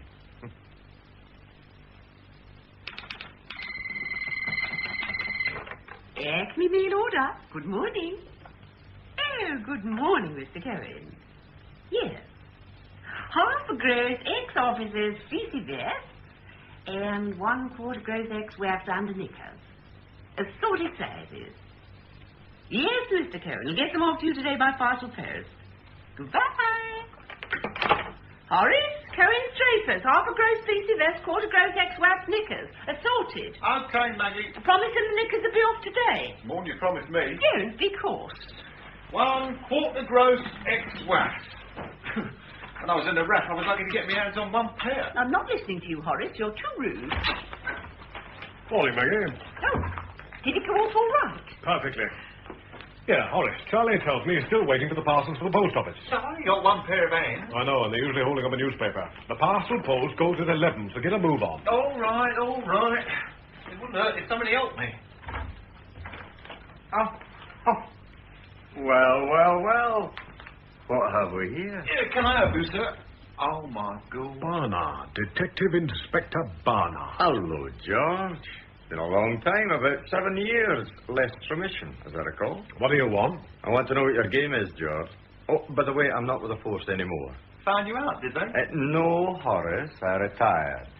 I'm with the Sesame Credit Card Company now, Chief Security Officer. You've got one of our cars, haven't you, George? What do I have? You used it at Dobson's stores today. You made them suspicious. An error for which they apologize. So they told me. But I'm asking myself, why the robbery with violence man skulking about a credit card? So I'll follow you here and discover another old chum from the good old days. Little Horace Martin. Star of over 300 break-ins and entries. I work here. We both work here. It's a legitimate business. Nothing you're involved in could possibly be illegitimate. Woolen combination. Yes. We'll get them off to you today. There. But where's my manners?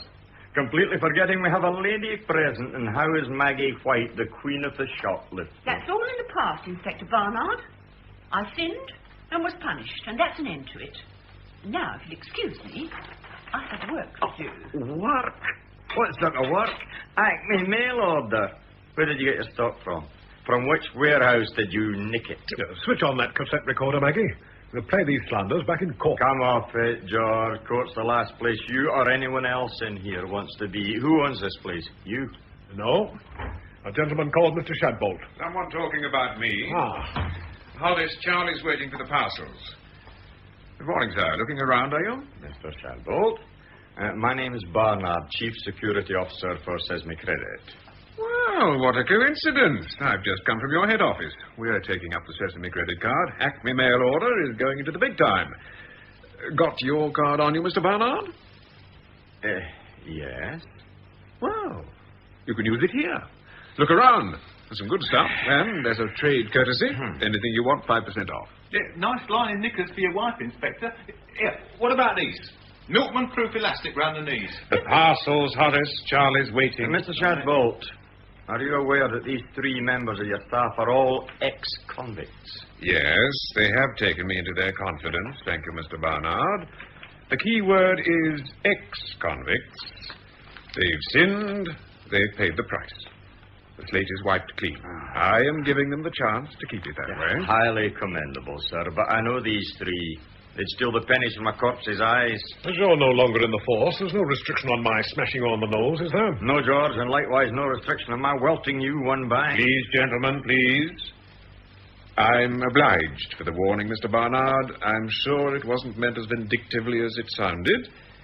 Now, I'm sure the security of Sesame credit cards demands your presence elsewhere. Tea up, ladies and gentlemen. Grab it while it's hot. Percy Harris. Inspector Barnard. Now look what you've made me do. Upset all me tea. Percy Harris. Percy the penman. Master forger and embezzler. You don't let him near your books, I hope, Mr. Shadbolt. He's my accounts clerk. Ah, then you've my deepest sympathy. Well. Where else could you find so many crooks under one roof? CID room at Scotland Yard. Ah, you always were the funny one, weren't you, Horace? Fortune. Here, George. Let's have a look at the credit card you were flashing around Dobson's today. Well, I don't see why I should. But here you are. Thank you. Well, this is all right. Yes. Then may I have it back? Thank you. Well, Mr. Barnard, unless there's anything else... All right. Well, I'm warning all of you. You're up to something. I don't know what it is yet, but I'm going to find out. And then we'll see who's laughing. What a horrible man. He's got no right to talk to us like that. No right at all. I'd like to break every bone in his body. Where's your Christian charity, George? You shouldn't hate him. You should feel sorry for the man. He could get the sack for what we're going to do. After tomorrow, he'll deserve it.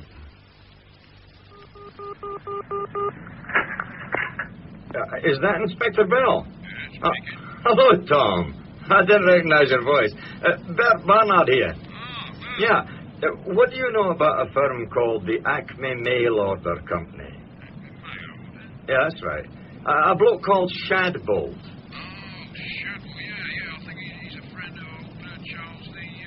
Oh, a friend of the probation officer, is he? Is that supposed to reassure me? Clean, is he? I wish I'd used trust in nature. Yeah, I've got one of my feelings, and I'm seldom wrong. Yeah, I think we'll be safer calling the old thing off, Mr. Shadbolt. Especially now Barnard's poking his big nose in. No, it's got to be tomorrow, Horace. It's been planned down to the last detail. Besides, if Percy's forged cards are so good they even fool the great Inspector Barnard, it'd be criminal to waste them. I agree. Good. Then we go ahead tomorrow as planned. There'll be a full briefing of all staff at tonight's meeting.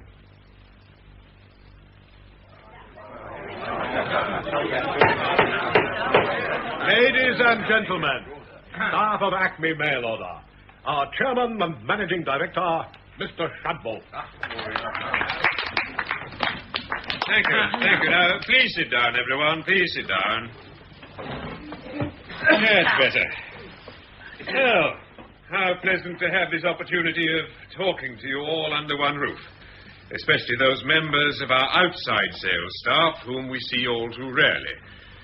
I am pleased to report that thanks to your efforts, Acme Mail Order has had a most successful year. Not only have we established it as a legitimate business, but we have even made a small, honest profit.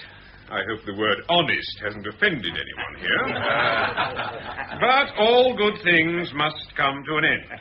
And, as a trading company, Acme Mail Order has but a few more hours of life, because tomorrow morning we reap the reward of our long-term planning. Tomorrow morning, ladies and gentlemen, in packed but profitable hours, we are going to defraud the Sesame Credit Card Company out of something in excess of £250,000.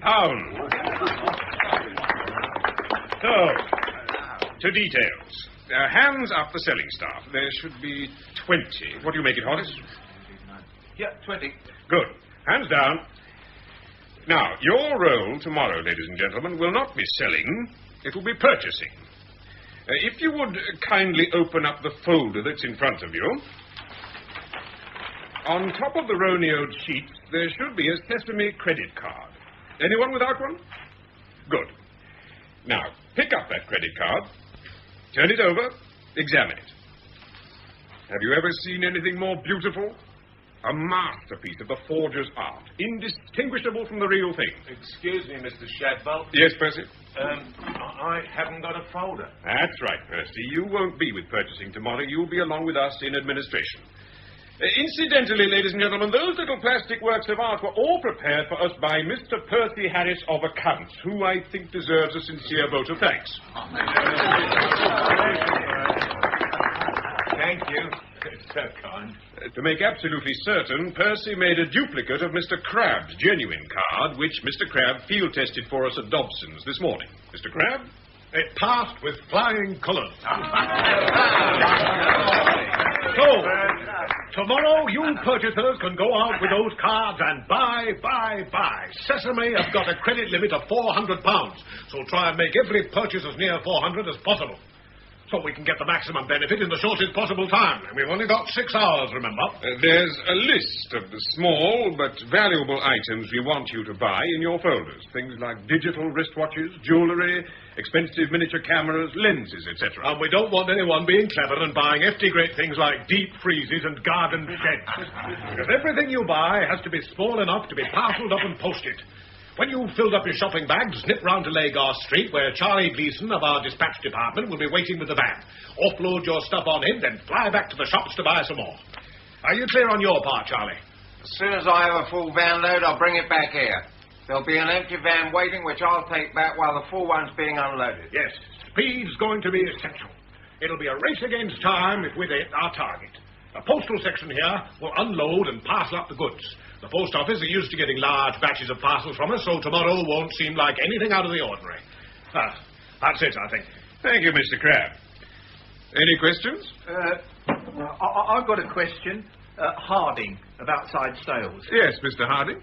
Well, I hate to sound a pessimistic note, Mr. Shadbolt. It's not my place to query management decisions, but this scheme, it just won't work. I hope you don't mind my mentioning it.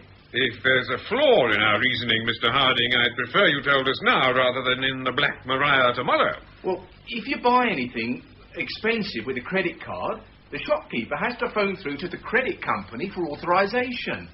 Well, the first call he makes on one of these fake cards, we've had it. Let me assure you, Mr. Harding, that I haven't kept out of prison by ignoring little points like that. We've researched the problem. Miss Maggie White of our switchboard took leave of absence to take up temporary employment with Sesame, as a result of which we have all the inside knowledge we need. Now, Sesame employ a staff of several hundreds. From Monday to Friday, their head office is a beehive of activity. But on Saturday morning, the entire building is empty, except for 10 members of the staff who work in the authorization section, a section which has to be manned from 8 o'clock in the morning until 10 o'clock at night, 6 days a week, taking calls from shopkeepers. 10 people in one office authorizing the expenditure of hundreds of thousands of pounds. Take over that office, and you take over complete control of Sesame. And that is precisely what we are going to do tomorrow. Very good meeting, I thought, Mr. Shadbolt. Thank you, Horace. I'm still worried about Barnard. Would be just like him to decide to go into the office on a Saturday. We'll be laying him a false trail to follow. I've just arranged for Horace here to do a spot of breaking and entering tonight. He's going to remove some items of Sesame invoicing equipment from 4 big shops. Barnard will be so busy tomorrow investigating that little mystery, he'll have no time for the office. Come in. You wanted me to stay on, Mr. Shadbolt? Yes, please, Percy. Pour yourself some tea and sit down. Thank you, Mr. S. It's about tomorrow morning, Percy. We're going to need at least 4 people to cope with the phones at Sesame, so we'd like you to come with us. Oh. I'd half promised myself to lay in bed tomorrow. Is it vital? Give me strength. Well, it is an important day, Percy, and you're so good on the phone. There'll be Mr. Crabbe, myself, you, and Horace. We'll be away by 3, so you can have a sleep in the afternoon. So, how do we get in? I mean, there's security guards on every gate. All taken care of. I looked the place over on my visit there today, and I formulated a plan. No one, but no one is allowed in there on a Saturday morning. Unless, of course, there's an emergency. So, there's going to be a minor emergency. Tomorrow morning, the plumber will call to repair a leak in the visitors' toilets. Supposing they check and there isn't a leak. But there will be. I've seen to that. I took the opportunity of using the visitors' toilet during my visit there. I dropped one of these into the cistern. What is it? A little invention. A cylinder containing very strong acid. The acid will eat its way through the container and then start to burn a hole through the cistern. By 8 o'clock tomorrow morning, it should be leaking away nicely, and they'll be overjoyed to see the plumber at past. Charlie will drive the van. The 4 of us will be hiding in the back. All right. So we get past the guard, into the building. What then? At 8:30, there will be only 2 people on duty in the authorization office. The other 8 don't arrive until 5 to 9. We subdue the others as they come in. Subdue them? What with? With these. Oh, no, definitely not. I'm not touching a gun. That's not my style. Not even for a share of £250,000? Not even for $1 million. And you'll have to excuse me as well, I'm afraid. I'm opposed to violence of any kind. Well, I'm not that fussy. No one's backing out now. It will be a peaceable operation. Take a closer look at the armory. Yeah. They're plastic. Plastic? They fooled even you. And so they should, the price I paid for them. What good are plastic guns? If the people you point them at think they're genuine, they're as good as the real thing. If. It won't work. I assure you it will. Those poor devils in authorization won't be the stuff of which heroes are made. They're just poor clerks doing a humdrum job, fed up to the eye teeth because they've got to go in on a Saturday morning. They're not going to risk giving the Widows and Pensions Fund a bashing just to see if a gun is real or not. They'll be happy to take your word for it. I've got a feeling everything's going to go off all right. So have I. It's very well planned. Oh, thank you for your vote of confidence.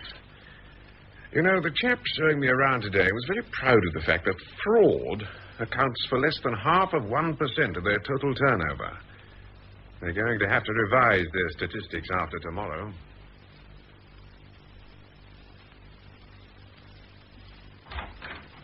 Oh, morning, Mr. Shadbolt. Maggie? Charlie? Hi, Max. In already? Not late, am I? No, Maggie, bang on time. It's barely 8:10. Want me to make the call now? Yes, please. Oh, excuse me. Now, remember, say exactly what I've told you. The sure way to make people want something is to tell them they can't have it.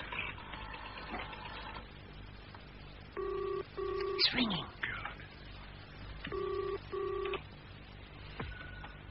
Sesame authorization. Good morning. Good morning. Emergency plumbing service.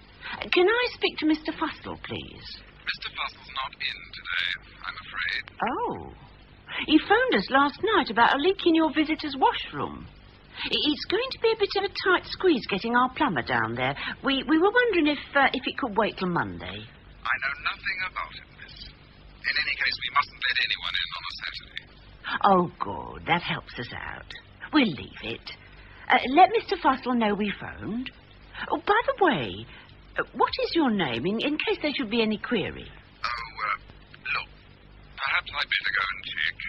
The visitor's toilets, you say? There won't be a tick. You're going to check? Good. Are the false nameplates on the van, Charlie? Did them before I came in. You know, I'm enjoying this. I say, miss, it's pouring out in there. The floor's soaked. Oh, 'tis urgent then. I'm afraid so. Oh, dear. Well, if it can't wait, it can't. I'll have a man down in about a quarter of an hour. Thank you very much, miss. I'm much obliged. Anxiously awaiting us. Mr. Shadbolt. Supposing he phones this Mr. Fussell to check. He won't get through, Maggie. Mr. Fussell's phone is out of order. I was by his house last night, and I just happened to have my wire cutters handy. Oh.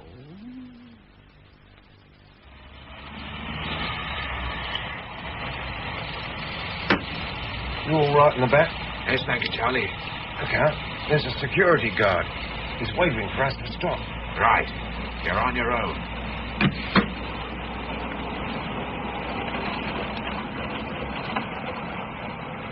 Sorry, mate. No admittance today, I'm afraid. We're the plumbers. It's supposed to be an emergency. If it's not down on my sheet, it's not. You'll have to come back on Monday. Well, that suits me just fine. Your authorisation office phoned us up, screaming it's urgent. We rearrange all our schedules just to help you out. And now you say we can't come in. Don't worry me. I've got plenty of other work. No, hold on. I'll check with authorisation. Well, make it snappy, mate. I haven't got all day. Mr. Smith, number 2 gate here. Anything about plumbers? Checklist arrived. Phoning up now, Mr. Shadbolt. Right. Now, you know the drill. As soon as you've dropped us off, wait 5 minutes, then drive out again. Tell the guard you've done a temporary repair, but you'll be back about 3 to make it permanent. And that's when you pick us up and bring us out, right? Yeah, I got it. He's coming back. Well? Yes, they're expecting you. No one bothers to tell me, though. I'm the last to know. I'll tell you my troubles sometime.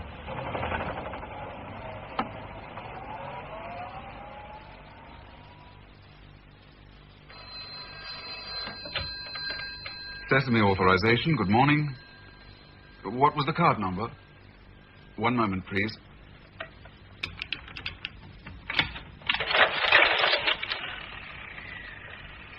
Yes, that's quite in order. Authority code 027004. Thank you. I hate working Saturdays. Yes, so do I. I'd rather work Sundays than Saturdays. You can't come in. It's locked. Who is it? The plumber! Where's this leak supposed to be? Oh, would you go and show him, Mr. Jones? It's in the visitors' toilets. Right.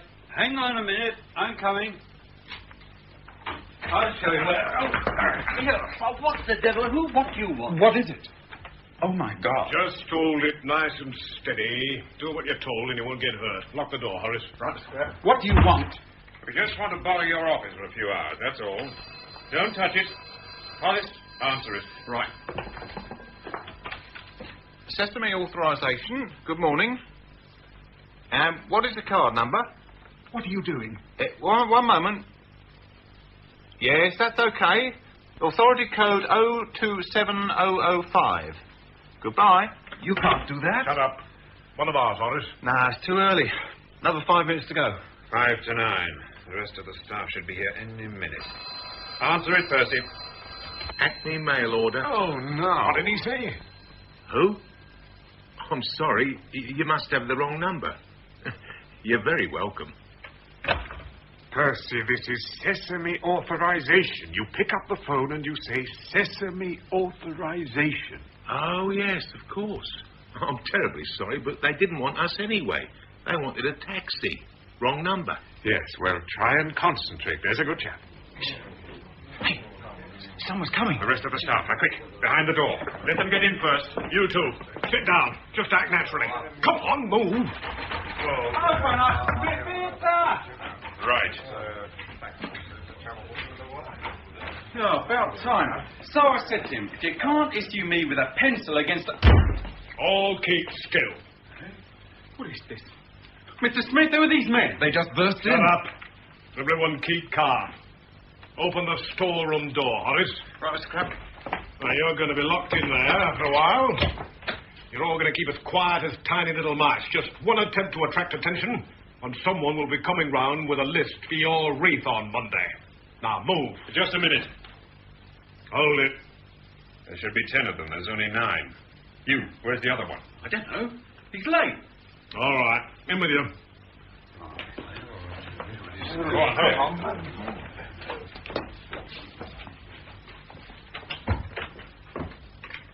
Well, you'll have to wait for the other one.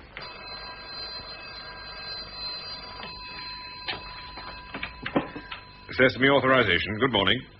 Oh, hello, Charlie. Yes, we're in all right. No, you can't start yet. There's another member of the staff to come. I know we're running behind time, but it can't be helped. You'll have to wait, Charlie. I'll phone you. Why do they argue? Sesame, good morning. What card number? Yes, that's all right. Authority code 027006. Goodbye. One of ours? No. Good. I've told Charlie to wait. Look, we're wasting time. Every minute costs us money. Sesame? Yes, that's all right.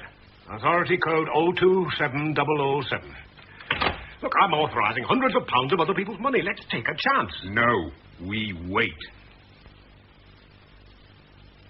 Yes, sir. Authority code 027012. It's all going wrong. It's not going wrong. It's 9:15. All we're doing is authorizing other people's cars. We might as well be working for Sesame. Let's take a chance. If he came walking in and caught us unawares... How much longer are we going to wait? I'll get it. Percy, no. Acme... Sesame. Of course. Sesame authorization. Who? Oh, dear, that is bad news. Well, it can't be helped. It's just one of those things.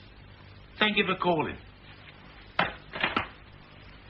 Well, what? Well, who the hell was it? Oh, the missing clerk's wife. He's got the flu. He won't be in, I'm afraid. Oh, blessed flu germ. We're in business. Hollis, tell Charlie.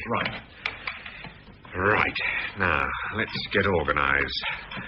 We'll have 3 phones each. George, you have those over there. Right.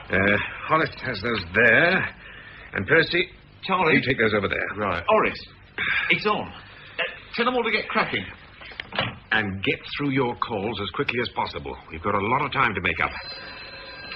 Hello, Sesame authorization. Card number. Sesame authorization. Yes. Thank what you. Card number? Authority code. Hello, that's all right. You mind speaking a little louder? That's right. What card number is it, eh? Oh. Sesame authorization. What card number? Yes, it is. Our first one. How much? £63. £63. We're not going to get very fat on that. Yes, authority code 027046. Come on, Percy, start adding it all up. Card 79, £63. Hang on a minute. Not much, but it's a start. Hello, Sesame authorization. Card number. Hello, Sesame authorization. What card number? Thank you. Percy, another one of ours. Yes, sir, that's in order. Yes, authority code 027053. Card 21, Percy, £375. 375, that's better. Percy, card 44, £352. What card number? Sesame authorization. Card number. That's all right. Authority code 027053. Goodbye. 20741. Another £205 over here, Percy. Card 60, Percy, £241. 99. You're going too fast. Good Lord, that's nearly £1,000. And in less than 5 minutes. Good morning. They're really going it now, aren't they? Authorization.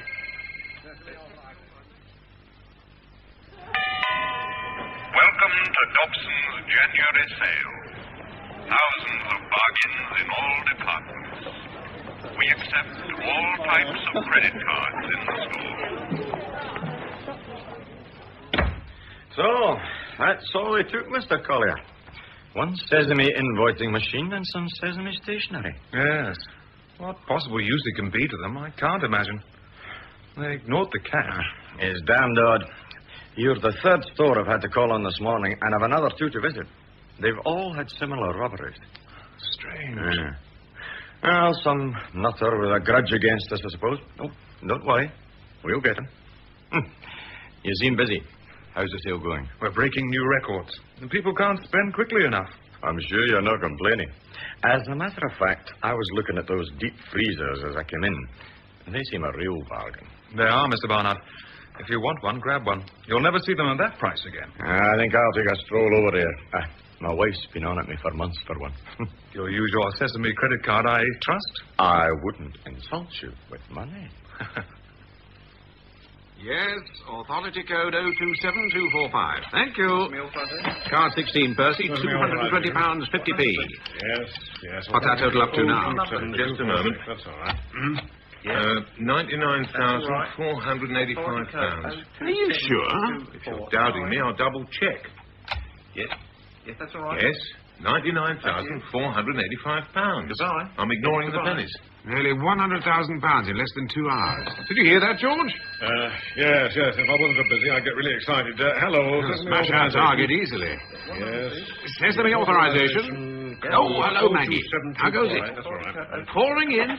Good. 21 purse. Right. £215. We'll go out and buy some more brown paper and string. We can afford it. Must go now, Maggie, the other firm. If we take too long answering, people might smell a rat. Sesame authorization. Good morning. Morning coffee is now being served in the Tudor dining room. There we are, Mr. Barnard. Your card and your receipt. Thank you. The freezer will be delivered on Monday. Sorry it took so long. You're with Sesame, aren't you? Yes. I don't know what's wrong with them at your place today. I've never known them so slow. Slow? That shouldn't be. I'd better take a look in there on my way back. Sesame authorization? Yeah. Hello, Charlie. Yes, all's going well. The total? What's our total, Percy? £204,485. Are you sitting down, Charlie? It's £204,485. Self-purchasing, they're doing a wonderful job. We're proud of them. We're raking in well over £1,000 a minute. 884. Oh, good. Must hang up. The phones are going mad. Thank you. Percy, car 24, £312. No, I'm still worried about Barnard. Charlie saw him in Dobson's 10 minutes ago. Oh. It's 12:30. He won't be coming back here now. Sesame authorization. Excuse me, miss. Yes, sir. Sorry to bother you. I'm with Sesame Credit. Have you had any trouble getting authorizations today? Well, they were a bit slow for a time, but they seem to be all right now. You've got all new staff on, haven't you? Pity you chose the busiest day. It shouldn't be new staff. Not according to the duty roster. Well, perhaps it's me then, but I didn't recognize any of the voices I spoke to. Miss, can I have a little attention, please? Oh, you'll have to excuse me. Yes, of course. Can I help you, sir? New staff, huh? That's strange.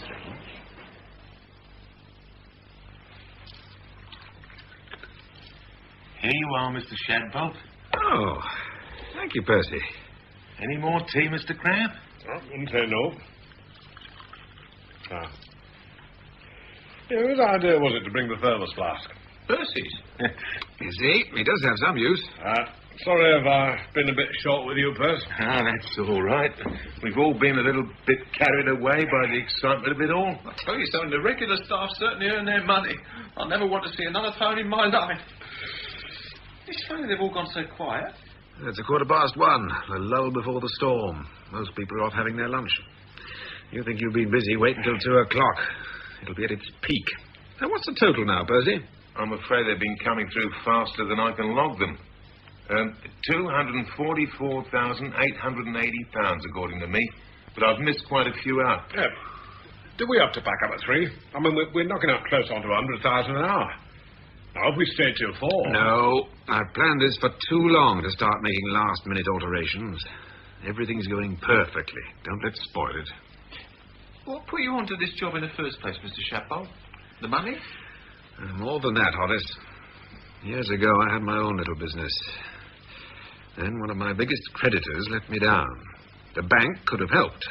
And on the principle of always hitting a man when he's down, they demanded immediate repayment of the existing loan. Overnight, I was ruined. Lost my business, my house, the car, the lot. I've had to think about banks ever since. And banks own credit card companies. So, it's revenge? Well, more like a bit of my own back. $250,000 or so won't ruin them, but it'll irritate them a little. Sesame authorization. Break over, chaps. Yes. Back to business. Yes. Sesame authorization. Good afternoon.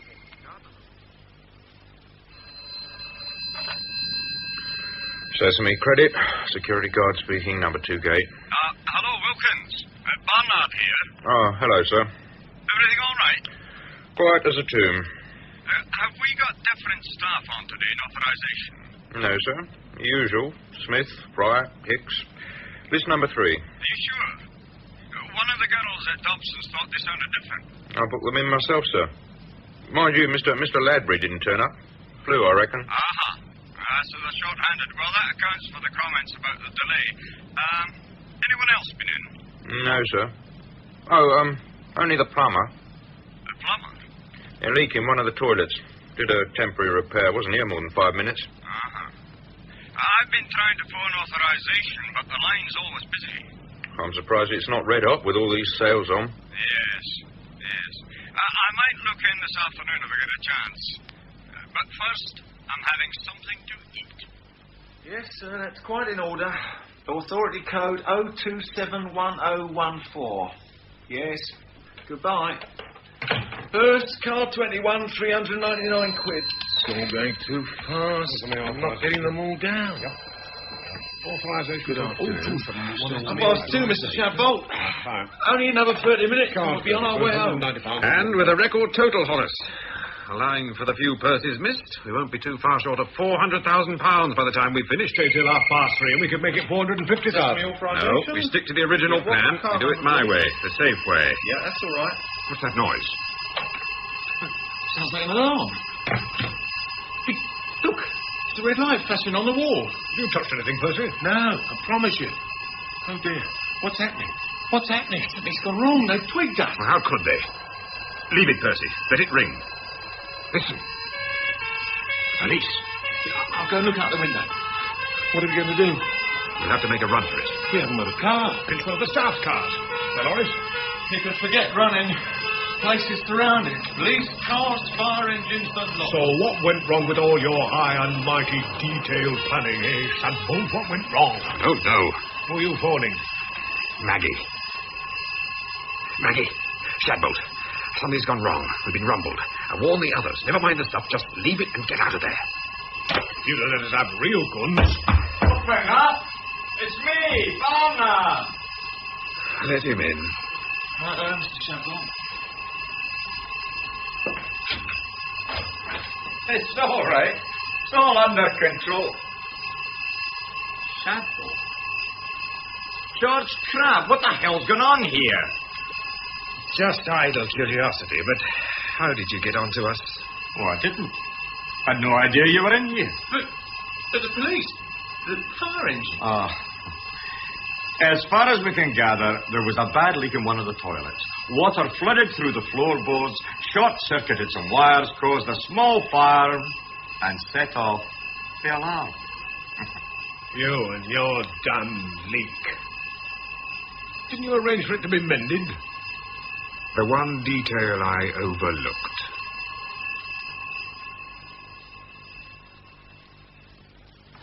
In Credit Risk by R.D. Wingfield, Mr. Shadbolt was played by John Rowe, Mr. Crabbe by William Edel, Horace by Christopher Schuyler, and Percy by Alan Tilburn. Maggie was played by Irene Sutcliffe, Mr. Barnard by Tom Watson, the security guard by Martin C. Thurley, Charlie by Leslie Glazer, the office manager by John Oxley, and the sales ladies by Joan Matheson and Valerie Murray. Other parts were played by Andrew Sear, Marcus Campbell, James Thomason, and David Graham. The play was produced by Christopher Venning. Afternoon Theatre.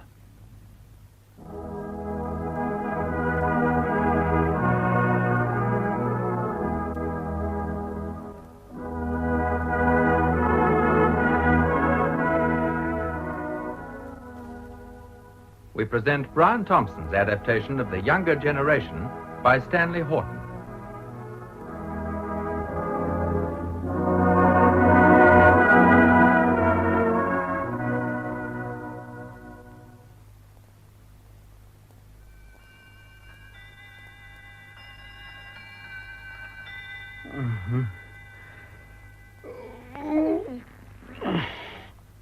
What was that?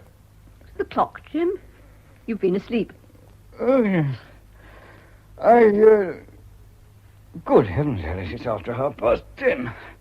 Are the boys in yet? No, dear. If they'd come in, I would have woken you. A letter's been delivered. Letter? By hand. It's on the sideboard. Huh? No, there, dear, against the plant. Ah, it's the same handwriting as the other letters. Yes. I ought to know it. I've seen it somewhere. There's no doubt it's a man's. Don't you think we ought to open it, James? Oh, no. We'd better not do that. Well, what shall you do, then? I shall ask Grace to show it to me. Suppose she refuses? Well, then I shall make her show it to me. Well, if you're going to make her show it to you, you might just as well open it yourself. But that wouldn't be quite honourable, Alice. I would never think of opening Grace's letters unless... Unless she refused to show them to me. And what then? At last. Now then, your mother's been anxious. Well, Reggie, did you win? Win? I should jolly well think so. Walk round them. Where's Arthur? Oh, I don't know. Haven't you seen him? No, he's been playing for the second at home. I've been playing at Liverpool. You're very late. Oh, hang it all, Dad. It's only just after 10. It is after 10:30, Reggie. Well, I've had to come from Liverpool. It doesn't take 5 hours to come from Liverpool. Well, I had to get something to eat, hadn't I? All right, my boy, I'm not going to argue about it. You're old enough to be trusted, but you know I don't like you to be out too late on Saturday night. I can't make out where Arthur is. So you had something to eat in Liverpool, Reggie. Where did you go? To a place. I don't know why you couldn't have come straight home. I could have kept your tea for you. Did any of the fellows go with you? Only Jones, our left back. He was captain today. Did you go to a confectioner's? No. I could have told you a very nice confectioner's. No, a restaurant. Whereabouts? Oh, can't say. I don't know Liverpool. What name? Oh, I forget. Jones knew it. A teetotal place? Oh, I really don't know. Well, what on earth does it matter? Oh, Reggie, don't be so bad-tempered when people ask you questions. Well, you're always bothering me about what I've been doing and where I've been. Anyone would think there was something wrong in having tea in Liverpool. Whose writing is that, Reggie? On the letter there. Clifford Rawson's, isn't it? I say, Dad, I wanted to ask you something. Well, my boy? Don't you think I might chuck being secretary of the Sunday school now? Reggie! You want to give up the secretaryship? What for? Do you find the work too hard? No, but it spoils a Sunday afternoon. You couldn't be better employed on a Sunday afternoon. Well, of course, that's a matter of opinion. Reggie, if you give up the Sunday school, I shall be very grieved. It's enough to make a fellow want to emigrate. Oh, gracious, Reggie. I wish I could go to Canada like Tommy Leslie. He went because he could do no good here. And he travelled steerage. I had a picture postcard from him last week showing him milking a cow. Oh, if you want to milk cows, there's no need to go to Canada. He's out in the fields at 5 every morning. Well, that wouldn't suit you. I've hard work to get you up by 8:30. Oh, rot. It's fine. It's a man's life. Then I've got to keep on at the Sunday school. You know perfectly well I don't wish you to give it up. Oh, I shall write and ask Tommy Leslie if he can get me a job in Canada. I shall. Oh, yeah. Reggie. Oh, sorry. You've upset a cup. You'll have to drink from that one. I don't want any coffee. What's the matter with him? He's feeling restricted, and he's very bad-tempered. I can't see why. Is Arthur in? Not yet. Put the tray down, Grace. I want to talk to you. We both want to talk to you. If it's about Reggie and Arthur, I don't think there's much I can say. In It's fact, not about your brothers, Grace. A letter has come for you. Here. Take it. Thank you. Who's it from, dear? From Miss Baker. About the bazaar, I expect. Grace. That letter is not from Miss Baker. Father. You know it's not, don't you? Come, Grace. Grace, will you show me that letter? I don't think you've any right to insist on seeing my letters, Father. I am not insisting, Grace. I am asking you to allow me. I'm 22, Father. Are you ashamed to show it to me? I'm certainly not ashamed. Thank you. Remember, I'm opening this with your permission, Grace. Darling Grace, just a line to tell you that I'm not going away for the weekend after all, so I will meet you after Sunday school as usual. Dearest love, your own Clifford. Can I have my letter, please? It is from Clifford Rawson, I suppose. Yes. Now, Will you tell me, your mother and me, how it is that Clifford Rawson comes to be writing a letter like that to you? He wanted to let me know that he'd meet me tomorrow, I suppose. As usual, he says. Yes. He's been meeting you frequently? Yes. Why? Oh, Father, if you can't understand, I suppose you used to meet Mother. I never met your father secretly, Grace, especially after teaching a Sunday school class. You mean that young Rawson and you are fond of each other? Yes. Are you engaged? No, not exactly. I told Clifford he'd have to ask you first. I can understand your being fond of young Rawson, though I haven't too good an opinion of him myself, but I cannot understand your meeting him secretly like this, and above all, you're telling me a deliberate lie. A lie? About that letter. It's entirely your own fault, Father. My fault? We had to keep it secret, because you're so strict that you never would let me meet a boy alone. How can you get to know anyone well enough to find out if you want to be engaged to him, unless you see a good deal of him first? You've always had plenty of opportunities of meeting your brother's friends here at home, and young men at the tennis club, and at the chapel. That's not quite the same thing, is it? Then I am to understand that Clifford Rawson wants my consent to your engagement. Yes. Very well. I don't promise to give it, you understand? I shall have to think about it and talk it over with your mother. And I must speak to Arthur about Clifford. I must know a great deal more about him than I do at present. You must see him at once, James. Certainly, I shall write tonight and ask him to come and see me tomorrow. Will you let me write and ask him, Father? You? Yes, very well, if you prefer. I do. What time tomorrow? In the afternoon. I'll write at once. James, who would have believed it? I'm sorry to find out that Grace has been deceiving us. But we must be very thankful it's no worse. I shall ask Arthur. He's a friend of Clifford's. Yes, the great thing is to find out whether he's steady. I have heard he comes home very late sometimes. Aha! Caught you napping. Tom. My goodness gracious, it's Tom! Oh, well, this is a surprise. Yes, I meant it to be. I had to come across from Germany on business, and I wasn't sure whether I'd have time to get down here to see you, so I didn't write. But here I am. It's 5 years, Tom, since we saw you last. Yes, time flies, doesn't it? It's too bad of you not to come over oftener. It isn't very far from Hamburg to here. Well, it's no further from here to Hamburg. Why don't you come and see me, Jim, you lazy beggar? Well, I've been intending to for years, but... And how are you all, eh? Splendid. Children? Oh, they're grown up, you forget. By gad, so they are. There's only Reggie still under 21. And you'd never guess it from his behaviour. You'd like a bit of supper, Tom, I dare say. No, thanks. I had dinner in the train. Coffee, then? If it's not troubling you. No, it's ready here. We always enjoy a cup of coffee in the evening. And what will you smoke, Tom? I'll try some of your tobacco, Jim, thanks. Do you like a feather mattress? What for? To sleep on, of course. I must go and see about your room. Oh, don't you trouble. Sleep in the bath if necessary. It's not necessary. We have a spare bedroom. Well, how's Mother? I'd like to go round tonight and see her for a few minutes if it's not too late. Well, she never goes to bed until 11. Wonderful old woman, Tom. She writes to me regularly, once a month. There's always a bit about you and a bit about herself and a good deal about the chapel. She goes to service morning and evening on Sundays. She even kept up her Bible class till last year. Amazing. Still, I can't help feeling that she seems to regard the chapel as the hub of the universe. It is the principal interest in her life. Curious how one gets rid of that point of view. Living abroad, I mean. Yes, that was Mother's chief objection to your going abroad at all, do you remember? Oh, rather. Even now, I suspect she thinks of Germany as an ungodly place, inhabited by rather light-minded people. Well, Tom, you know we can't exactly approve of the way they spend Sunday in Germany. Oh, the continental Sunday, eh? I think the English way is best, Tom. Yes.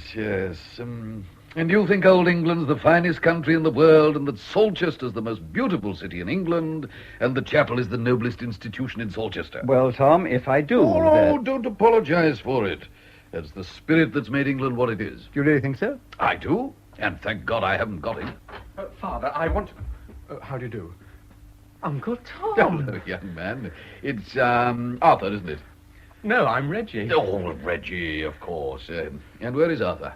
Not come in yet. I can't make out where he's got to. It's so late. Late? Why, it isn't 11 yet. Your hotels and places don't close till 11, do they? Hotels? Why? Oh, thought he might be having a drink somewhere, that's all. I should be very sorry to think that either Arthur or Reggie was in the habit of frequenting hotels. Why, what's wrong with them? Wrong with them?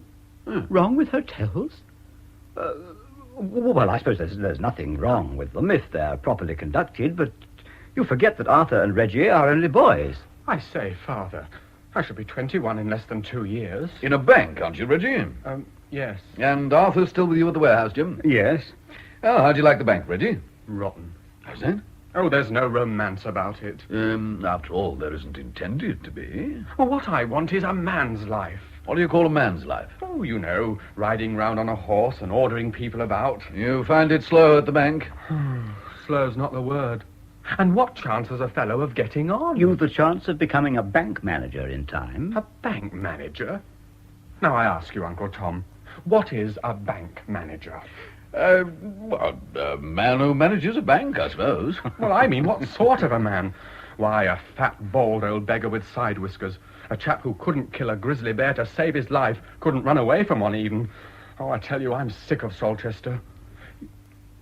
You don't think you could find me a place in Hamburg, Uncle? I'm afraid even Hamburg wouldn't be exciting enough to suit your requirements. Tom, here's Grace. We met in the hall. How do you do, my dear? Are you too big to kiss? No, Uncle. How jolly of you to turn up like this. Not engaged yet, I see, little Grace. No. No. You must hurry up, my dear. I know. Oh, Father, I've sent that letter to the post. Very well, so be it. Jim, dear, Mr. Ledbetter and Mr. Fowle would like to have a word with you if it isn't too late. Ledbetter and Fowle? Oh, everybody at once. Ask them to come in. Look here, I'll slip round to see Mother now. Very well, but she's moved, you know. How will you know the house? Reggie and I will go with you, Uncle, to show you the way. Right you are. But you can't... No, don't think of it, Jim. Entertain your guests. May we enter? Good evening, James. I hope we don't intrude so late. Not at all, not at all. Let me introduce my brother from Germany.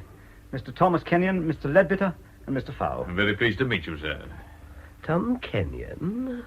Oh, I remember giving you a black eye when we were at the grammar school together. I think it was I who gave you the black eye. Was it? Perhaps you're right. I forget. We just wanted to have a word with you, Kenyon. I'm off. Come along, Grace, Reggie. Oh, we're not driving you away. No, not at all. Going round to my mother's. We shall be back before you've gone, I dare say. I'll see you out. Well, gentlemen, sit down. Yes. Cigar, Ledbetter? Oh, thanks. Yes, I don't mind if I do. You're a teetotaler? Entirely. I keep a little for my friends, Fowle. That's the right spirit. Help yourself, Fowle. Yes, I don't mind if I do.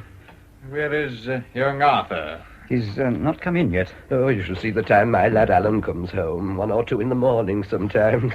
I pretend not to notice anything, but of course I've a pretty good idea what he's been up to. But you allow it? Well, boys will be boys. Besides, I've been young myself. Surely it's a father's duty to... To keep his eyes shut. I hold stricter views. Of course you do, my dear Kenyon. So do I. Your views are unimpeachable. And it's for that reason that you find us here tonight. I don't understand. You are probably surprised to see us at this unearthly hour. We are on our way home from a meeting of the Council of the Liberal Association, where a decision has been arrived at that Fowle and I thought it advisable to acquaint you with immediately. Admirably put, old chap, but a little formal. Kenyon isn't a public meeting, you know. Very well. Ask him yourself, then. To cut matters short, we want to adopt you as Liberal candidate for Longton Park Ward at the City Council elections in November. Me? Gentlemen, my dear Ledbetter, my dear Fowle, I'm overwhelmed. Never mind that. Will you stand? Will I stand? Oh, upon my word, I don't know what to say. I shall have to think about it, to talk it over with my wife. But believe me, I appreciate the honour immensely. We should like to have your decision not later than Monday evening. But why do you ask me? To win the seat from that fellow Grignall, we shall need a very strong man indeed. We are of opinion that you are a strong man, Kenyon. You see, it's like this. The nonconformist element is damn powerful in the ward. Now, you're a big gun at your chapel, and that'll rake in a lot of votes. I'm a churchman myself, but I see that without the nonconformist vote, the Liberal Party here would be in the soup. Then Grignall's a brewer, and you're teetotaler. If we work it properly, temperance reform and social purity and all that game, we shall detach some of the temperance conservatives. Are there any temperance conservatives? In municipal elections, yes. Not in parliamentary elections. Down with the publican. Down with the brewer. That's the line we want to take. Good health. Emphasize the fact that drunkenness is the cause of poverty. But wouldn't some people say that poverty is the cause of drunkenness? We can afford to ignore them. It's only socialists who say that. Besides, hang it all, what does it matter what we say? Between ourselves, we were all friends here. What we care about is knocking Grignall out, not about reforming social conditions. I don't altogether agree with you, Fowle. I don't agree with you at all. I do care about improving the conditions of the poor and helping them to keep out of temptation.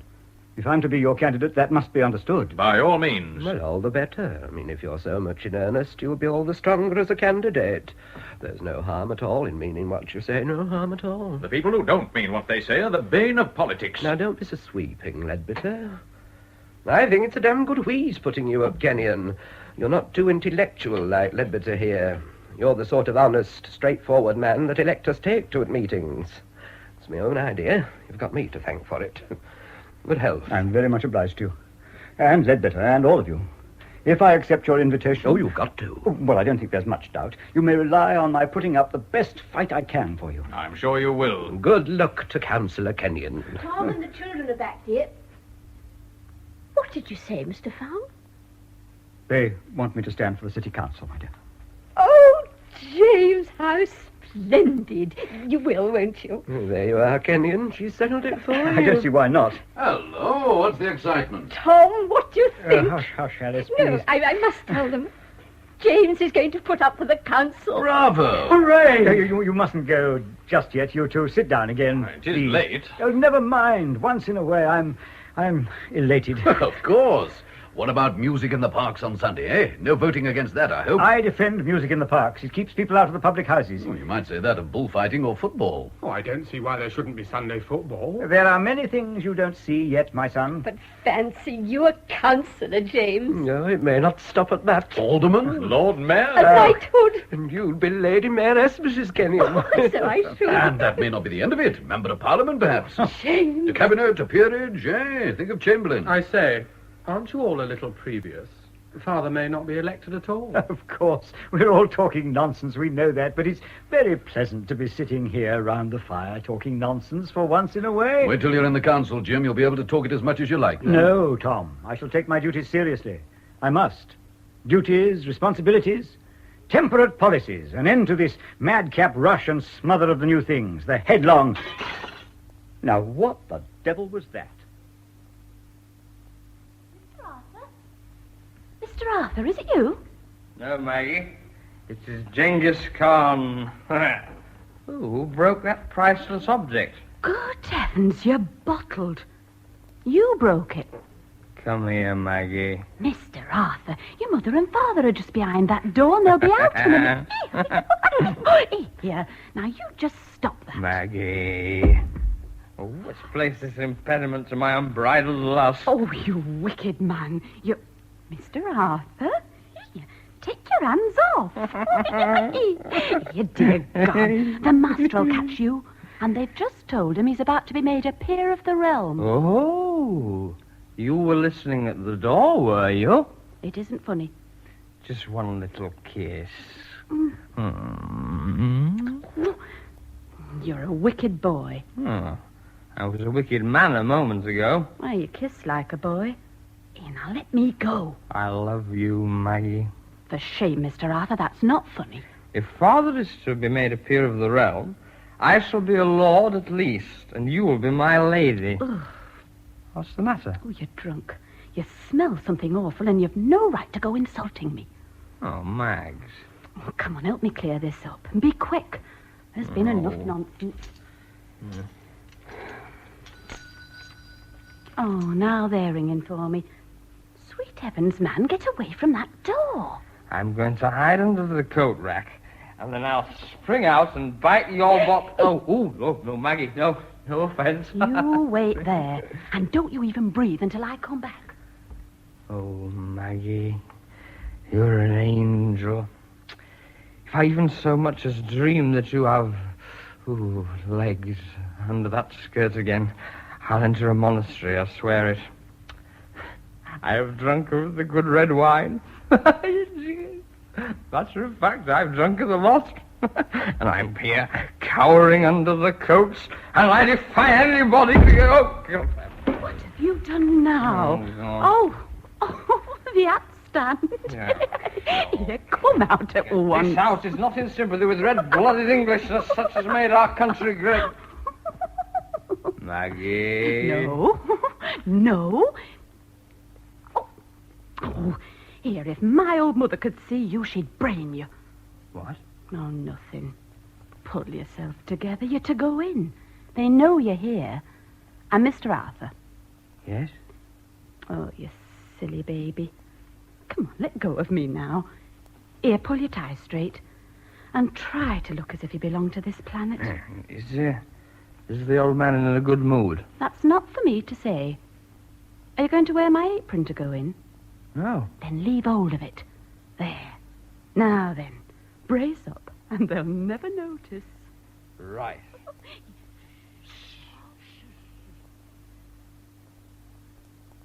So it isn't a question of intolerance, but a finer sort of judgment, which, as a father and a householder... I say, that's absolutely brilliant, Kenyon. I haven't finished, Fowl. Oh, I thought you had. Anyway, never mind. Never mind. But I do. It's too easy to criticize a position based on principles. I'm sure you have no detractors, James. They see my position as stuffy, straight-laced, holier-than-thou, moralistic. Well, no, I don't think they do, really. Which I am not. Who the devil is that scratching at the door? Come in, will you? Is the door locked?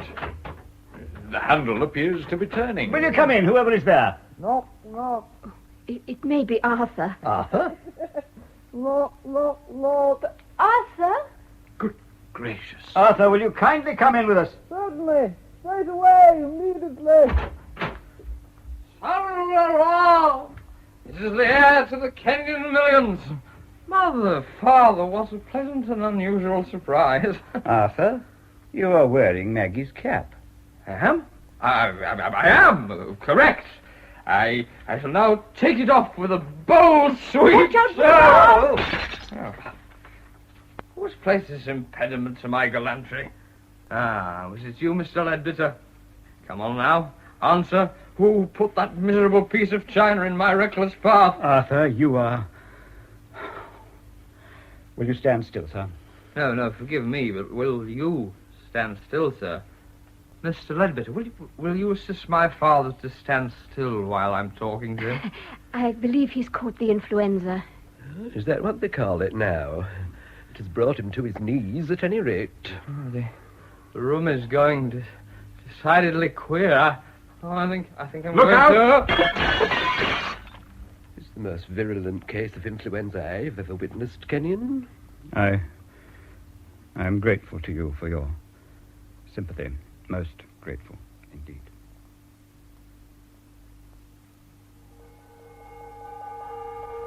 Must you bang that gong, Maggie? I'm sorry, sir. Breakfast is ready, sir. I know breakfast is ready. I'm asking you not to bang the gong. I've stopped, sir. Maggie, I believe you let Mr. Arthur in last night. Yes, sir. Before the plant pot fell over, did Mr. Arthur... I understand Mr. Arthur... Good morning, Father. Good morning, Grace. I'll fetch in the tray, sir. How's Mother? Had rather a bad night. She isn't coming down for breakfast. Oh. No, she's still too upset to come down.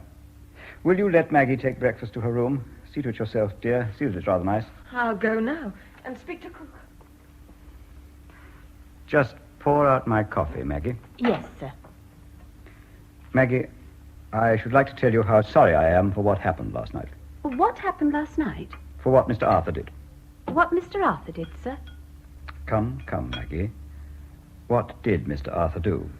Oh, nothing, sir. Nothing? Oh, nothing to speak of. He wasn't, doing anything?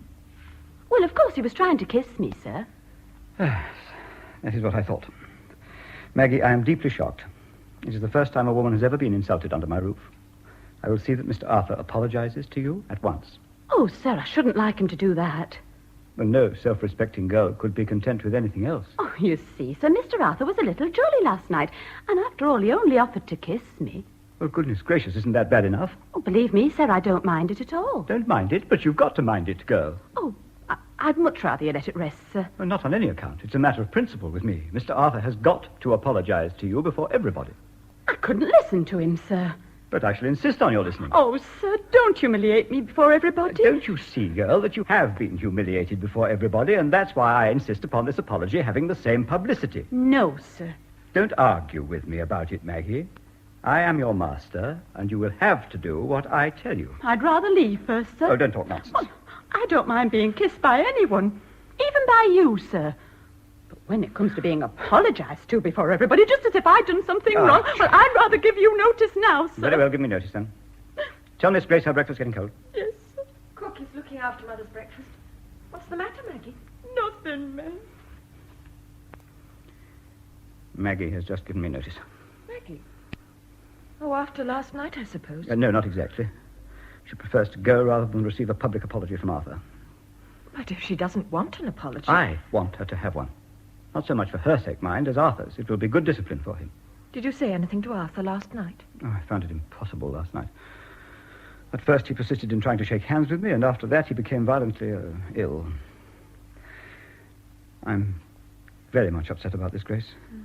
I've been awake most of the night thinking it over. I'm thankful your grandmother wasn't here. I think it would have killed her. The most unfortunate part of the whole business was Leadbitter and Fowl seeing it all. I don't suppose Mr. Fowl would be very shocked. He's used to that sort of thing with his son, Alan. But that's just it. I'd let Fowl see distinctly what I thought of his way of managing his boy. And then on top of that, Arthur comes in here in this condition. Disgusting. Then, of course, there was Mr. Leadbitter. He must have been terribly shocked. A very strong teetotaler. Well, it can't be helped now, Father. After all, it doesn't matter as much as it would if they went to the chapel. Oh, but don't you see, Grace? They've asked me to stand for the council just because of my views on the drink question. And now, after that, it's most ignominious. I dare say they'll keep quiet about it. That doesn't alter the fact that I cannot command their respect as I did. What do you think Fowl had the impertinence to say just as he was going? He dug me in the ribs and said, "Never mind, old chap, you'll soon get used to it." And I couldn't even answer him back. Have some more coffee, Father. No, thank you. Then, of course, Grace, you must understand this business makes it awkward for me to meet Clifford Rawson this afternoon. I wish he weren't coming today. Why? Because I intended to talk to Arthur about him, you see, to ask him if Clifford is steady. Now, of course, I should not be inclined to place much reliance on Arthur's opinion. It's very unfair of you to mix Clifford up with this. Oh, I'm not doing so, my dear. Though, now I come to think of it, I shouldn't be surprised if Clifford had been mixed up in it. Father. He's a great friend of Arthur's. I shall certainly ask Clifford what he was doing last night. It's very unkind of you to be so prejudiced against him. If he is innocent, he will have no difficulty in telling me what he was doing. I am not going to let you be engaged to him until I have made the fullest inquiries. It's not surprising that I should be suspicious. When I find out that my own 3 children have been deceiving me. I thought you weren't going to say any more about that, Father. No, I won't. But there's Arthur as well, and now, I may inform you, Reggie. What has Reggie been doing? You will know in good time. That's enough, Maggie! I expect they're all asleep. You'd better have this bacon sent out to keep warm for your uncle. By the way, you won't be going to Sunday school this afternoon, Grace, if Clifford is coming? I think not. No, better not. Morning, everybody. Oh, I say, this bacon's cold. That's your fault, Reggie. I'll have some tongue. You rang, miss? Take the bacon and eggs and keep it warm till I ring again, Maggie. Oh, very late, sir. The gong's only just gone. For the second time. Oh, I didn't hear it. I'm jolly hungry. Didn't you have a good meal last night at that teetotal restaurant that you've forgotten the name of? Yes. Oh, pretty fair. After I locked up last night, I found a paper on the hall floor underneath the peg on which your overcoat was hung up. It had evidently fallen out of the pocket. It was a bill with the heading, Hornet Hotel, Liverpool. I have it here. I'll read it. 2 sherry and bitters, 1 shilling. 2 table-d'hote dinners at ½ a crown, 5 shillings. 1 flask of Chianti, number 74, 3 and 6pence. Coffee is 8pence. Liqueurs, 1 shilling. Cigars, 1 shilling. Total for 2 persons, 12 shillings and 2pence. I don't see that you ought to read my private papers. It is yours, then? Now, I ask you, whether you don't consider it an extravagance to pay, how much? 12 shillings and 2pence. More. More? Gave the waiter a bob. Gave the waiter a bob. Of course, in your position you would do. 13 and twopence for a meal for 2 persons. 6 and 7pence each. It's not out of the way for dinner. You could have got a very good meat tea for £1. I don't like meat teas. You're accustomed to them at home. I've never noticed you hanging back. Oh, I dare say. But that's no reason why I should go looking for them when I'm away, is it? I don't know what the younger generation is coming to. Do you know that the money you 2 boys spent on one dinner would have kept a working man and his family for a whole week? Well, I dare say the money some people spend on one dinner would keep a working man and his family for a whole year. But it's not so much the extravagance. It's that you should deliberately go to an hotel and drink wine. Wine. A boy of your age, and worst of all, that you must come home and lie about it. But you're so unreasonable. It's better to keep some things from you. Be quiet, sir.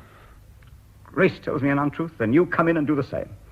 The only good thing about Arthur's affair is that he didn't tell a lie about it. Well, that wasn't his fault. He wasn't in a position to. There's no knowing what he'd have done if he'd been sober. I am hoping that this wretched business of Arthur's may be a lesson to you. That is why I'm not going to say much more. You are approaching the critical years of your life, when you will form habits and friendships that will determine what sort of a man you will be. I pray that you will grow up a good man, Reggie. A Christian man. And it is my duty to watch over you to the best of my ability. I despair. I despair.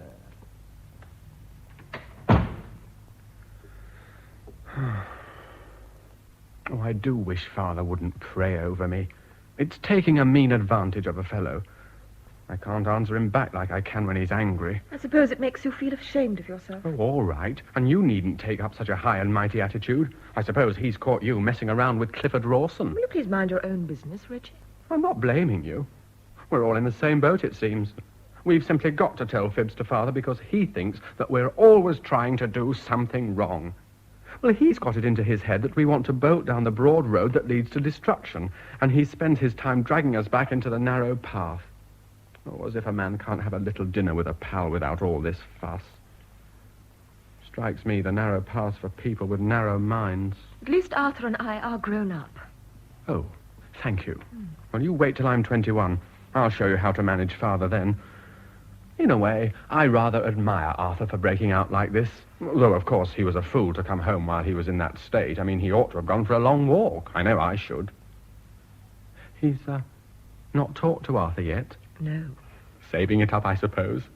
And he thinks it's more Christian to be angry in cold blood. Personally, I think it shows a nasty spirit. Hello, you two. Arthur? Oh, it's all right. Father's not here. Breakfast ready yet, Grace? It was ready about 2 hours ago. There's some bacon and eggs in the kitchen. Oh, bacon and eggs. What you want is a brandy and soda, old chap. Yeah, is Father up yet? Yes, long ago. And not in a very good temper. Maggie has just given him notice to leave. Oh, Maggie? Because of what took place between her and Arthur last night? No, because of what took place between her and Father this morning. I say, what's he been up to? It'd be absurd. He says Arthur has got to apologize to her before everyone, and she doesn't want him to. I don't mind apologizing to Maggie if I behave like a cad. But I'm not going to have it made into a public ceremony. Well, you shouldn't have made a public ceremony of kissing her then. You might have waited until Uncle Tom had gone. What? Was Uncle Tom here? Well, didn't you notice a stranger? Well, I thought I saw several.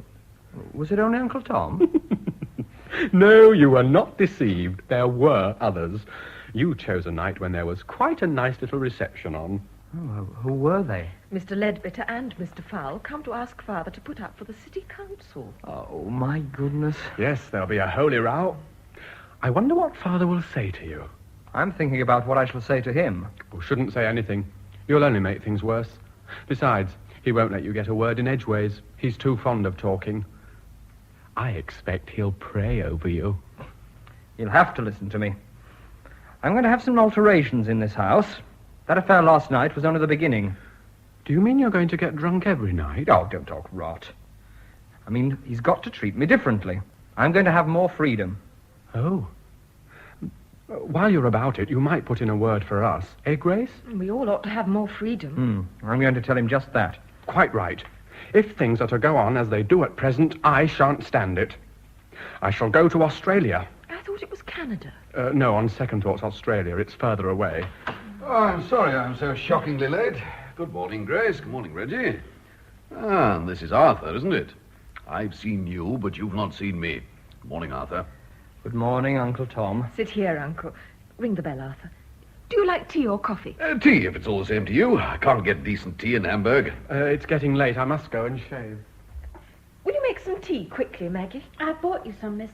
I thought the coffee would be cold. That's right, it is. I'll help myself. There's not much time to lose. I suppose you're all off to chapel. Oh, yes. You'll come too. Oh, I suppose so. I must go and get ready, if you'll excuse me. Grandmama will be here soon. On her way to chapel. Yes, she always goes with us. Well, you're feeling better this morning? Yes, thanks. You'd been having a lively time last night, it appeared. I suppose you despise me for it. Not in the least. What would you say if I told you I'd never been drunk before?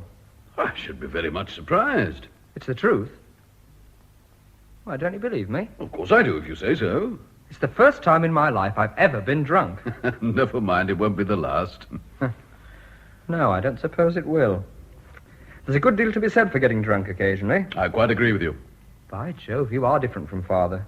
You don't get on with your father? No. Well, at least not very well in some things. I should get on all right if he'd only let me alone a bit more. Do you expect him to have any greater confidence in you after last night? Oh, good gracious. Father's never stopped me from doing anything I wanted to. I mean, a fellow can find ways to do things, however suspicious his father may be. Only, of course, I'm obliged to do them in an underhand, secret way, and that's what I object to. I don't want to tell lies and deceive Father, but when he thinks it's a deadly sin to drink a glass of beer or go to a music hall, what else can I do? You can tell him straight out that you intend to have your glass of beer in your music hall. Oh, well, I can now, but I couldn't before I was 21. It means a row, you know. Never mind that. But, of course, I've always tried to spare his feelings and save him worrying himself. I mean, if you'd known I was going to music halls, you'd have thought I was going straight to hell. Very considerate and thoughtful of you. All the same, have it out with him. It'll do you both good. I'm going to. That affair of mine last night was a sort of symbol of revolt, throwing down the glove, as it were. I see. But was there any need to throw it down quite so violently? Well, perhaps not. But I had my reasons for doing it that way. You know, Uncle Tom, I like you immensely. Surprising how different your views are from Father's. Oh, we've lived our lives in different places. Yeah, but you were both brought up together. Yes, but I soon got away. Your father's lived all his life in Salchester. That's the difference between us. Why did you leave home? Couldn't stand it any longer. When I was a boy, I was rather like you are now. Really? I felt just like you do, probably. Only I was worse off. My parents were much stricter than yours are. Oh, impossible. Yes, they were. Just think of what my mother, your grandmother, is even now. She's pretty awful, isn't she? All of our set were like that in those days. It was understood that you were to have a good time in the next world, provided you were miserable in this one. Well, as I say, I couldn't stand it. First, I got a place with a firm in London, and after that, I went to Hamburg as their agent, and I've never regretted it. If I'd stayed at home, I dare say this place would have been too much for me, and I'd have given in to its influence like your father's done. Oh, you think it's the place? Certain of it. This Sunday morning brings it all back to me. Sunday school and chapel in the morning, and as likely as not the minister for dinner, and the roast beef and Yorkshire pudding completely spoiled for us boys because he persisted in examining us in points of theology during the meal. Sunday school again in the afternoon, chapel in the evening. We couldn't talk about things that interested us. We couldn't laugh. We couldn't run about. We couldn't read anything except the Bible. Gad, how well I remember it. Thank goodness it isn't quite as bad as that now. Oh, even here the times have changed a little. Look here. You and I won't go to chapel this morning. We'll stay at home instead and have a long talk. All right. Oh, you evidently don't know what a big thing you're asking me to do. Why? I've never stayed at home from chapel before, except when I've been ill. Oh, of course, I was forgetting. Oh, never mind then. No, I'll stay at home. That a bargain? Yes. I'm in a row already. I may as well be hanged for a sheep as a lamb. Good morning, Tom.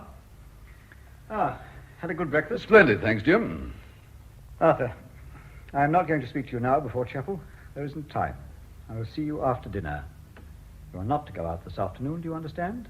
Yes, Father. You may leave us now. Tom, I'd give £100 to know what to say to him. Oh, can't you overlook it? How can I? Let him off lightly, then. Oh, you're a bachelor. You don't understand. You've got no children of your own. I have a duty to perform. Arthur's only very young. Yes, I know. That's why there's still a hope of reclaiming him. Reclaiming him? Good Lord, Jim, you were young yourself once.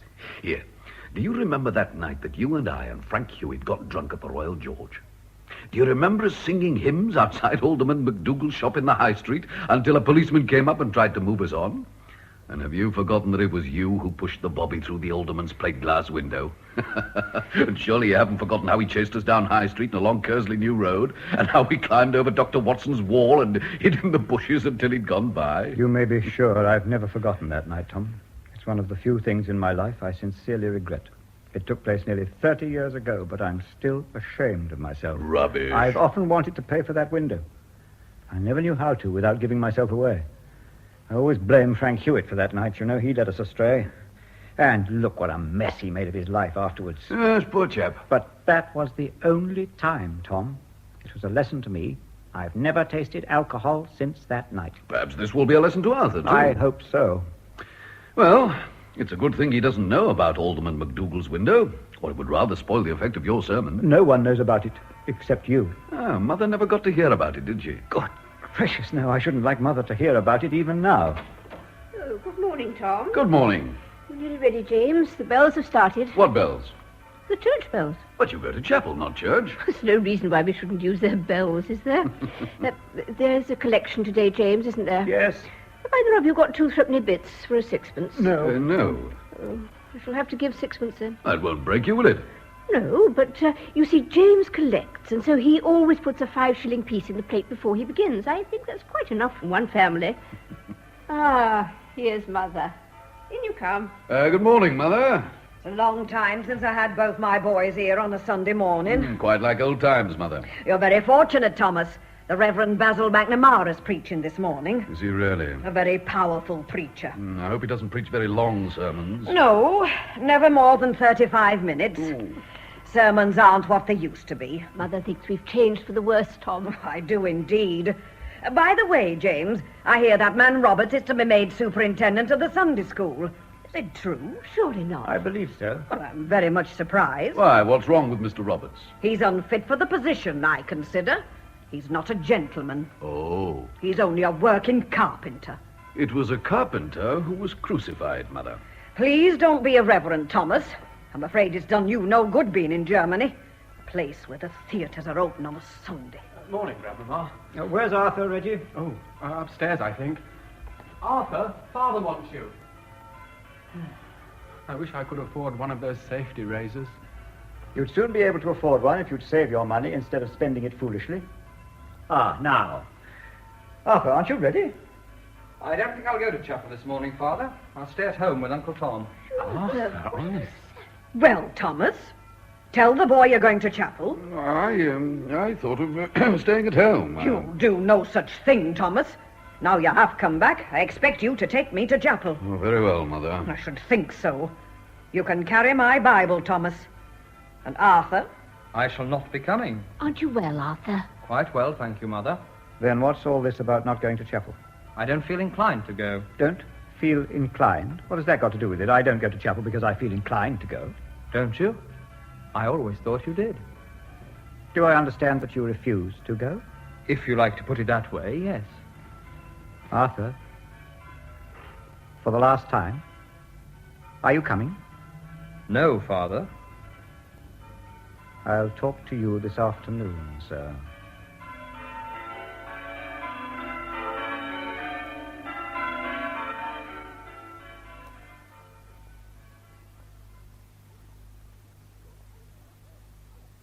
Be bad for anyone who suffers from indigestion to be angry immediately after a heavy meal. There's no need for him to be angry, Grace. I think he'd have got over it by this time if he'd been left to himself. But I expect Grandmama's been rubbing in the moral. Grandmama? Does she know? I think so. Oh, about last night? Father and Mother were talking to her very earnestly after chapel. I couldn't manage to hear what they were saying, but I expect it was about that. Oh, what on earth they told her for? Goodness knows. Hello. Waiting for the worst. Aren't you going to Sunday school today? No. I sent word I couldn't go because we'd got an uncle from abroad staying with us. What an excuse. Well, why aren't you at Sunday school? Never mind. I have a much better reason than you. Not got over it yet, Arthur? No. My advice to you is to stick up to the old man. Don't let him do all the talking. After all, what is a bit of a blind occasionally? It does you good. Getting drunk takes you away from the sordid realities of everyday life, as Shakespeare says. I don't know how people stick it. Oh, by the way, I've finally decided. I shall go to New Zealand. I wish you wouldn't talk such rot, Reggie. Oh, Arthur feels just the same as I do, only I'm going to New Zealand and he went on the razzle. Oh, you tell Father that. Say I said so. Shut up. I'm only trying to help you. We ought to all stick together now. I can manage all right alone, thank you. I don't mean for your sake, I mean for ours. We're all in the same boat just now. It's a good opportunity to make Father understand that we're not children any longer. Father and Mother. She's as bad as he is. Oh, Mother will do anything Father does. Yes. She's one of the old school of females. They're so unreasonable about little things. They're out of date. That's what's the matter. And as for Grandmama, she's worse than out of date. She's what I call early Victorian. I shall be 23 next month. And just think what girls of 23 do nowadays. Yes. Lots of them have been in jail. I shall tell Father that he's got to treat me differently. So shall I. Bravo! Arthur, this is all owing to you. You raised the signal of revolt, and I honor you for it. If I'd thought about it, I'd have done it myself. Silly young ass. You're serious about this, Grace? Absolutely. I think you're quite right. By the way, was Clifford Rawson with you last night? Well, it's he all was... right. Don't be afraid to tell me. I don't mind if he was. Oh, well then, he was. I thought so. Was he, I don't know. Don't know? Well, I mean, I don't remember, but I don't think so. I had a particular reason for getting like I was, and he hadn't. Never mind. Well, don't say I gave him away. It doesn't matter. I'm not angry. Grace, I want to speak to Arthur alone. Very well, Father.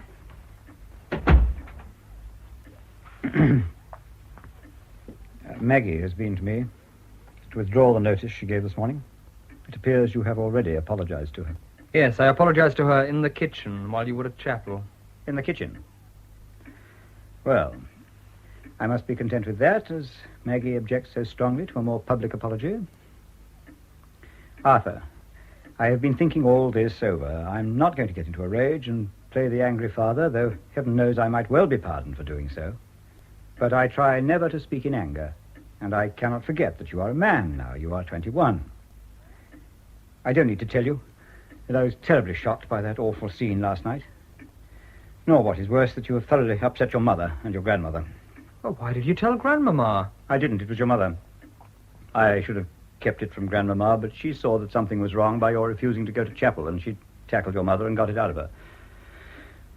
Very well. That is the most painful result of your behavior. Then, there is the effect upon Reggie. Reggie's character is not very strong, I'm afraid, and I'm deeply grieved that he should have seen you in that condition. I tremble to think what may be the consequences of such an example to a young and innocent boy. Then again, there is Mr. Ledbetter, Mr. Fowle. Think of it. You disgraced yourself and me before two gentlemen who have just honored me by showing their confidence in my principles and my good influence. It is quite possible they will not care to ask me to represent them now. They are men of the world, Father. Oh, men of the world. I hate that term. It is our duty to keep ourselves unspotted by the world. At any rate, I am not going to hold them to their invitation, if they already regret it. I met Mr. Ledbetter this morning and told him so. What did he say? Well, he told me not to worry my head about it. He told me that he would say nothing about the matter, and that he was sure that Mr. Fowle wouldn't. Then that will be all right, Father. But there's no thanks to you, sir, if it is. Now think how this undermines my self-respect. How am I to help to manage the affairs of a city when I can't keep my own son in order? And think how awkward it will be during the election if this gets about. I'm very sorry, Father, but I don't think it will spoil your chances. Sorry, sir, sorry. Are you nothing more than sorry? But I've only mentioned the results of your behavior, how it affects other people. I want to talk to you about how it affects yourself. I want to point out to you the immorality, the licentiousness of your conduct. There's no need to. There is need to. All the more because I'm afraid you don't realize the seriousness of your offense. You're behaving too callously. What did you mean by refusing to go to chapel? I didn't want to go.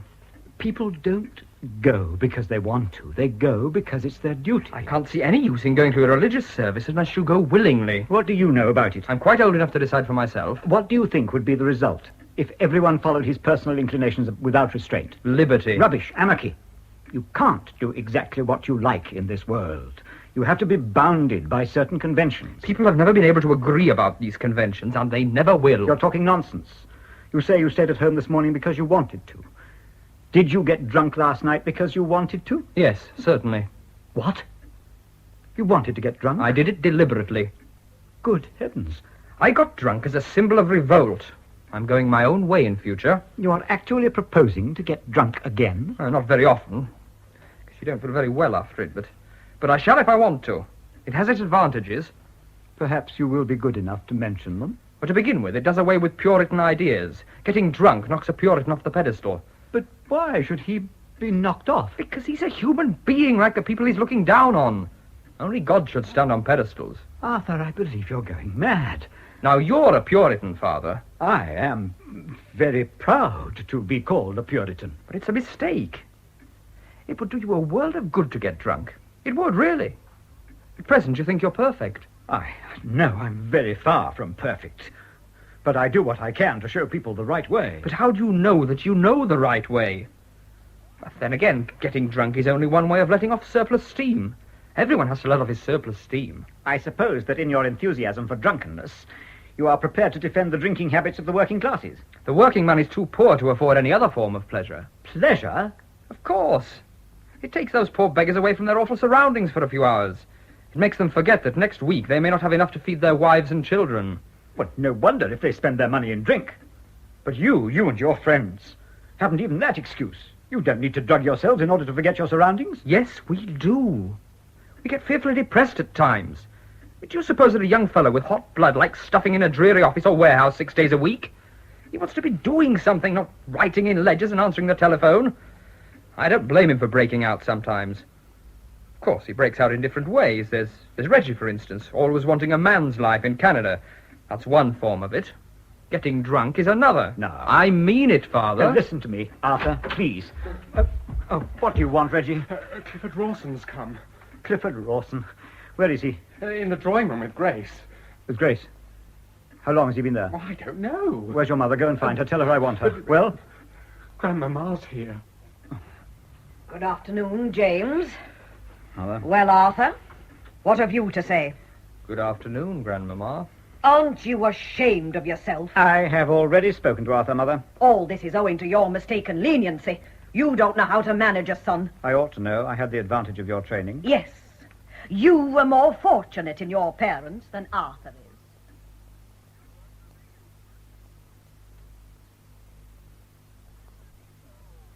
Grace, Yes, I should like to kiss you.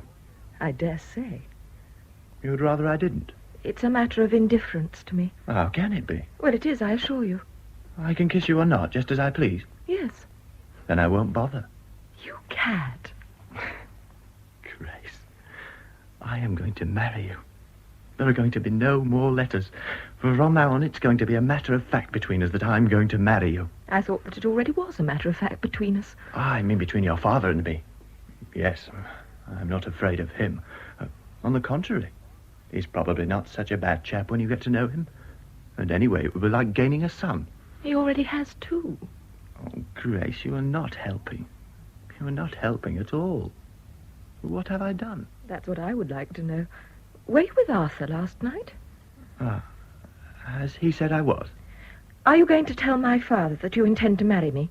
Today? Yes, certainly. Today. What has that to do with whether I was with Arthur last night? He came home and kissed the maid. He broke 3 vases and then he fell down on the carpet and snored. That wasn't my fault. What's the name of your mother's maid? Connie. But what's that? Oh, Grace. Grace, Connie is practically as old as Mother. But you don't think If there's going to be emancipation in the air, some of it must touch me. If you want to be free in the new way, that's good, and I admire it in you. But you will not be free and foolish. There'll be no cuddling in the hall. Never. Never is a huge word.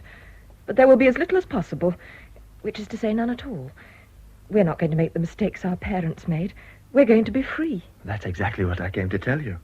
You can kiss me now, Clifford, if you'd like to. Grace. What was that? I thought I heard footsteps. We are going to be free, Clifford. Grace? Good afternoon, Mrs. Kenyon. Oh, good afternoon to you. Mrs. Kenyon, Yes? Mother, Clifford and I are going to be married. When? Quite soon. Don't frown, Mother. Oh, was I frowning? I shall take good care of her. I can promise that. Well, that's very kind of you, Clifford. I really don't know what to say. You could say you're happy. Oh, Grace. Oh, Grace, I am happy. I'm very happy. In fact, I'm delighted, Clifford. I really am delighted. Well, that settles everything. Well, not quite. There's Father. Yes. Perhaps later. No, now. Don't you think? Yes, we do. I'll prepare the way. You must be patient. Grace, she likes me. Of course she does. And so will Father. You really think so? Well, it's possible. James, you will have to take a stand with the boys. James, Clifford Rawson is in the drawing room with Grace. I shall have to go and see him. Will you come with me or not? He's coming to you. What are you going to say to him? I'm not quite certain. That was always your great fault, James. You never could make up your mind. I like to try and be fair, Mother, and see both sides of a question. Well, it's best to see only one side if you wish to get your own way. But I see you cannot even control which room your family decides to congregate in. Well, here's an avalanche of Kenyons. Come in, disregard your grandmother. Clifford and I want your consent to our engagement, Father. Oh, Grace, this is really too bad of you, really. What is? Taking us by surprise like this. Good afternoon, Clifford. Good afternoon, sir. Good afternoon, Mrs. Hannah. That is our Uncle Tom. How do you do? Pleased to meet you. Now, was there any need for this hurry, Clifford? It's not my fault, Mr. Kenyon. Grace insisted on coming in and asking you at once. Upon my word, I don't know what girls are coming to. It really is most embarrassing, Grace. Perhaps I'd better withdraw. Certainly not, Uncle Tom. Clifford doesn't mind. Do you, Clifford? No. I suppose not. I want Mr. Kenyon to say yes, that's all. Before I can say yes, there are certain questions that I should like you to answer. I'm sure I'd better clear out. Come along, Mother. We'll evade the avalanche. Certainly not. I shall stop here. Very well. Where were you last night, Clifford? Last night? Yes. Were you with Arthur? Come? Yes. I was with Arthur. I'm glad you haven't told me a lie, at any rate. You see, I wasn't certain whether you knew or not. You admit you were with Arthur last night. That admission makes it easier for me to give you an answer at once. I haven't sufficient confidence in you to allow Grace to become engaged to you. But why? I'm sorry. I don't think you are steady. Well, what reason have you for thinking that? You are a friend of Arthur's, for one thing. What? I'm not fit to marry your daughter because I'm a friend of your son. Arthur came home disgracefully drunk last night. He's never done such a thing before. How do I know that is true? Ask any of the fellows. Why, he doesn't care for beer, and he positively hates whiskey. He got drunk last night quite by accident. He told me he did it on purpose as a symbol of revolt. No. It was an accident. I don't see what all this has got to do with Grace's engagement. Here's Mr. Kenyon objecting to me because of your disgraceful behaviour. I'm only telling him that you're not so bad as he thinks you are. Just mind your own business, please, Clifford. It is my business. Look here, sir. Arthur and I and some of the fellows went into the Royal George smoke room last night for a drink. Arthur was talking about the way you were always nagging at him and asking him where he's been, and he said he wasn't going to stand for it any longer. Well, we sympathised with him, of course, and advised him to have it out with you.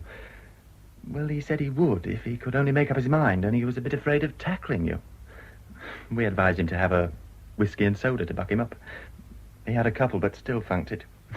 You see, the idea was to screw his courage up to sticking point, so we persuaded him to go on with the whiskey and soda. Well, unfortunately, he isn't accustomed to drinking spirits, and we made a mistake and screwed him up too far. In fact, he got completely screwed. You're a low cad to give a fellow away like this, Clifford. Arthur, I thought you got drunk as a protest, a symbol of revolt. Well, I know I said I did. I thought I might as well make the best of it after it happened. I am very glad to find that you've not been as bad as I feared. Now, Clifford, I like you. I always have liked you. But you haven't the strength of character that I should wish to see in the man who is to marry Grace. Father, I don't at all insist on strength of character in my husband. I do, my dear. Well, you won't have to live with him. If I've got to live with a man all my life, he ought to be someone I like, not someone you like. I wish you wouldn't put it like that, Grace. And let me try and make you see this in a reasonable light. Now you're giving in to them, James. I am not going to give in to them, Mother. And it's really no use continuing the conversation. Oh, Grace, do listen to your father. He means well. Girls didn't behave like this when I was young. I hope you are not going to be stubborn, Grace, and upset your mother. We have had enough worry with the three of you. You and Arthur and Reggie. There. Now I'm to be dragged into this, I suppose. I'm sure I've not done anything very serious. You told me a lie. Oh, you've got to tell a good many fibs before you die. It is not a matter of telling fibs, sir. You have all three told me downright, elaborate, calculated lies. If there is one thing I object to, it is a lie. I don't know how you get on in business if you never tell one. I prefer to tell the truth, even if I lose money by it. Now, Grace, are you going to be reasonable? I want to marry Clifford. No. But give me your reasons. I have given them. Well, you said something about strength of character. If you wish me to put it plainly, I'm afraid you drink. I don't. Have you ever been drunk? Once or twice. Very well, then. What did I say? But getting tight once or twice isn't the same as drinking. If there is a difference, it is not worth discussing. But you must know that every fellow gets drunk sometime or other. I hope not. For the sake of this country. The man who has once been drunk is never to be relied on. He may break out at any time. Father, you're so unreasonable. You must have been young once. Have you never been drunk yourself? Oh, Arthur. What did you say? Have you never been drunk yourself? This is the new-fashioned way of bringing up your children, James. My children never put such a question to me. Arthur, how can you ask your father such a thing? I notice he hasn't answered me. What's that? I say you haven't answered me. It isn't necessary for your father to answer such a question. Why not? Keep out of this, Tom. Not at all. It's very necessary. If you refuse to answer, Arthur and the others would be justified in putting the worst construction on your refusal. Very well. I have never been drunk in my life. I should think not. I brought up my boys strict teetotalers. I don't know what habits you've contracted in that dissolute Germany, Thomas, but I feel sure James at least has never touched a drop of intoxicating liquor. Have you, James? No, Mother. What? Never? You don't suppose that your father would tell you a lie, do you, Arthur? You wouldn't lie to your children, would you, James? I'm sorry to interrupt this discussion, but it really doesn't interest me. I want to be engaged to Grace, and I don't mind at all whether Mr. Kenyon was ever drunk or not. I shouldn't let that affect our engagement in the least. Young man, I'll give you your answer. Our family has always been a strict, upright, God-fearing family. My grandfather was a disciple and friend of John Wesley himself.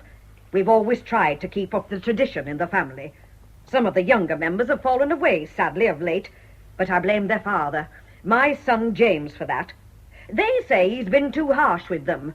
I say that he's not been harsh enough. There's original sin in every young man and young woman, and it's got to be stamped out of them. Yes, scourged out of them with whips, and burned out of them with fire if need be. James has been to blame in that respect, but it can't be helped now. It's too late. But it's not too late to refuse to admit you into the family. There's no need to let Grace marry a light-minded and vicious man when she might marry a God-fearing man who goes to the chapel. Grandmama. If I had my way, I'd put her under lock and key if she refused to obey her parents, just as I'd turn my son out of doors if he came home drunk. We are in the 20th century now. Thank God I shall not live to see the 21st. Mother, I can't bear to hear you say such things. I know my children have been very wrong and sinful, but I can't forget that they're very young. They'll be less hasty when they're older, and they'll think more about what they're doing. James couldn't dream of doing what you suggest, Mother, and if he did, I wouldn't let him. You're not of my generation. You're of a younger, softer generation. I'm thankful I am. Your generation's too hard for me. That's not what I want to hear. I despair of ever saying what you want to hear. The world's wider and more generous than it is within the walls of the chapel. It's the chapel and its special rectitude that has made you think as you do. I see. And am I to be insulted by you as well as everyone else? Watched by my own sons? Alice does not wish to insult you, Mother, but you ask too much of people. You far too much. I can see that. I say nothing about the chapel as such. More chapel and less talk would cure all ills here. I think not. That's no better than hiding. I don't want my children to hide from life. Sin should hide itself. Have they sinned so very badly? They're young, that's all. And we're all growing older, all of us. Well said, Alice. She's right, you know, Mother. I believe all wrong will be punished. And you're probably right. It hardly bears thinking about, though, does it? I mean, we're all at fault, aren't we? Yes, you are. I meant all of us, Mother. Let me speak, Tom. You're a good-hearted woman, Mother, but you're too harsh for my children. They represent something you can't understand, and I confess I hardly understand them myself. But I do recognize they're who they are and cannot change. They must change. I don't believe they can. I believe they're sincere and decent, and that it may be us who are at fault. Well said, Alice. James, you should stand up for her. He has some principle left. He cannot. What is it, Maggie? Oh, Mr. Fowle sent this note across, miss, for the master. There's no answer needed. Father, here's a letter from Mr. Fowle. Oh, thank you.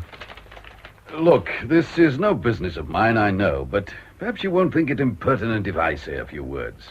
To begin with, I'm afraid we can't adopt your suggestions, Mother. You never would take my advice, Thomas. No, I would not. Now, this is my proposal. Consent to an engagement between Grace and Clifford. Let them see each other freely, for a year at least. Only let Clifford understand that he's on probation, that he's got to behave himself. Oh, I promise that. Yes, I think you may.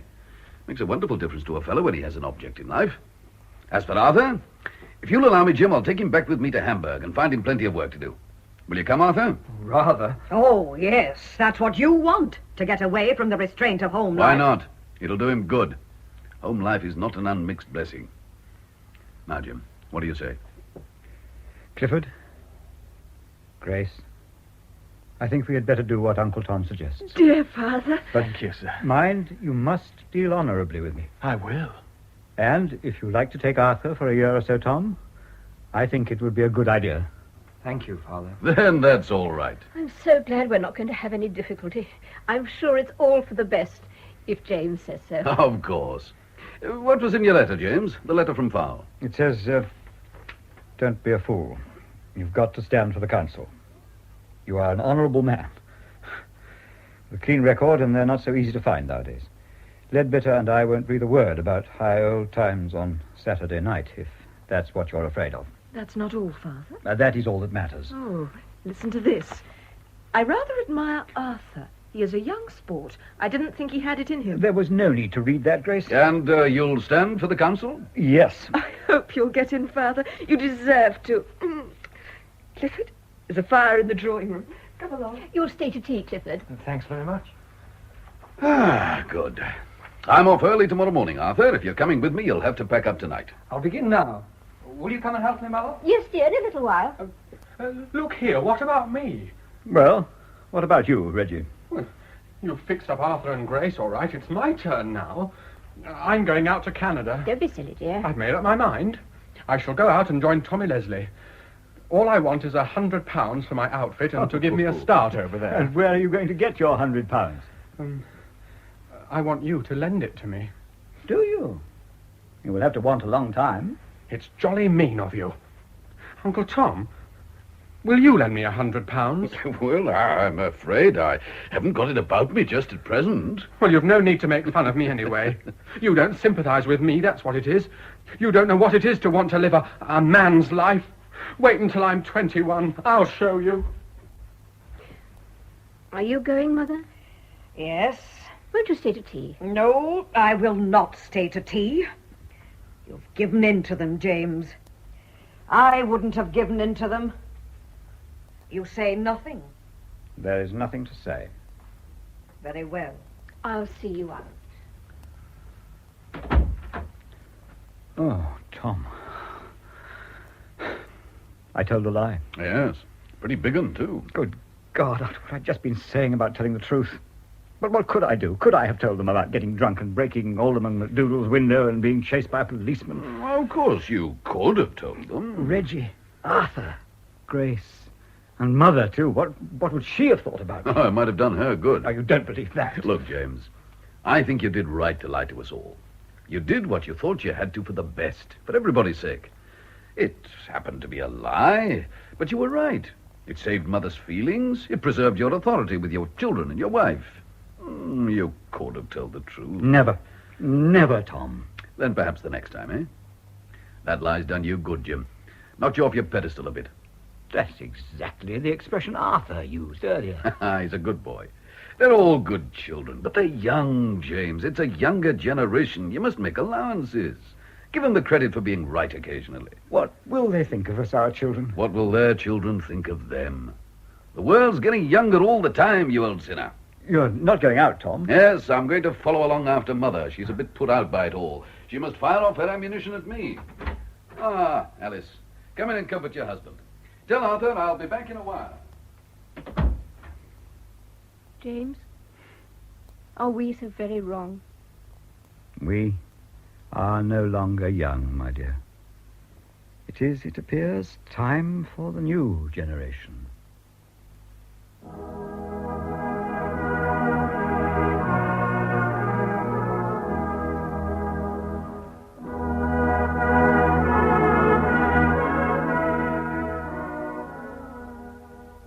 In Brian Thompson's adaptation of The Younger Generation by Stanley Horton, the cast was as follows. James Kenyon, John Franklin Robbins. Alice Kenyon, Daphne Oxenford. Tom, David Marlowe.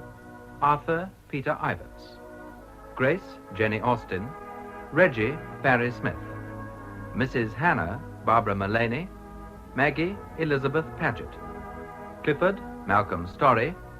Fowl, Roy Barraclough. And Leadbitter, Bruce Jeffrey.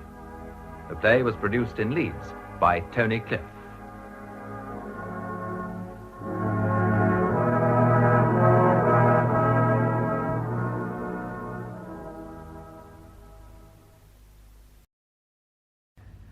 At 9:20 this evening, on the third programme, Peter Calvocoresi speaks in the series Personal View. He's just back from New York, where he's been attending the United Nations Subcommission on the Prevention of Discrimination and Protection of Minorities. 9:20 this evening, Personal View with Peter Calvocoresi on the third programme.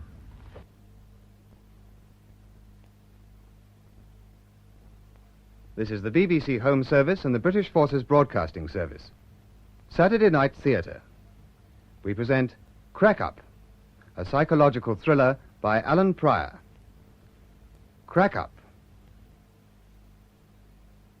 You know, I like this view, Robert. We can see right over the walls. I feel at peace here. Well, that's more than I do. Why?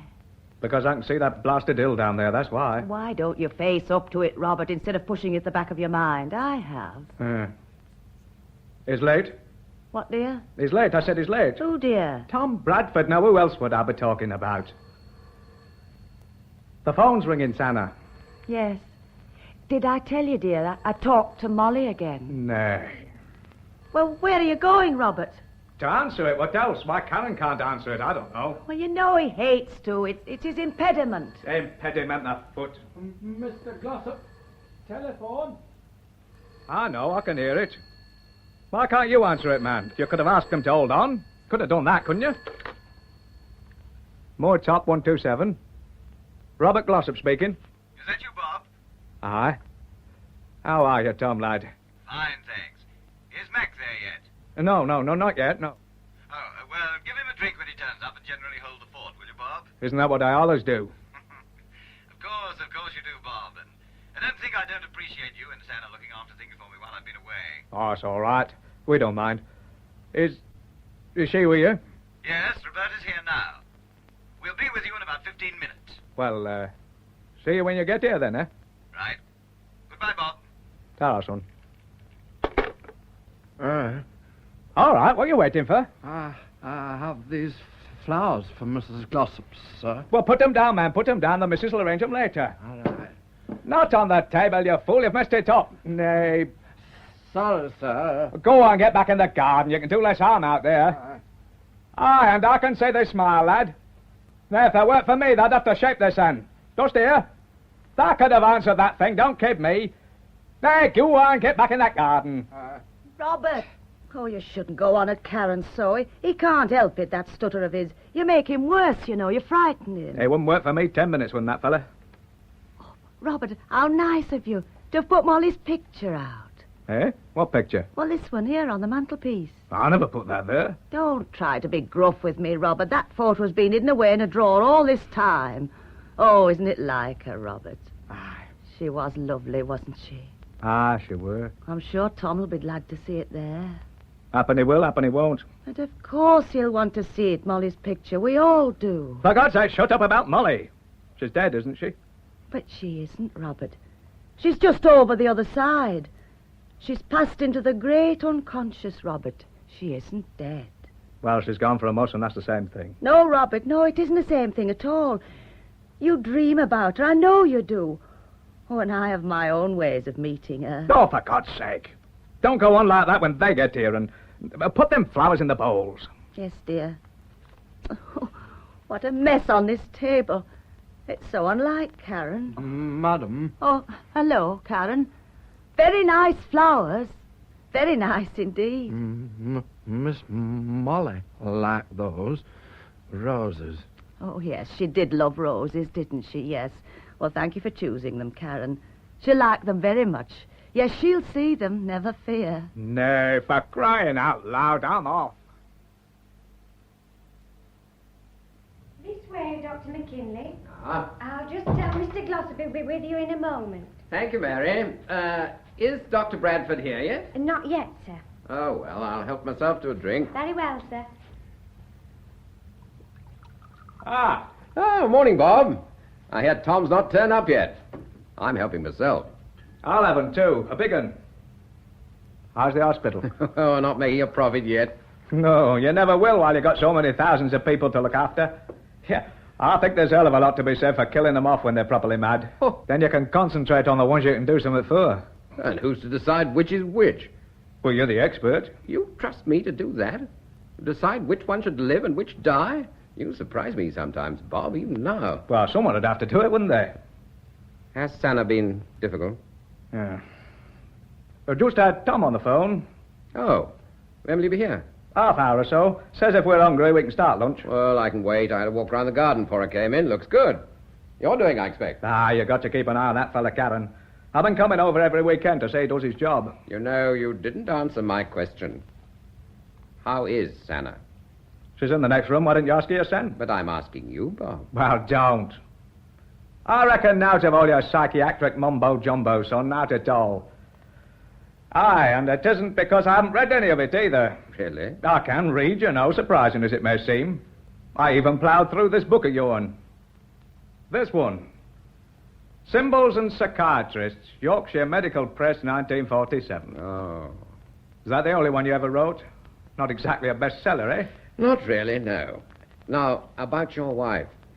You explained to her that the girl with Tom will be Roberta. Look, I've got to the stage where I can explain now to Santa. She's always on about the collective unconscious. Oh. I sometimes think she'd be better off unconscious. Why do you say that? I don't think Santa has much idea what's happening in this world anymore. And it's even money she'd be happier in the collective unconscious, or wherever she reckons everyone goes when they die. Bob, I'm always glad to see you. Eh? What for? Because you'll never, ever need the aid of a psychiatrist. Son, you can bet your best hat on that. Have another in there. Thanks. There you are. How do you feel about Tom marrying again? I'm not with you, Doctor. Well, are you for or against? Well, Tom's a good lad. He's 40 years old and needs a wife. Why should I be against? Tell me. Tell you what? Any reason why you should be against? There isn't one. I just told you there isn't one. Interesting. What is? That you should think there isn't one. Nah, gee over. I'm not on your bloody couch. And if I hadn't sent Santa along to talk to you, I don't reckon she'd be half as bad as she is neither. Aye, and you know how to charge and all. Do you think she's especially troubled about something at the moment, then? I said give over. I'm drinking. Did you drive across today? No. We came on Thursday, got the place ready. My car's picking me up tomorrow. I got a big meeting in London Monday afternoon. You staying tonight? I suppose it would be easier. It's not much of a drive round these hills in the dark. Never get down this one right outside the house. Oh, sorry. It's all right. I ought to be used to it by now. Trouble is, I never am. I can't look at that hill without thinking of her.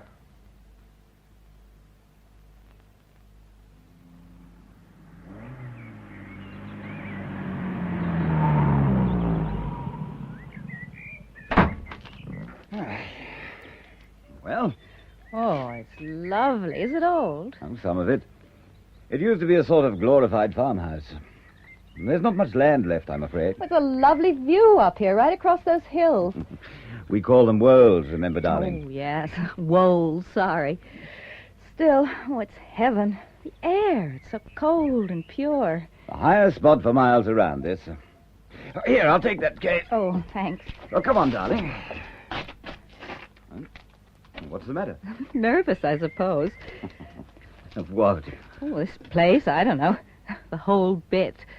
Oh, darling, we've talked this whole bit out, haven't we? Oh, yeah. Well, then there's nothing to worry about, is there? Well, no, I suppose not, but... Oh, sorry, Tom, I'm being stupid. I know that, but I can't help it.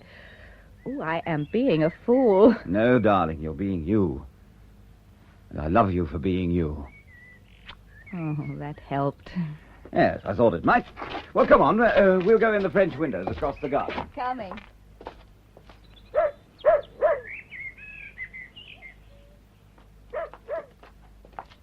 Well, there's somebody in the room.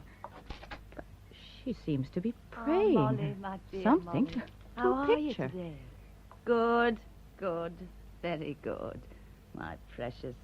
You're safe from all harm and unkindness, my love, quite safe now. Praying The to world's a a mean picture. and How dangerous odd. place, but you're It's only safe now, Santa. my dear. Nobody can hurt you now. Kind of spooky. Aunt Santa. Oh, Hello.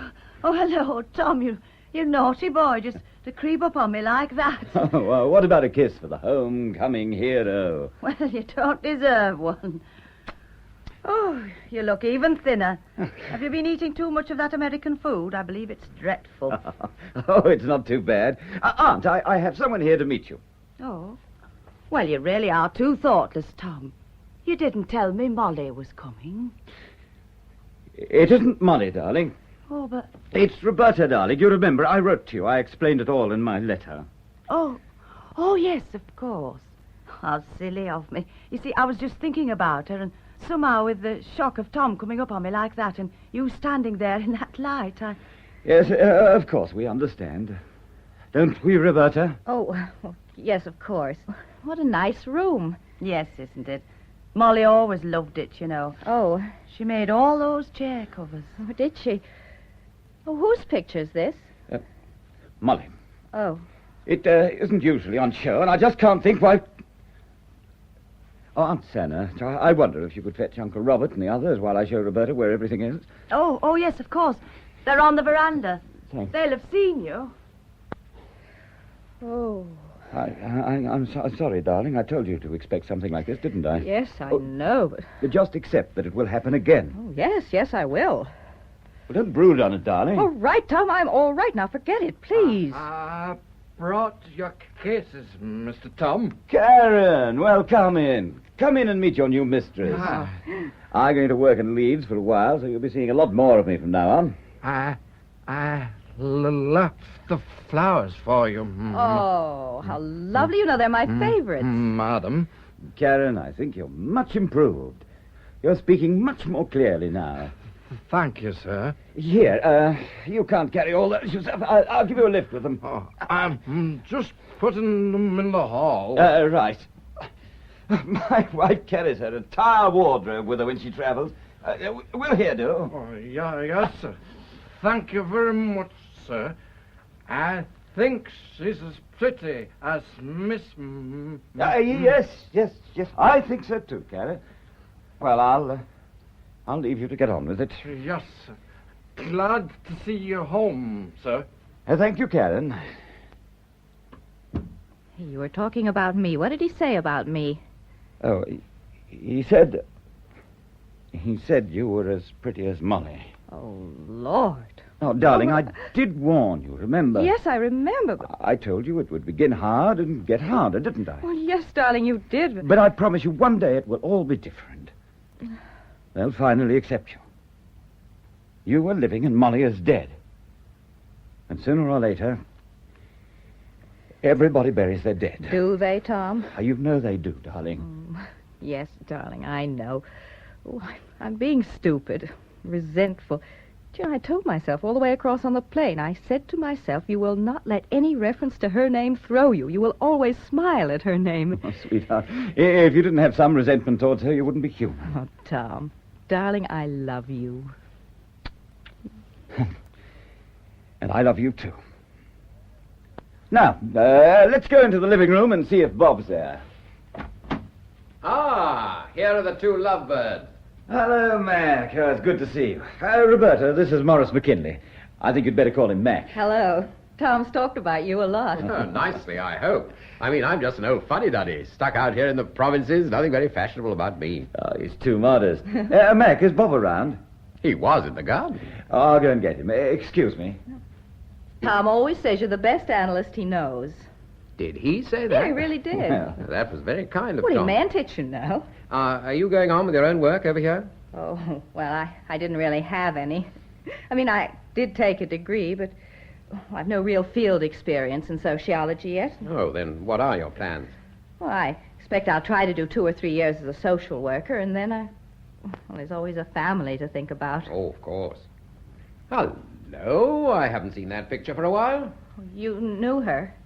Yes, I knew her. What was she like? She was fresh and young. You could have sworn she was one of the lucky people of this world. But she wasn't, was she? No, she wasn't. She seemed untouchable, as if nothing bad or wrong could ever happen to her. To think of her dead sometimes, well, it seems impossible, you know. We all loved her here. You'll have to forgive the way we talk about her. What did she look like? Was she really beautiful, I mean? My dear, hasn't Tom ever told you? She looked very much like you. Oh, did she? Very, very much like you. Look at the picture, can't you see it? Well, yes, I think I can. Come over and look at Moor Top. That's the hill she died on. Oh, well, it's even steeper than I imagined. Well, where is she? Where's the bride? Bob! Oh, you're in here, eh? Oh, it's good to see you again, Bob. Well, Tom, you made a right good pick there, lad, but I always said you were a good picker. You're a right beauty, love. Oh, thank you. Well, as you would have guessed, this is Bob Glossop, my ex-father-in-law. I told you all about him. No, not all. I hope not all. Well, all I thought was good for her. Oh, well, that's better. Well, love, what do you think of Moor Top, eh? Oh, well, I've hardly seen it, but what I've seen is very lovely. All those stone walls running up and down over the hills like ribbons. Ah, that's a grand country. Out like it in America, eh? Oh, well, no, not just like it. She's got tax and all, she has. Come on, love, I'll show you the garden. All I've been seeing it's been kept in good shape while Tom's been off in America enjoying his then. And marrying the prettiest lass in the class. They weren't exactly classes, Bob. Ah, yeah, well, don't explain it to me, semesters and degrees and all that.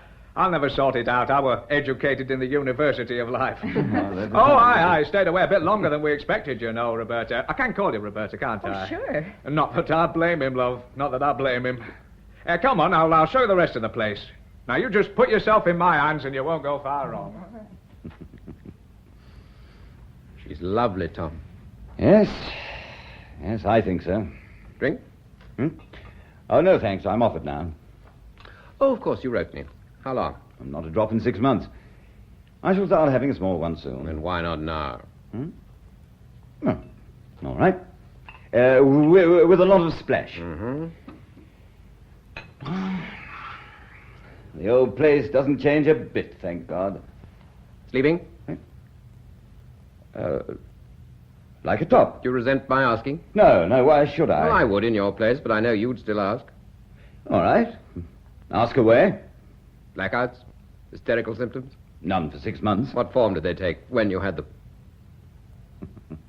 All right, Mac, I don't mind talking about it. Fear of confined spaces, terror of meeting people, loss of confidence, all the absolutely typical things any bank clerk might have. The sort of things I've seen in patients 1,000 times. Nothing fancy. You'd think I'd have been able to manage something fancy. It was my training. Oh, you're not a fancy chap, Tom. For a good psychiatrist, you're most unfancy. Oh, Mac, you're a damned old Freudian. And I know you won't accept my breakdown as being anything but pure, double-dyed guilt over Molly's death. No, I'm sorry, Tom, but I won't. Well, I think there was more to it.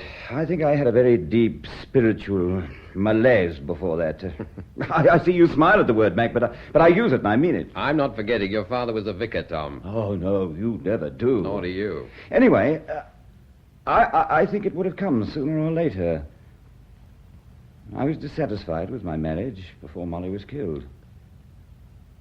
This is new, isn't it? Yes. Yes, I suppose it is. But it must have been there all the time. I must have known it all the time. Tom, I don't want to be harsh, but I think you expected a lot of Molly. Too much, perhaps. She was only a girl when you married her. Oh, Mac, she could be a pretty, willful girl. Oh, I know she looked sweet and demure and kind, but there was a steely will there, Mac. We had too many rows. It was a mistake. Oh, my mistake. She was too young. How old was she when you married her? 23. How old's Roberta? Well, she... Mac, you don't change, do you? You haven't answered my question. She's 23. Yes, you brought Molly here after you married her, didn't you, Tom, to this house? You know damn well I did. You were best man. Might have been kinder to take Roberta somewhere else. Look, old chap, this was my father's house, my grandfather's house, and his father's house. Besides, I've talked to Roberta. I've told her all about it. You don't think I'd let the girl in for all this without some preparation, do you? Oh? We agreed that the best thing to do was to come back here, at least for a while, and live it down. Live it out, if you like. Very brave and emancipated of you. You could have gone back to Harley Street. Much nicer life. London, society, that's the place to build and develop a talent like yours. Not out here in the wilds of Yorkshire. No one will know you're alive up here. Mac, I took the Northern University appointment because I want a chance to sort out what I'm really trying to do in my work. I don't think that I could do that in London. I need peace, quiet, time to think. I'm sure it's not because you don't want to face practice again, the strains and stresses, difficult patients, problems, the rest of it. Yes, it could be. I've thought of that. It could be lack of confidence. I don't know, Mac. I really don't know. Sorry, it's really none of my business at all. Well, since when did that stop you, you old so-and-so? One last question. No, let me guess. Did all my neurotic reaction, the fear of heights, confined spaces, sleeplessness, guilt manifestations, did it all stop as soon as I met Roberta? Correct? The answer is pure woman's mag, I'm very glad to say. Yes, it did. So you're recovered. Your trip to America was worthwhile. I went with a shattered nervous system, guilt-ridden, profoundly unhappy. I came back, as you say, recovered, with the most wonderful girl in the world for a wife. I read your paper, Therapist Heal Thyself. You wrote that since you met Roberta? I just sat and bashed it out suddenly. I was hoping you hadn't read it. I mean, it's been so popular, I'm almost ashamed of it. Why? It's brilliant. Best thing you've ever done. And that's saying a lot. After all, it isn't every day a medical paper wins the Wertheimer Prize. Mac, I know it seems fantastic, but that breakdown helped me. Actually helped me. I kept a diary all the time and put down every symptom. Even when my nerves were screaming, I wrote down just how they were screaming. Oh, I've forgotten now, but when I reread the words, I remember. Now, in the future, when I go back to practice, or when I talk to the patients, I won't just be guessing how they feel. Sometimes I'll know. It's a terrible thought.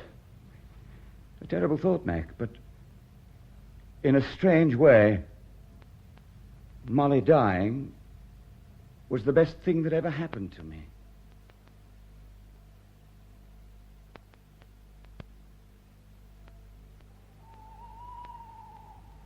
Lovely here in the garden.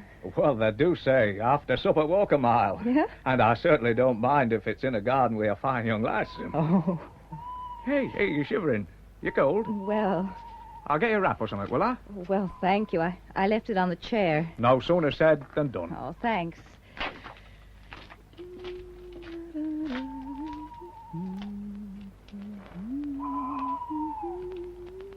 Madam. Oh, Madam. Karen, you startled me coming up behind me like that. I didn't mean to. Oh, what? Where are you, love? Hey, what's to do? No, nothing. No, he just startled me, that's all. He's always doing that. What you do that for, you great nit? Here, for you, then. Eh? What is it? An apple? Nay, I don't want the bloody thing. I grow them. They said they wouldn't grow up here, but I grew them. Oh, I see. Well, thank you. Thank you, madam. Oh, I'm sorry. I was silly. I shouldn't have been scared like that. Oh, don't excuse yourself to me, love. I'm half scared of him, never mind you. Are you scared of him? Why? Well, tell me. Oh, no, I don't want to scare you, lass, any more than he's just done. Look, I may look young and silly, but I don't scare all that easily, Mr. Glossop. Oh, I don't believe you do. Well, he were a sort of odd job man in the village. Did a bit of casual labouring. But killing off unwanted cats and dogs was his specialty. He used to hang them. Hang them?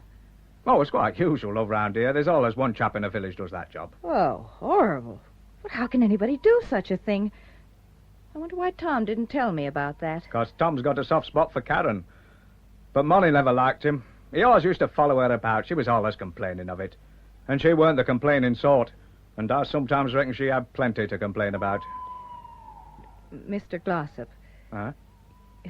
You loved your daughter, didn't you? I mean, very much. Well, she weren't properly our own, you know. The wife... Well, you've seen her. No. We adopted Molly when she was 4 years old. My coming here and taking her place... Love, Molly has gone. Tom's all we have, really. Oh, I know. He doesn't need us. He's a big success, Tom. All those papers and fellowships and all the rest of it. He doesn't really need anybody. Oh. But we need him, the missus and me. He's all we've got left. That's why I look after this place for him. That's why we came over, to make you welcome. We never expected him back, but the least we could do is make you both welcome. You're very kind. I'm not often called that. Yeah, I reckon Santa made that bread pudding a bit rich, don't you think? Oh, no, it was lovely. That whole dinner was delicious. No, it wasn't. The roast was underdone and she cooked the peas till they were nearly peas pudding. Oh, no. But she could cook once. Since Molly went... Well... I've got her in Dr. McKinley's hand, you know. No, I didn't know. Trouble is, it keeps wanting to talk to me. What the hell has Santa's trouble got to do with me?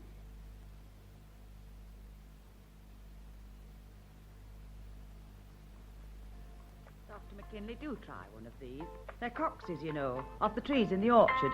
People said we could never grow them up here, but Karen's got green fingers. Thank you, Santa. Oh, it's a lovely house. I'm so glad you've come back home, Tom. Thank you, Aunt Santa. Can I get anybody more coffee? Dr. McKinley? Well, I could manage another cup. Oh, then I'll get some more.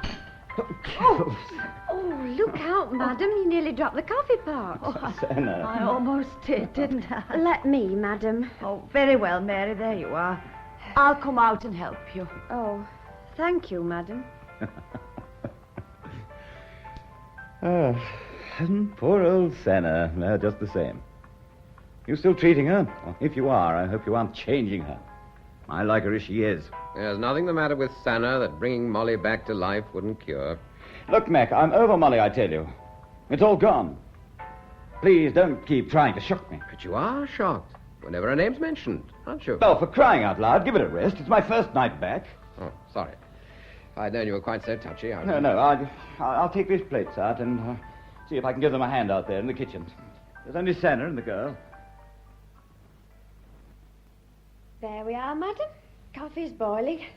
I'll do that, madam. Honest, just let me. Oh, very well, Mary. I'll do that later. You heard any more from the unconscious, madam? Well, as a matter of fact, yes, I have, Mary. Was it Miss Molly again? Yes, and you know what? No. She told me there would be an accident. An accident? What kind of accident? She didn't say what kind. Just an accident. Oh, hello. I just thought I'd bring out these dirty gloves. Tom! Tom, are you all right? Oh, sir. Oh, such a bump. He might have killed himself. Well, that was a damn stupid thing to do, wasn't it? Let me help you up. Give me a minute. Get my breath. Are you all right, sir? What happened? I heard a yell and a bump. No, that was me. I took a dive, but I'm all right. I think... Oh! What is it, Angle? Nothing else? No, just the ankle. Sit where you are. No. Better put your arm round my shoulder. Get back in the living room where I can get a proper look at you. I'll be all right. Come on. The arm. Thanks, man. Gently does it. No rush. That's it. Take your time, old man. There. Up we go. What did I tell you, Mary? What did I say?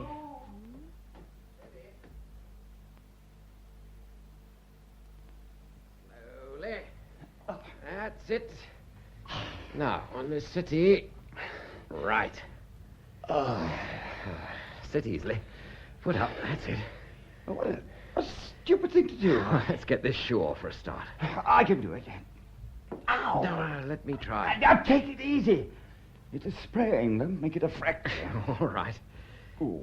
And you said you were over it. What are you talking? Oh, for Pete's sake. I've got a bandage somewhere. Sit there. I'll go and get it. Tom, what's wrong? Oh, I fell down some stairs, darling, but it's nothing. It's just my ankle is sprained. Don't worry about it. Your ankle? Have you done that again? How did it happen this time? Oh, the same way. Exactly the same way. Never in this world. Well, there's a turn-up for the book. On the kitchen stairs. Here, I'll get you a cold water compress and some nip bone. You can't whack it for this. Would you credit it the same way? Nitburn compress.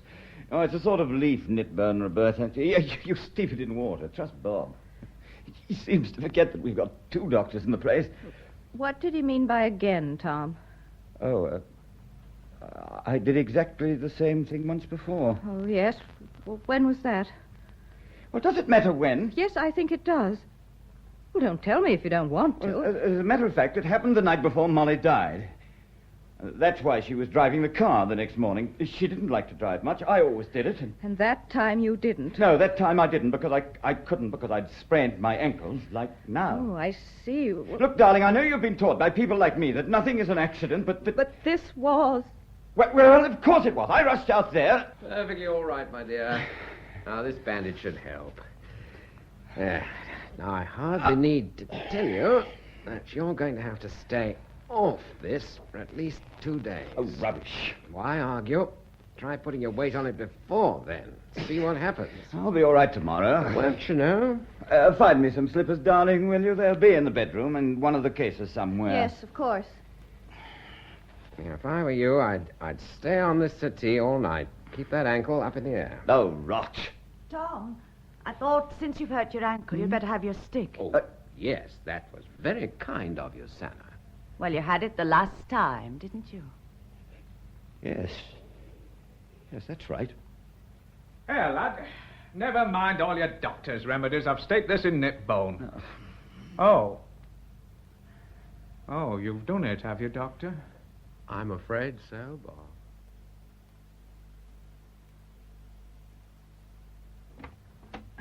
Hello, Roberta, dear. Is that you? It's so dark in here. Yes, I'm just looking for Tom's slippers. Oh, I know we packed them somewhere. Tom's right. I do bring too many things. It was very curious, Tom slipping like that, wasn't it? Yes. I knew it was going to happen, you know. Oh, yes? How? Molly told me. Why, I'm sorry. Oh, I talk to her quite often, you know. You can laugh if you like, my dear. They all do. No, I'm not laughing. What did Molly say? Oh, she doesn't talk outright to me. It's not like that. It's more like sleep, you see. But not quite sleep. It's usually just as I wake up. I hear a voice, and she said, there might be an accident. I see. Oh, here they are. I knew we'd packed them somewhere. They're terrible old things, too. Don't say anything to the others, especially my husband, will you? I mean, I'm not supposed to talk about it, you see. No, I won't. Of course not. Well, you're not coming back into the living room? In a moment, dear. In a moment. I'm admiring your clothes. You've such pretty things, Molly.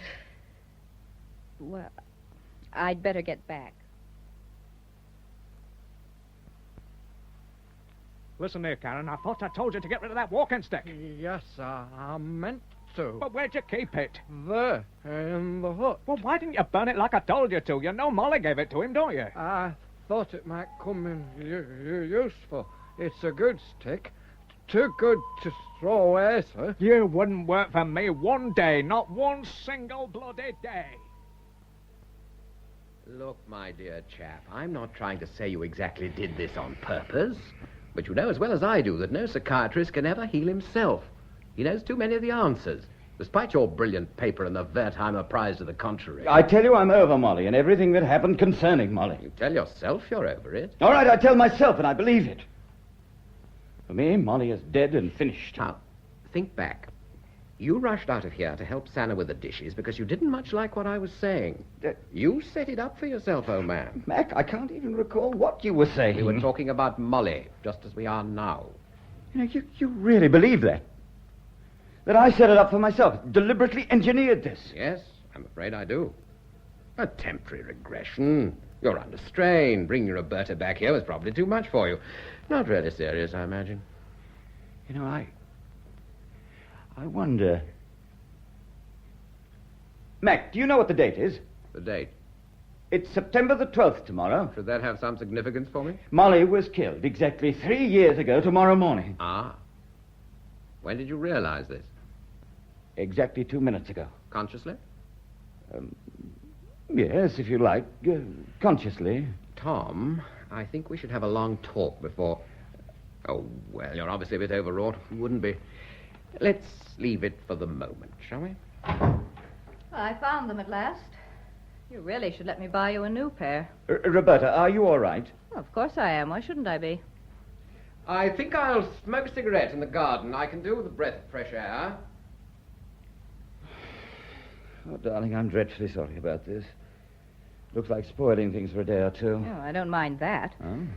Judging by the tone of your voice, you mind something. Look, I mind being brought to this place and told nothing. But, darling, I told you all the facts. Oh, you told me the facts. You didn't say how these people would feel about me. But if it was outright hostility, I wouldn't mind. But your aunt... Half the time she calls me Molly, and I think she knows what she's doing. Now, that's absolute nonsense. Of course she doesn't. She's simply trying to pretend, if only for a moment, that Molly is still alive. The use of her name helps. Well, that's why we call children after favorite people. The name's an insurance that the original never really dies. You said I'd have to get used to people talking about Molly, comparing me with Molly, but you didn't say it would begin the minute I stepped into this place. Oh, I'm sorry, darling. It has all been a bit drastic, hasn't it? I'm sorry. You shouldn't have brought me here, Tom. Oh, I know. We talked and talked about it, but... Well, it was a mistake. I know it was. Tom, let's go. We had to face it sometime.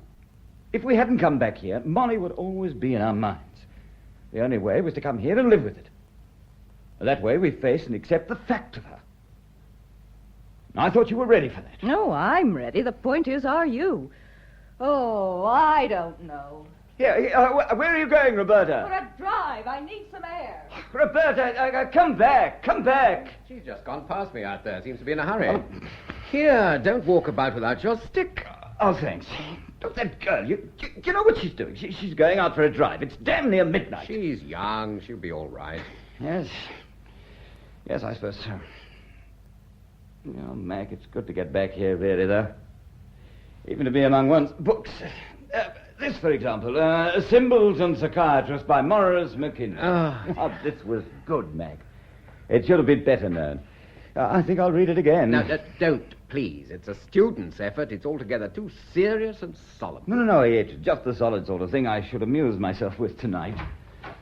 Come along, Robert. Really, we've hardly talked to Tom, and there's such a lot to talk about. And yeah, it's so late. It's almost midnight.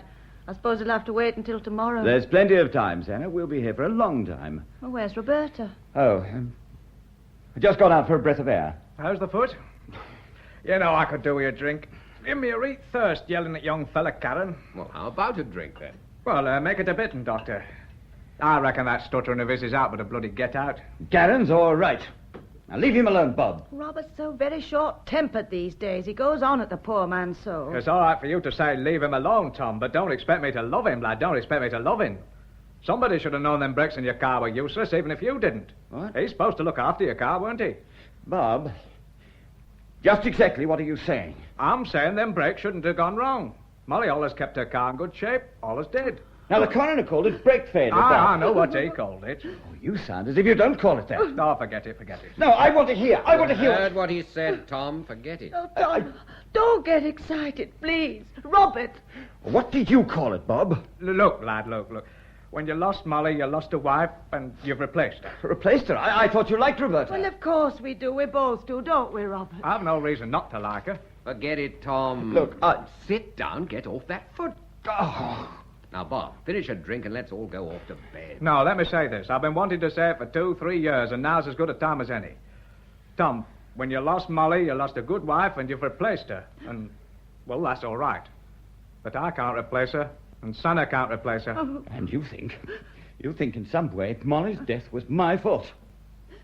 Is that what you're trying to say? The brakes on that car should have been tested. They hadn't been tested for a year. No, I never have bothered much with cars. I just drive them. Well, Molly drove this one, and it was your car, not hers.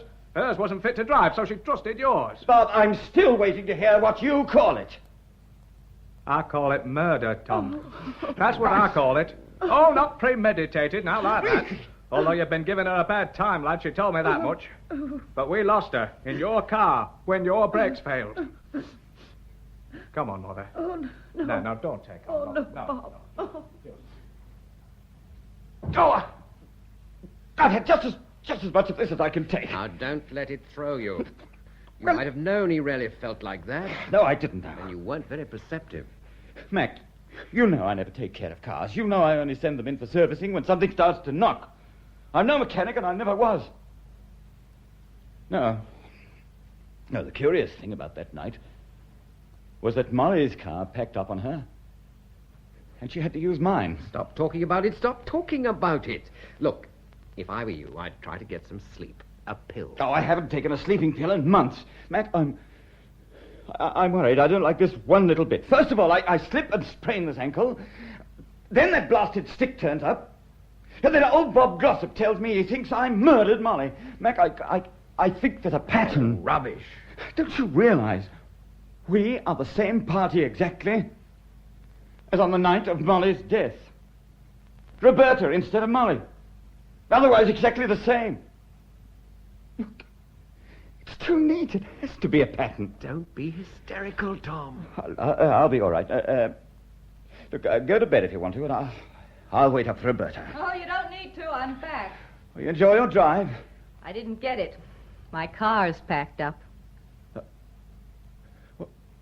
What's the trouble? Well, I don't know. It just won't start. I'll have to borrow yours in the morning, Tom. I want to go and get some new cover material for these chairs. Your car won't start. And you want to borrow mine? What's the matter, darling? There's nothing. You want to borrow my car? That's right. Oh, look, I'm sorry, darling, about earlier. I'm just stupid, but I'll get over it. And the first step is some new covers. Are you all right, darling? He's a bit overwrought. He's tired. Let him stay in here tonight, Oh? He shouldn't move around on that ankle anyway. Yes, that's right. Well, darling, sit down. Get off that foot. Yes, that's right. That's what I did before, isn't it? That's exactly what I did. I slept in here. What does he mean? Now, Roberta, you just get to bed and let me look after him, all right? Oh, right. Now, I promise you he'll be fine in the morning. He's overwrought and he needs some sleep. Well, all right. But, oh, you look ill, Tom. Well, will you really be all right? I mean, really, I could stay here. I could sleep in a chair. Well, don't be silly, darling. Of course you can't. Get away. You're only just along the hall. Well, if you want me, call me. Yes, of course. The ankle's a bit painful, that's all. Sorry I've been difficult. Oh, no, I'm the one, not you. Well, I'll say good night. Night, darling. Gosh, I'm bushed. Night, darling. Night, Roberta. Oh, Mac. Say it's not a pattern now. Now, Mrs. Glossop. Sorry we kept you so late, my dear. Oh, that's all right, madam. I'll be back at 8 o'clock in the morning. Good night, Mary. Night.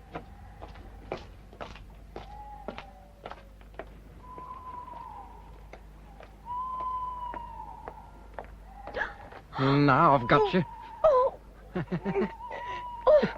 Oh, it's you. Let me go, you great lump. Oh, we're only kidding. Oh, you damn near scared the daylights out of me. I'm sorry, Mary. So you should be, you soft, silly fool. Honest, you're as balmy as the rest of them here. I'm glad to get out of this place. You've got such a nice neck, Mary. Oh, don't be so silly. Get out of my way. Mary, can't I walk you home? No, you cannot.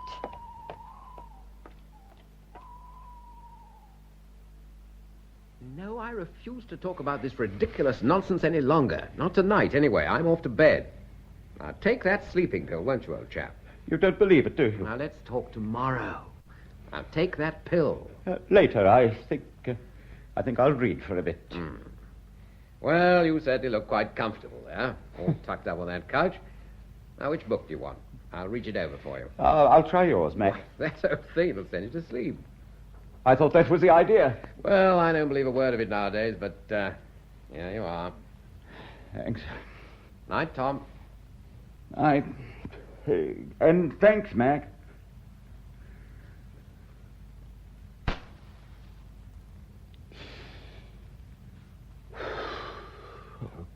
I'll go to mess. It's a pattern. Has to be. Or else I'm going.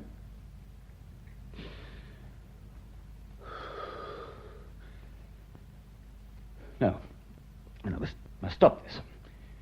Read. That's it. Read something. A Mac's book. Oh, dear. It looks so dull. Mac. Brilliant and sound. Dull. Good old Mac. Now, concentrate, man. Concentrate. There's nothing wrong with you. Concentrate. That's it.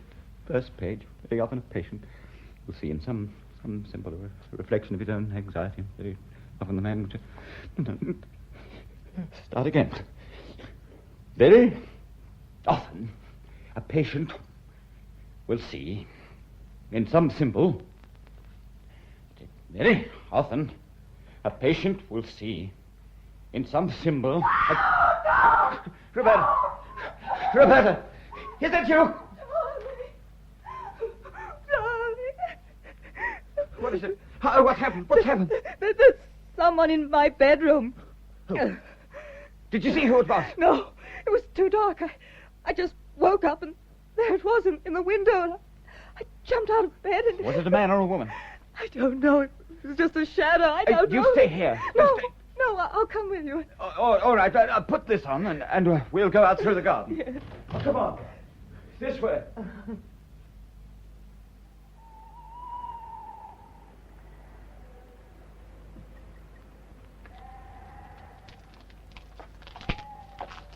Stop. Somebody over there. Look, I can see him. Where? Next to the window there. That's near my room. Shh.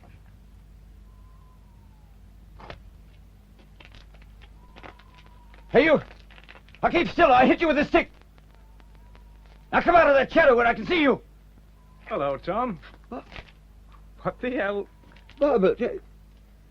Bob, have you been near Roberta's bedroom? What you on about? Somebody scared her. Didn't you hear her scream? The devil, I've just come out here. No, wasn't me, son. Well, she imagined it. Oh, no, I didn't. It was real enough. New places, new people. Dreaming, probably. I wasn't dreaming. Well, look, lad. I got up because I couldn't sleep. Came out for a smoke. I've been out here a minute. I were a bit upset about all that stuff I said about Molly. I shouldn't have said it. I'm sorry. I see. That's all right, Bob. Well, I'll be off to bed then. Don't worry, love. Well, it was just a dream. You'll be all right. Yes. Good night, Bob. Good night. Do you think it was him? I don't know, Roberta. What do you think it was Bob? You've been frightened. I don't understand. I don't know what to believe. Come on back into the house. I'll give you a drink. Oh, I can certainly use it.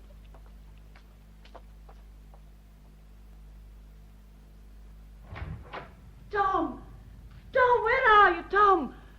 Where can they all be? I distinctly heard... Oh! Oh, Doctor. It's all right, Santa. It's only me. Oh, you gave me such a shock. I thought I heard a scream. Yes, I heard it too, quite plainly. Well, the windows are open. They must be in the garden. Do you think they were having a row? Tom can be very bad-tempered. Oh, Molly used to tell me things. Quiet. Here they are. Oh, hello. We thought we heard a scream. Did somebody scream? Yes. Roberta did. Why? She said she saw a man in her room. I saw him all right. You're sure it was a him? Well, not sure, no. I see. Tom, where's that drink? Suddenly I feel a bit faint. Oh, yes. Sorry, darling. Oh. Here. Sit down and drink this. Thanks. Well, I think I'll go back to bed. Yes, come along, dear. I'll take you back to your room. You know, it's very funny how some people dream a lot and others never so much as a picture. Now, Molly never used to dream, but I get the most beautiful pictures. Aunt Santa, now please don't talk to Roberta. Just get her back to bed, eh? Very well, dear. Just trying to help. Excuse me. Is there anything I can do, sir? Oh, no, Karen. I heard a scream, sir. Yes, we all did. But it's nothing. Go back to bed. Oh, yes, sir. Very well, sir. Roberta, would you like a knockout drop? Oh, no, thanks. I might have to do that again. Come along, dear. Oh, Tom, are you sure you won't come to bed? No, I'll stay here. Are you sure? Yes, darling. Night. Night.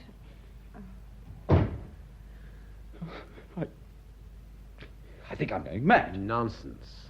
It's just a series of quite unconnected incidents, and you're reacting like a hysteric because... Because I am. You say you're quite recovered. Nobody else does. I haven't had any sort of hysterical symptom for 6 months. Then what do you call this display of anxiety? Oh, you call it anxiety, man. Well, you'd be anxious if the pattern that killed your first wife looked like this. Mac, you were here the night Molly died, and so was Bob and Santa and everybody else in the place, even to Karen and the maid. Now, I wanted you all here the first night we got back. It was all part of the plan to get Roberta over every hurdle at once. That's all I was trying to... No, you're right, I am hysterical. It must be coincidence. Not necessarily. What do you mean? Tom, did you go anywhere near Roberta's bedroom? Me? I wasn't here. What are you going to say? All right. Here now, take a pill. It's an order. Listen, if you think that I'd gone into... Forget it. No, Tom, really, leave it till tomorrow. Oh, all right. All right. We'll talk about it then. Hmm? Yes. Just as you say. Good night, Mac. Good night. Good night. Oh, God. What now? What now? Take hold. Take hold. Steady. Steady. That's it. Oh, God, I must have some air. Open the window. Yes. Open the window. The wilds, they're coming in. They mustn't. They mustn't. Look off the windows. There.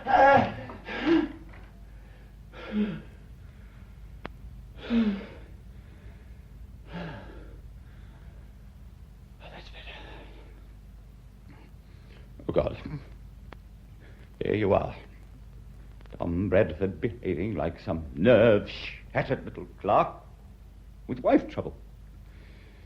Terrified of the walls coming in on you. Oh, what the hell has happened to you? Oh, come on. Just sit. Sit. Don't move. Look at the night. Just sit. I wouldn't leave that window open, dear. It'll be cool later. Oh, don't worry. I'll be all right. I'll just stand here in the air for a minute. Well, then I'd better get back to bed. Robert will be worrying. He can't sleep unless I'm there. He seems very hard, but he's quite a baby, really. You know, I think he took Molly's death much harder than I did.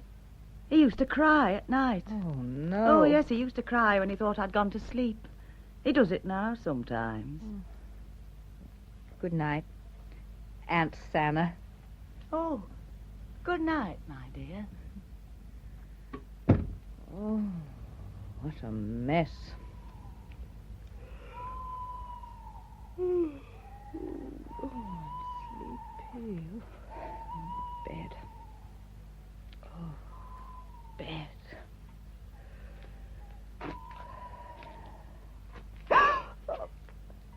Hello? Who's there? Tom! Tom! Look, I've called my husband. What? Who are you? Oh, it's you, Karen. Roberta, what is it? What is it? He's standing out there. Who? Karen.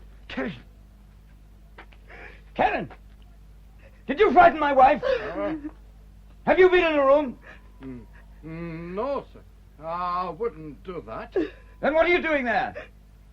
What are you doing out there? I'm looking after her. I'm keeping watch. Oh. I see. You hear that, Roberta? Yes, I heard it.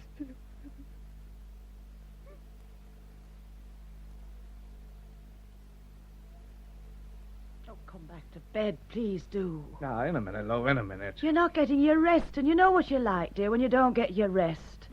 Don't worry about me, son. I'll be right. Now, don't go prowling round the house again tonight, dear. Let's all get some rest, for goodness sake.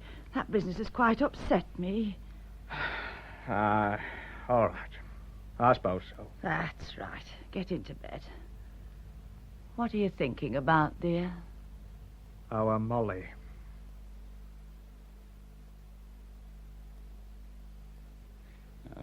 Now listen to me, Karen. I brought you back into the living room because I want to ask you a question. But first of all, I want to remind you of one or two things. I gave you treatment, and I gave you this job. I got you away from that village down there, and those horrible things you used to do. I were happy in the village. No, Karen, you weren't. You slept badly. You used to dream terrible dreams. You used to talk to yourself. You weren't clean. The dogs used to chase you. The children used to throw stones at you, and I want to know, do you want to go back to all that? No. But the children didn't throw stones at me. Oh, didn't they? Well, sometimes. But I liked the village. Yes. It was home. Yes, but you're better off here. Since you had those shock treatments, you've had no bad dreams, have you? No. And you're happy here? Yes, thank you. Now, you owe me nothing for that. But Karen, I like to think of you as a friend. Are you a friend? Yes, of course. More than just a friend. All right, then. Did you frighten my wife earlier? No. Now, I want the truth. She's gone back into her room, and you can tell me the truth. Did you go near her room before? Did you frighten her? No. I'd never do a thing like that. Very well. Very well, I accept that, Karen.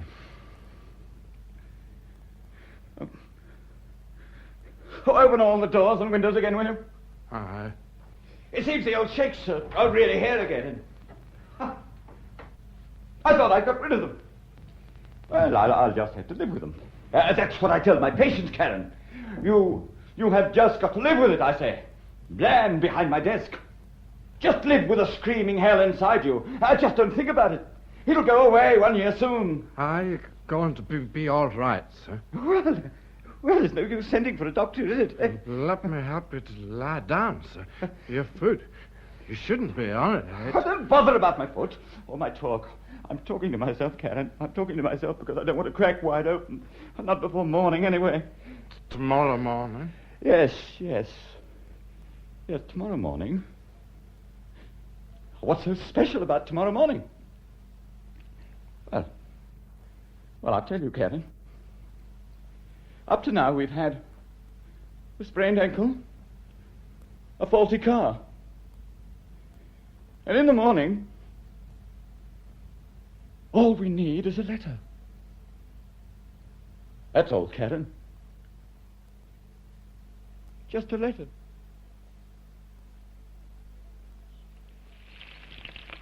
Lovely morning, madam. Listen to the birds. Nicer than those terrible owls hunting all night. They kept me awake. Oh, watch the bacon, madam. Oh. Nearly burned it, didn't we? Oh, dear, I'm sorry. I'd better let you finish. I'll go and lay the table in the dining room. Righto, madam. Oh, dear, I'd quite forgotten. Mr. Tom's in there. It's quite late. It's 9 o'clock. I suppose I should wake him. You were waking Miss Roberta first, madam. Oh, was I?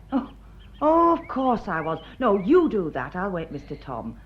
You've only put toast on his tray. Oh, good. Very good, madam. Oh, here's the postman. Only one letter for you this morning, Mary. Oh, thanks, George. Chinny back. Bye. There's one letter, madam. Is it for Mr. Tom? No, from Miss Roberta. Well, put it on the tray for her. Take it up to her now, eh? Very good, madam. And I'll wake Mr. Tom. Yes, madam.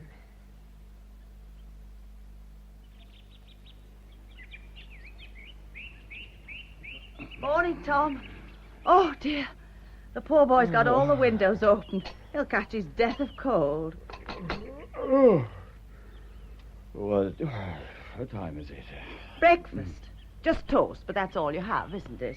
Oh, my head. Do you sleep all right? I took a pill. The first for months, a sort of small defeat. I'm sorry, dear. What did you say? Defeat? No. Senna, has the postman been? Just 1 moment ago. Was there a letter? No, not for you, dear. Only Roberta. Has she opened it yet? Well, I'm sure I don't know, dear. Here's your tea, just as you like it. Tom! Tom, come back. Where are you going? I've only bought you 1 egg, madam, but there's another if you want it. Oh, no, Mary. This is more than enough, really. Madam, is it true somebody attacked you during the night? No, of course it isn't, Mary. Whoever told you that? Well, madam, Mrs. Glossop told me you'd had a shock and you thought you'd seen a man. Well, nonsense. It was all a silly mistake. Oh, gosh, what wonderful tea. I like it as you can stand your spoon in. Oh, there's a letter for you, madam. Oh, for me? But who? Is there anything else, madam? Oh, no, thank you, Mary. Oh, well, I'll be getting back to the kitchen then. Oh, how on earth? Roberta! Oh, morning, darling. Doesn't it all look better this morning? I slept like a top in the end. Roberta, have you opened that letter? Oh, yeah. Guess what it is? Is it from a hairdresser? How on earth did you know that? Oh. Well, I just knew. Tom, what's wrong? What is it? Nothing. God, it's stuff in here. I'll open the window, shall I? What's wrong? Well, there's no air. Oh, darling, no. You feel shut in. You feel panicky. Yes. Don't you? Oh, I thought those symptoms had gone. They're back. They're back with a vengeance. Oh, I'm sorry. Oh, truly, Tom, I wish I could help. I wish I could reach you. Oh, don't worry. It's stupid. They'll go away. I'm behaving like a stupid fool. I ought to know better. Now, what are you going to do today? Well, I'm going to drive into Heckleton and buy some new covers for the chairs in the living room. This morning? Oh, as soon as I've had breakfast. But, darling, your car's useless. Have you forgotten? Yeah, I'm going to borrow yours. But it's been standing in the garage for over 2 years, all the time I've been away. Oh, no, I asked Mr. Glossop last night. He said he had it serviced and it's in good condition. Bob said that? Well, yes,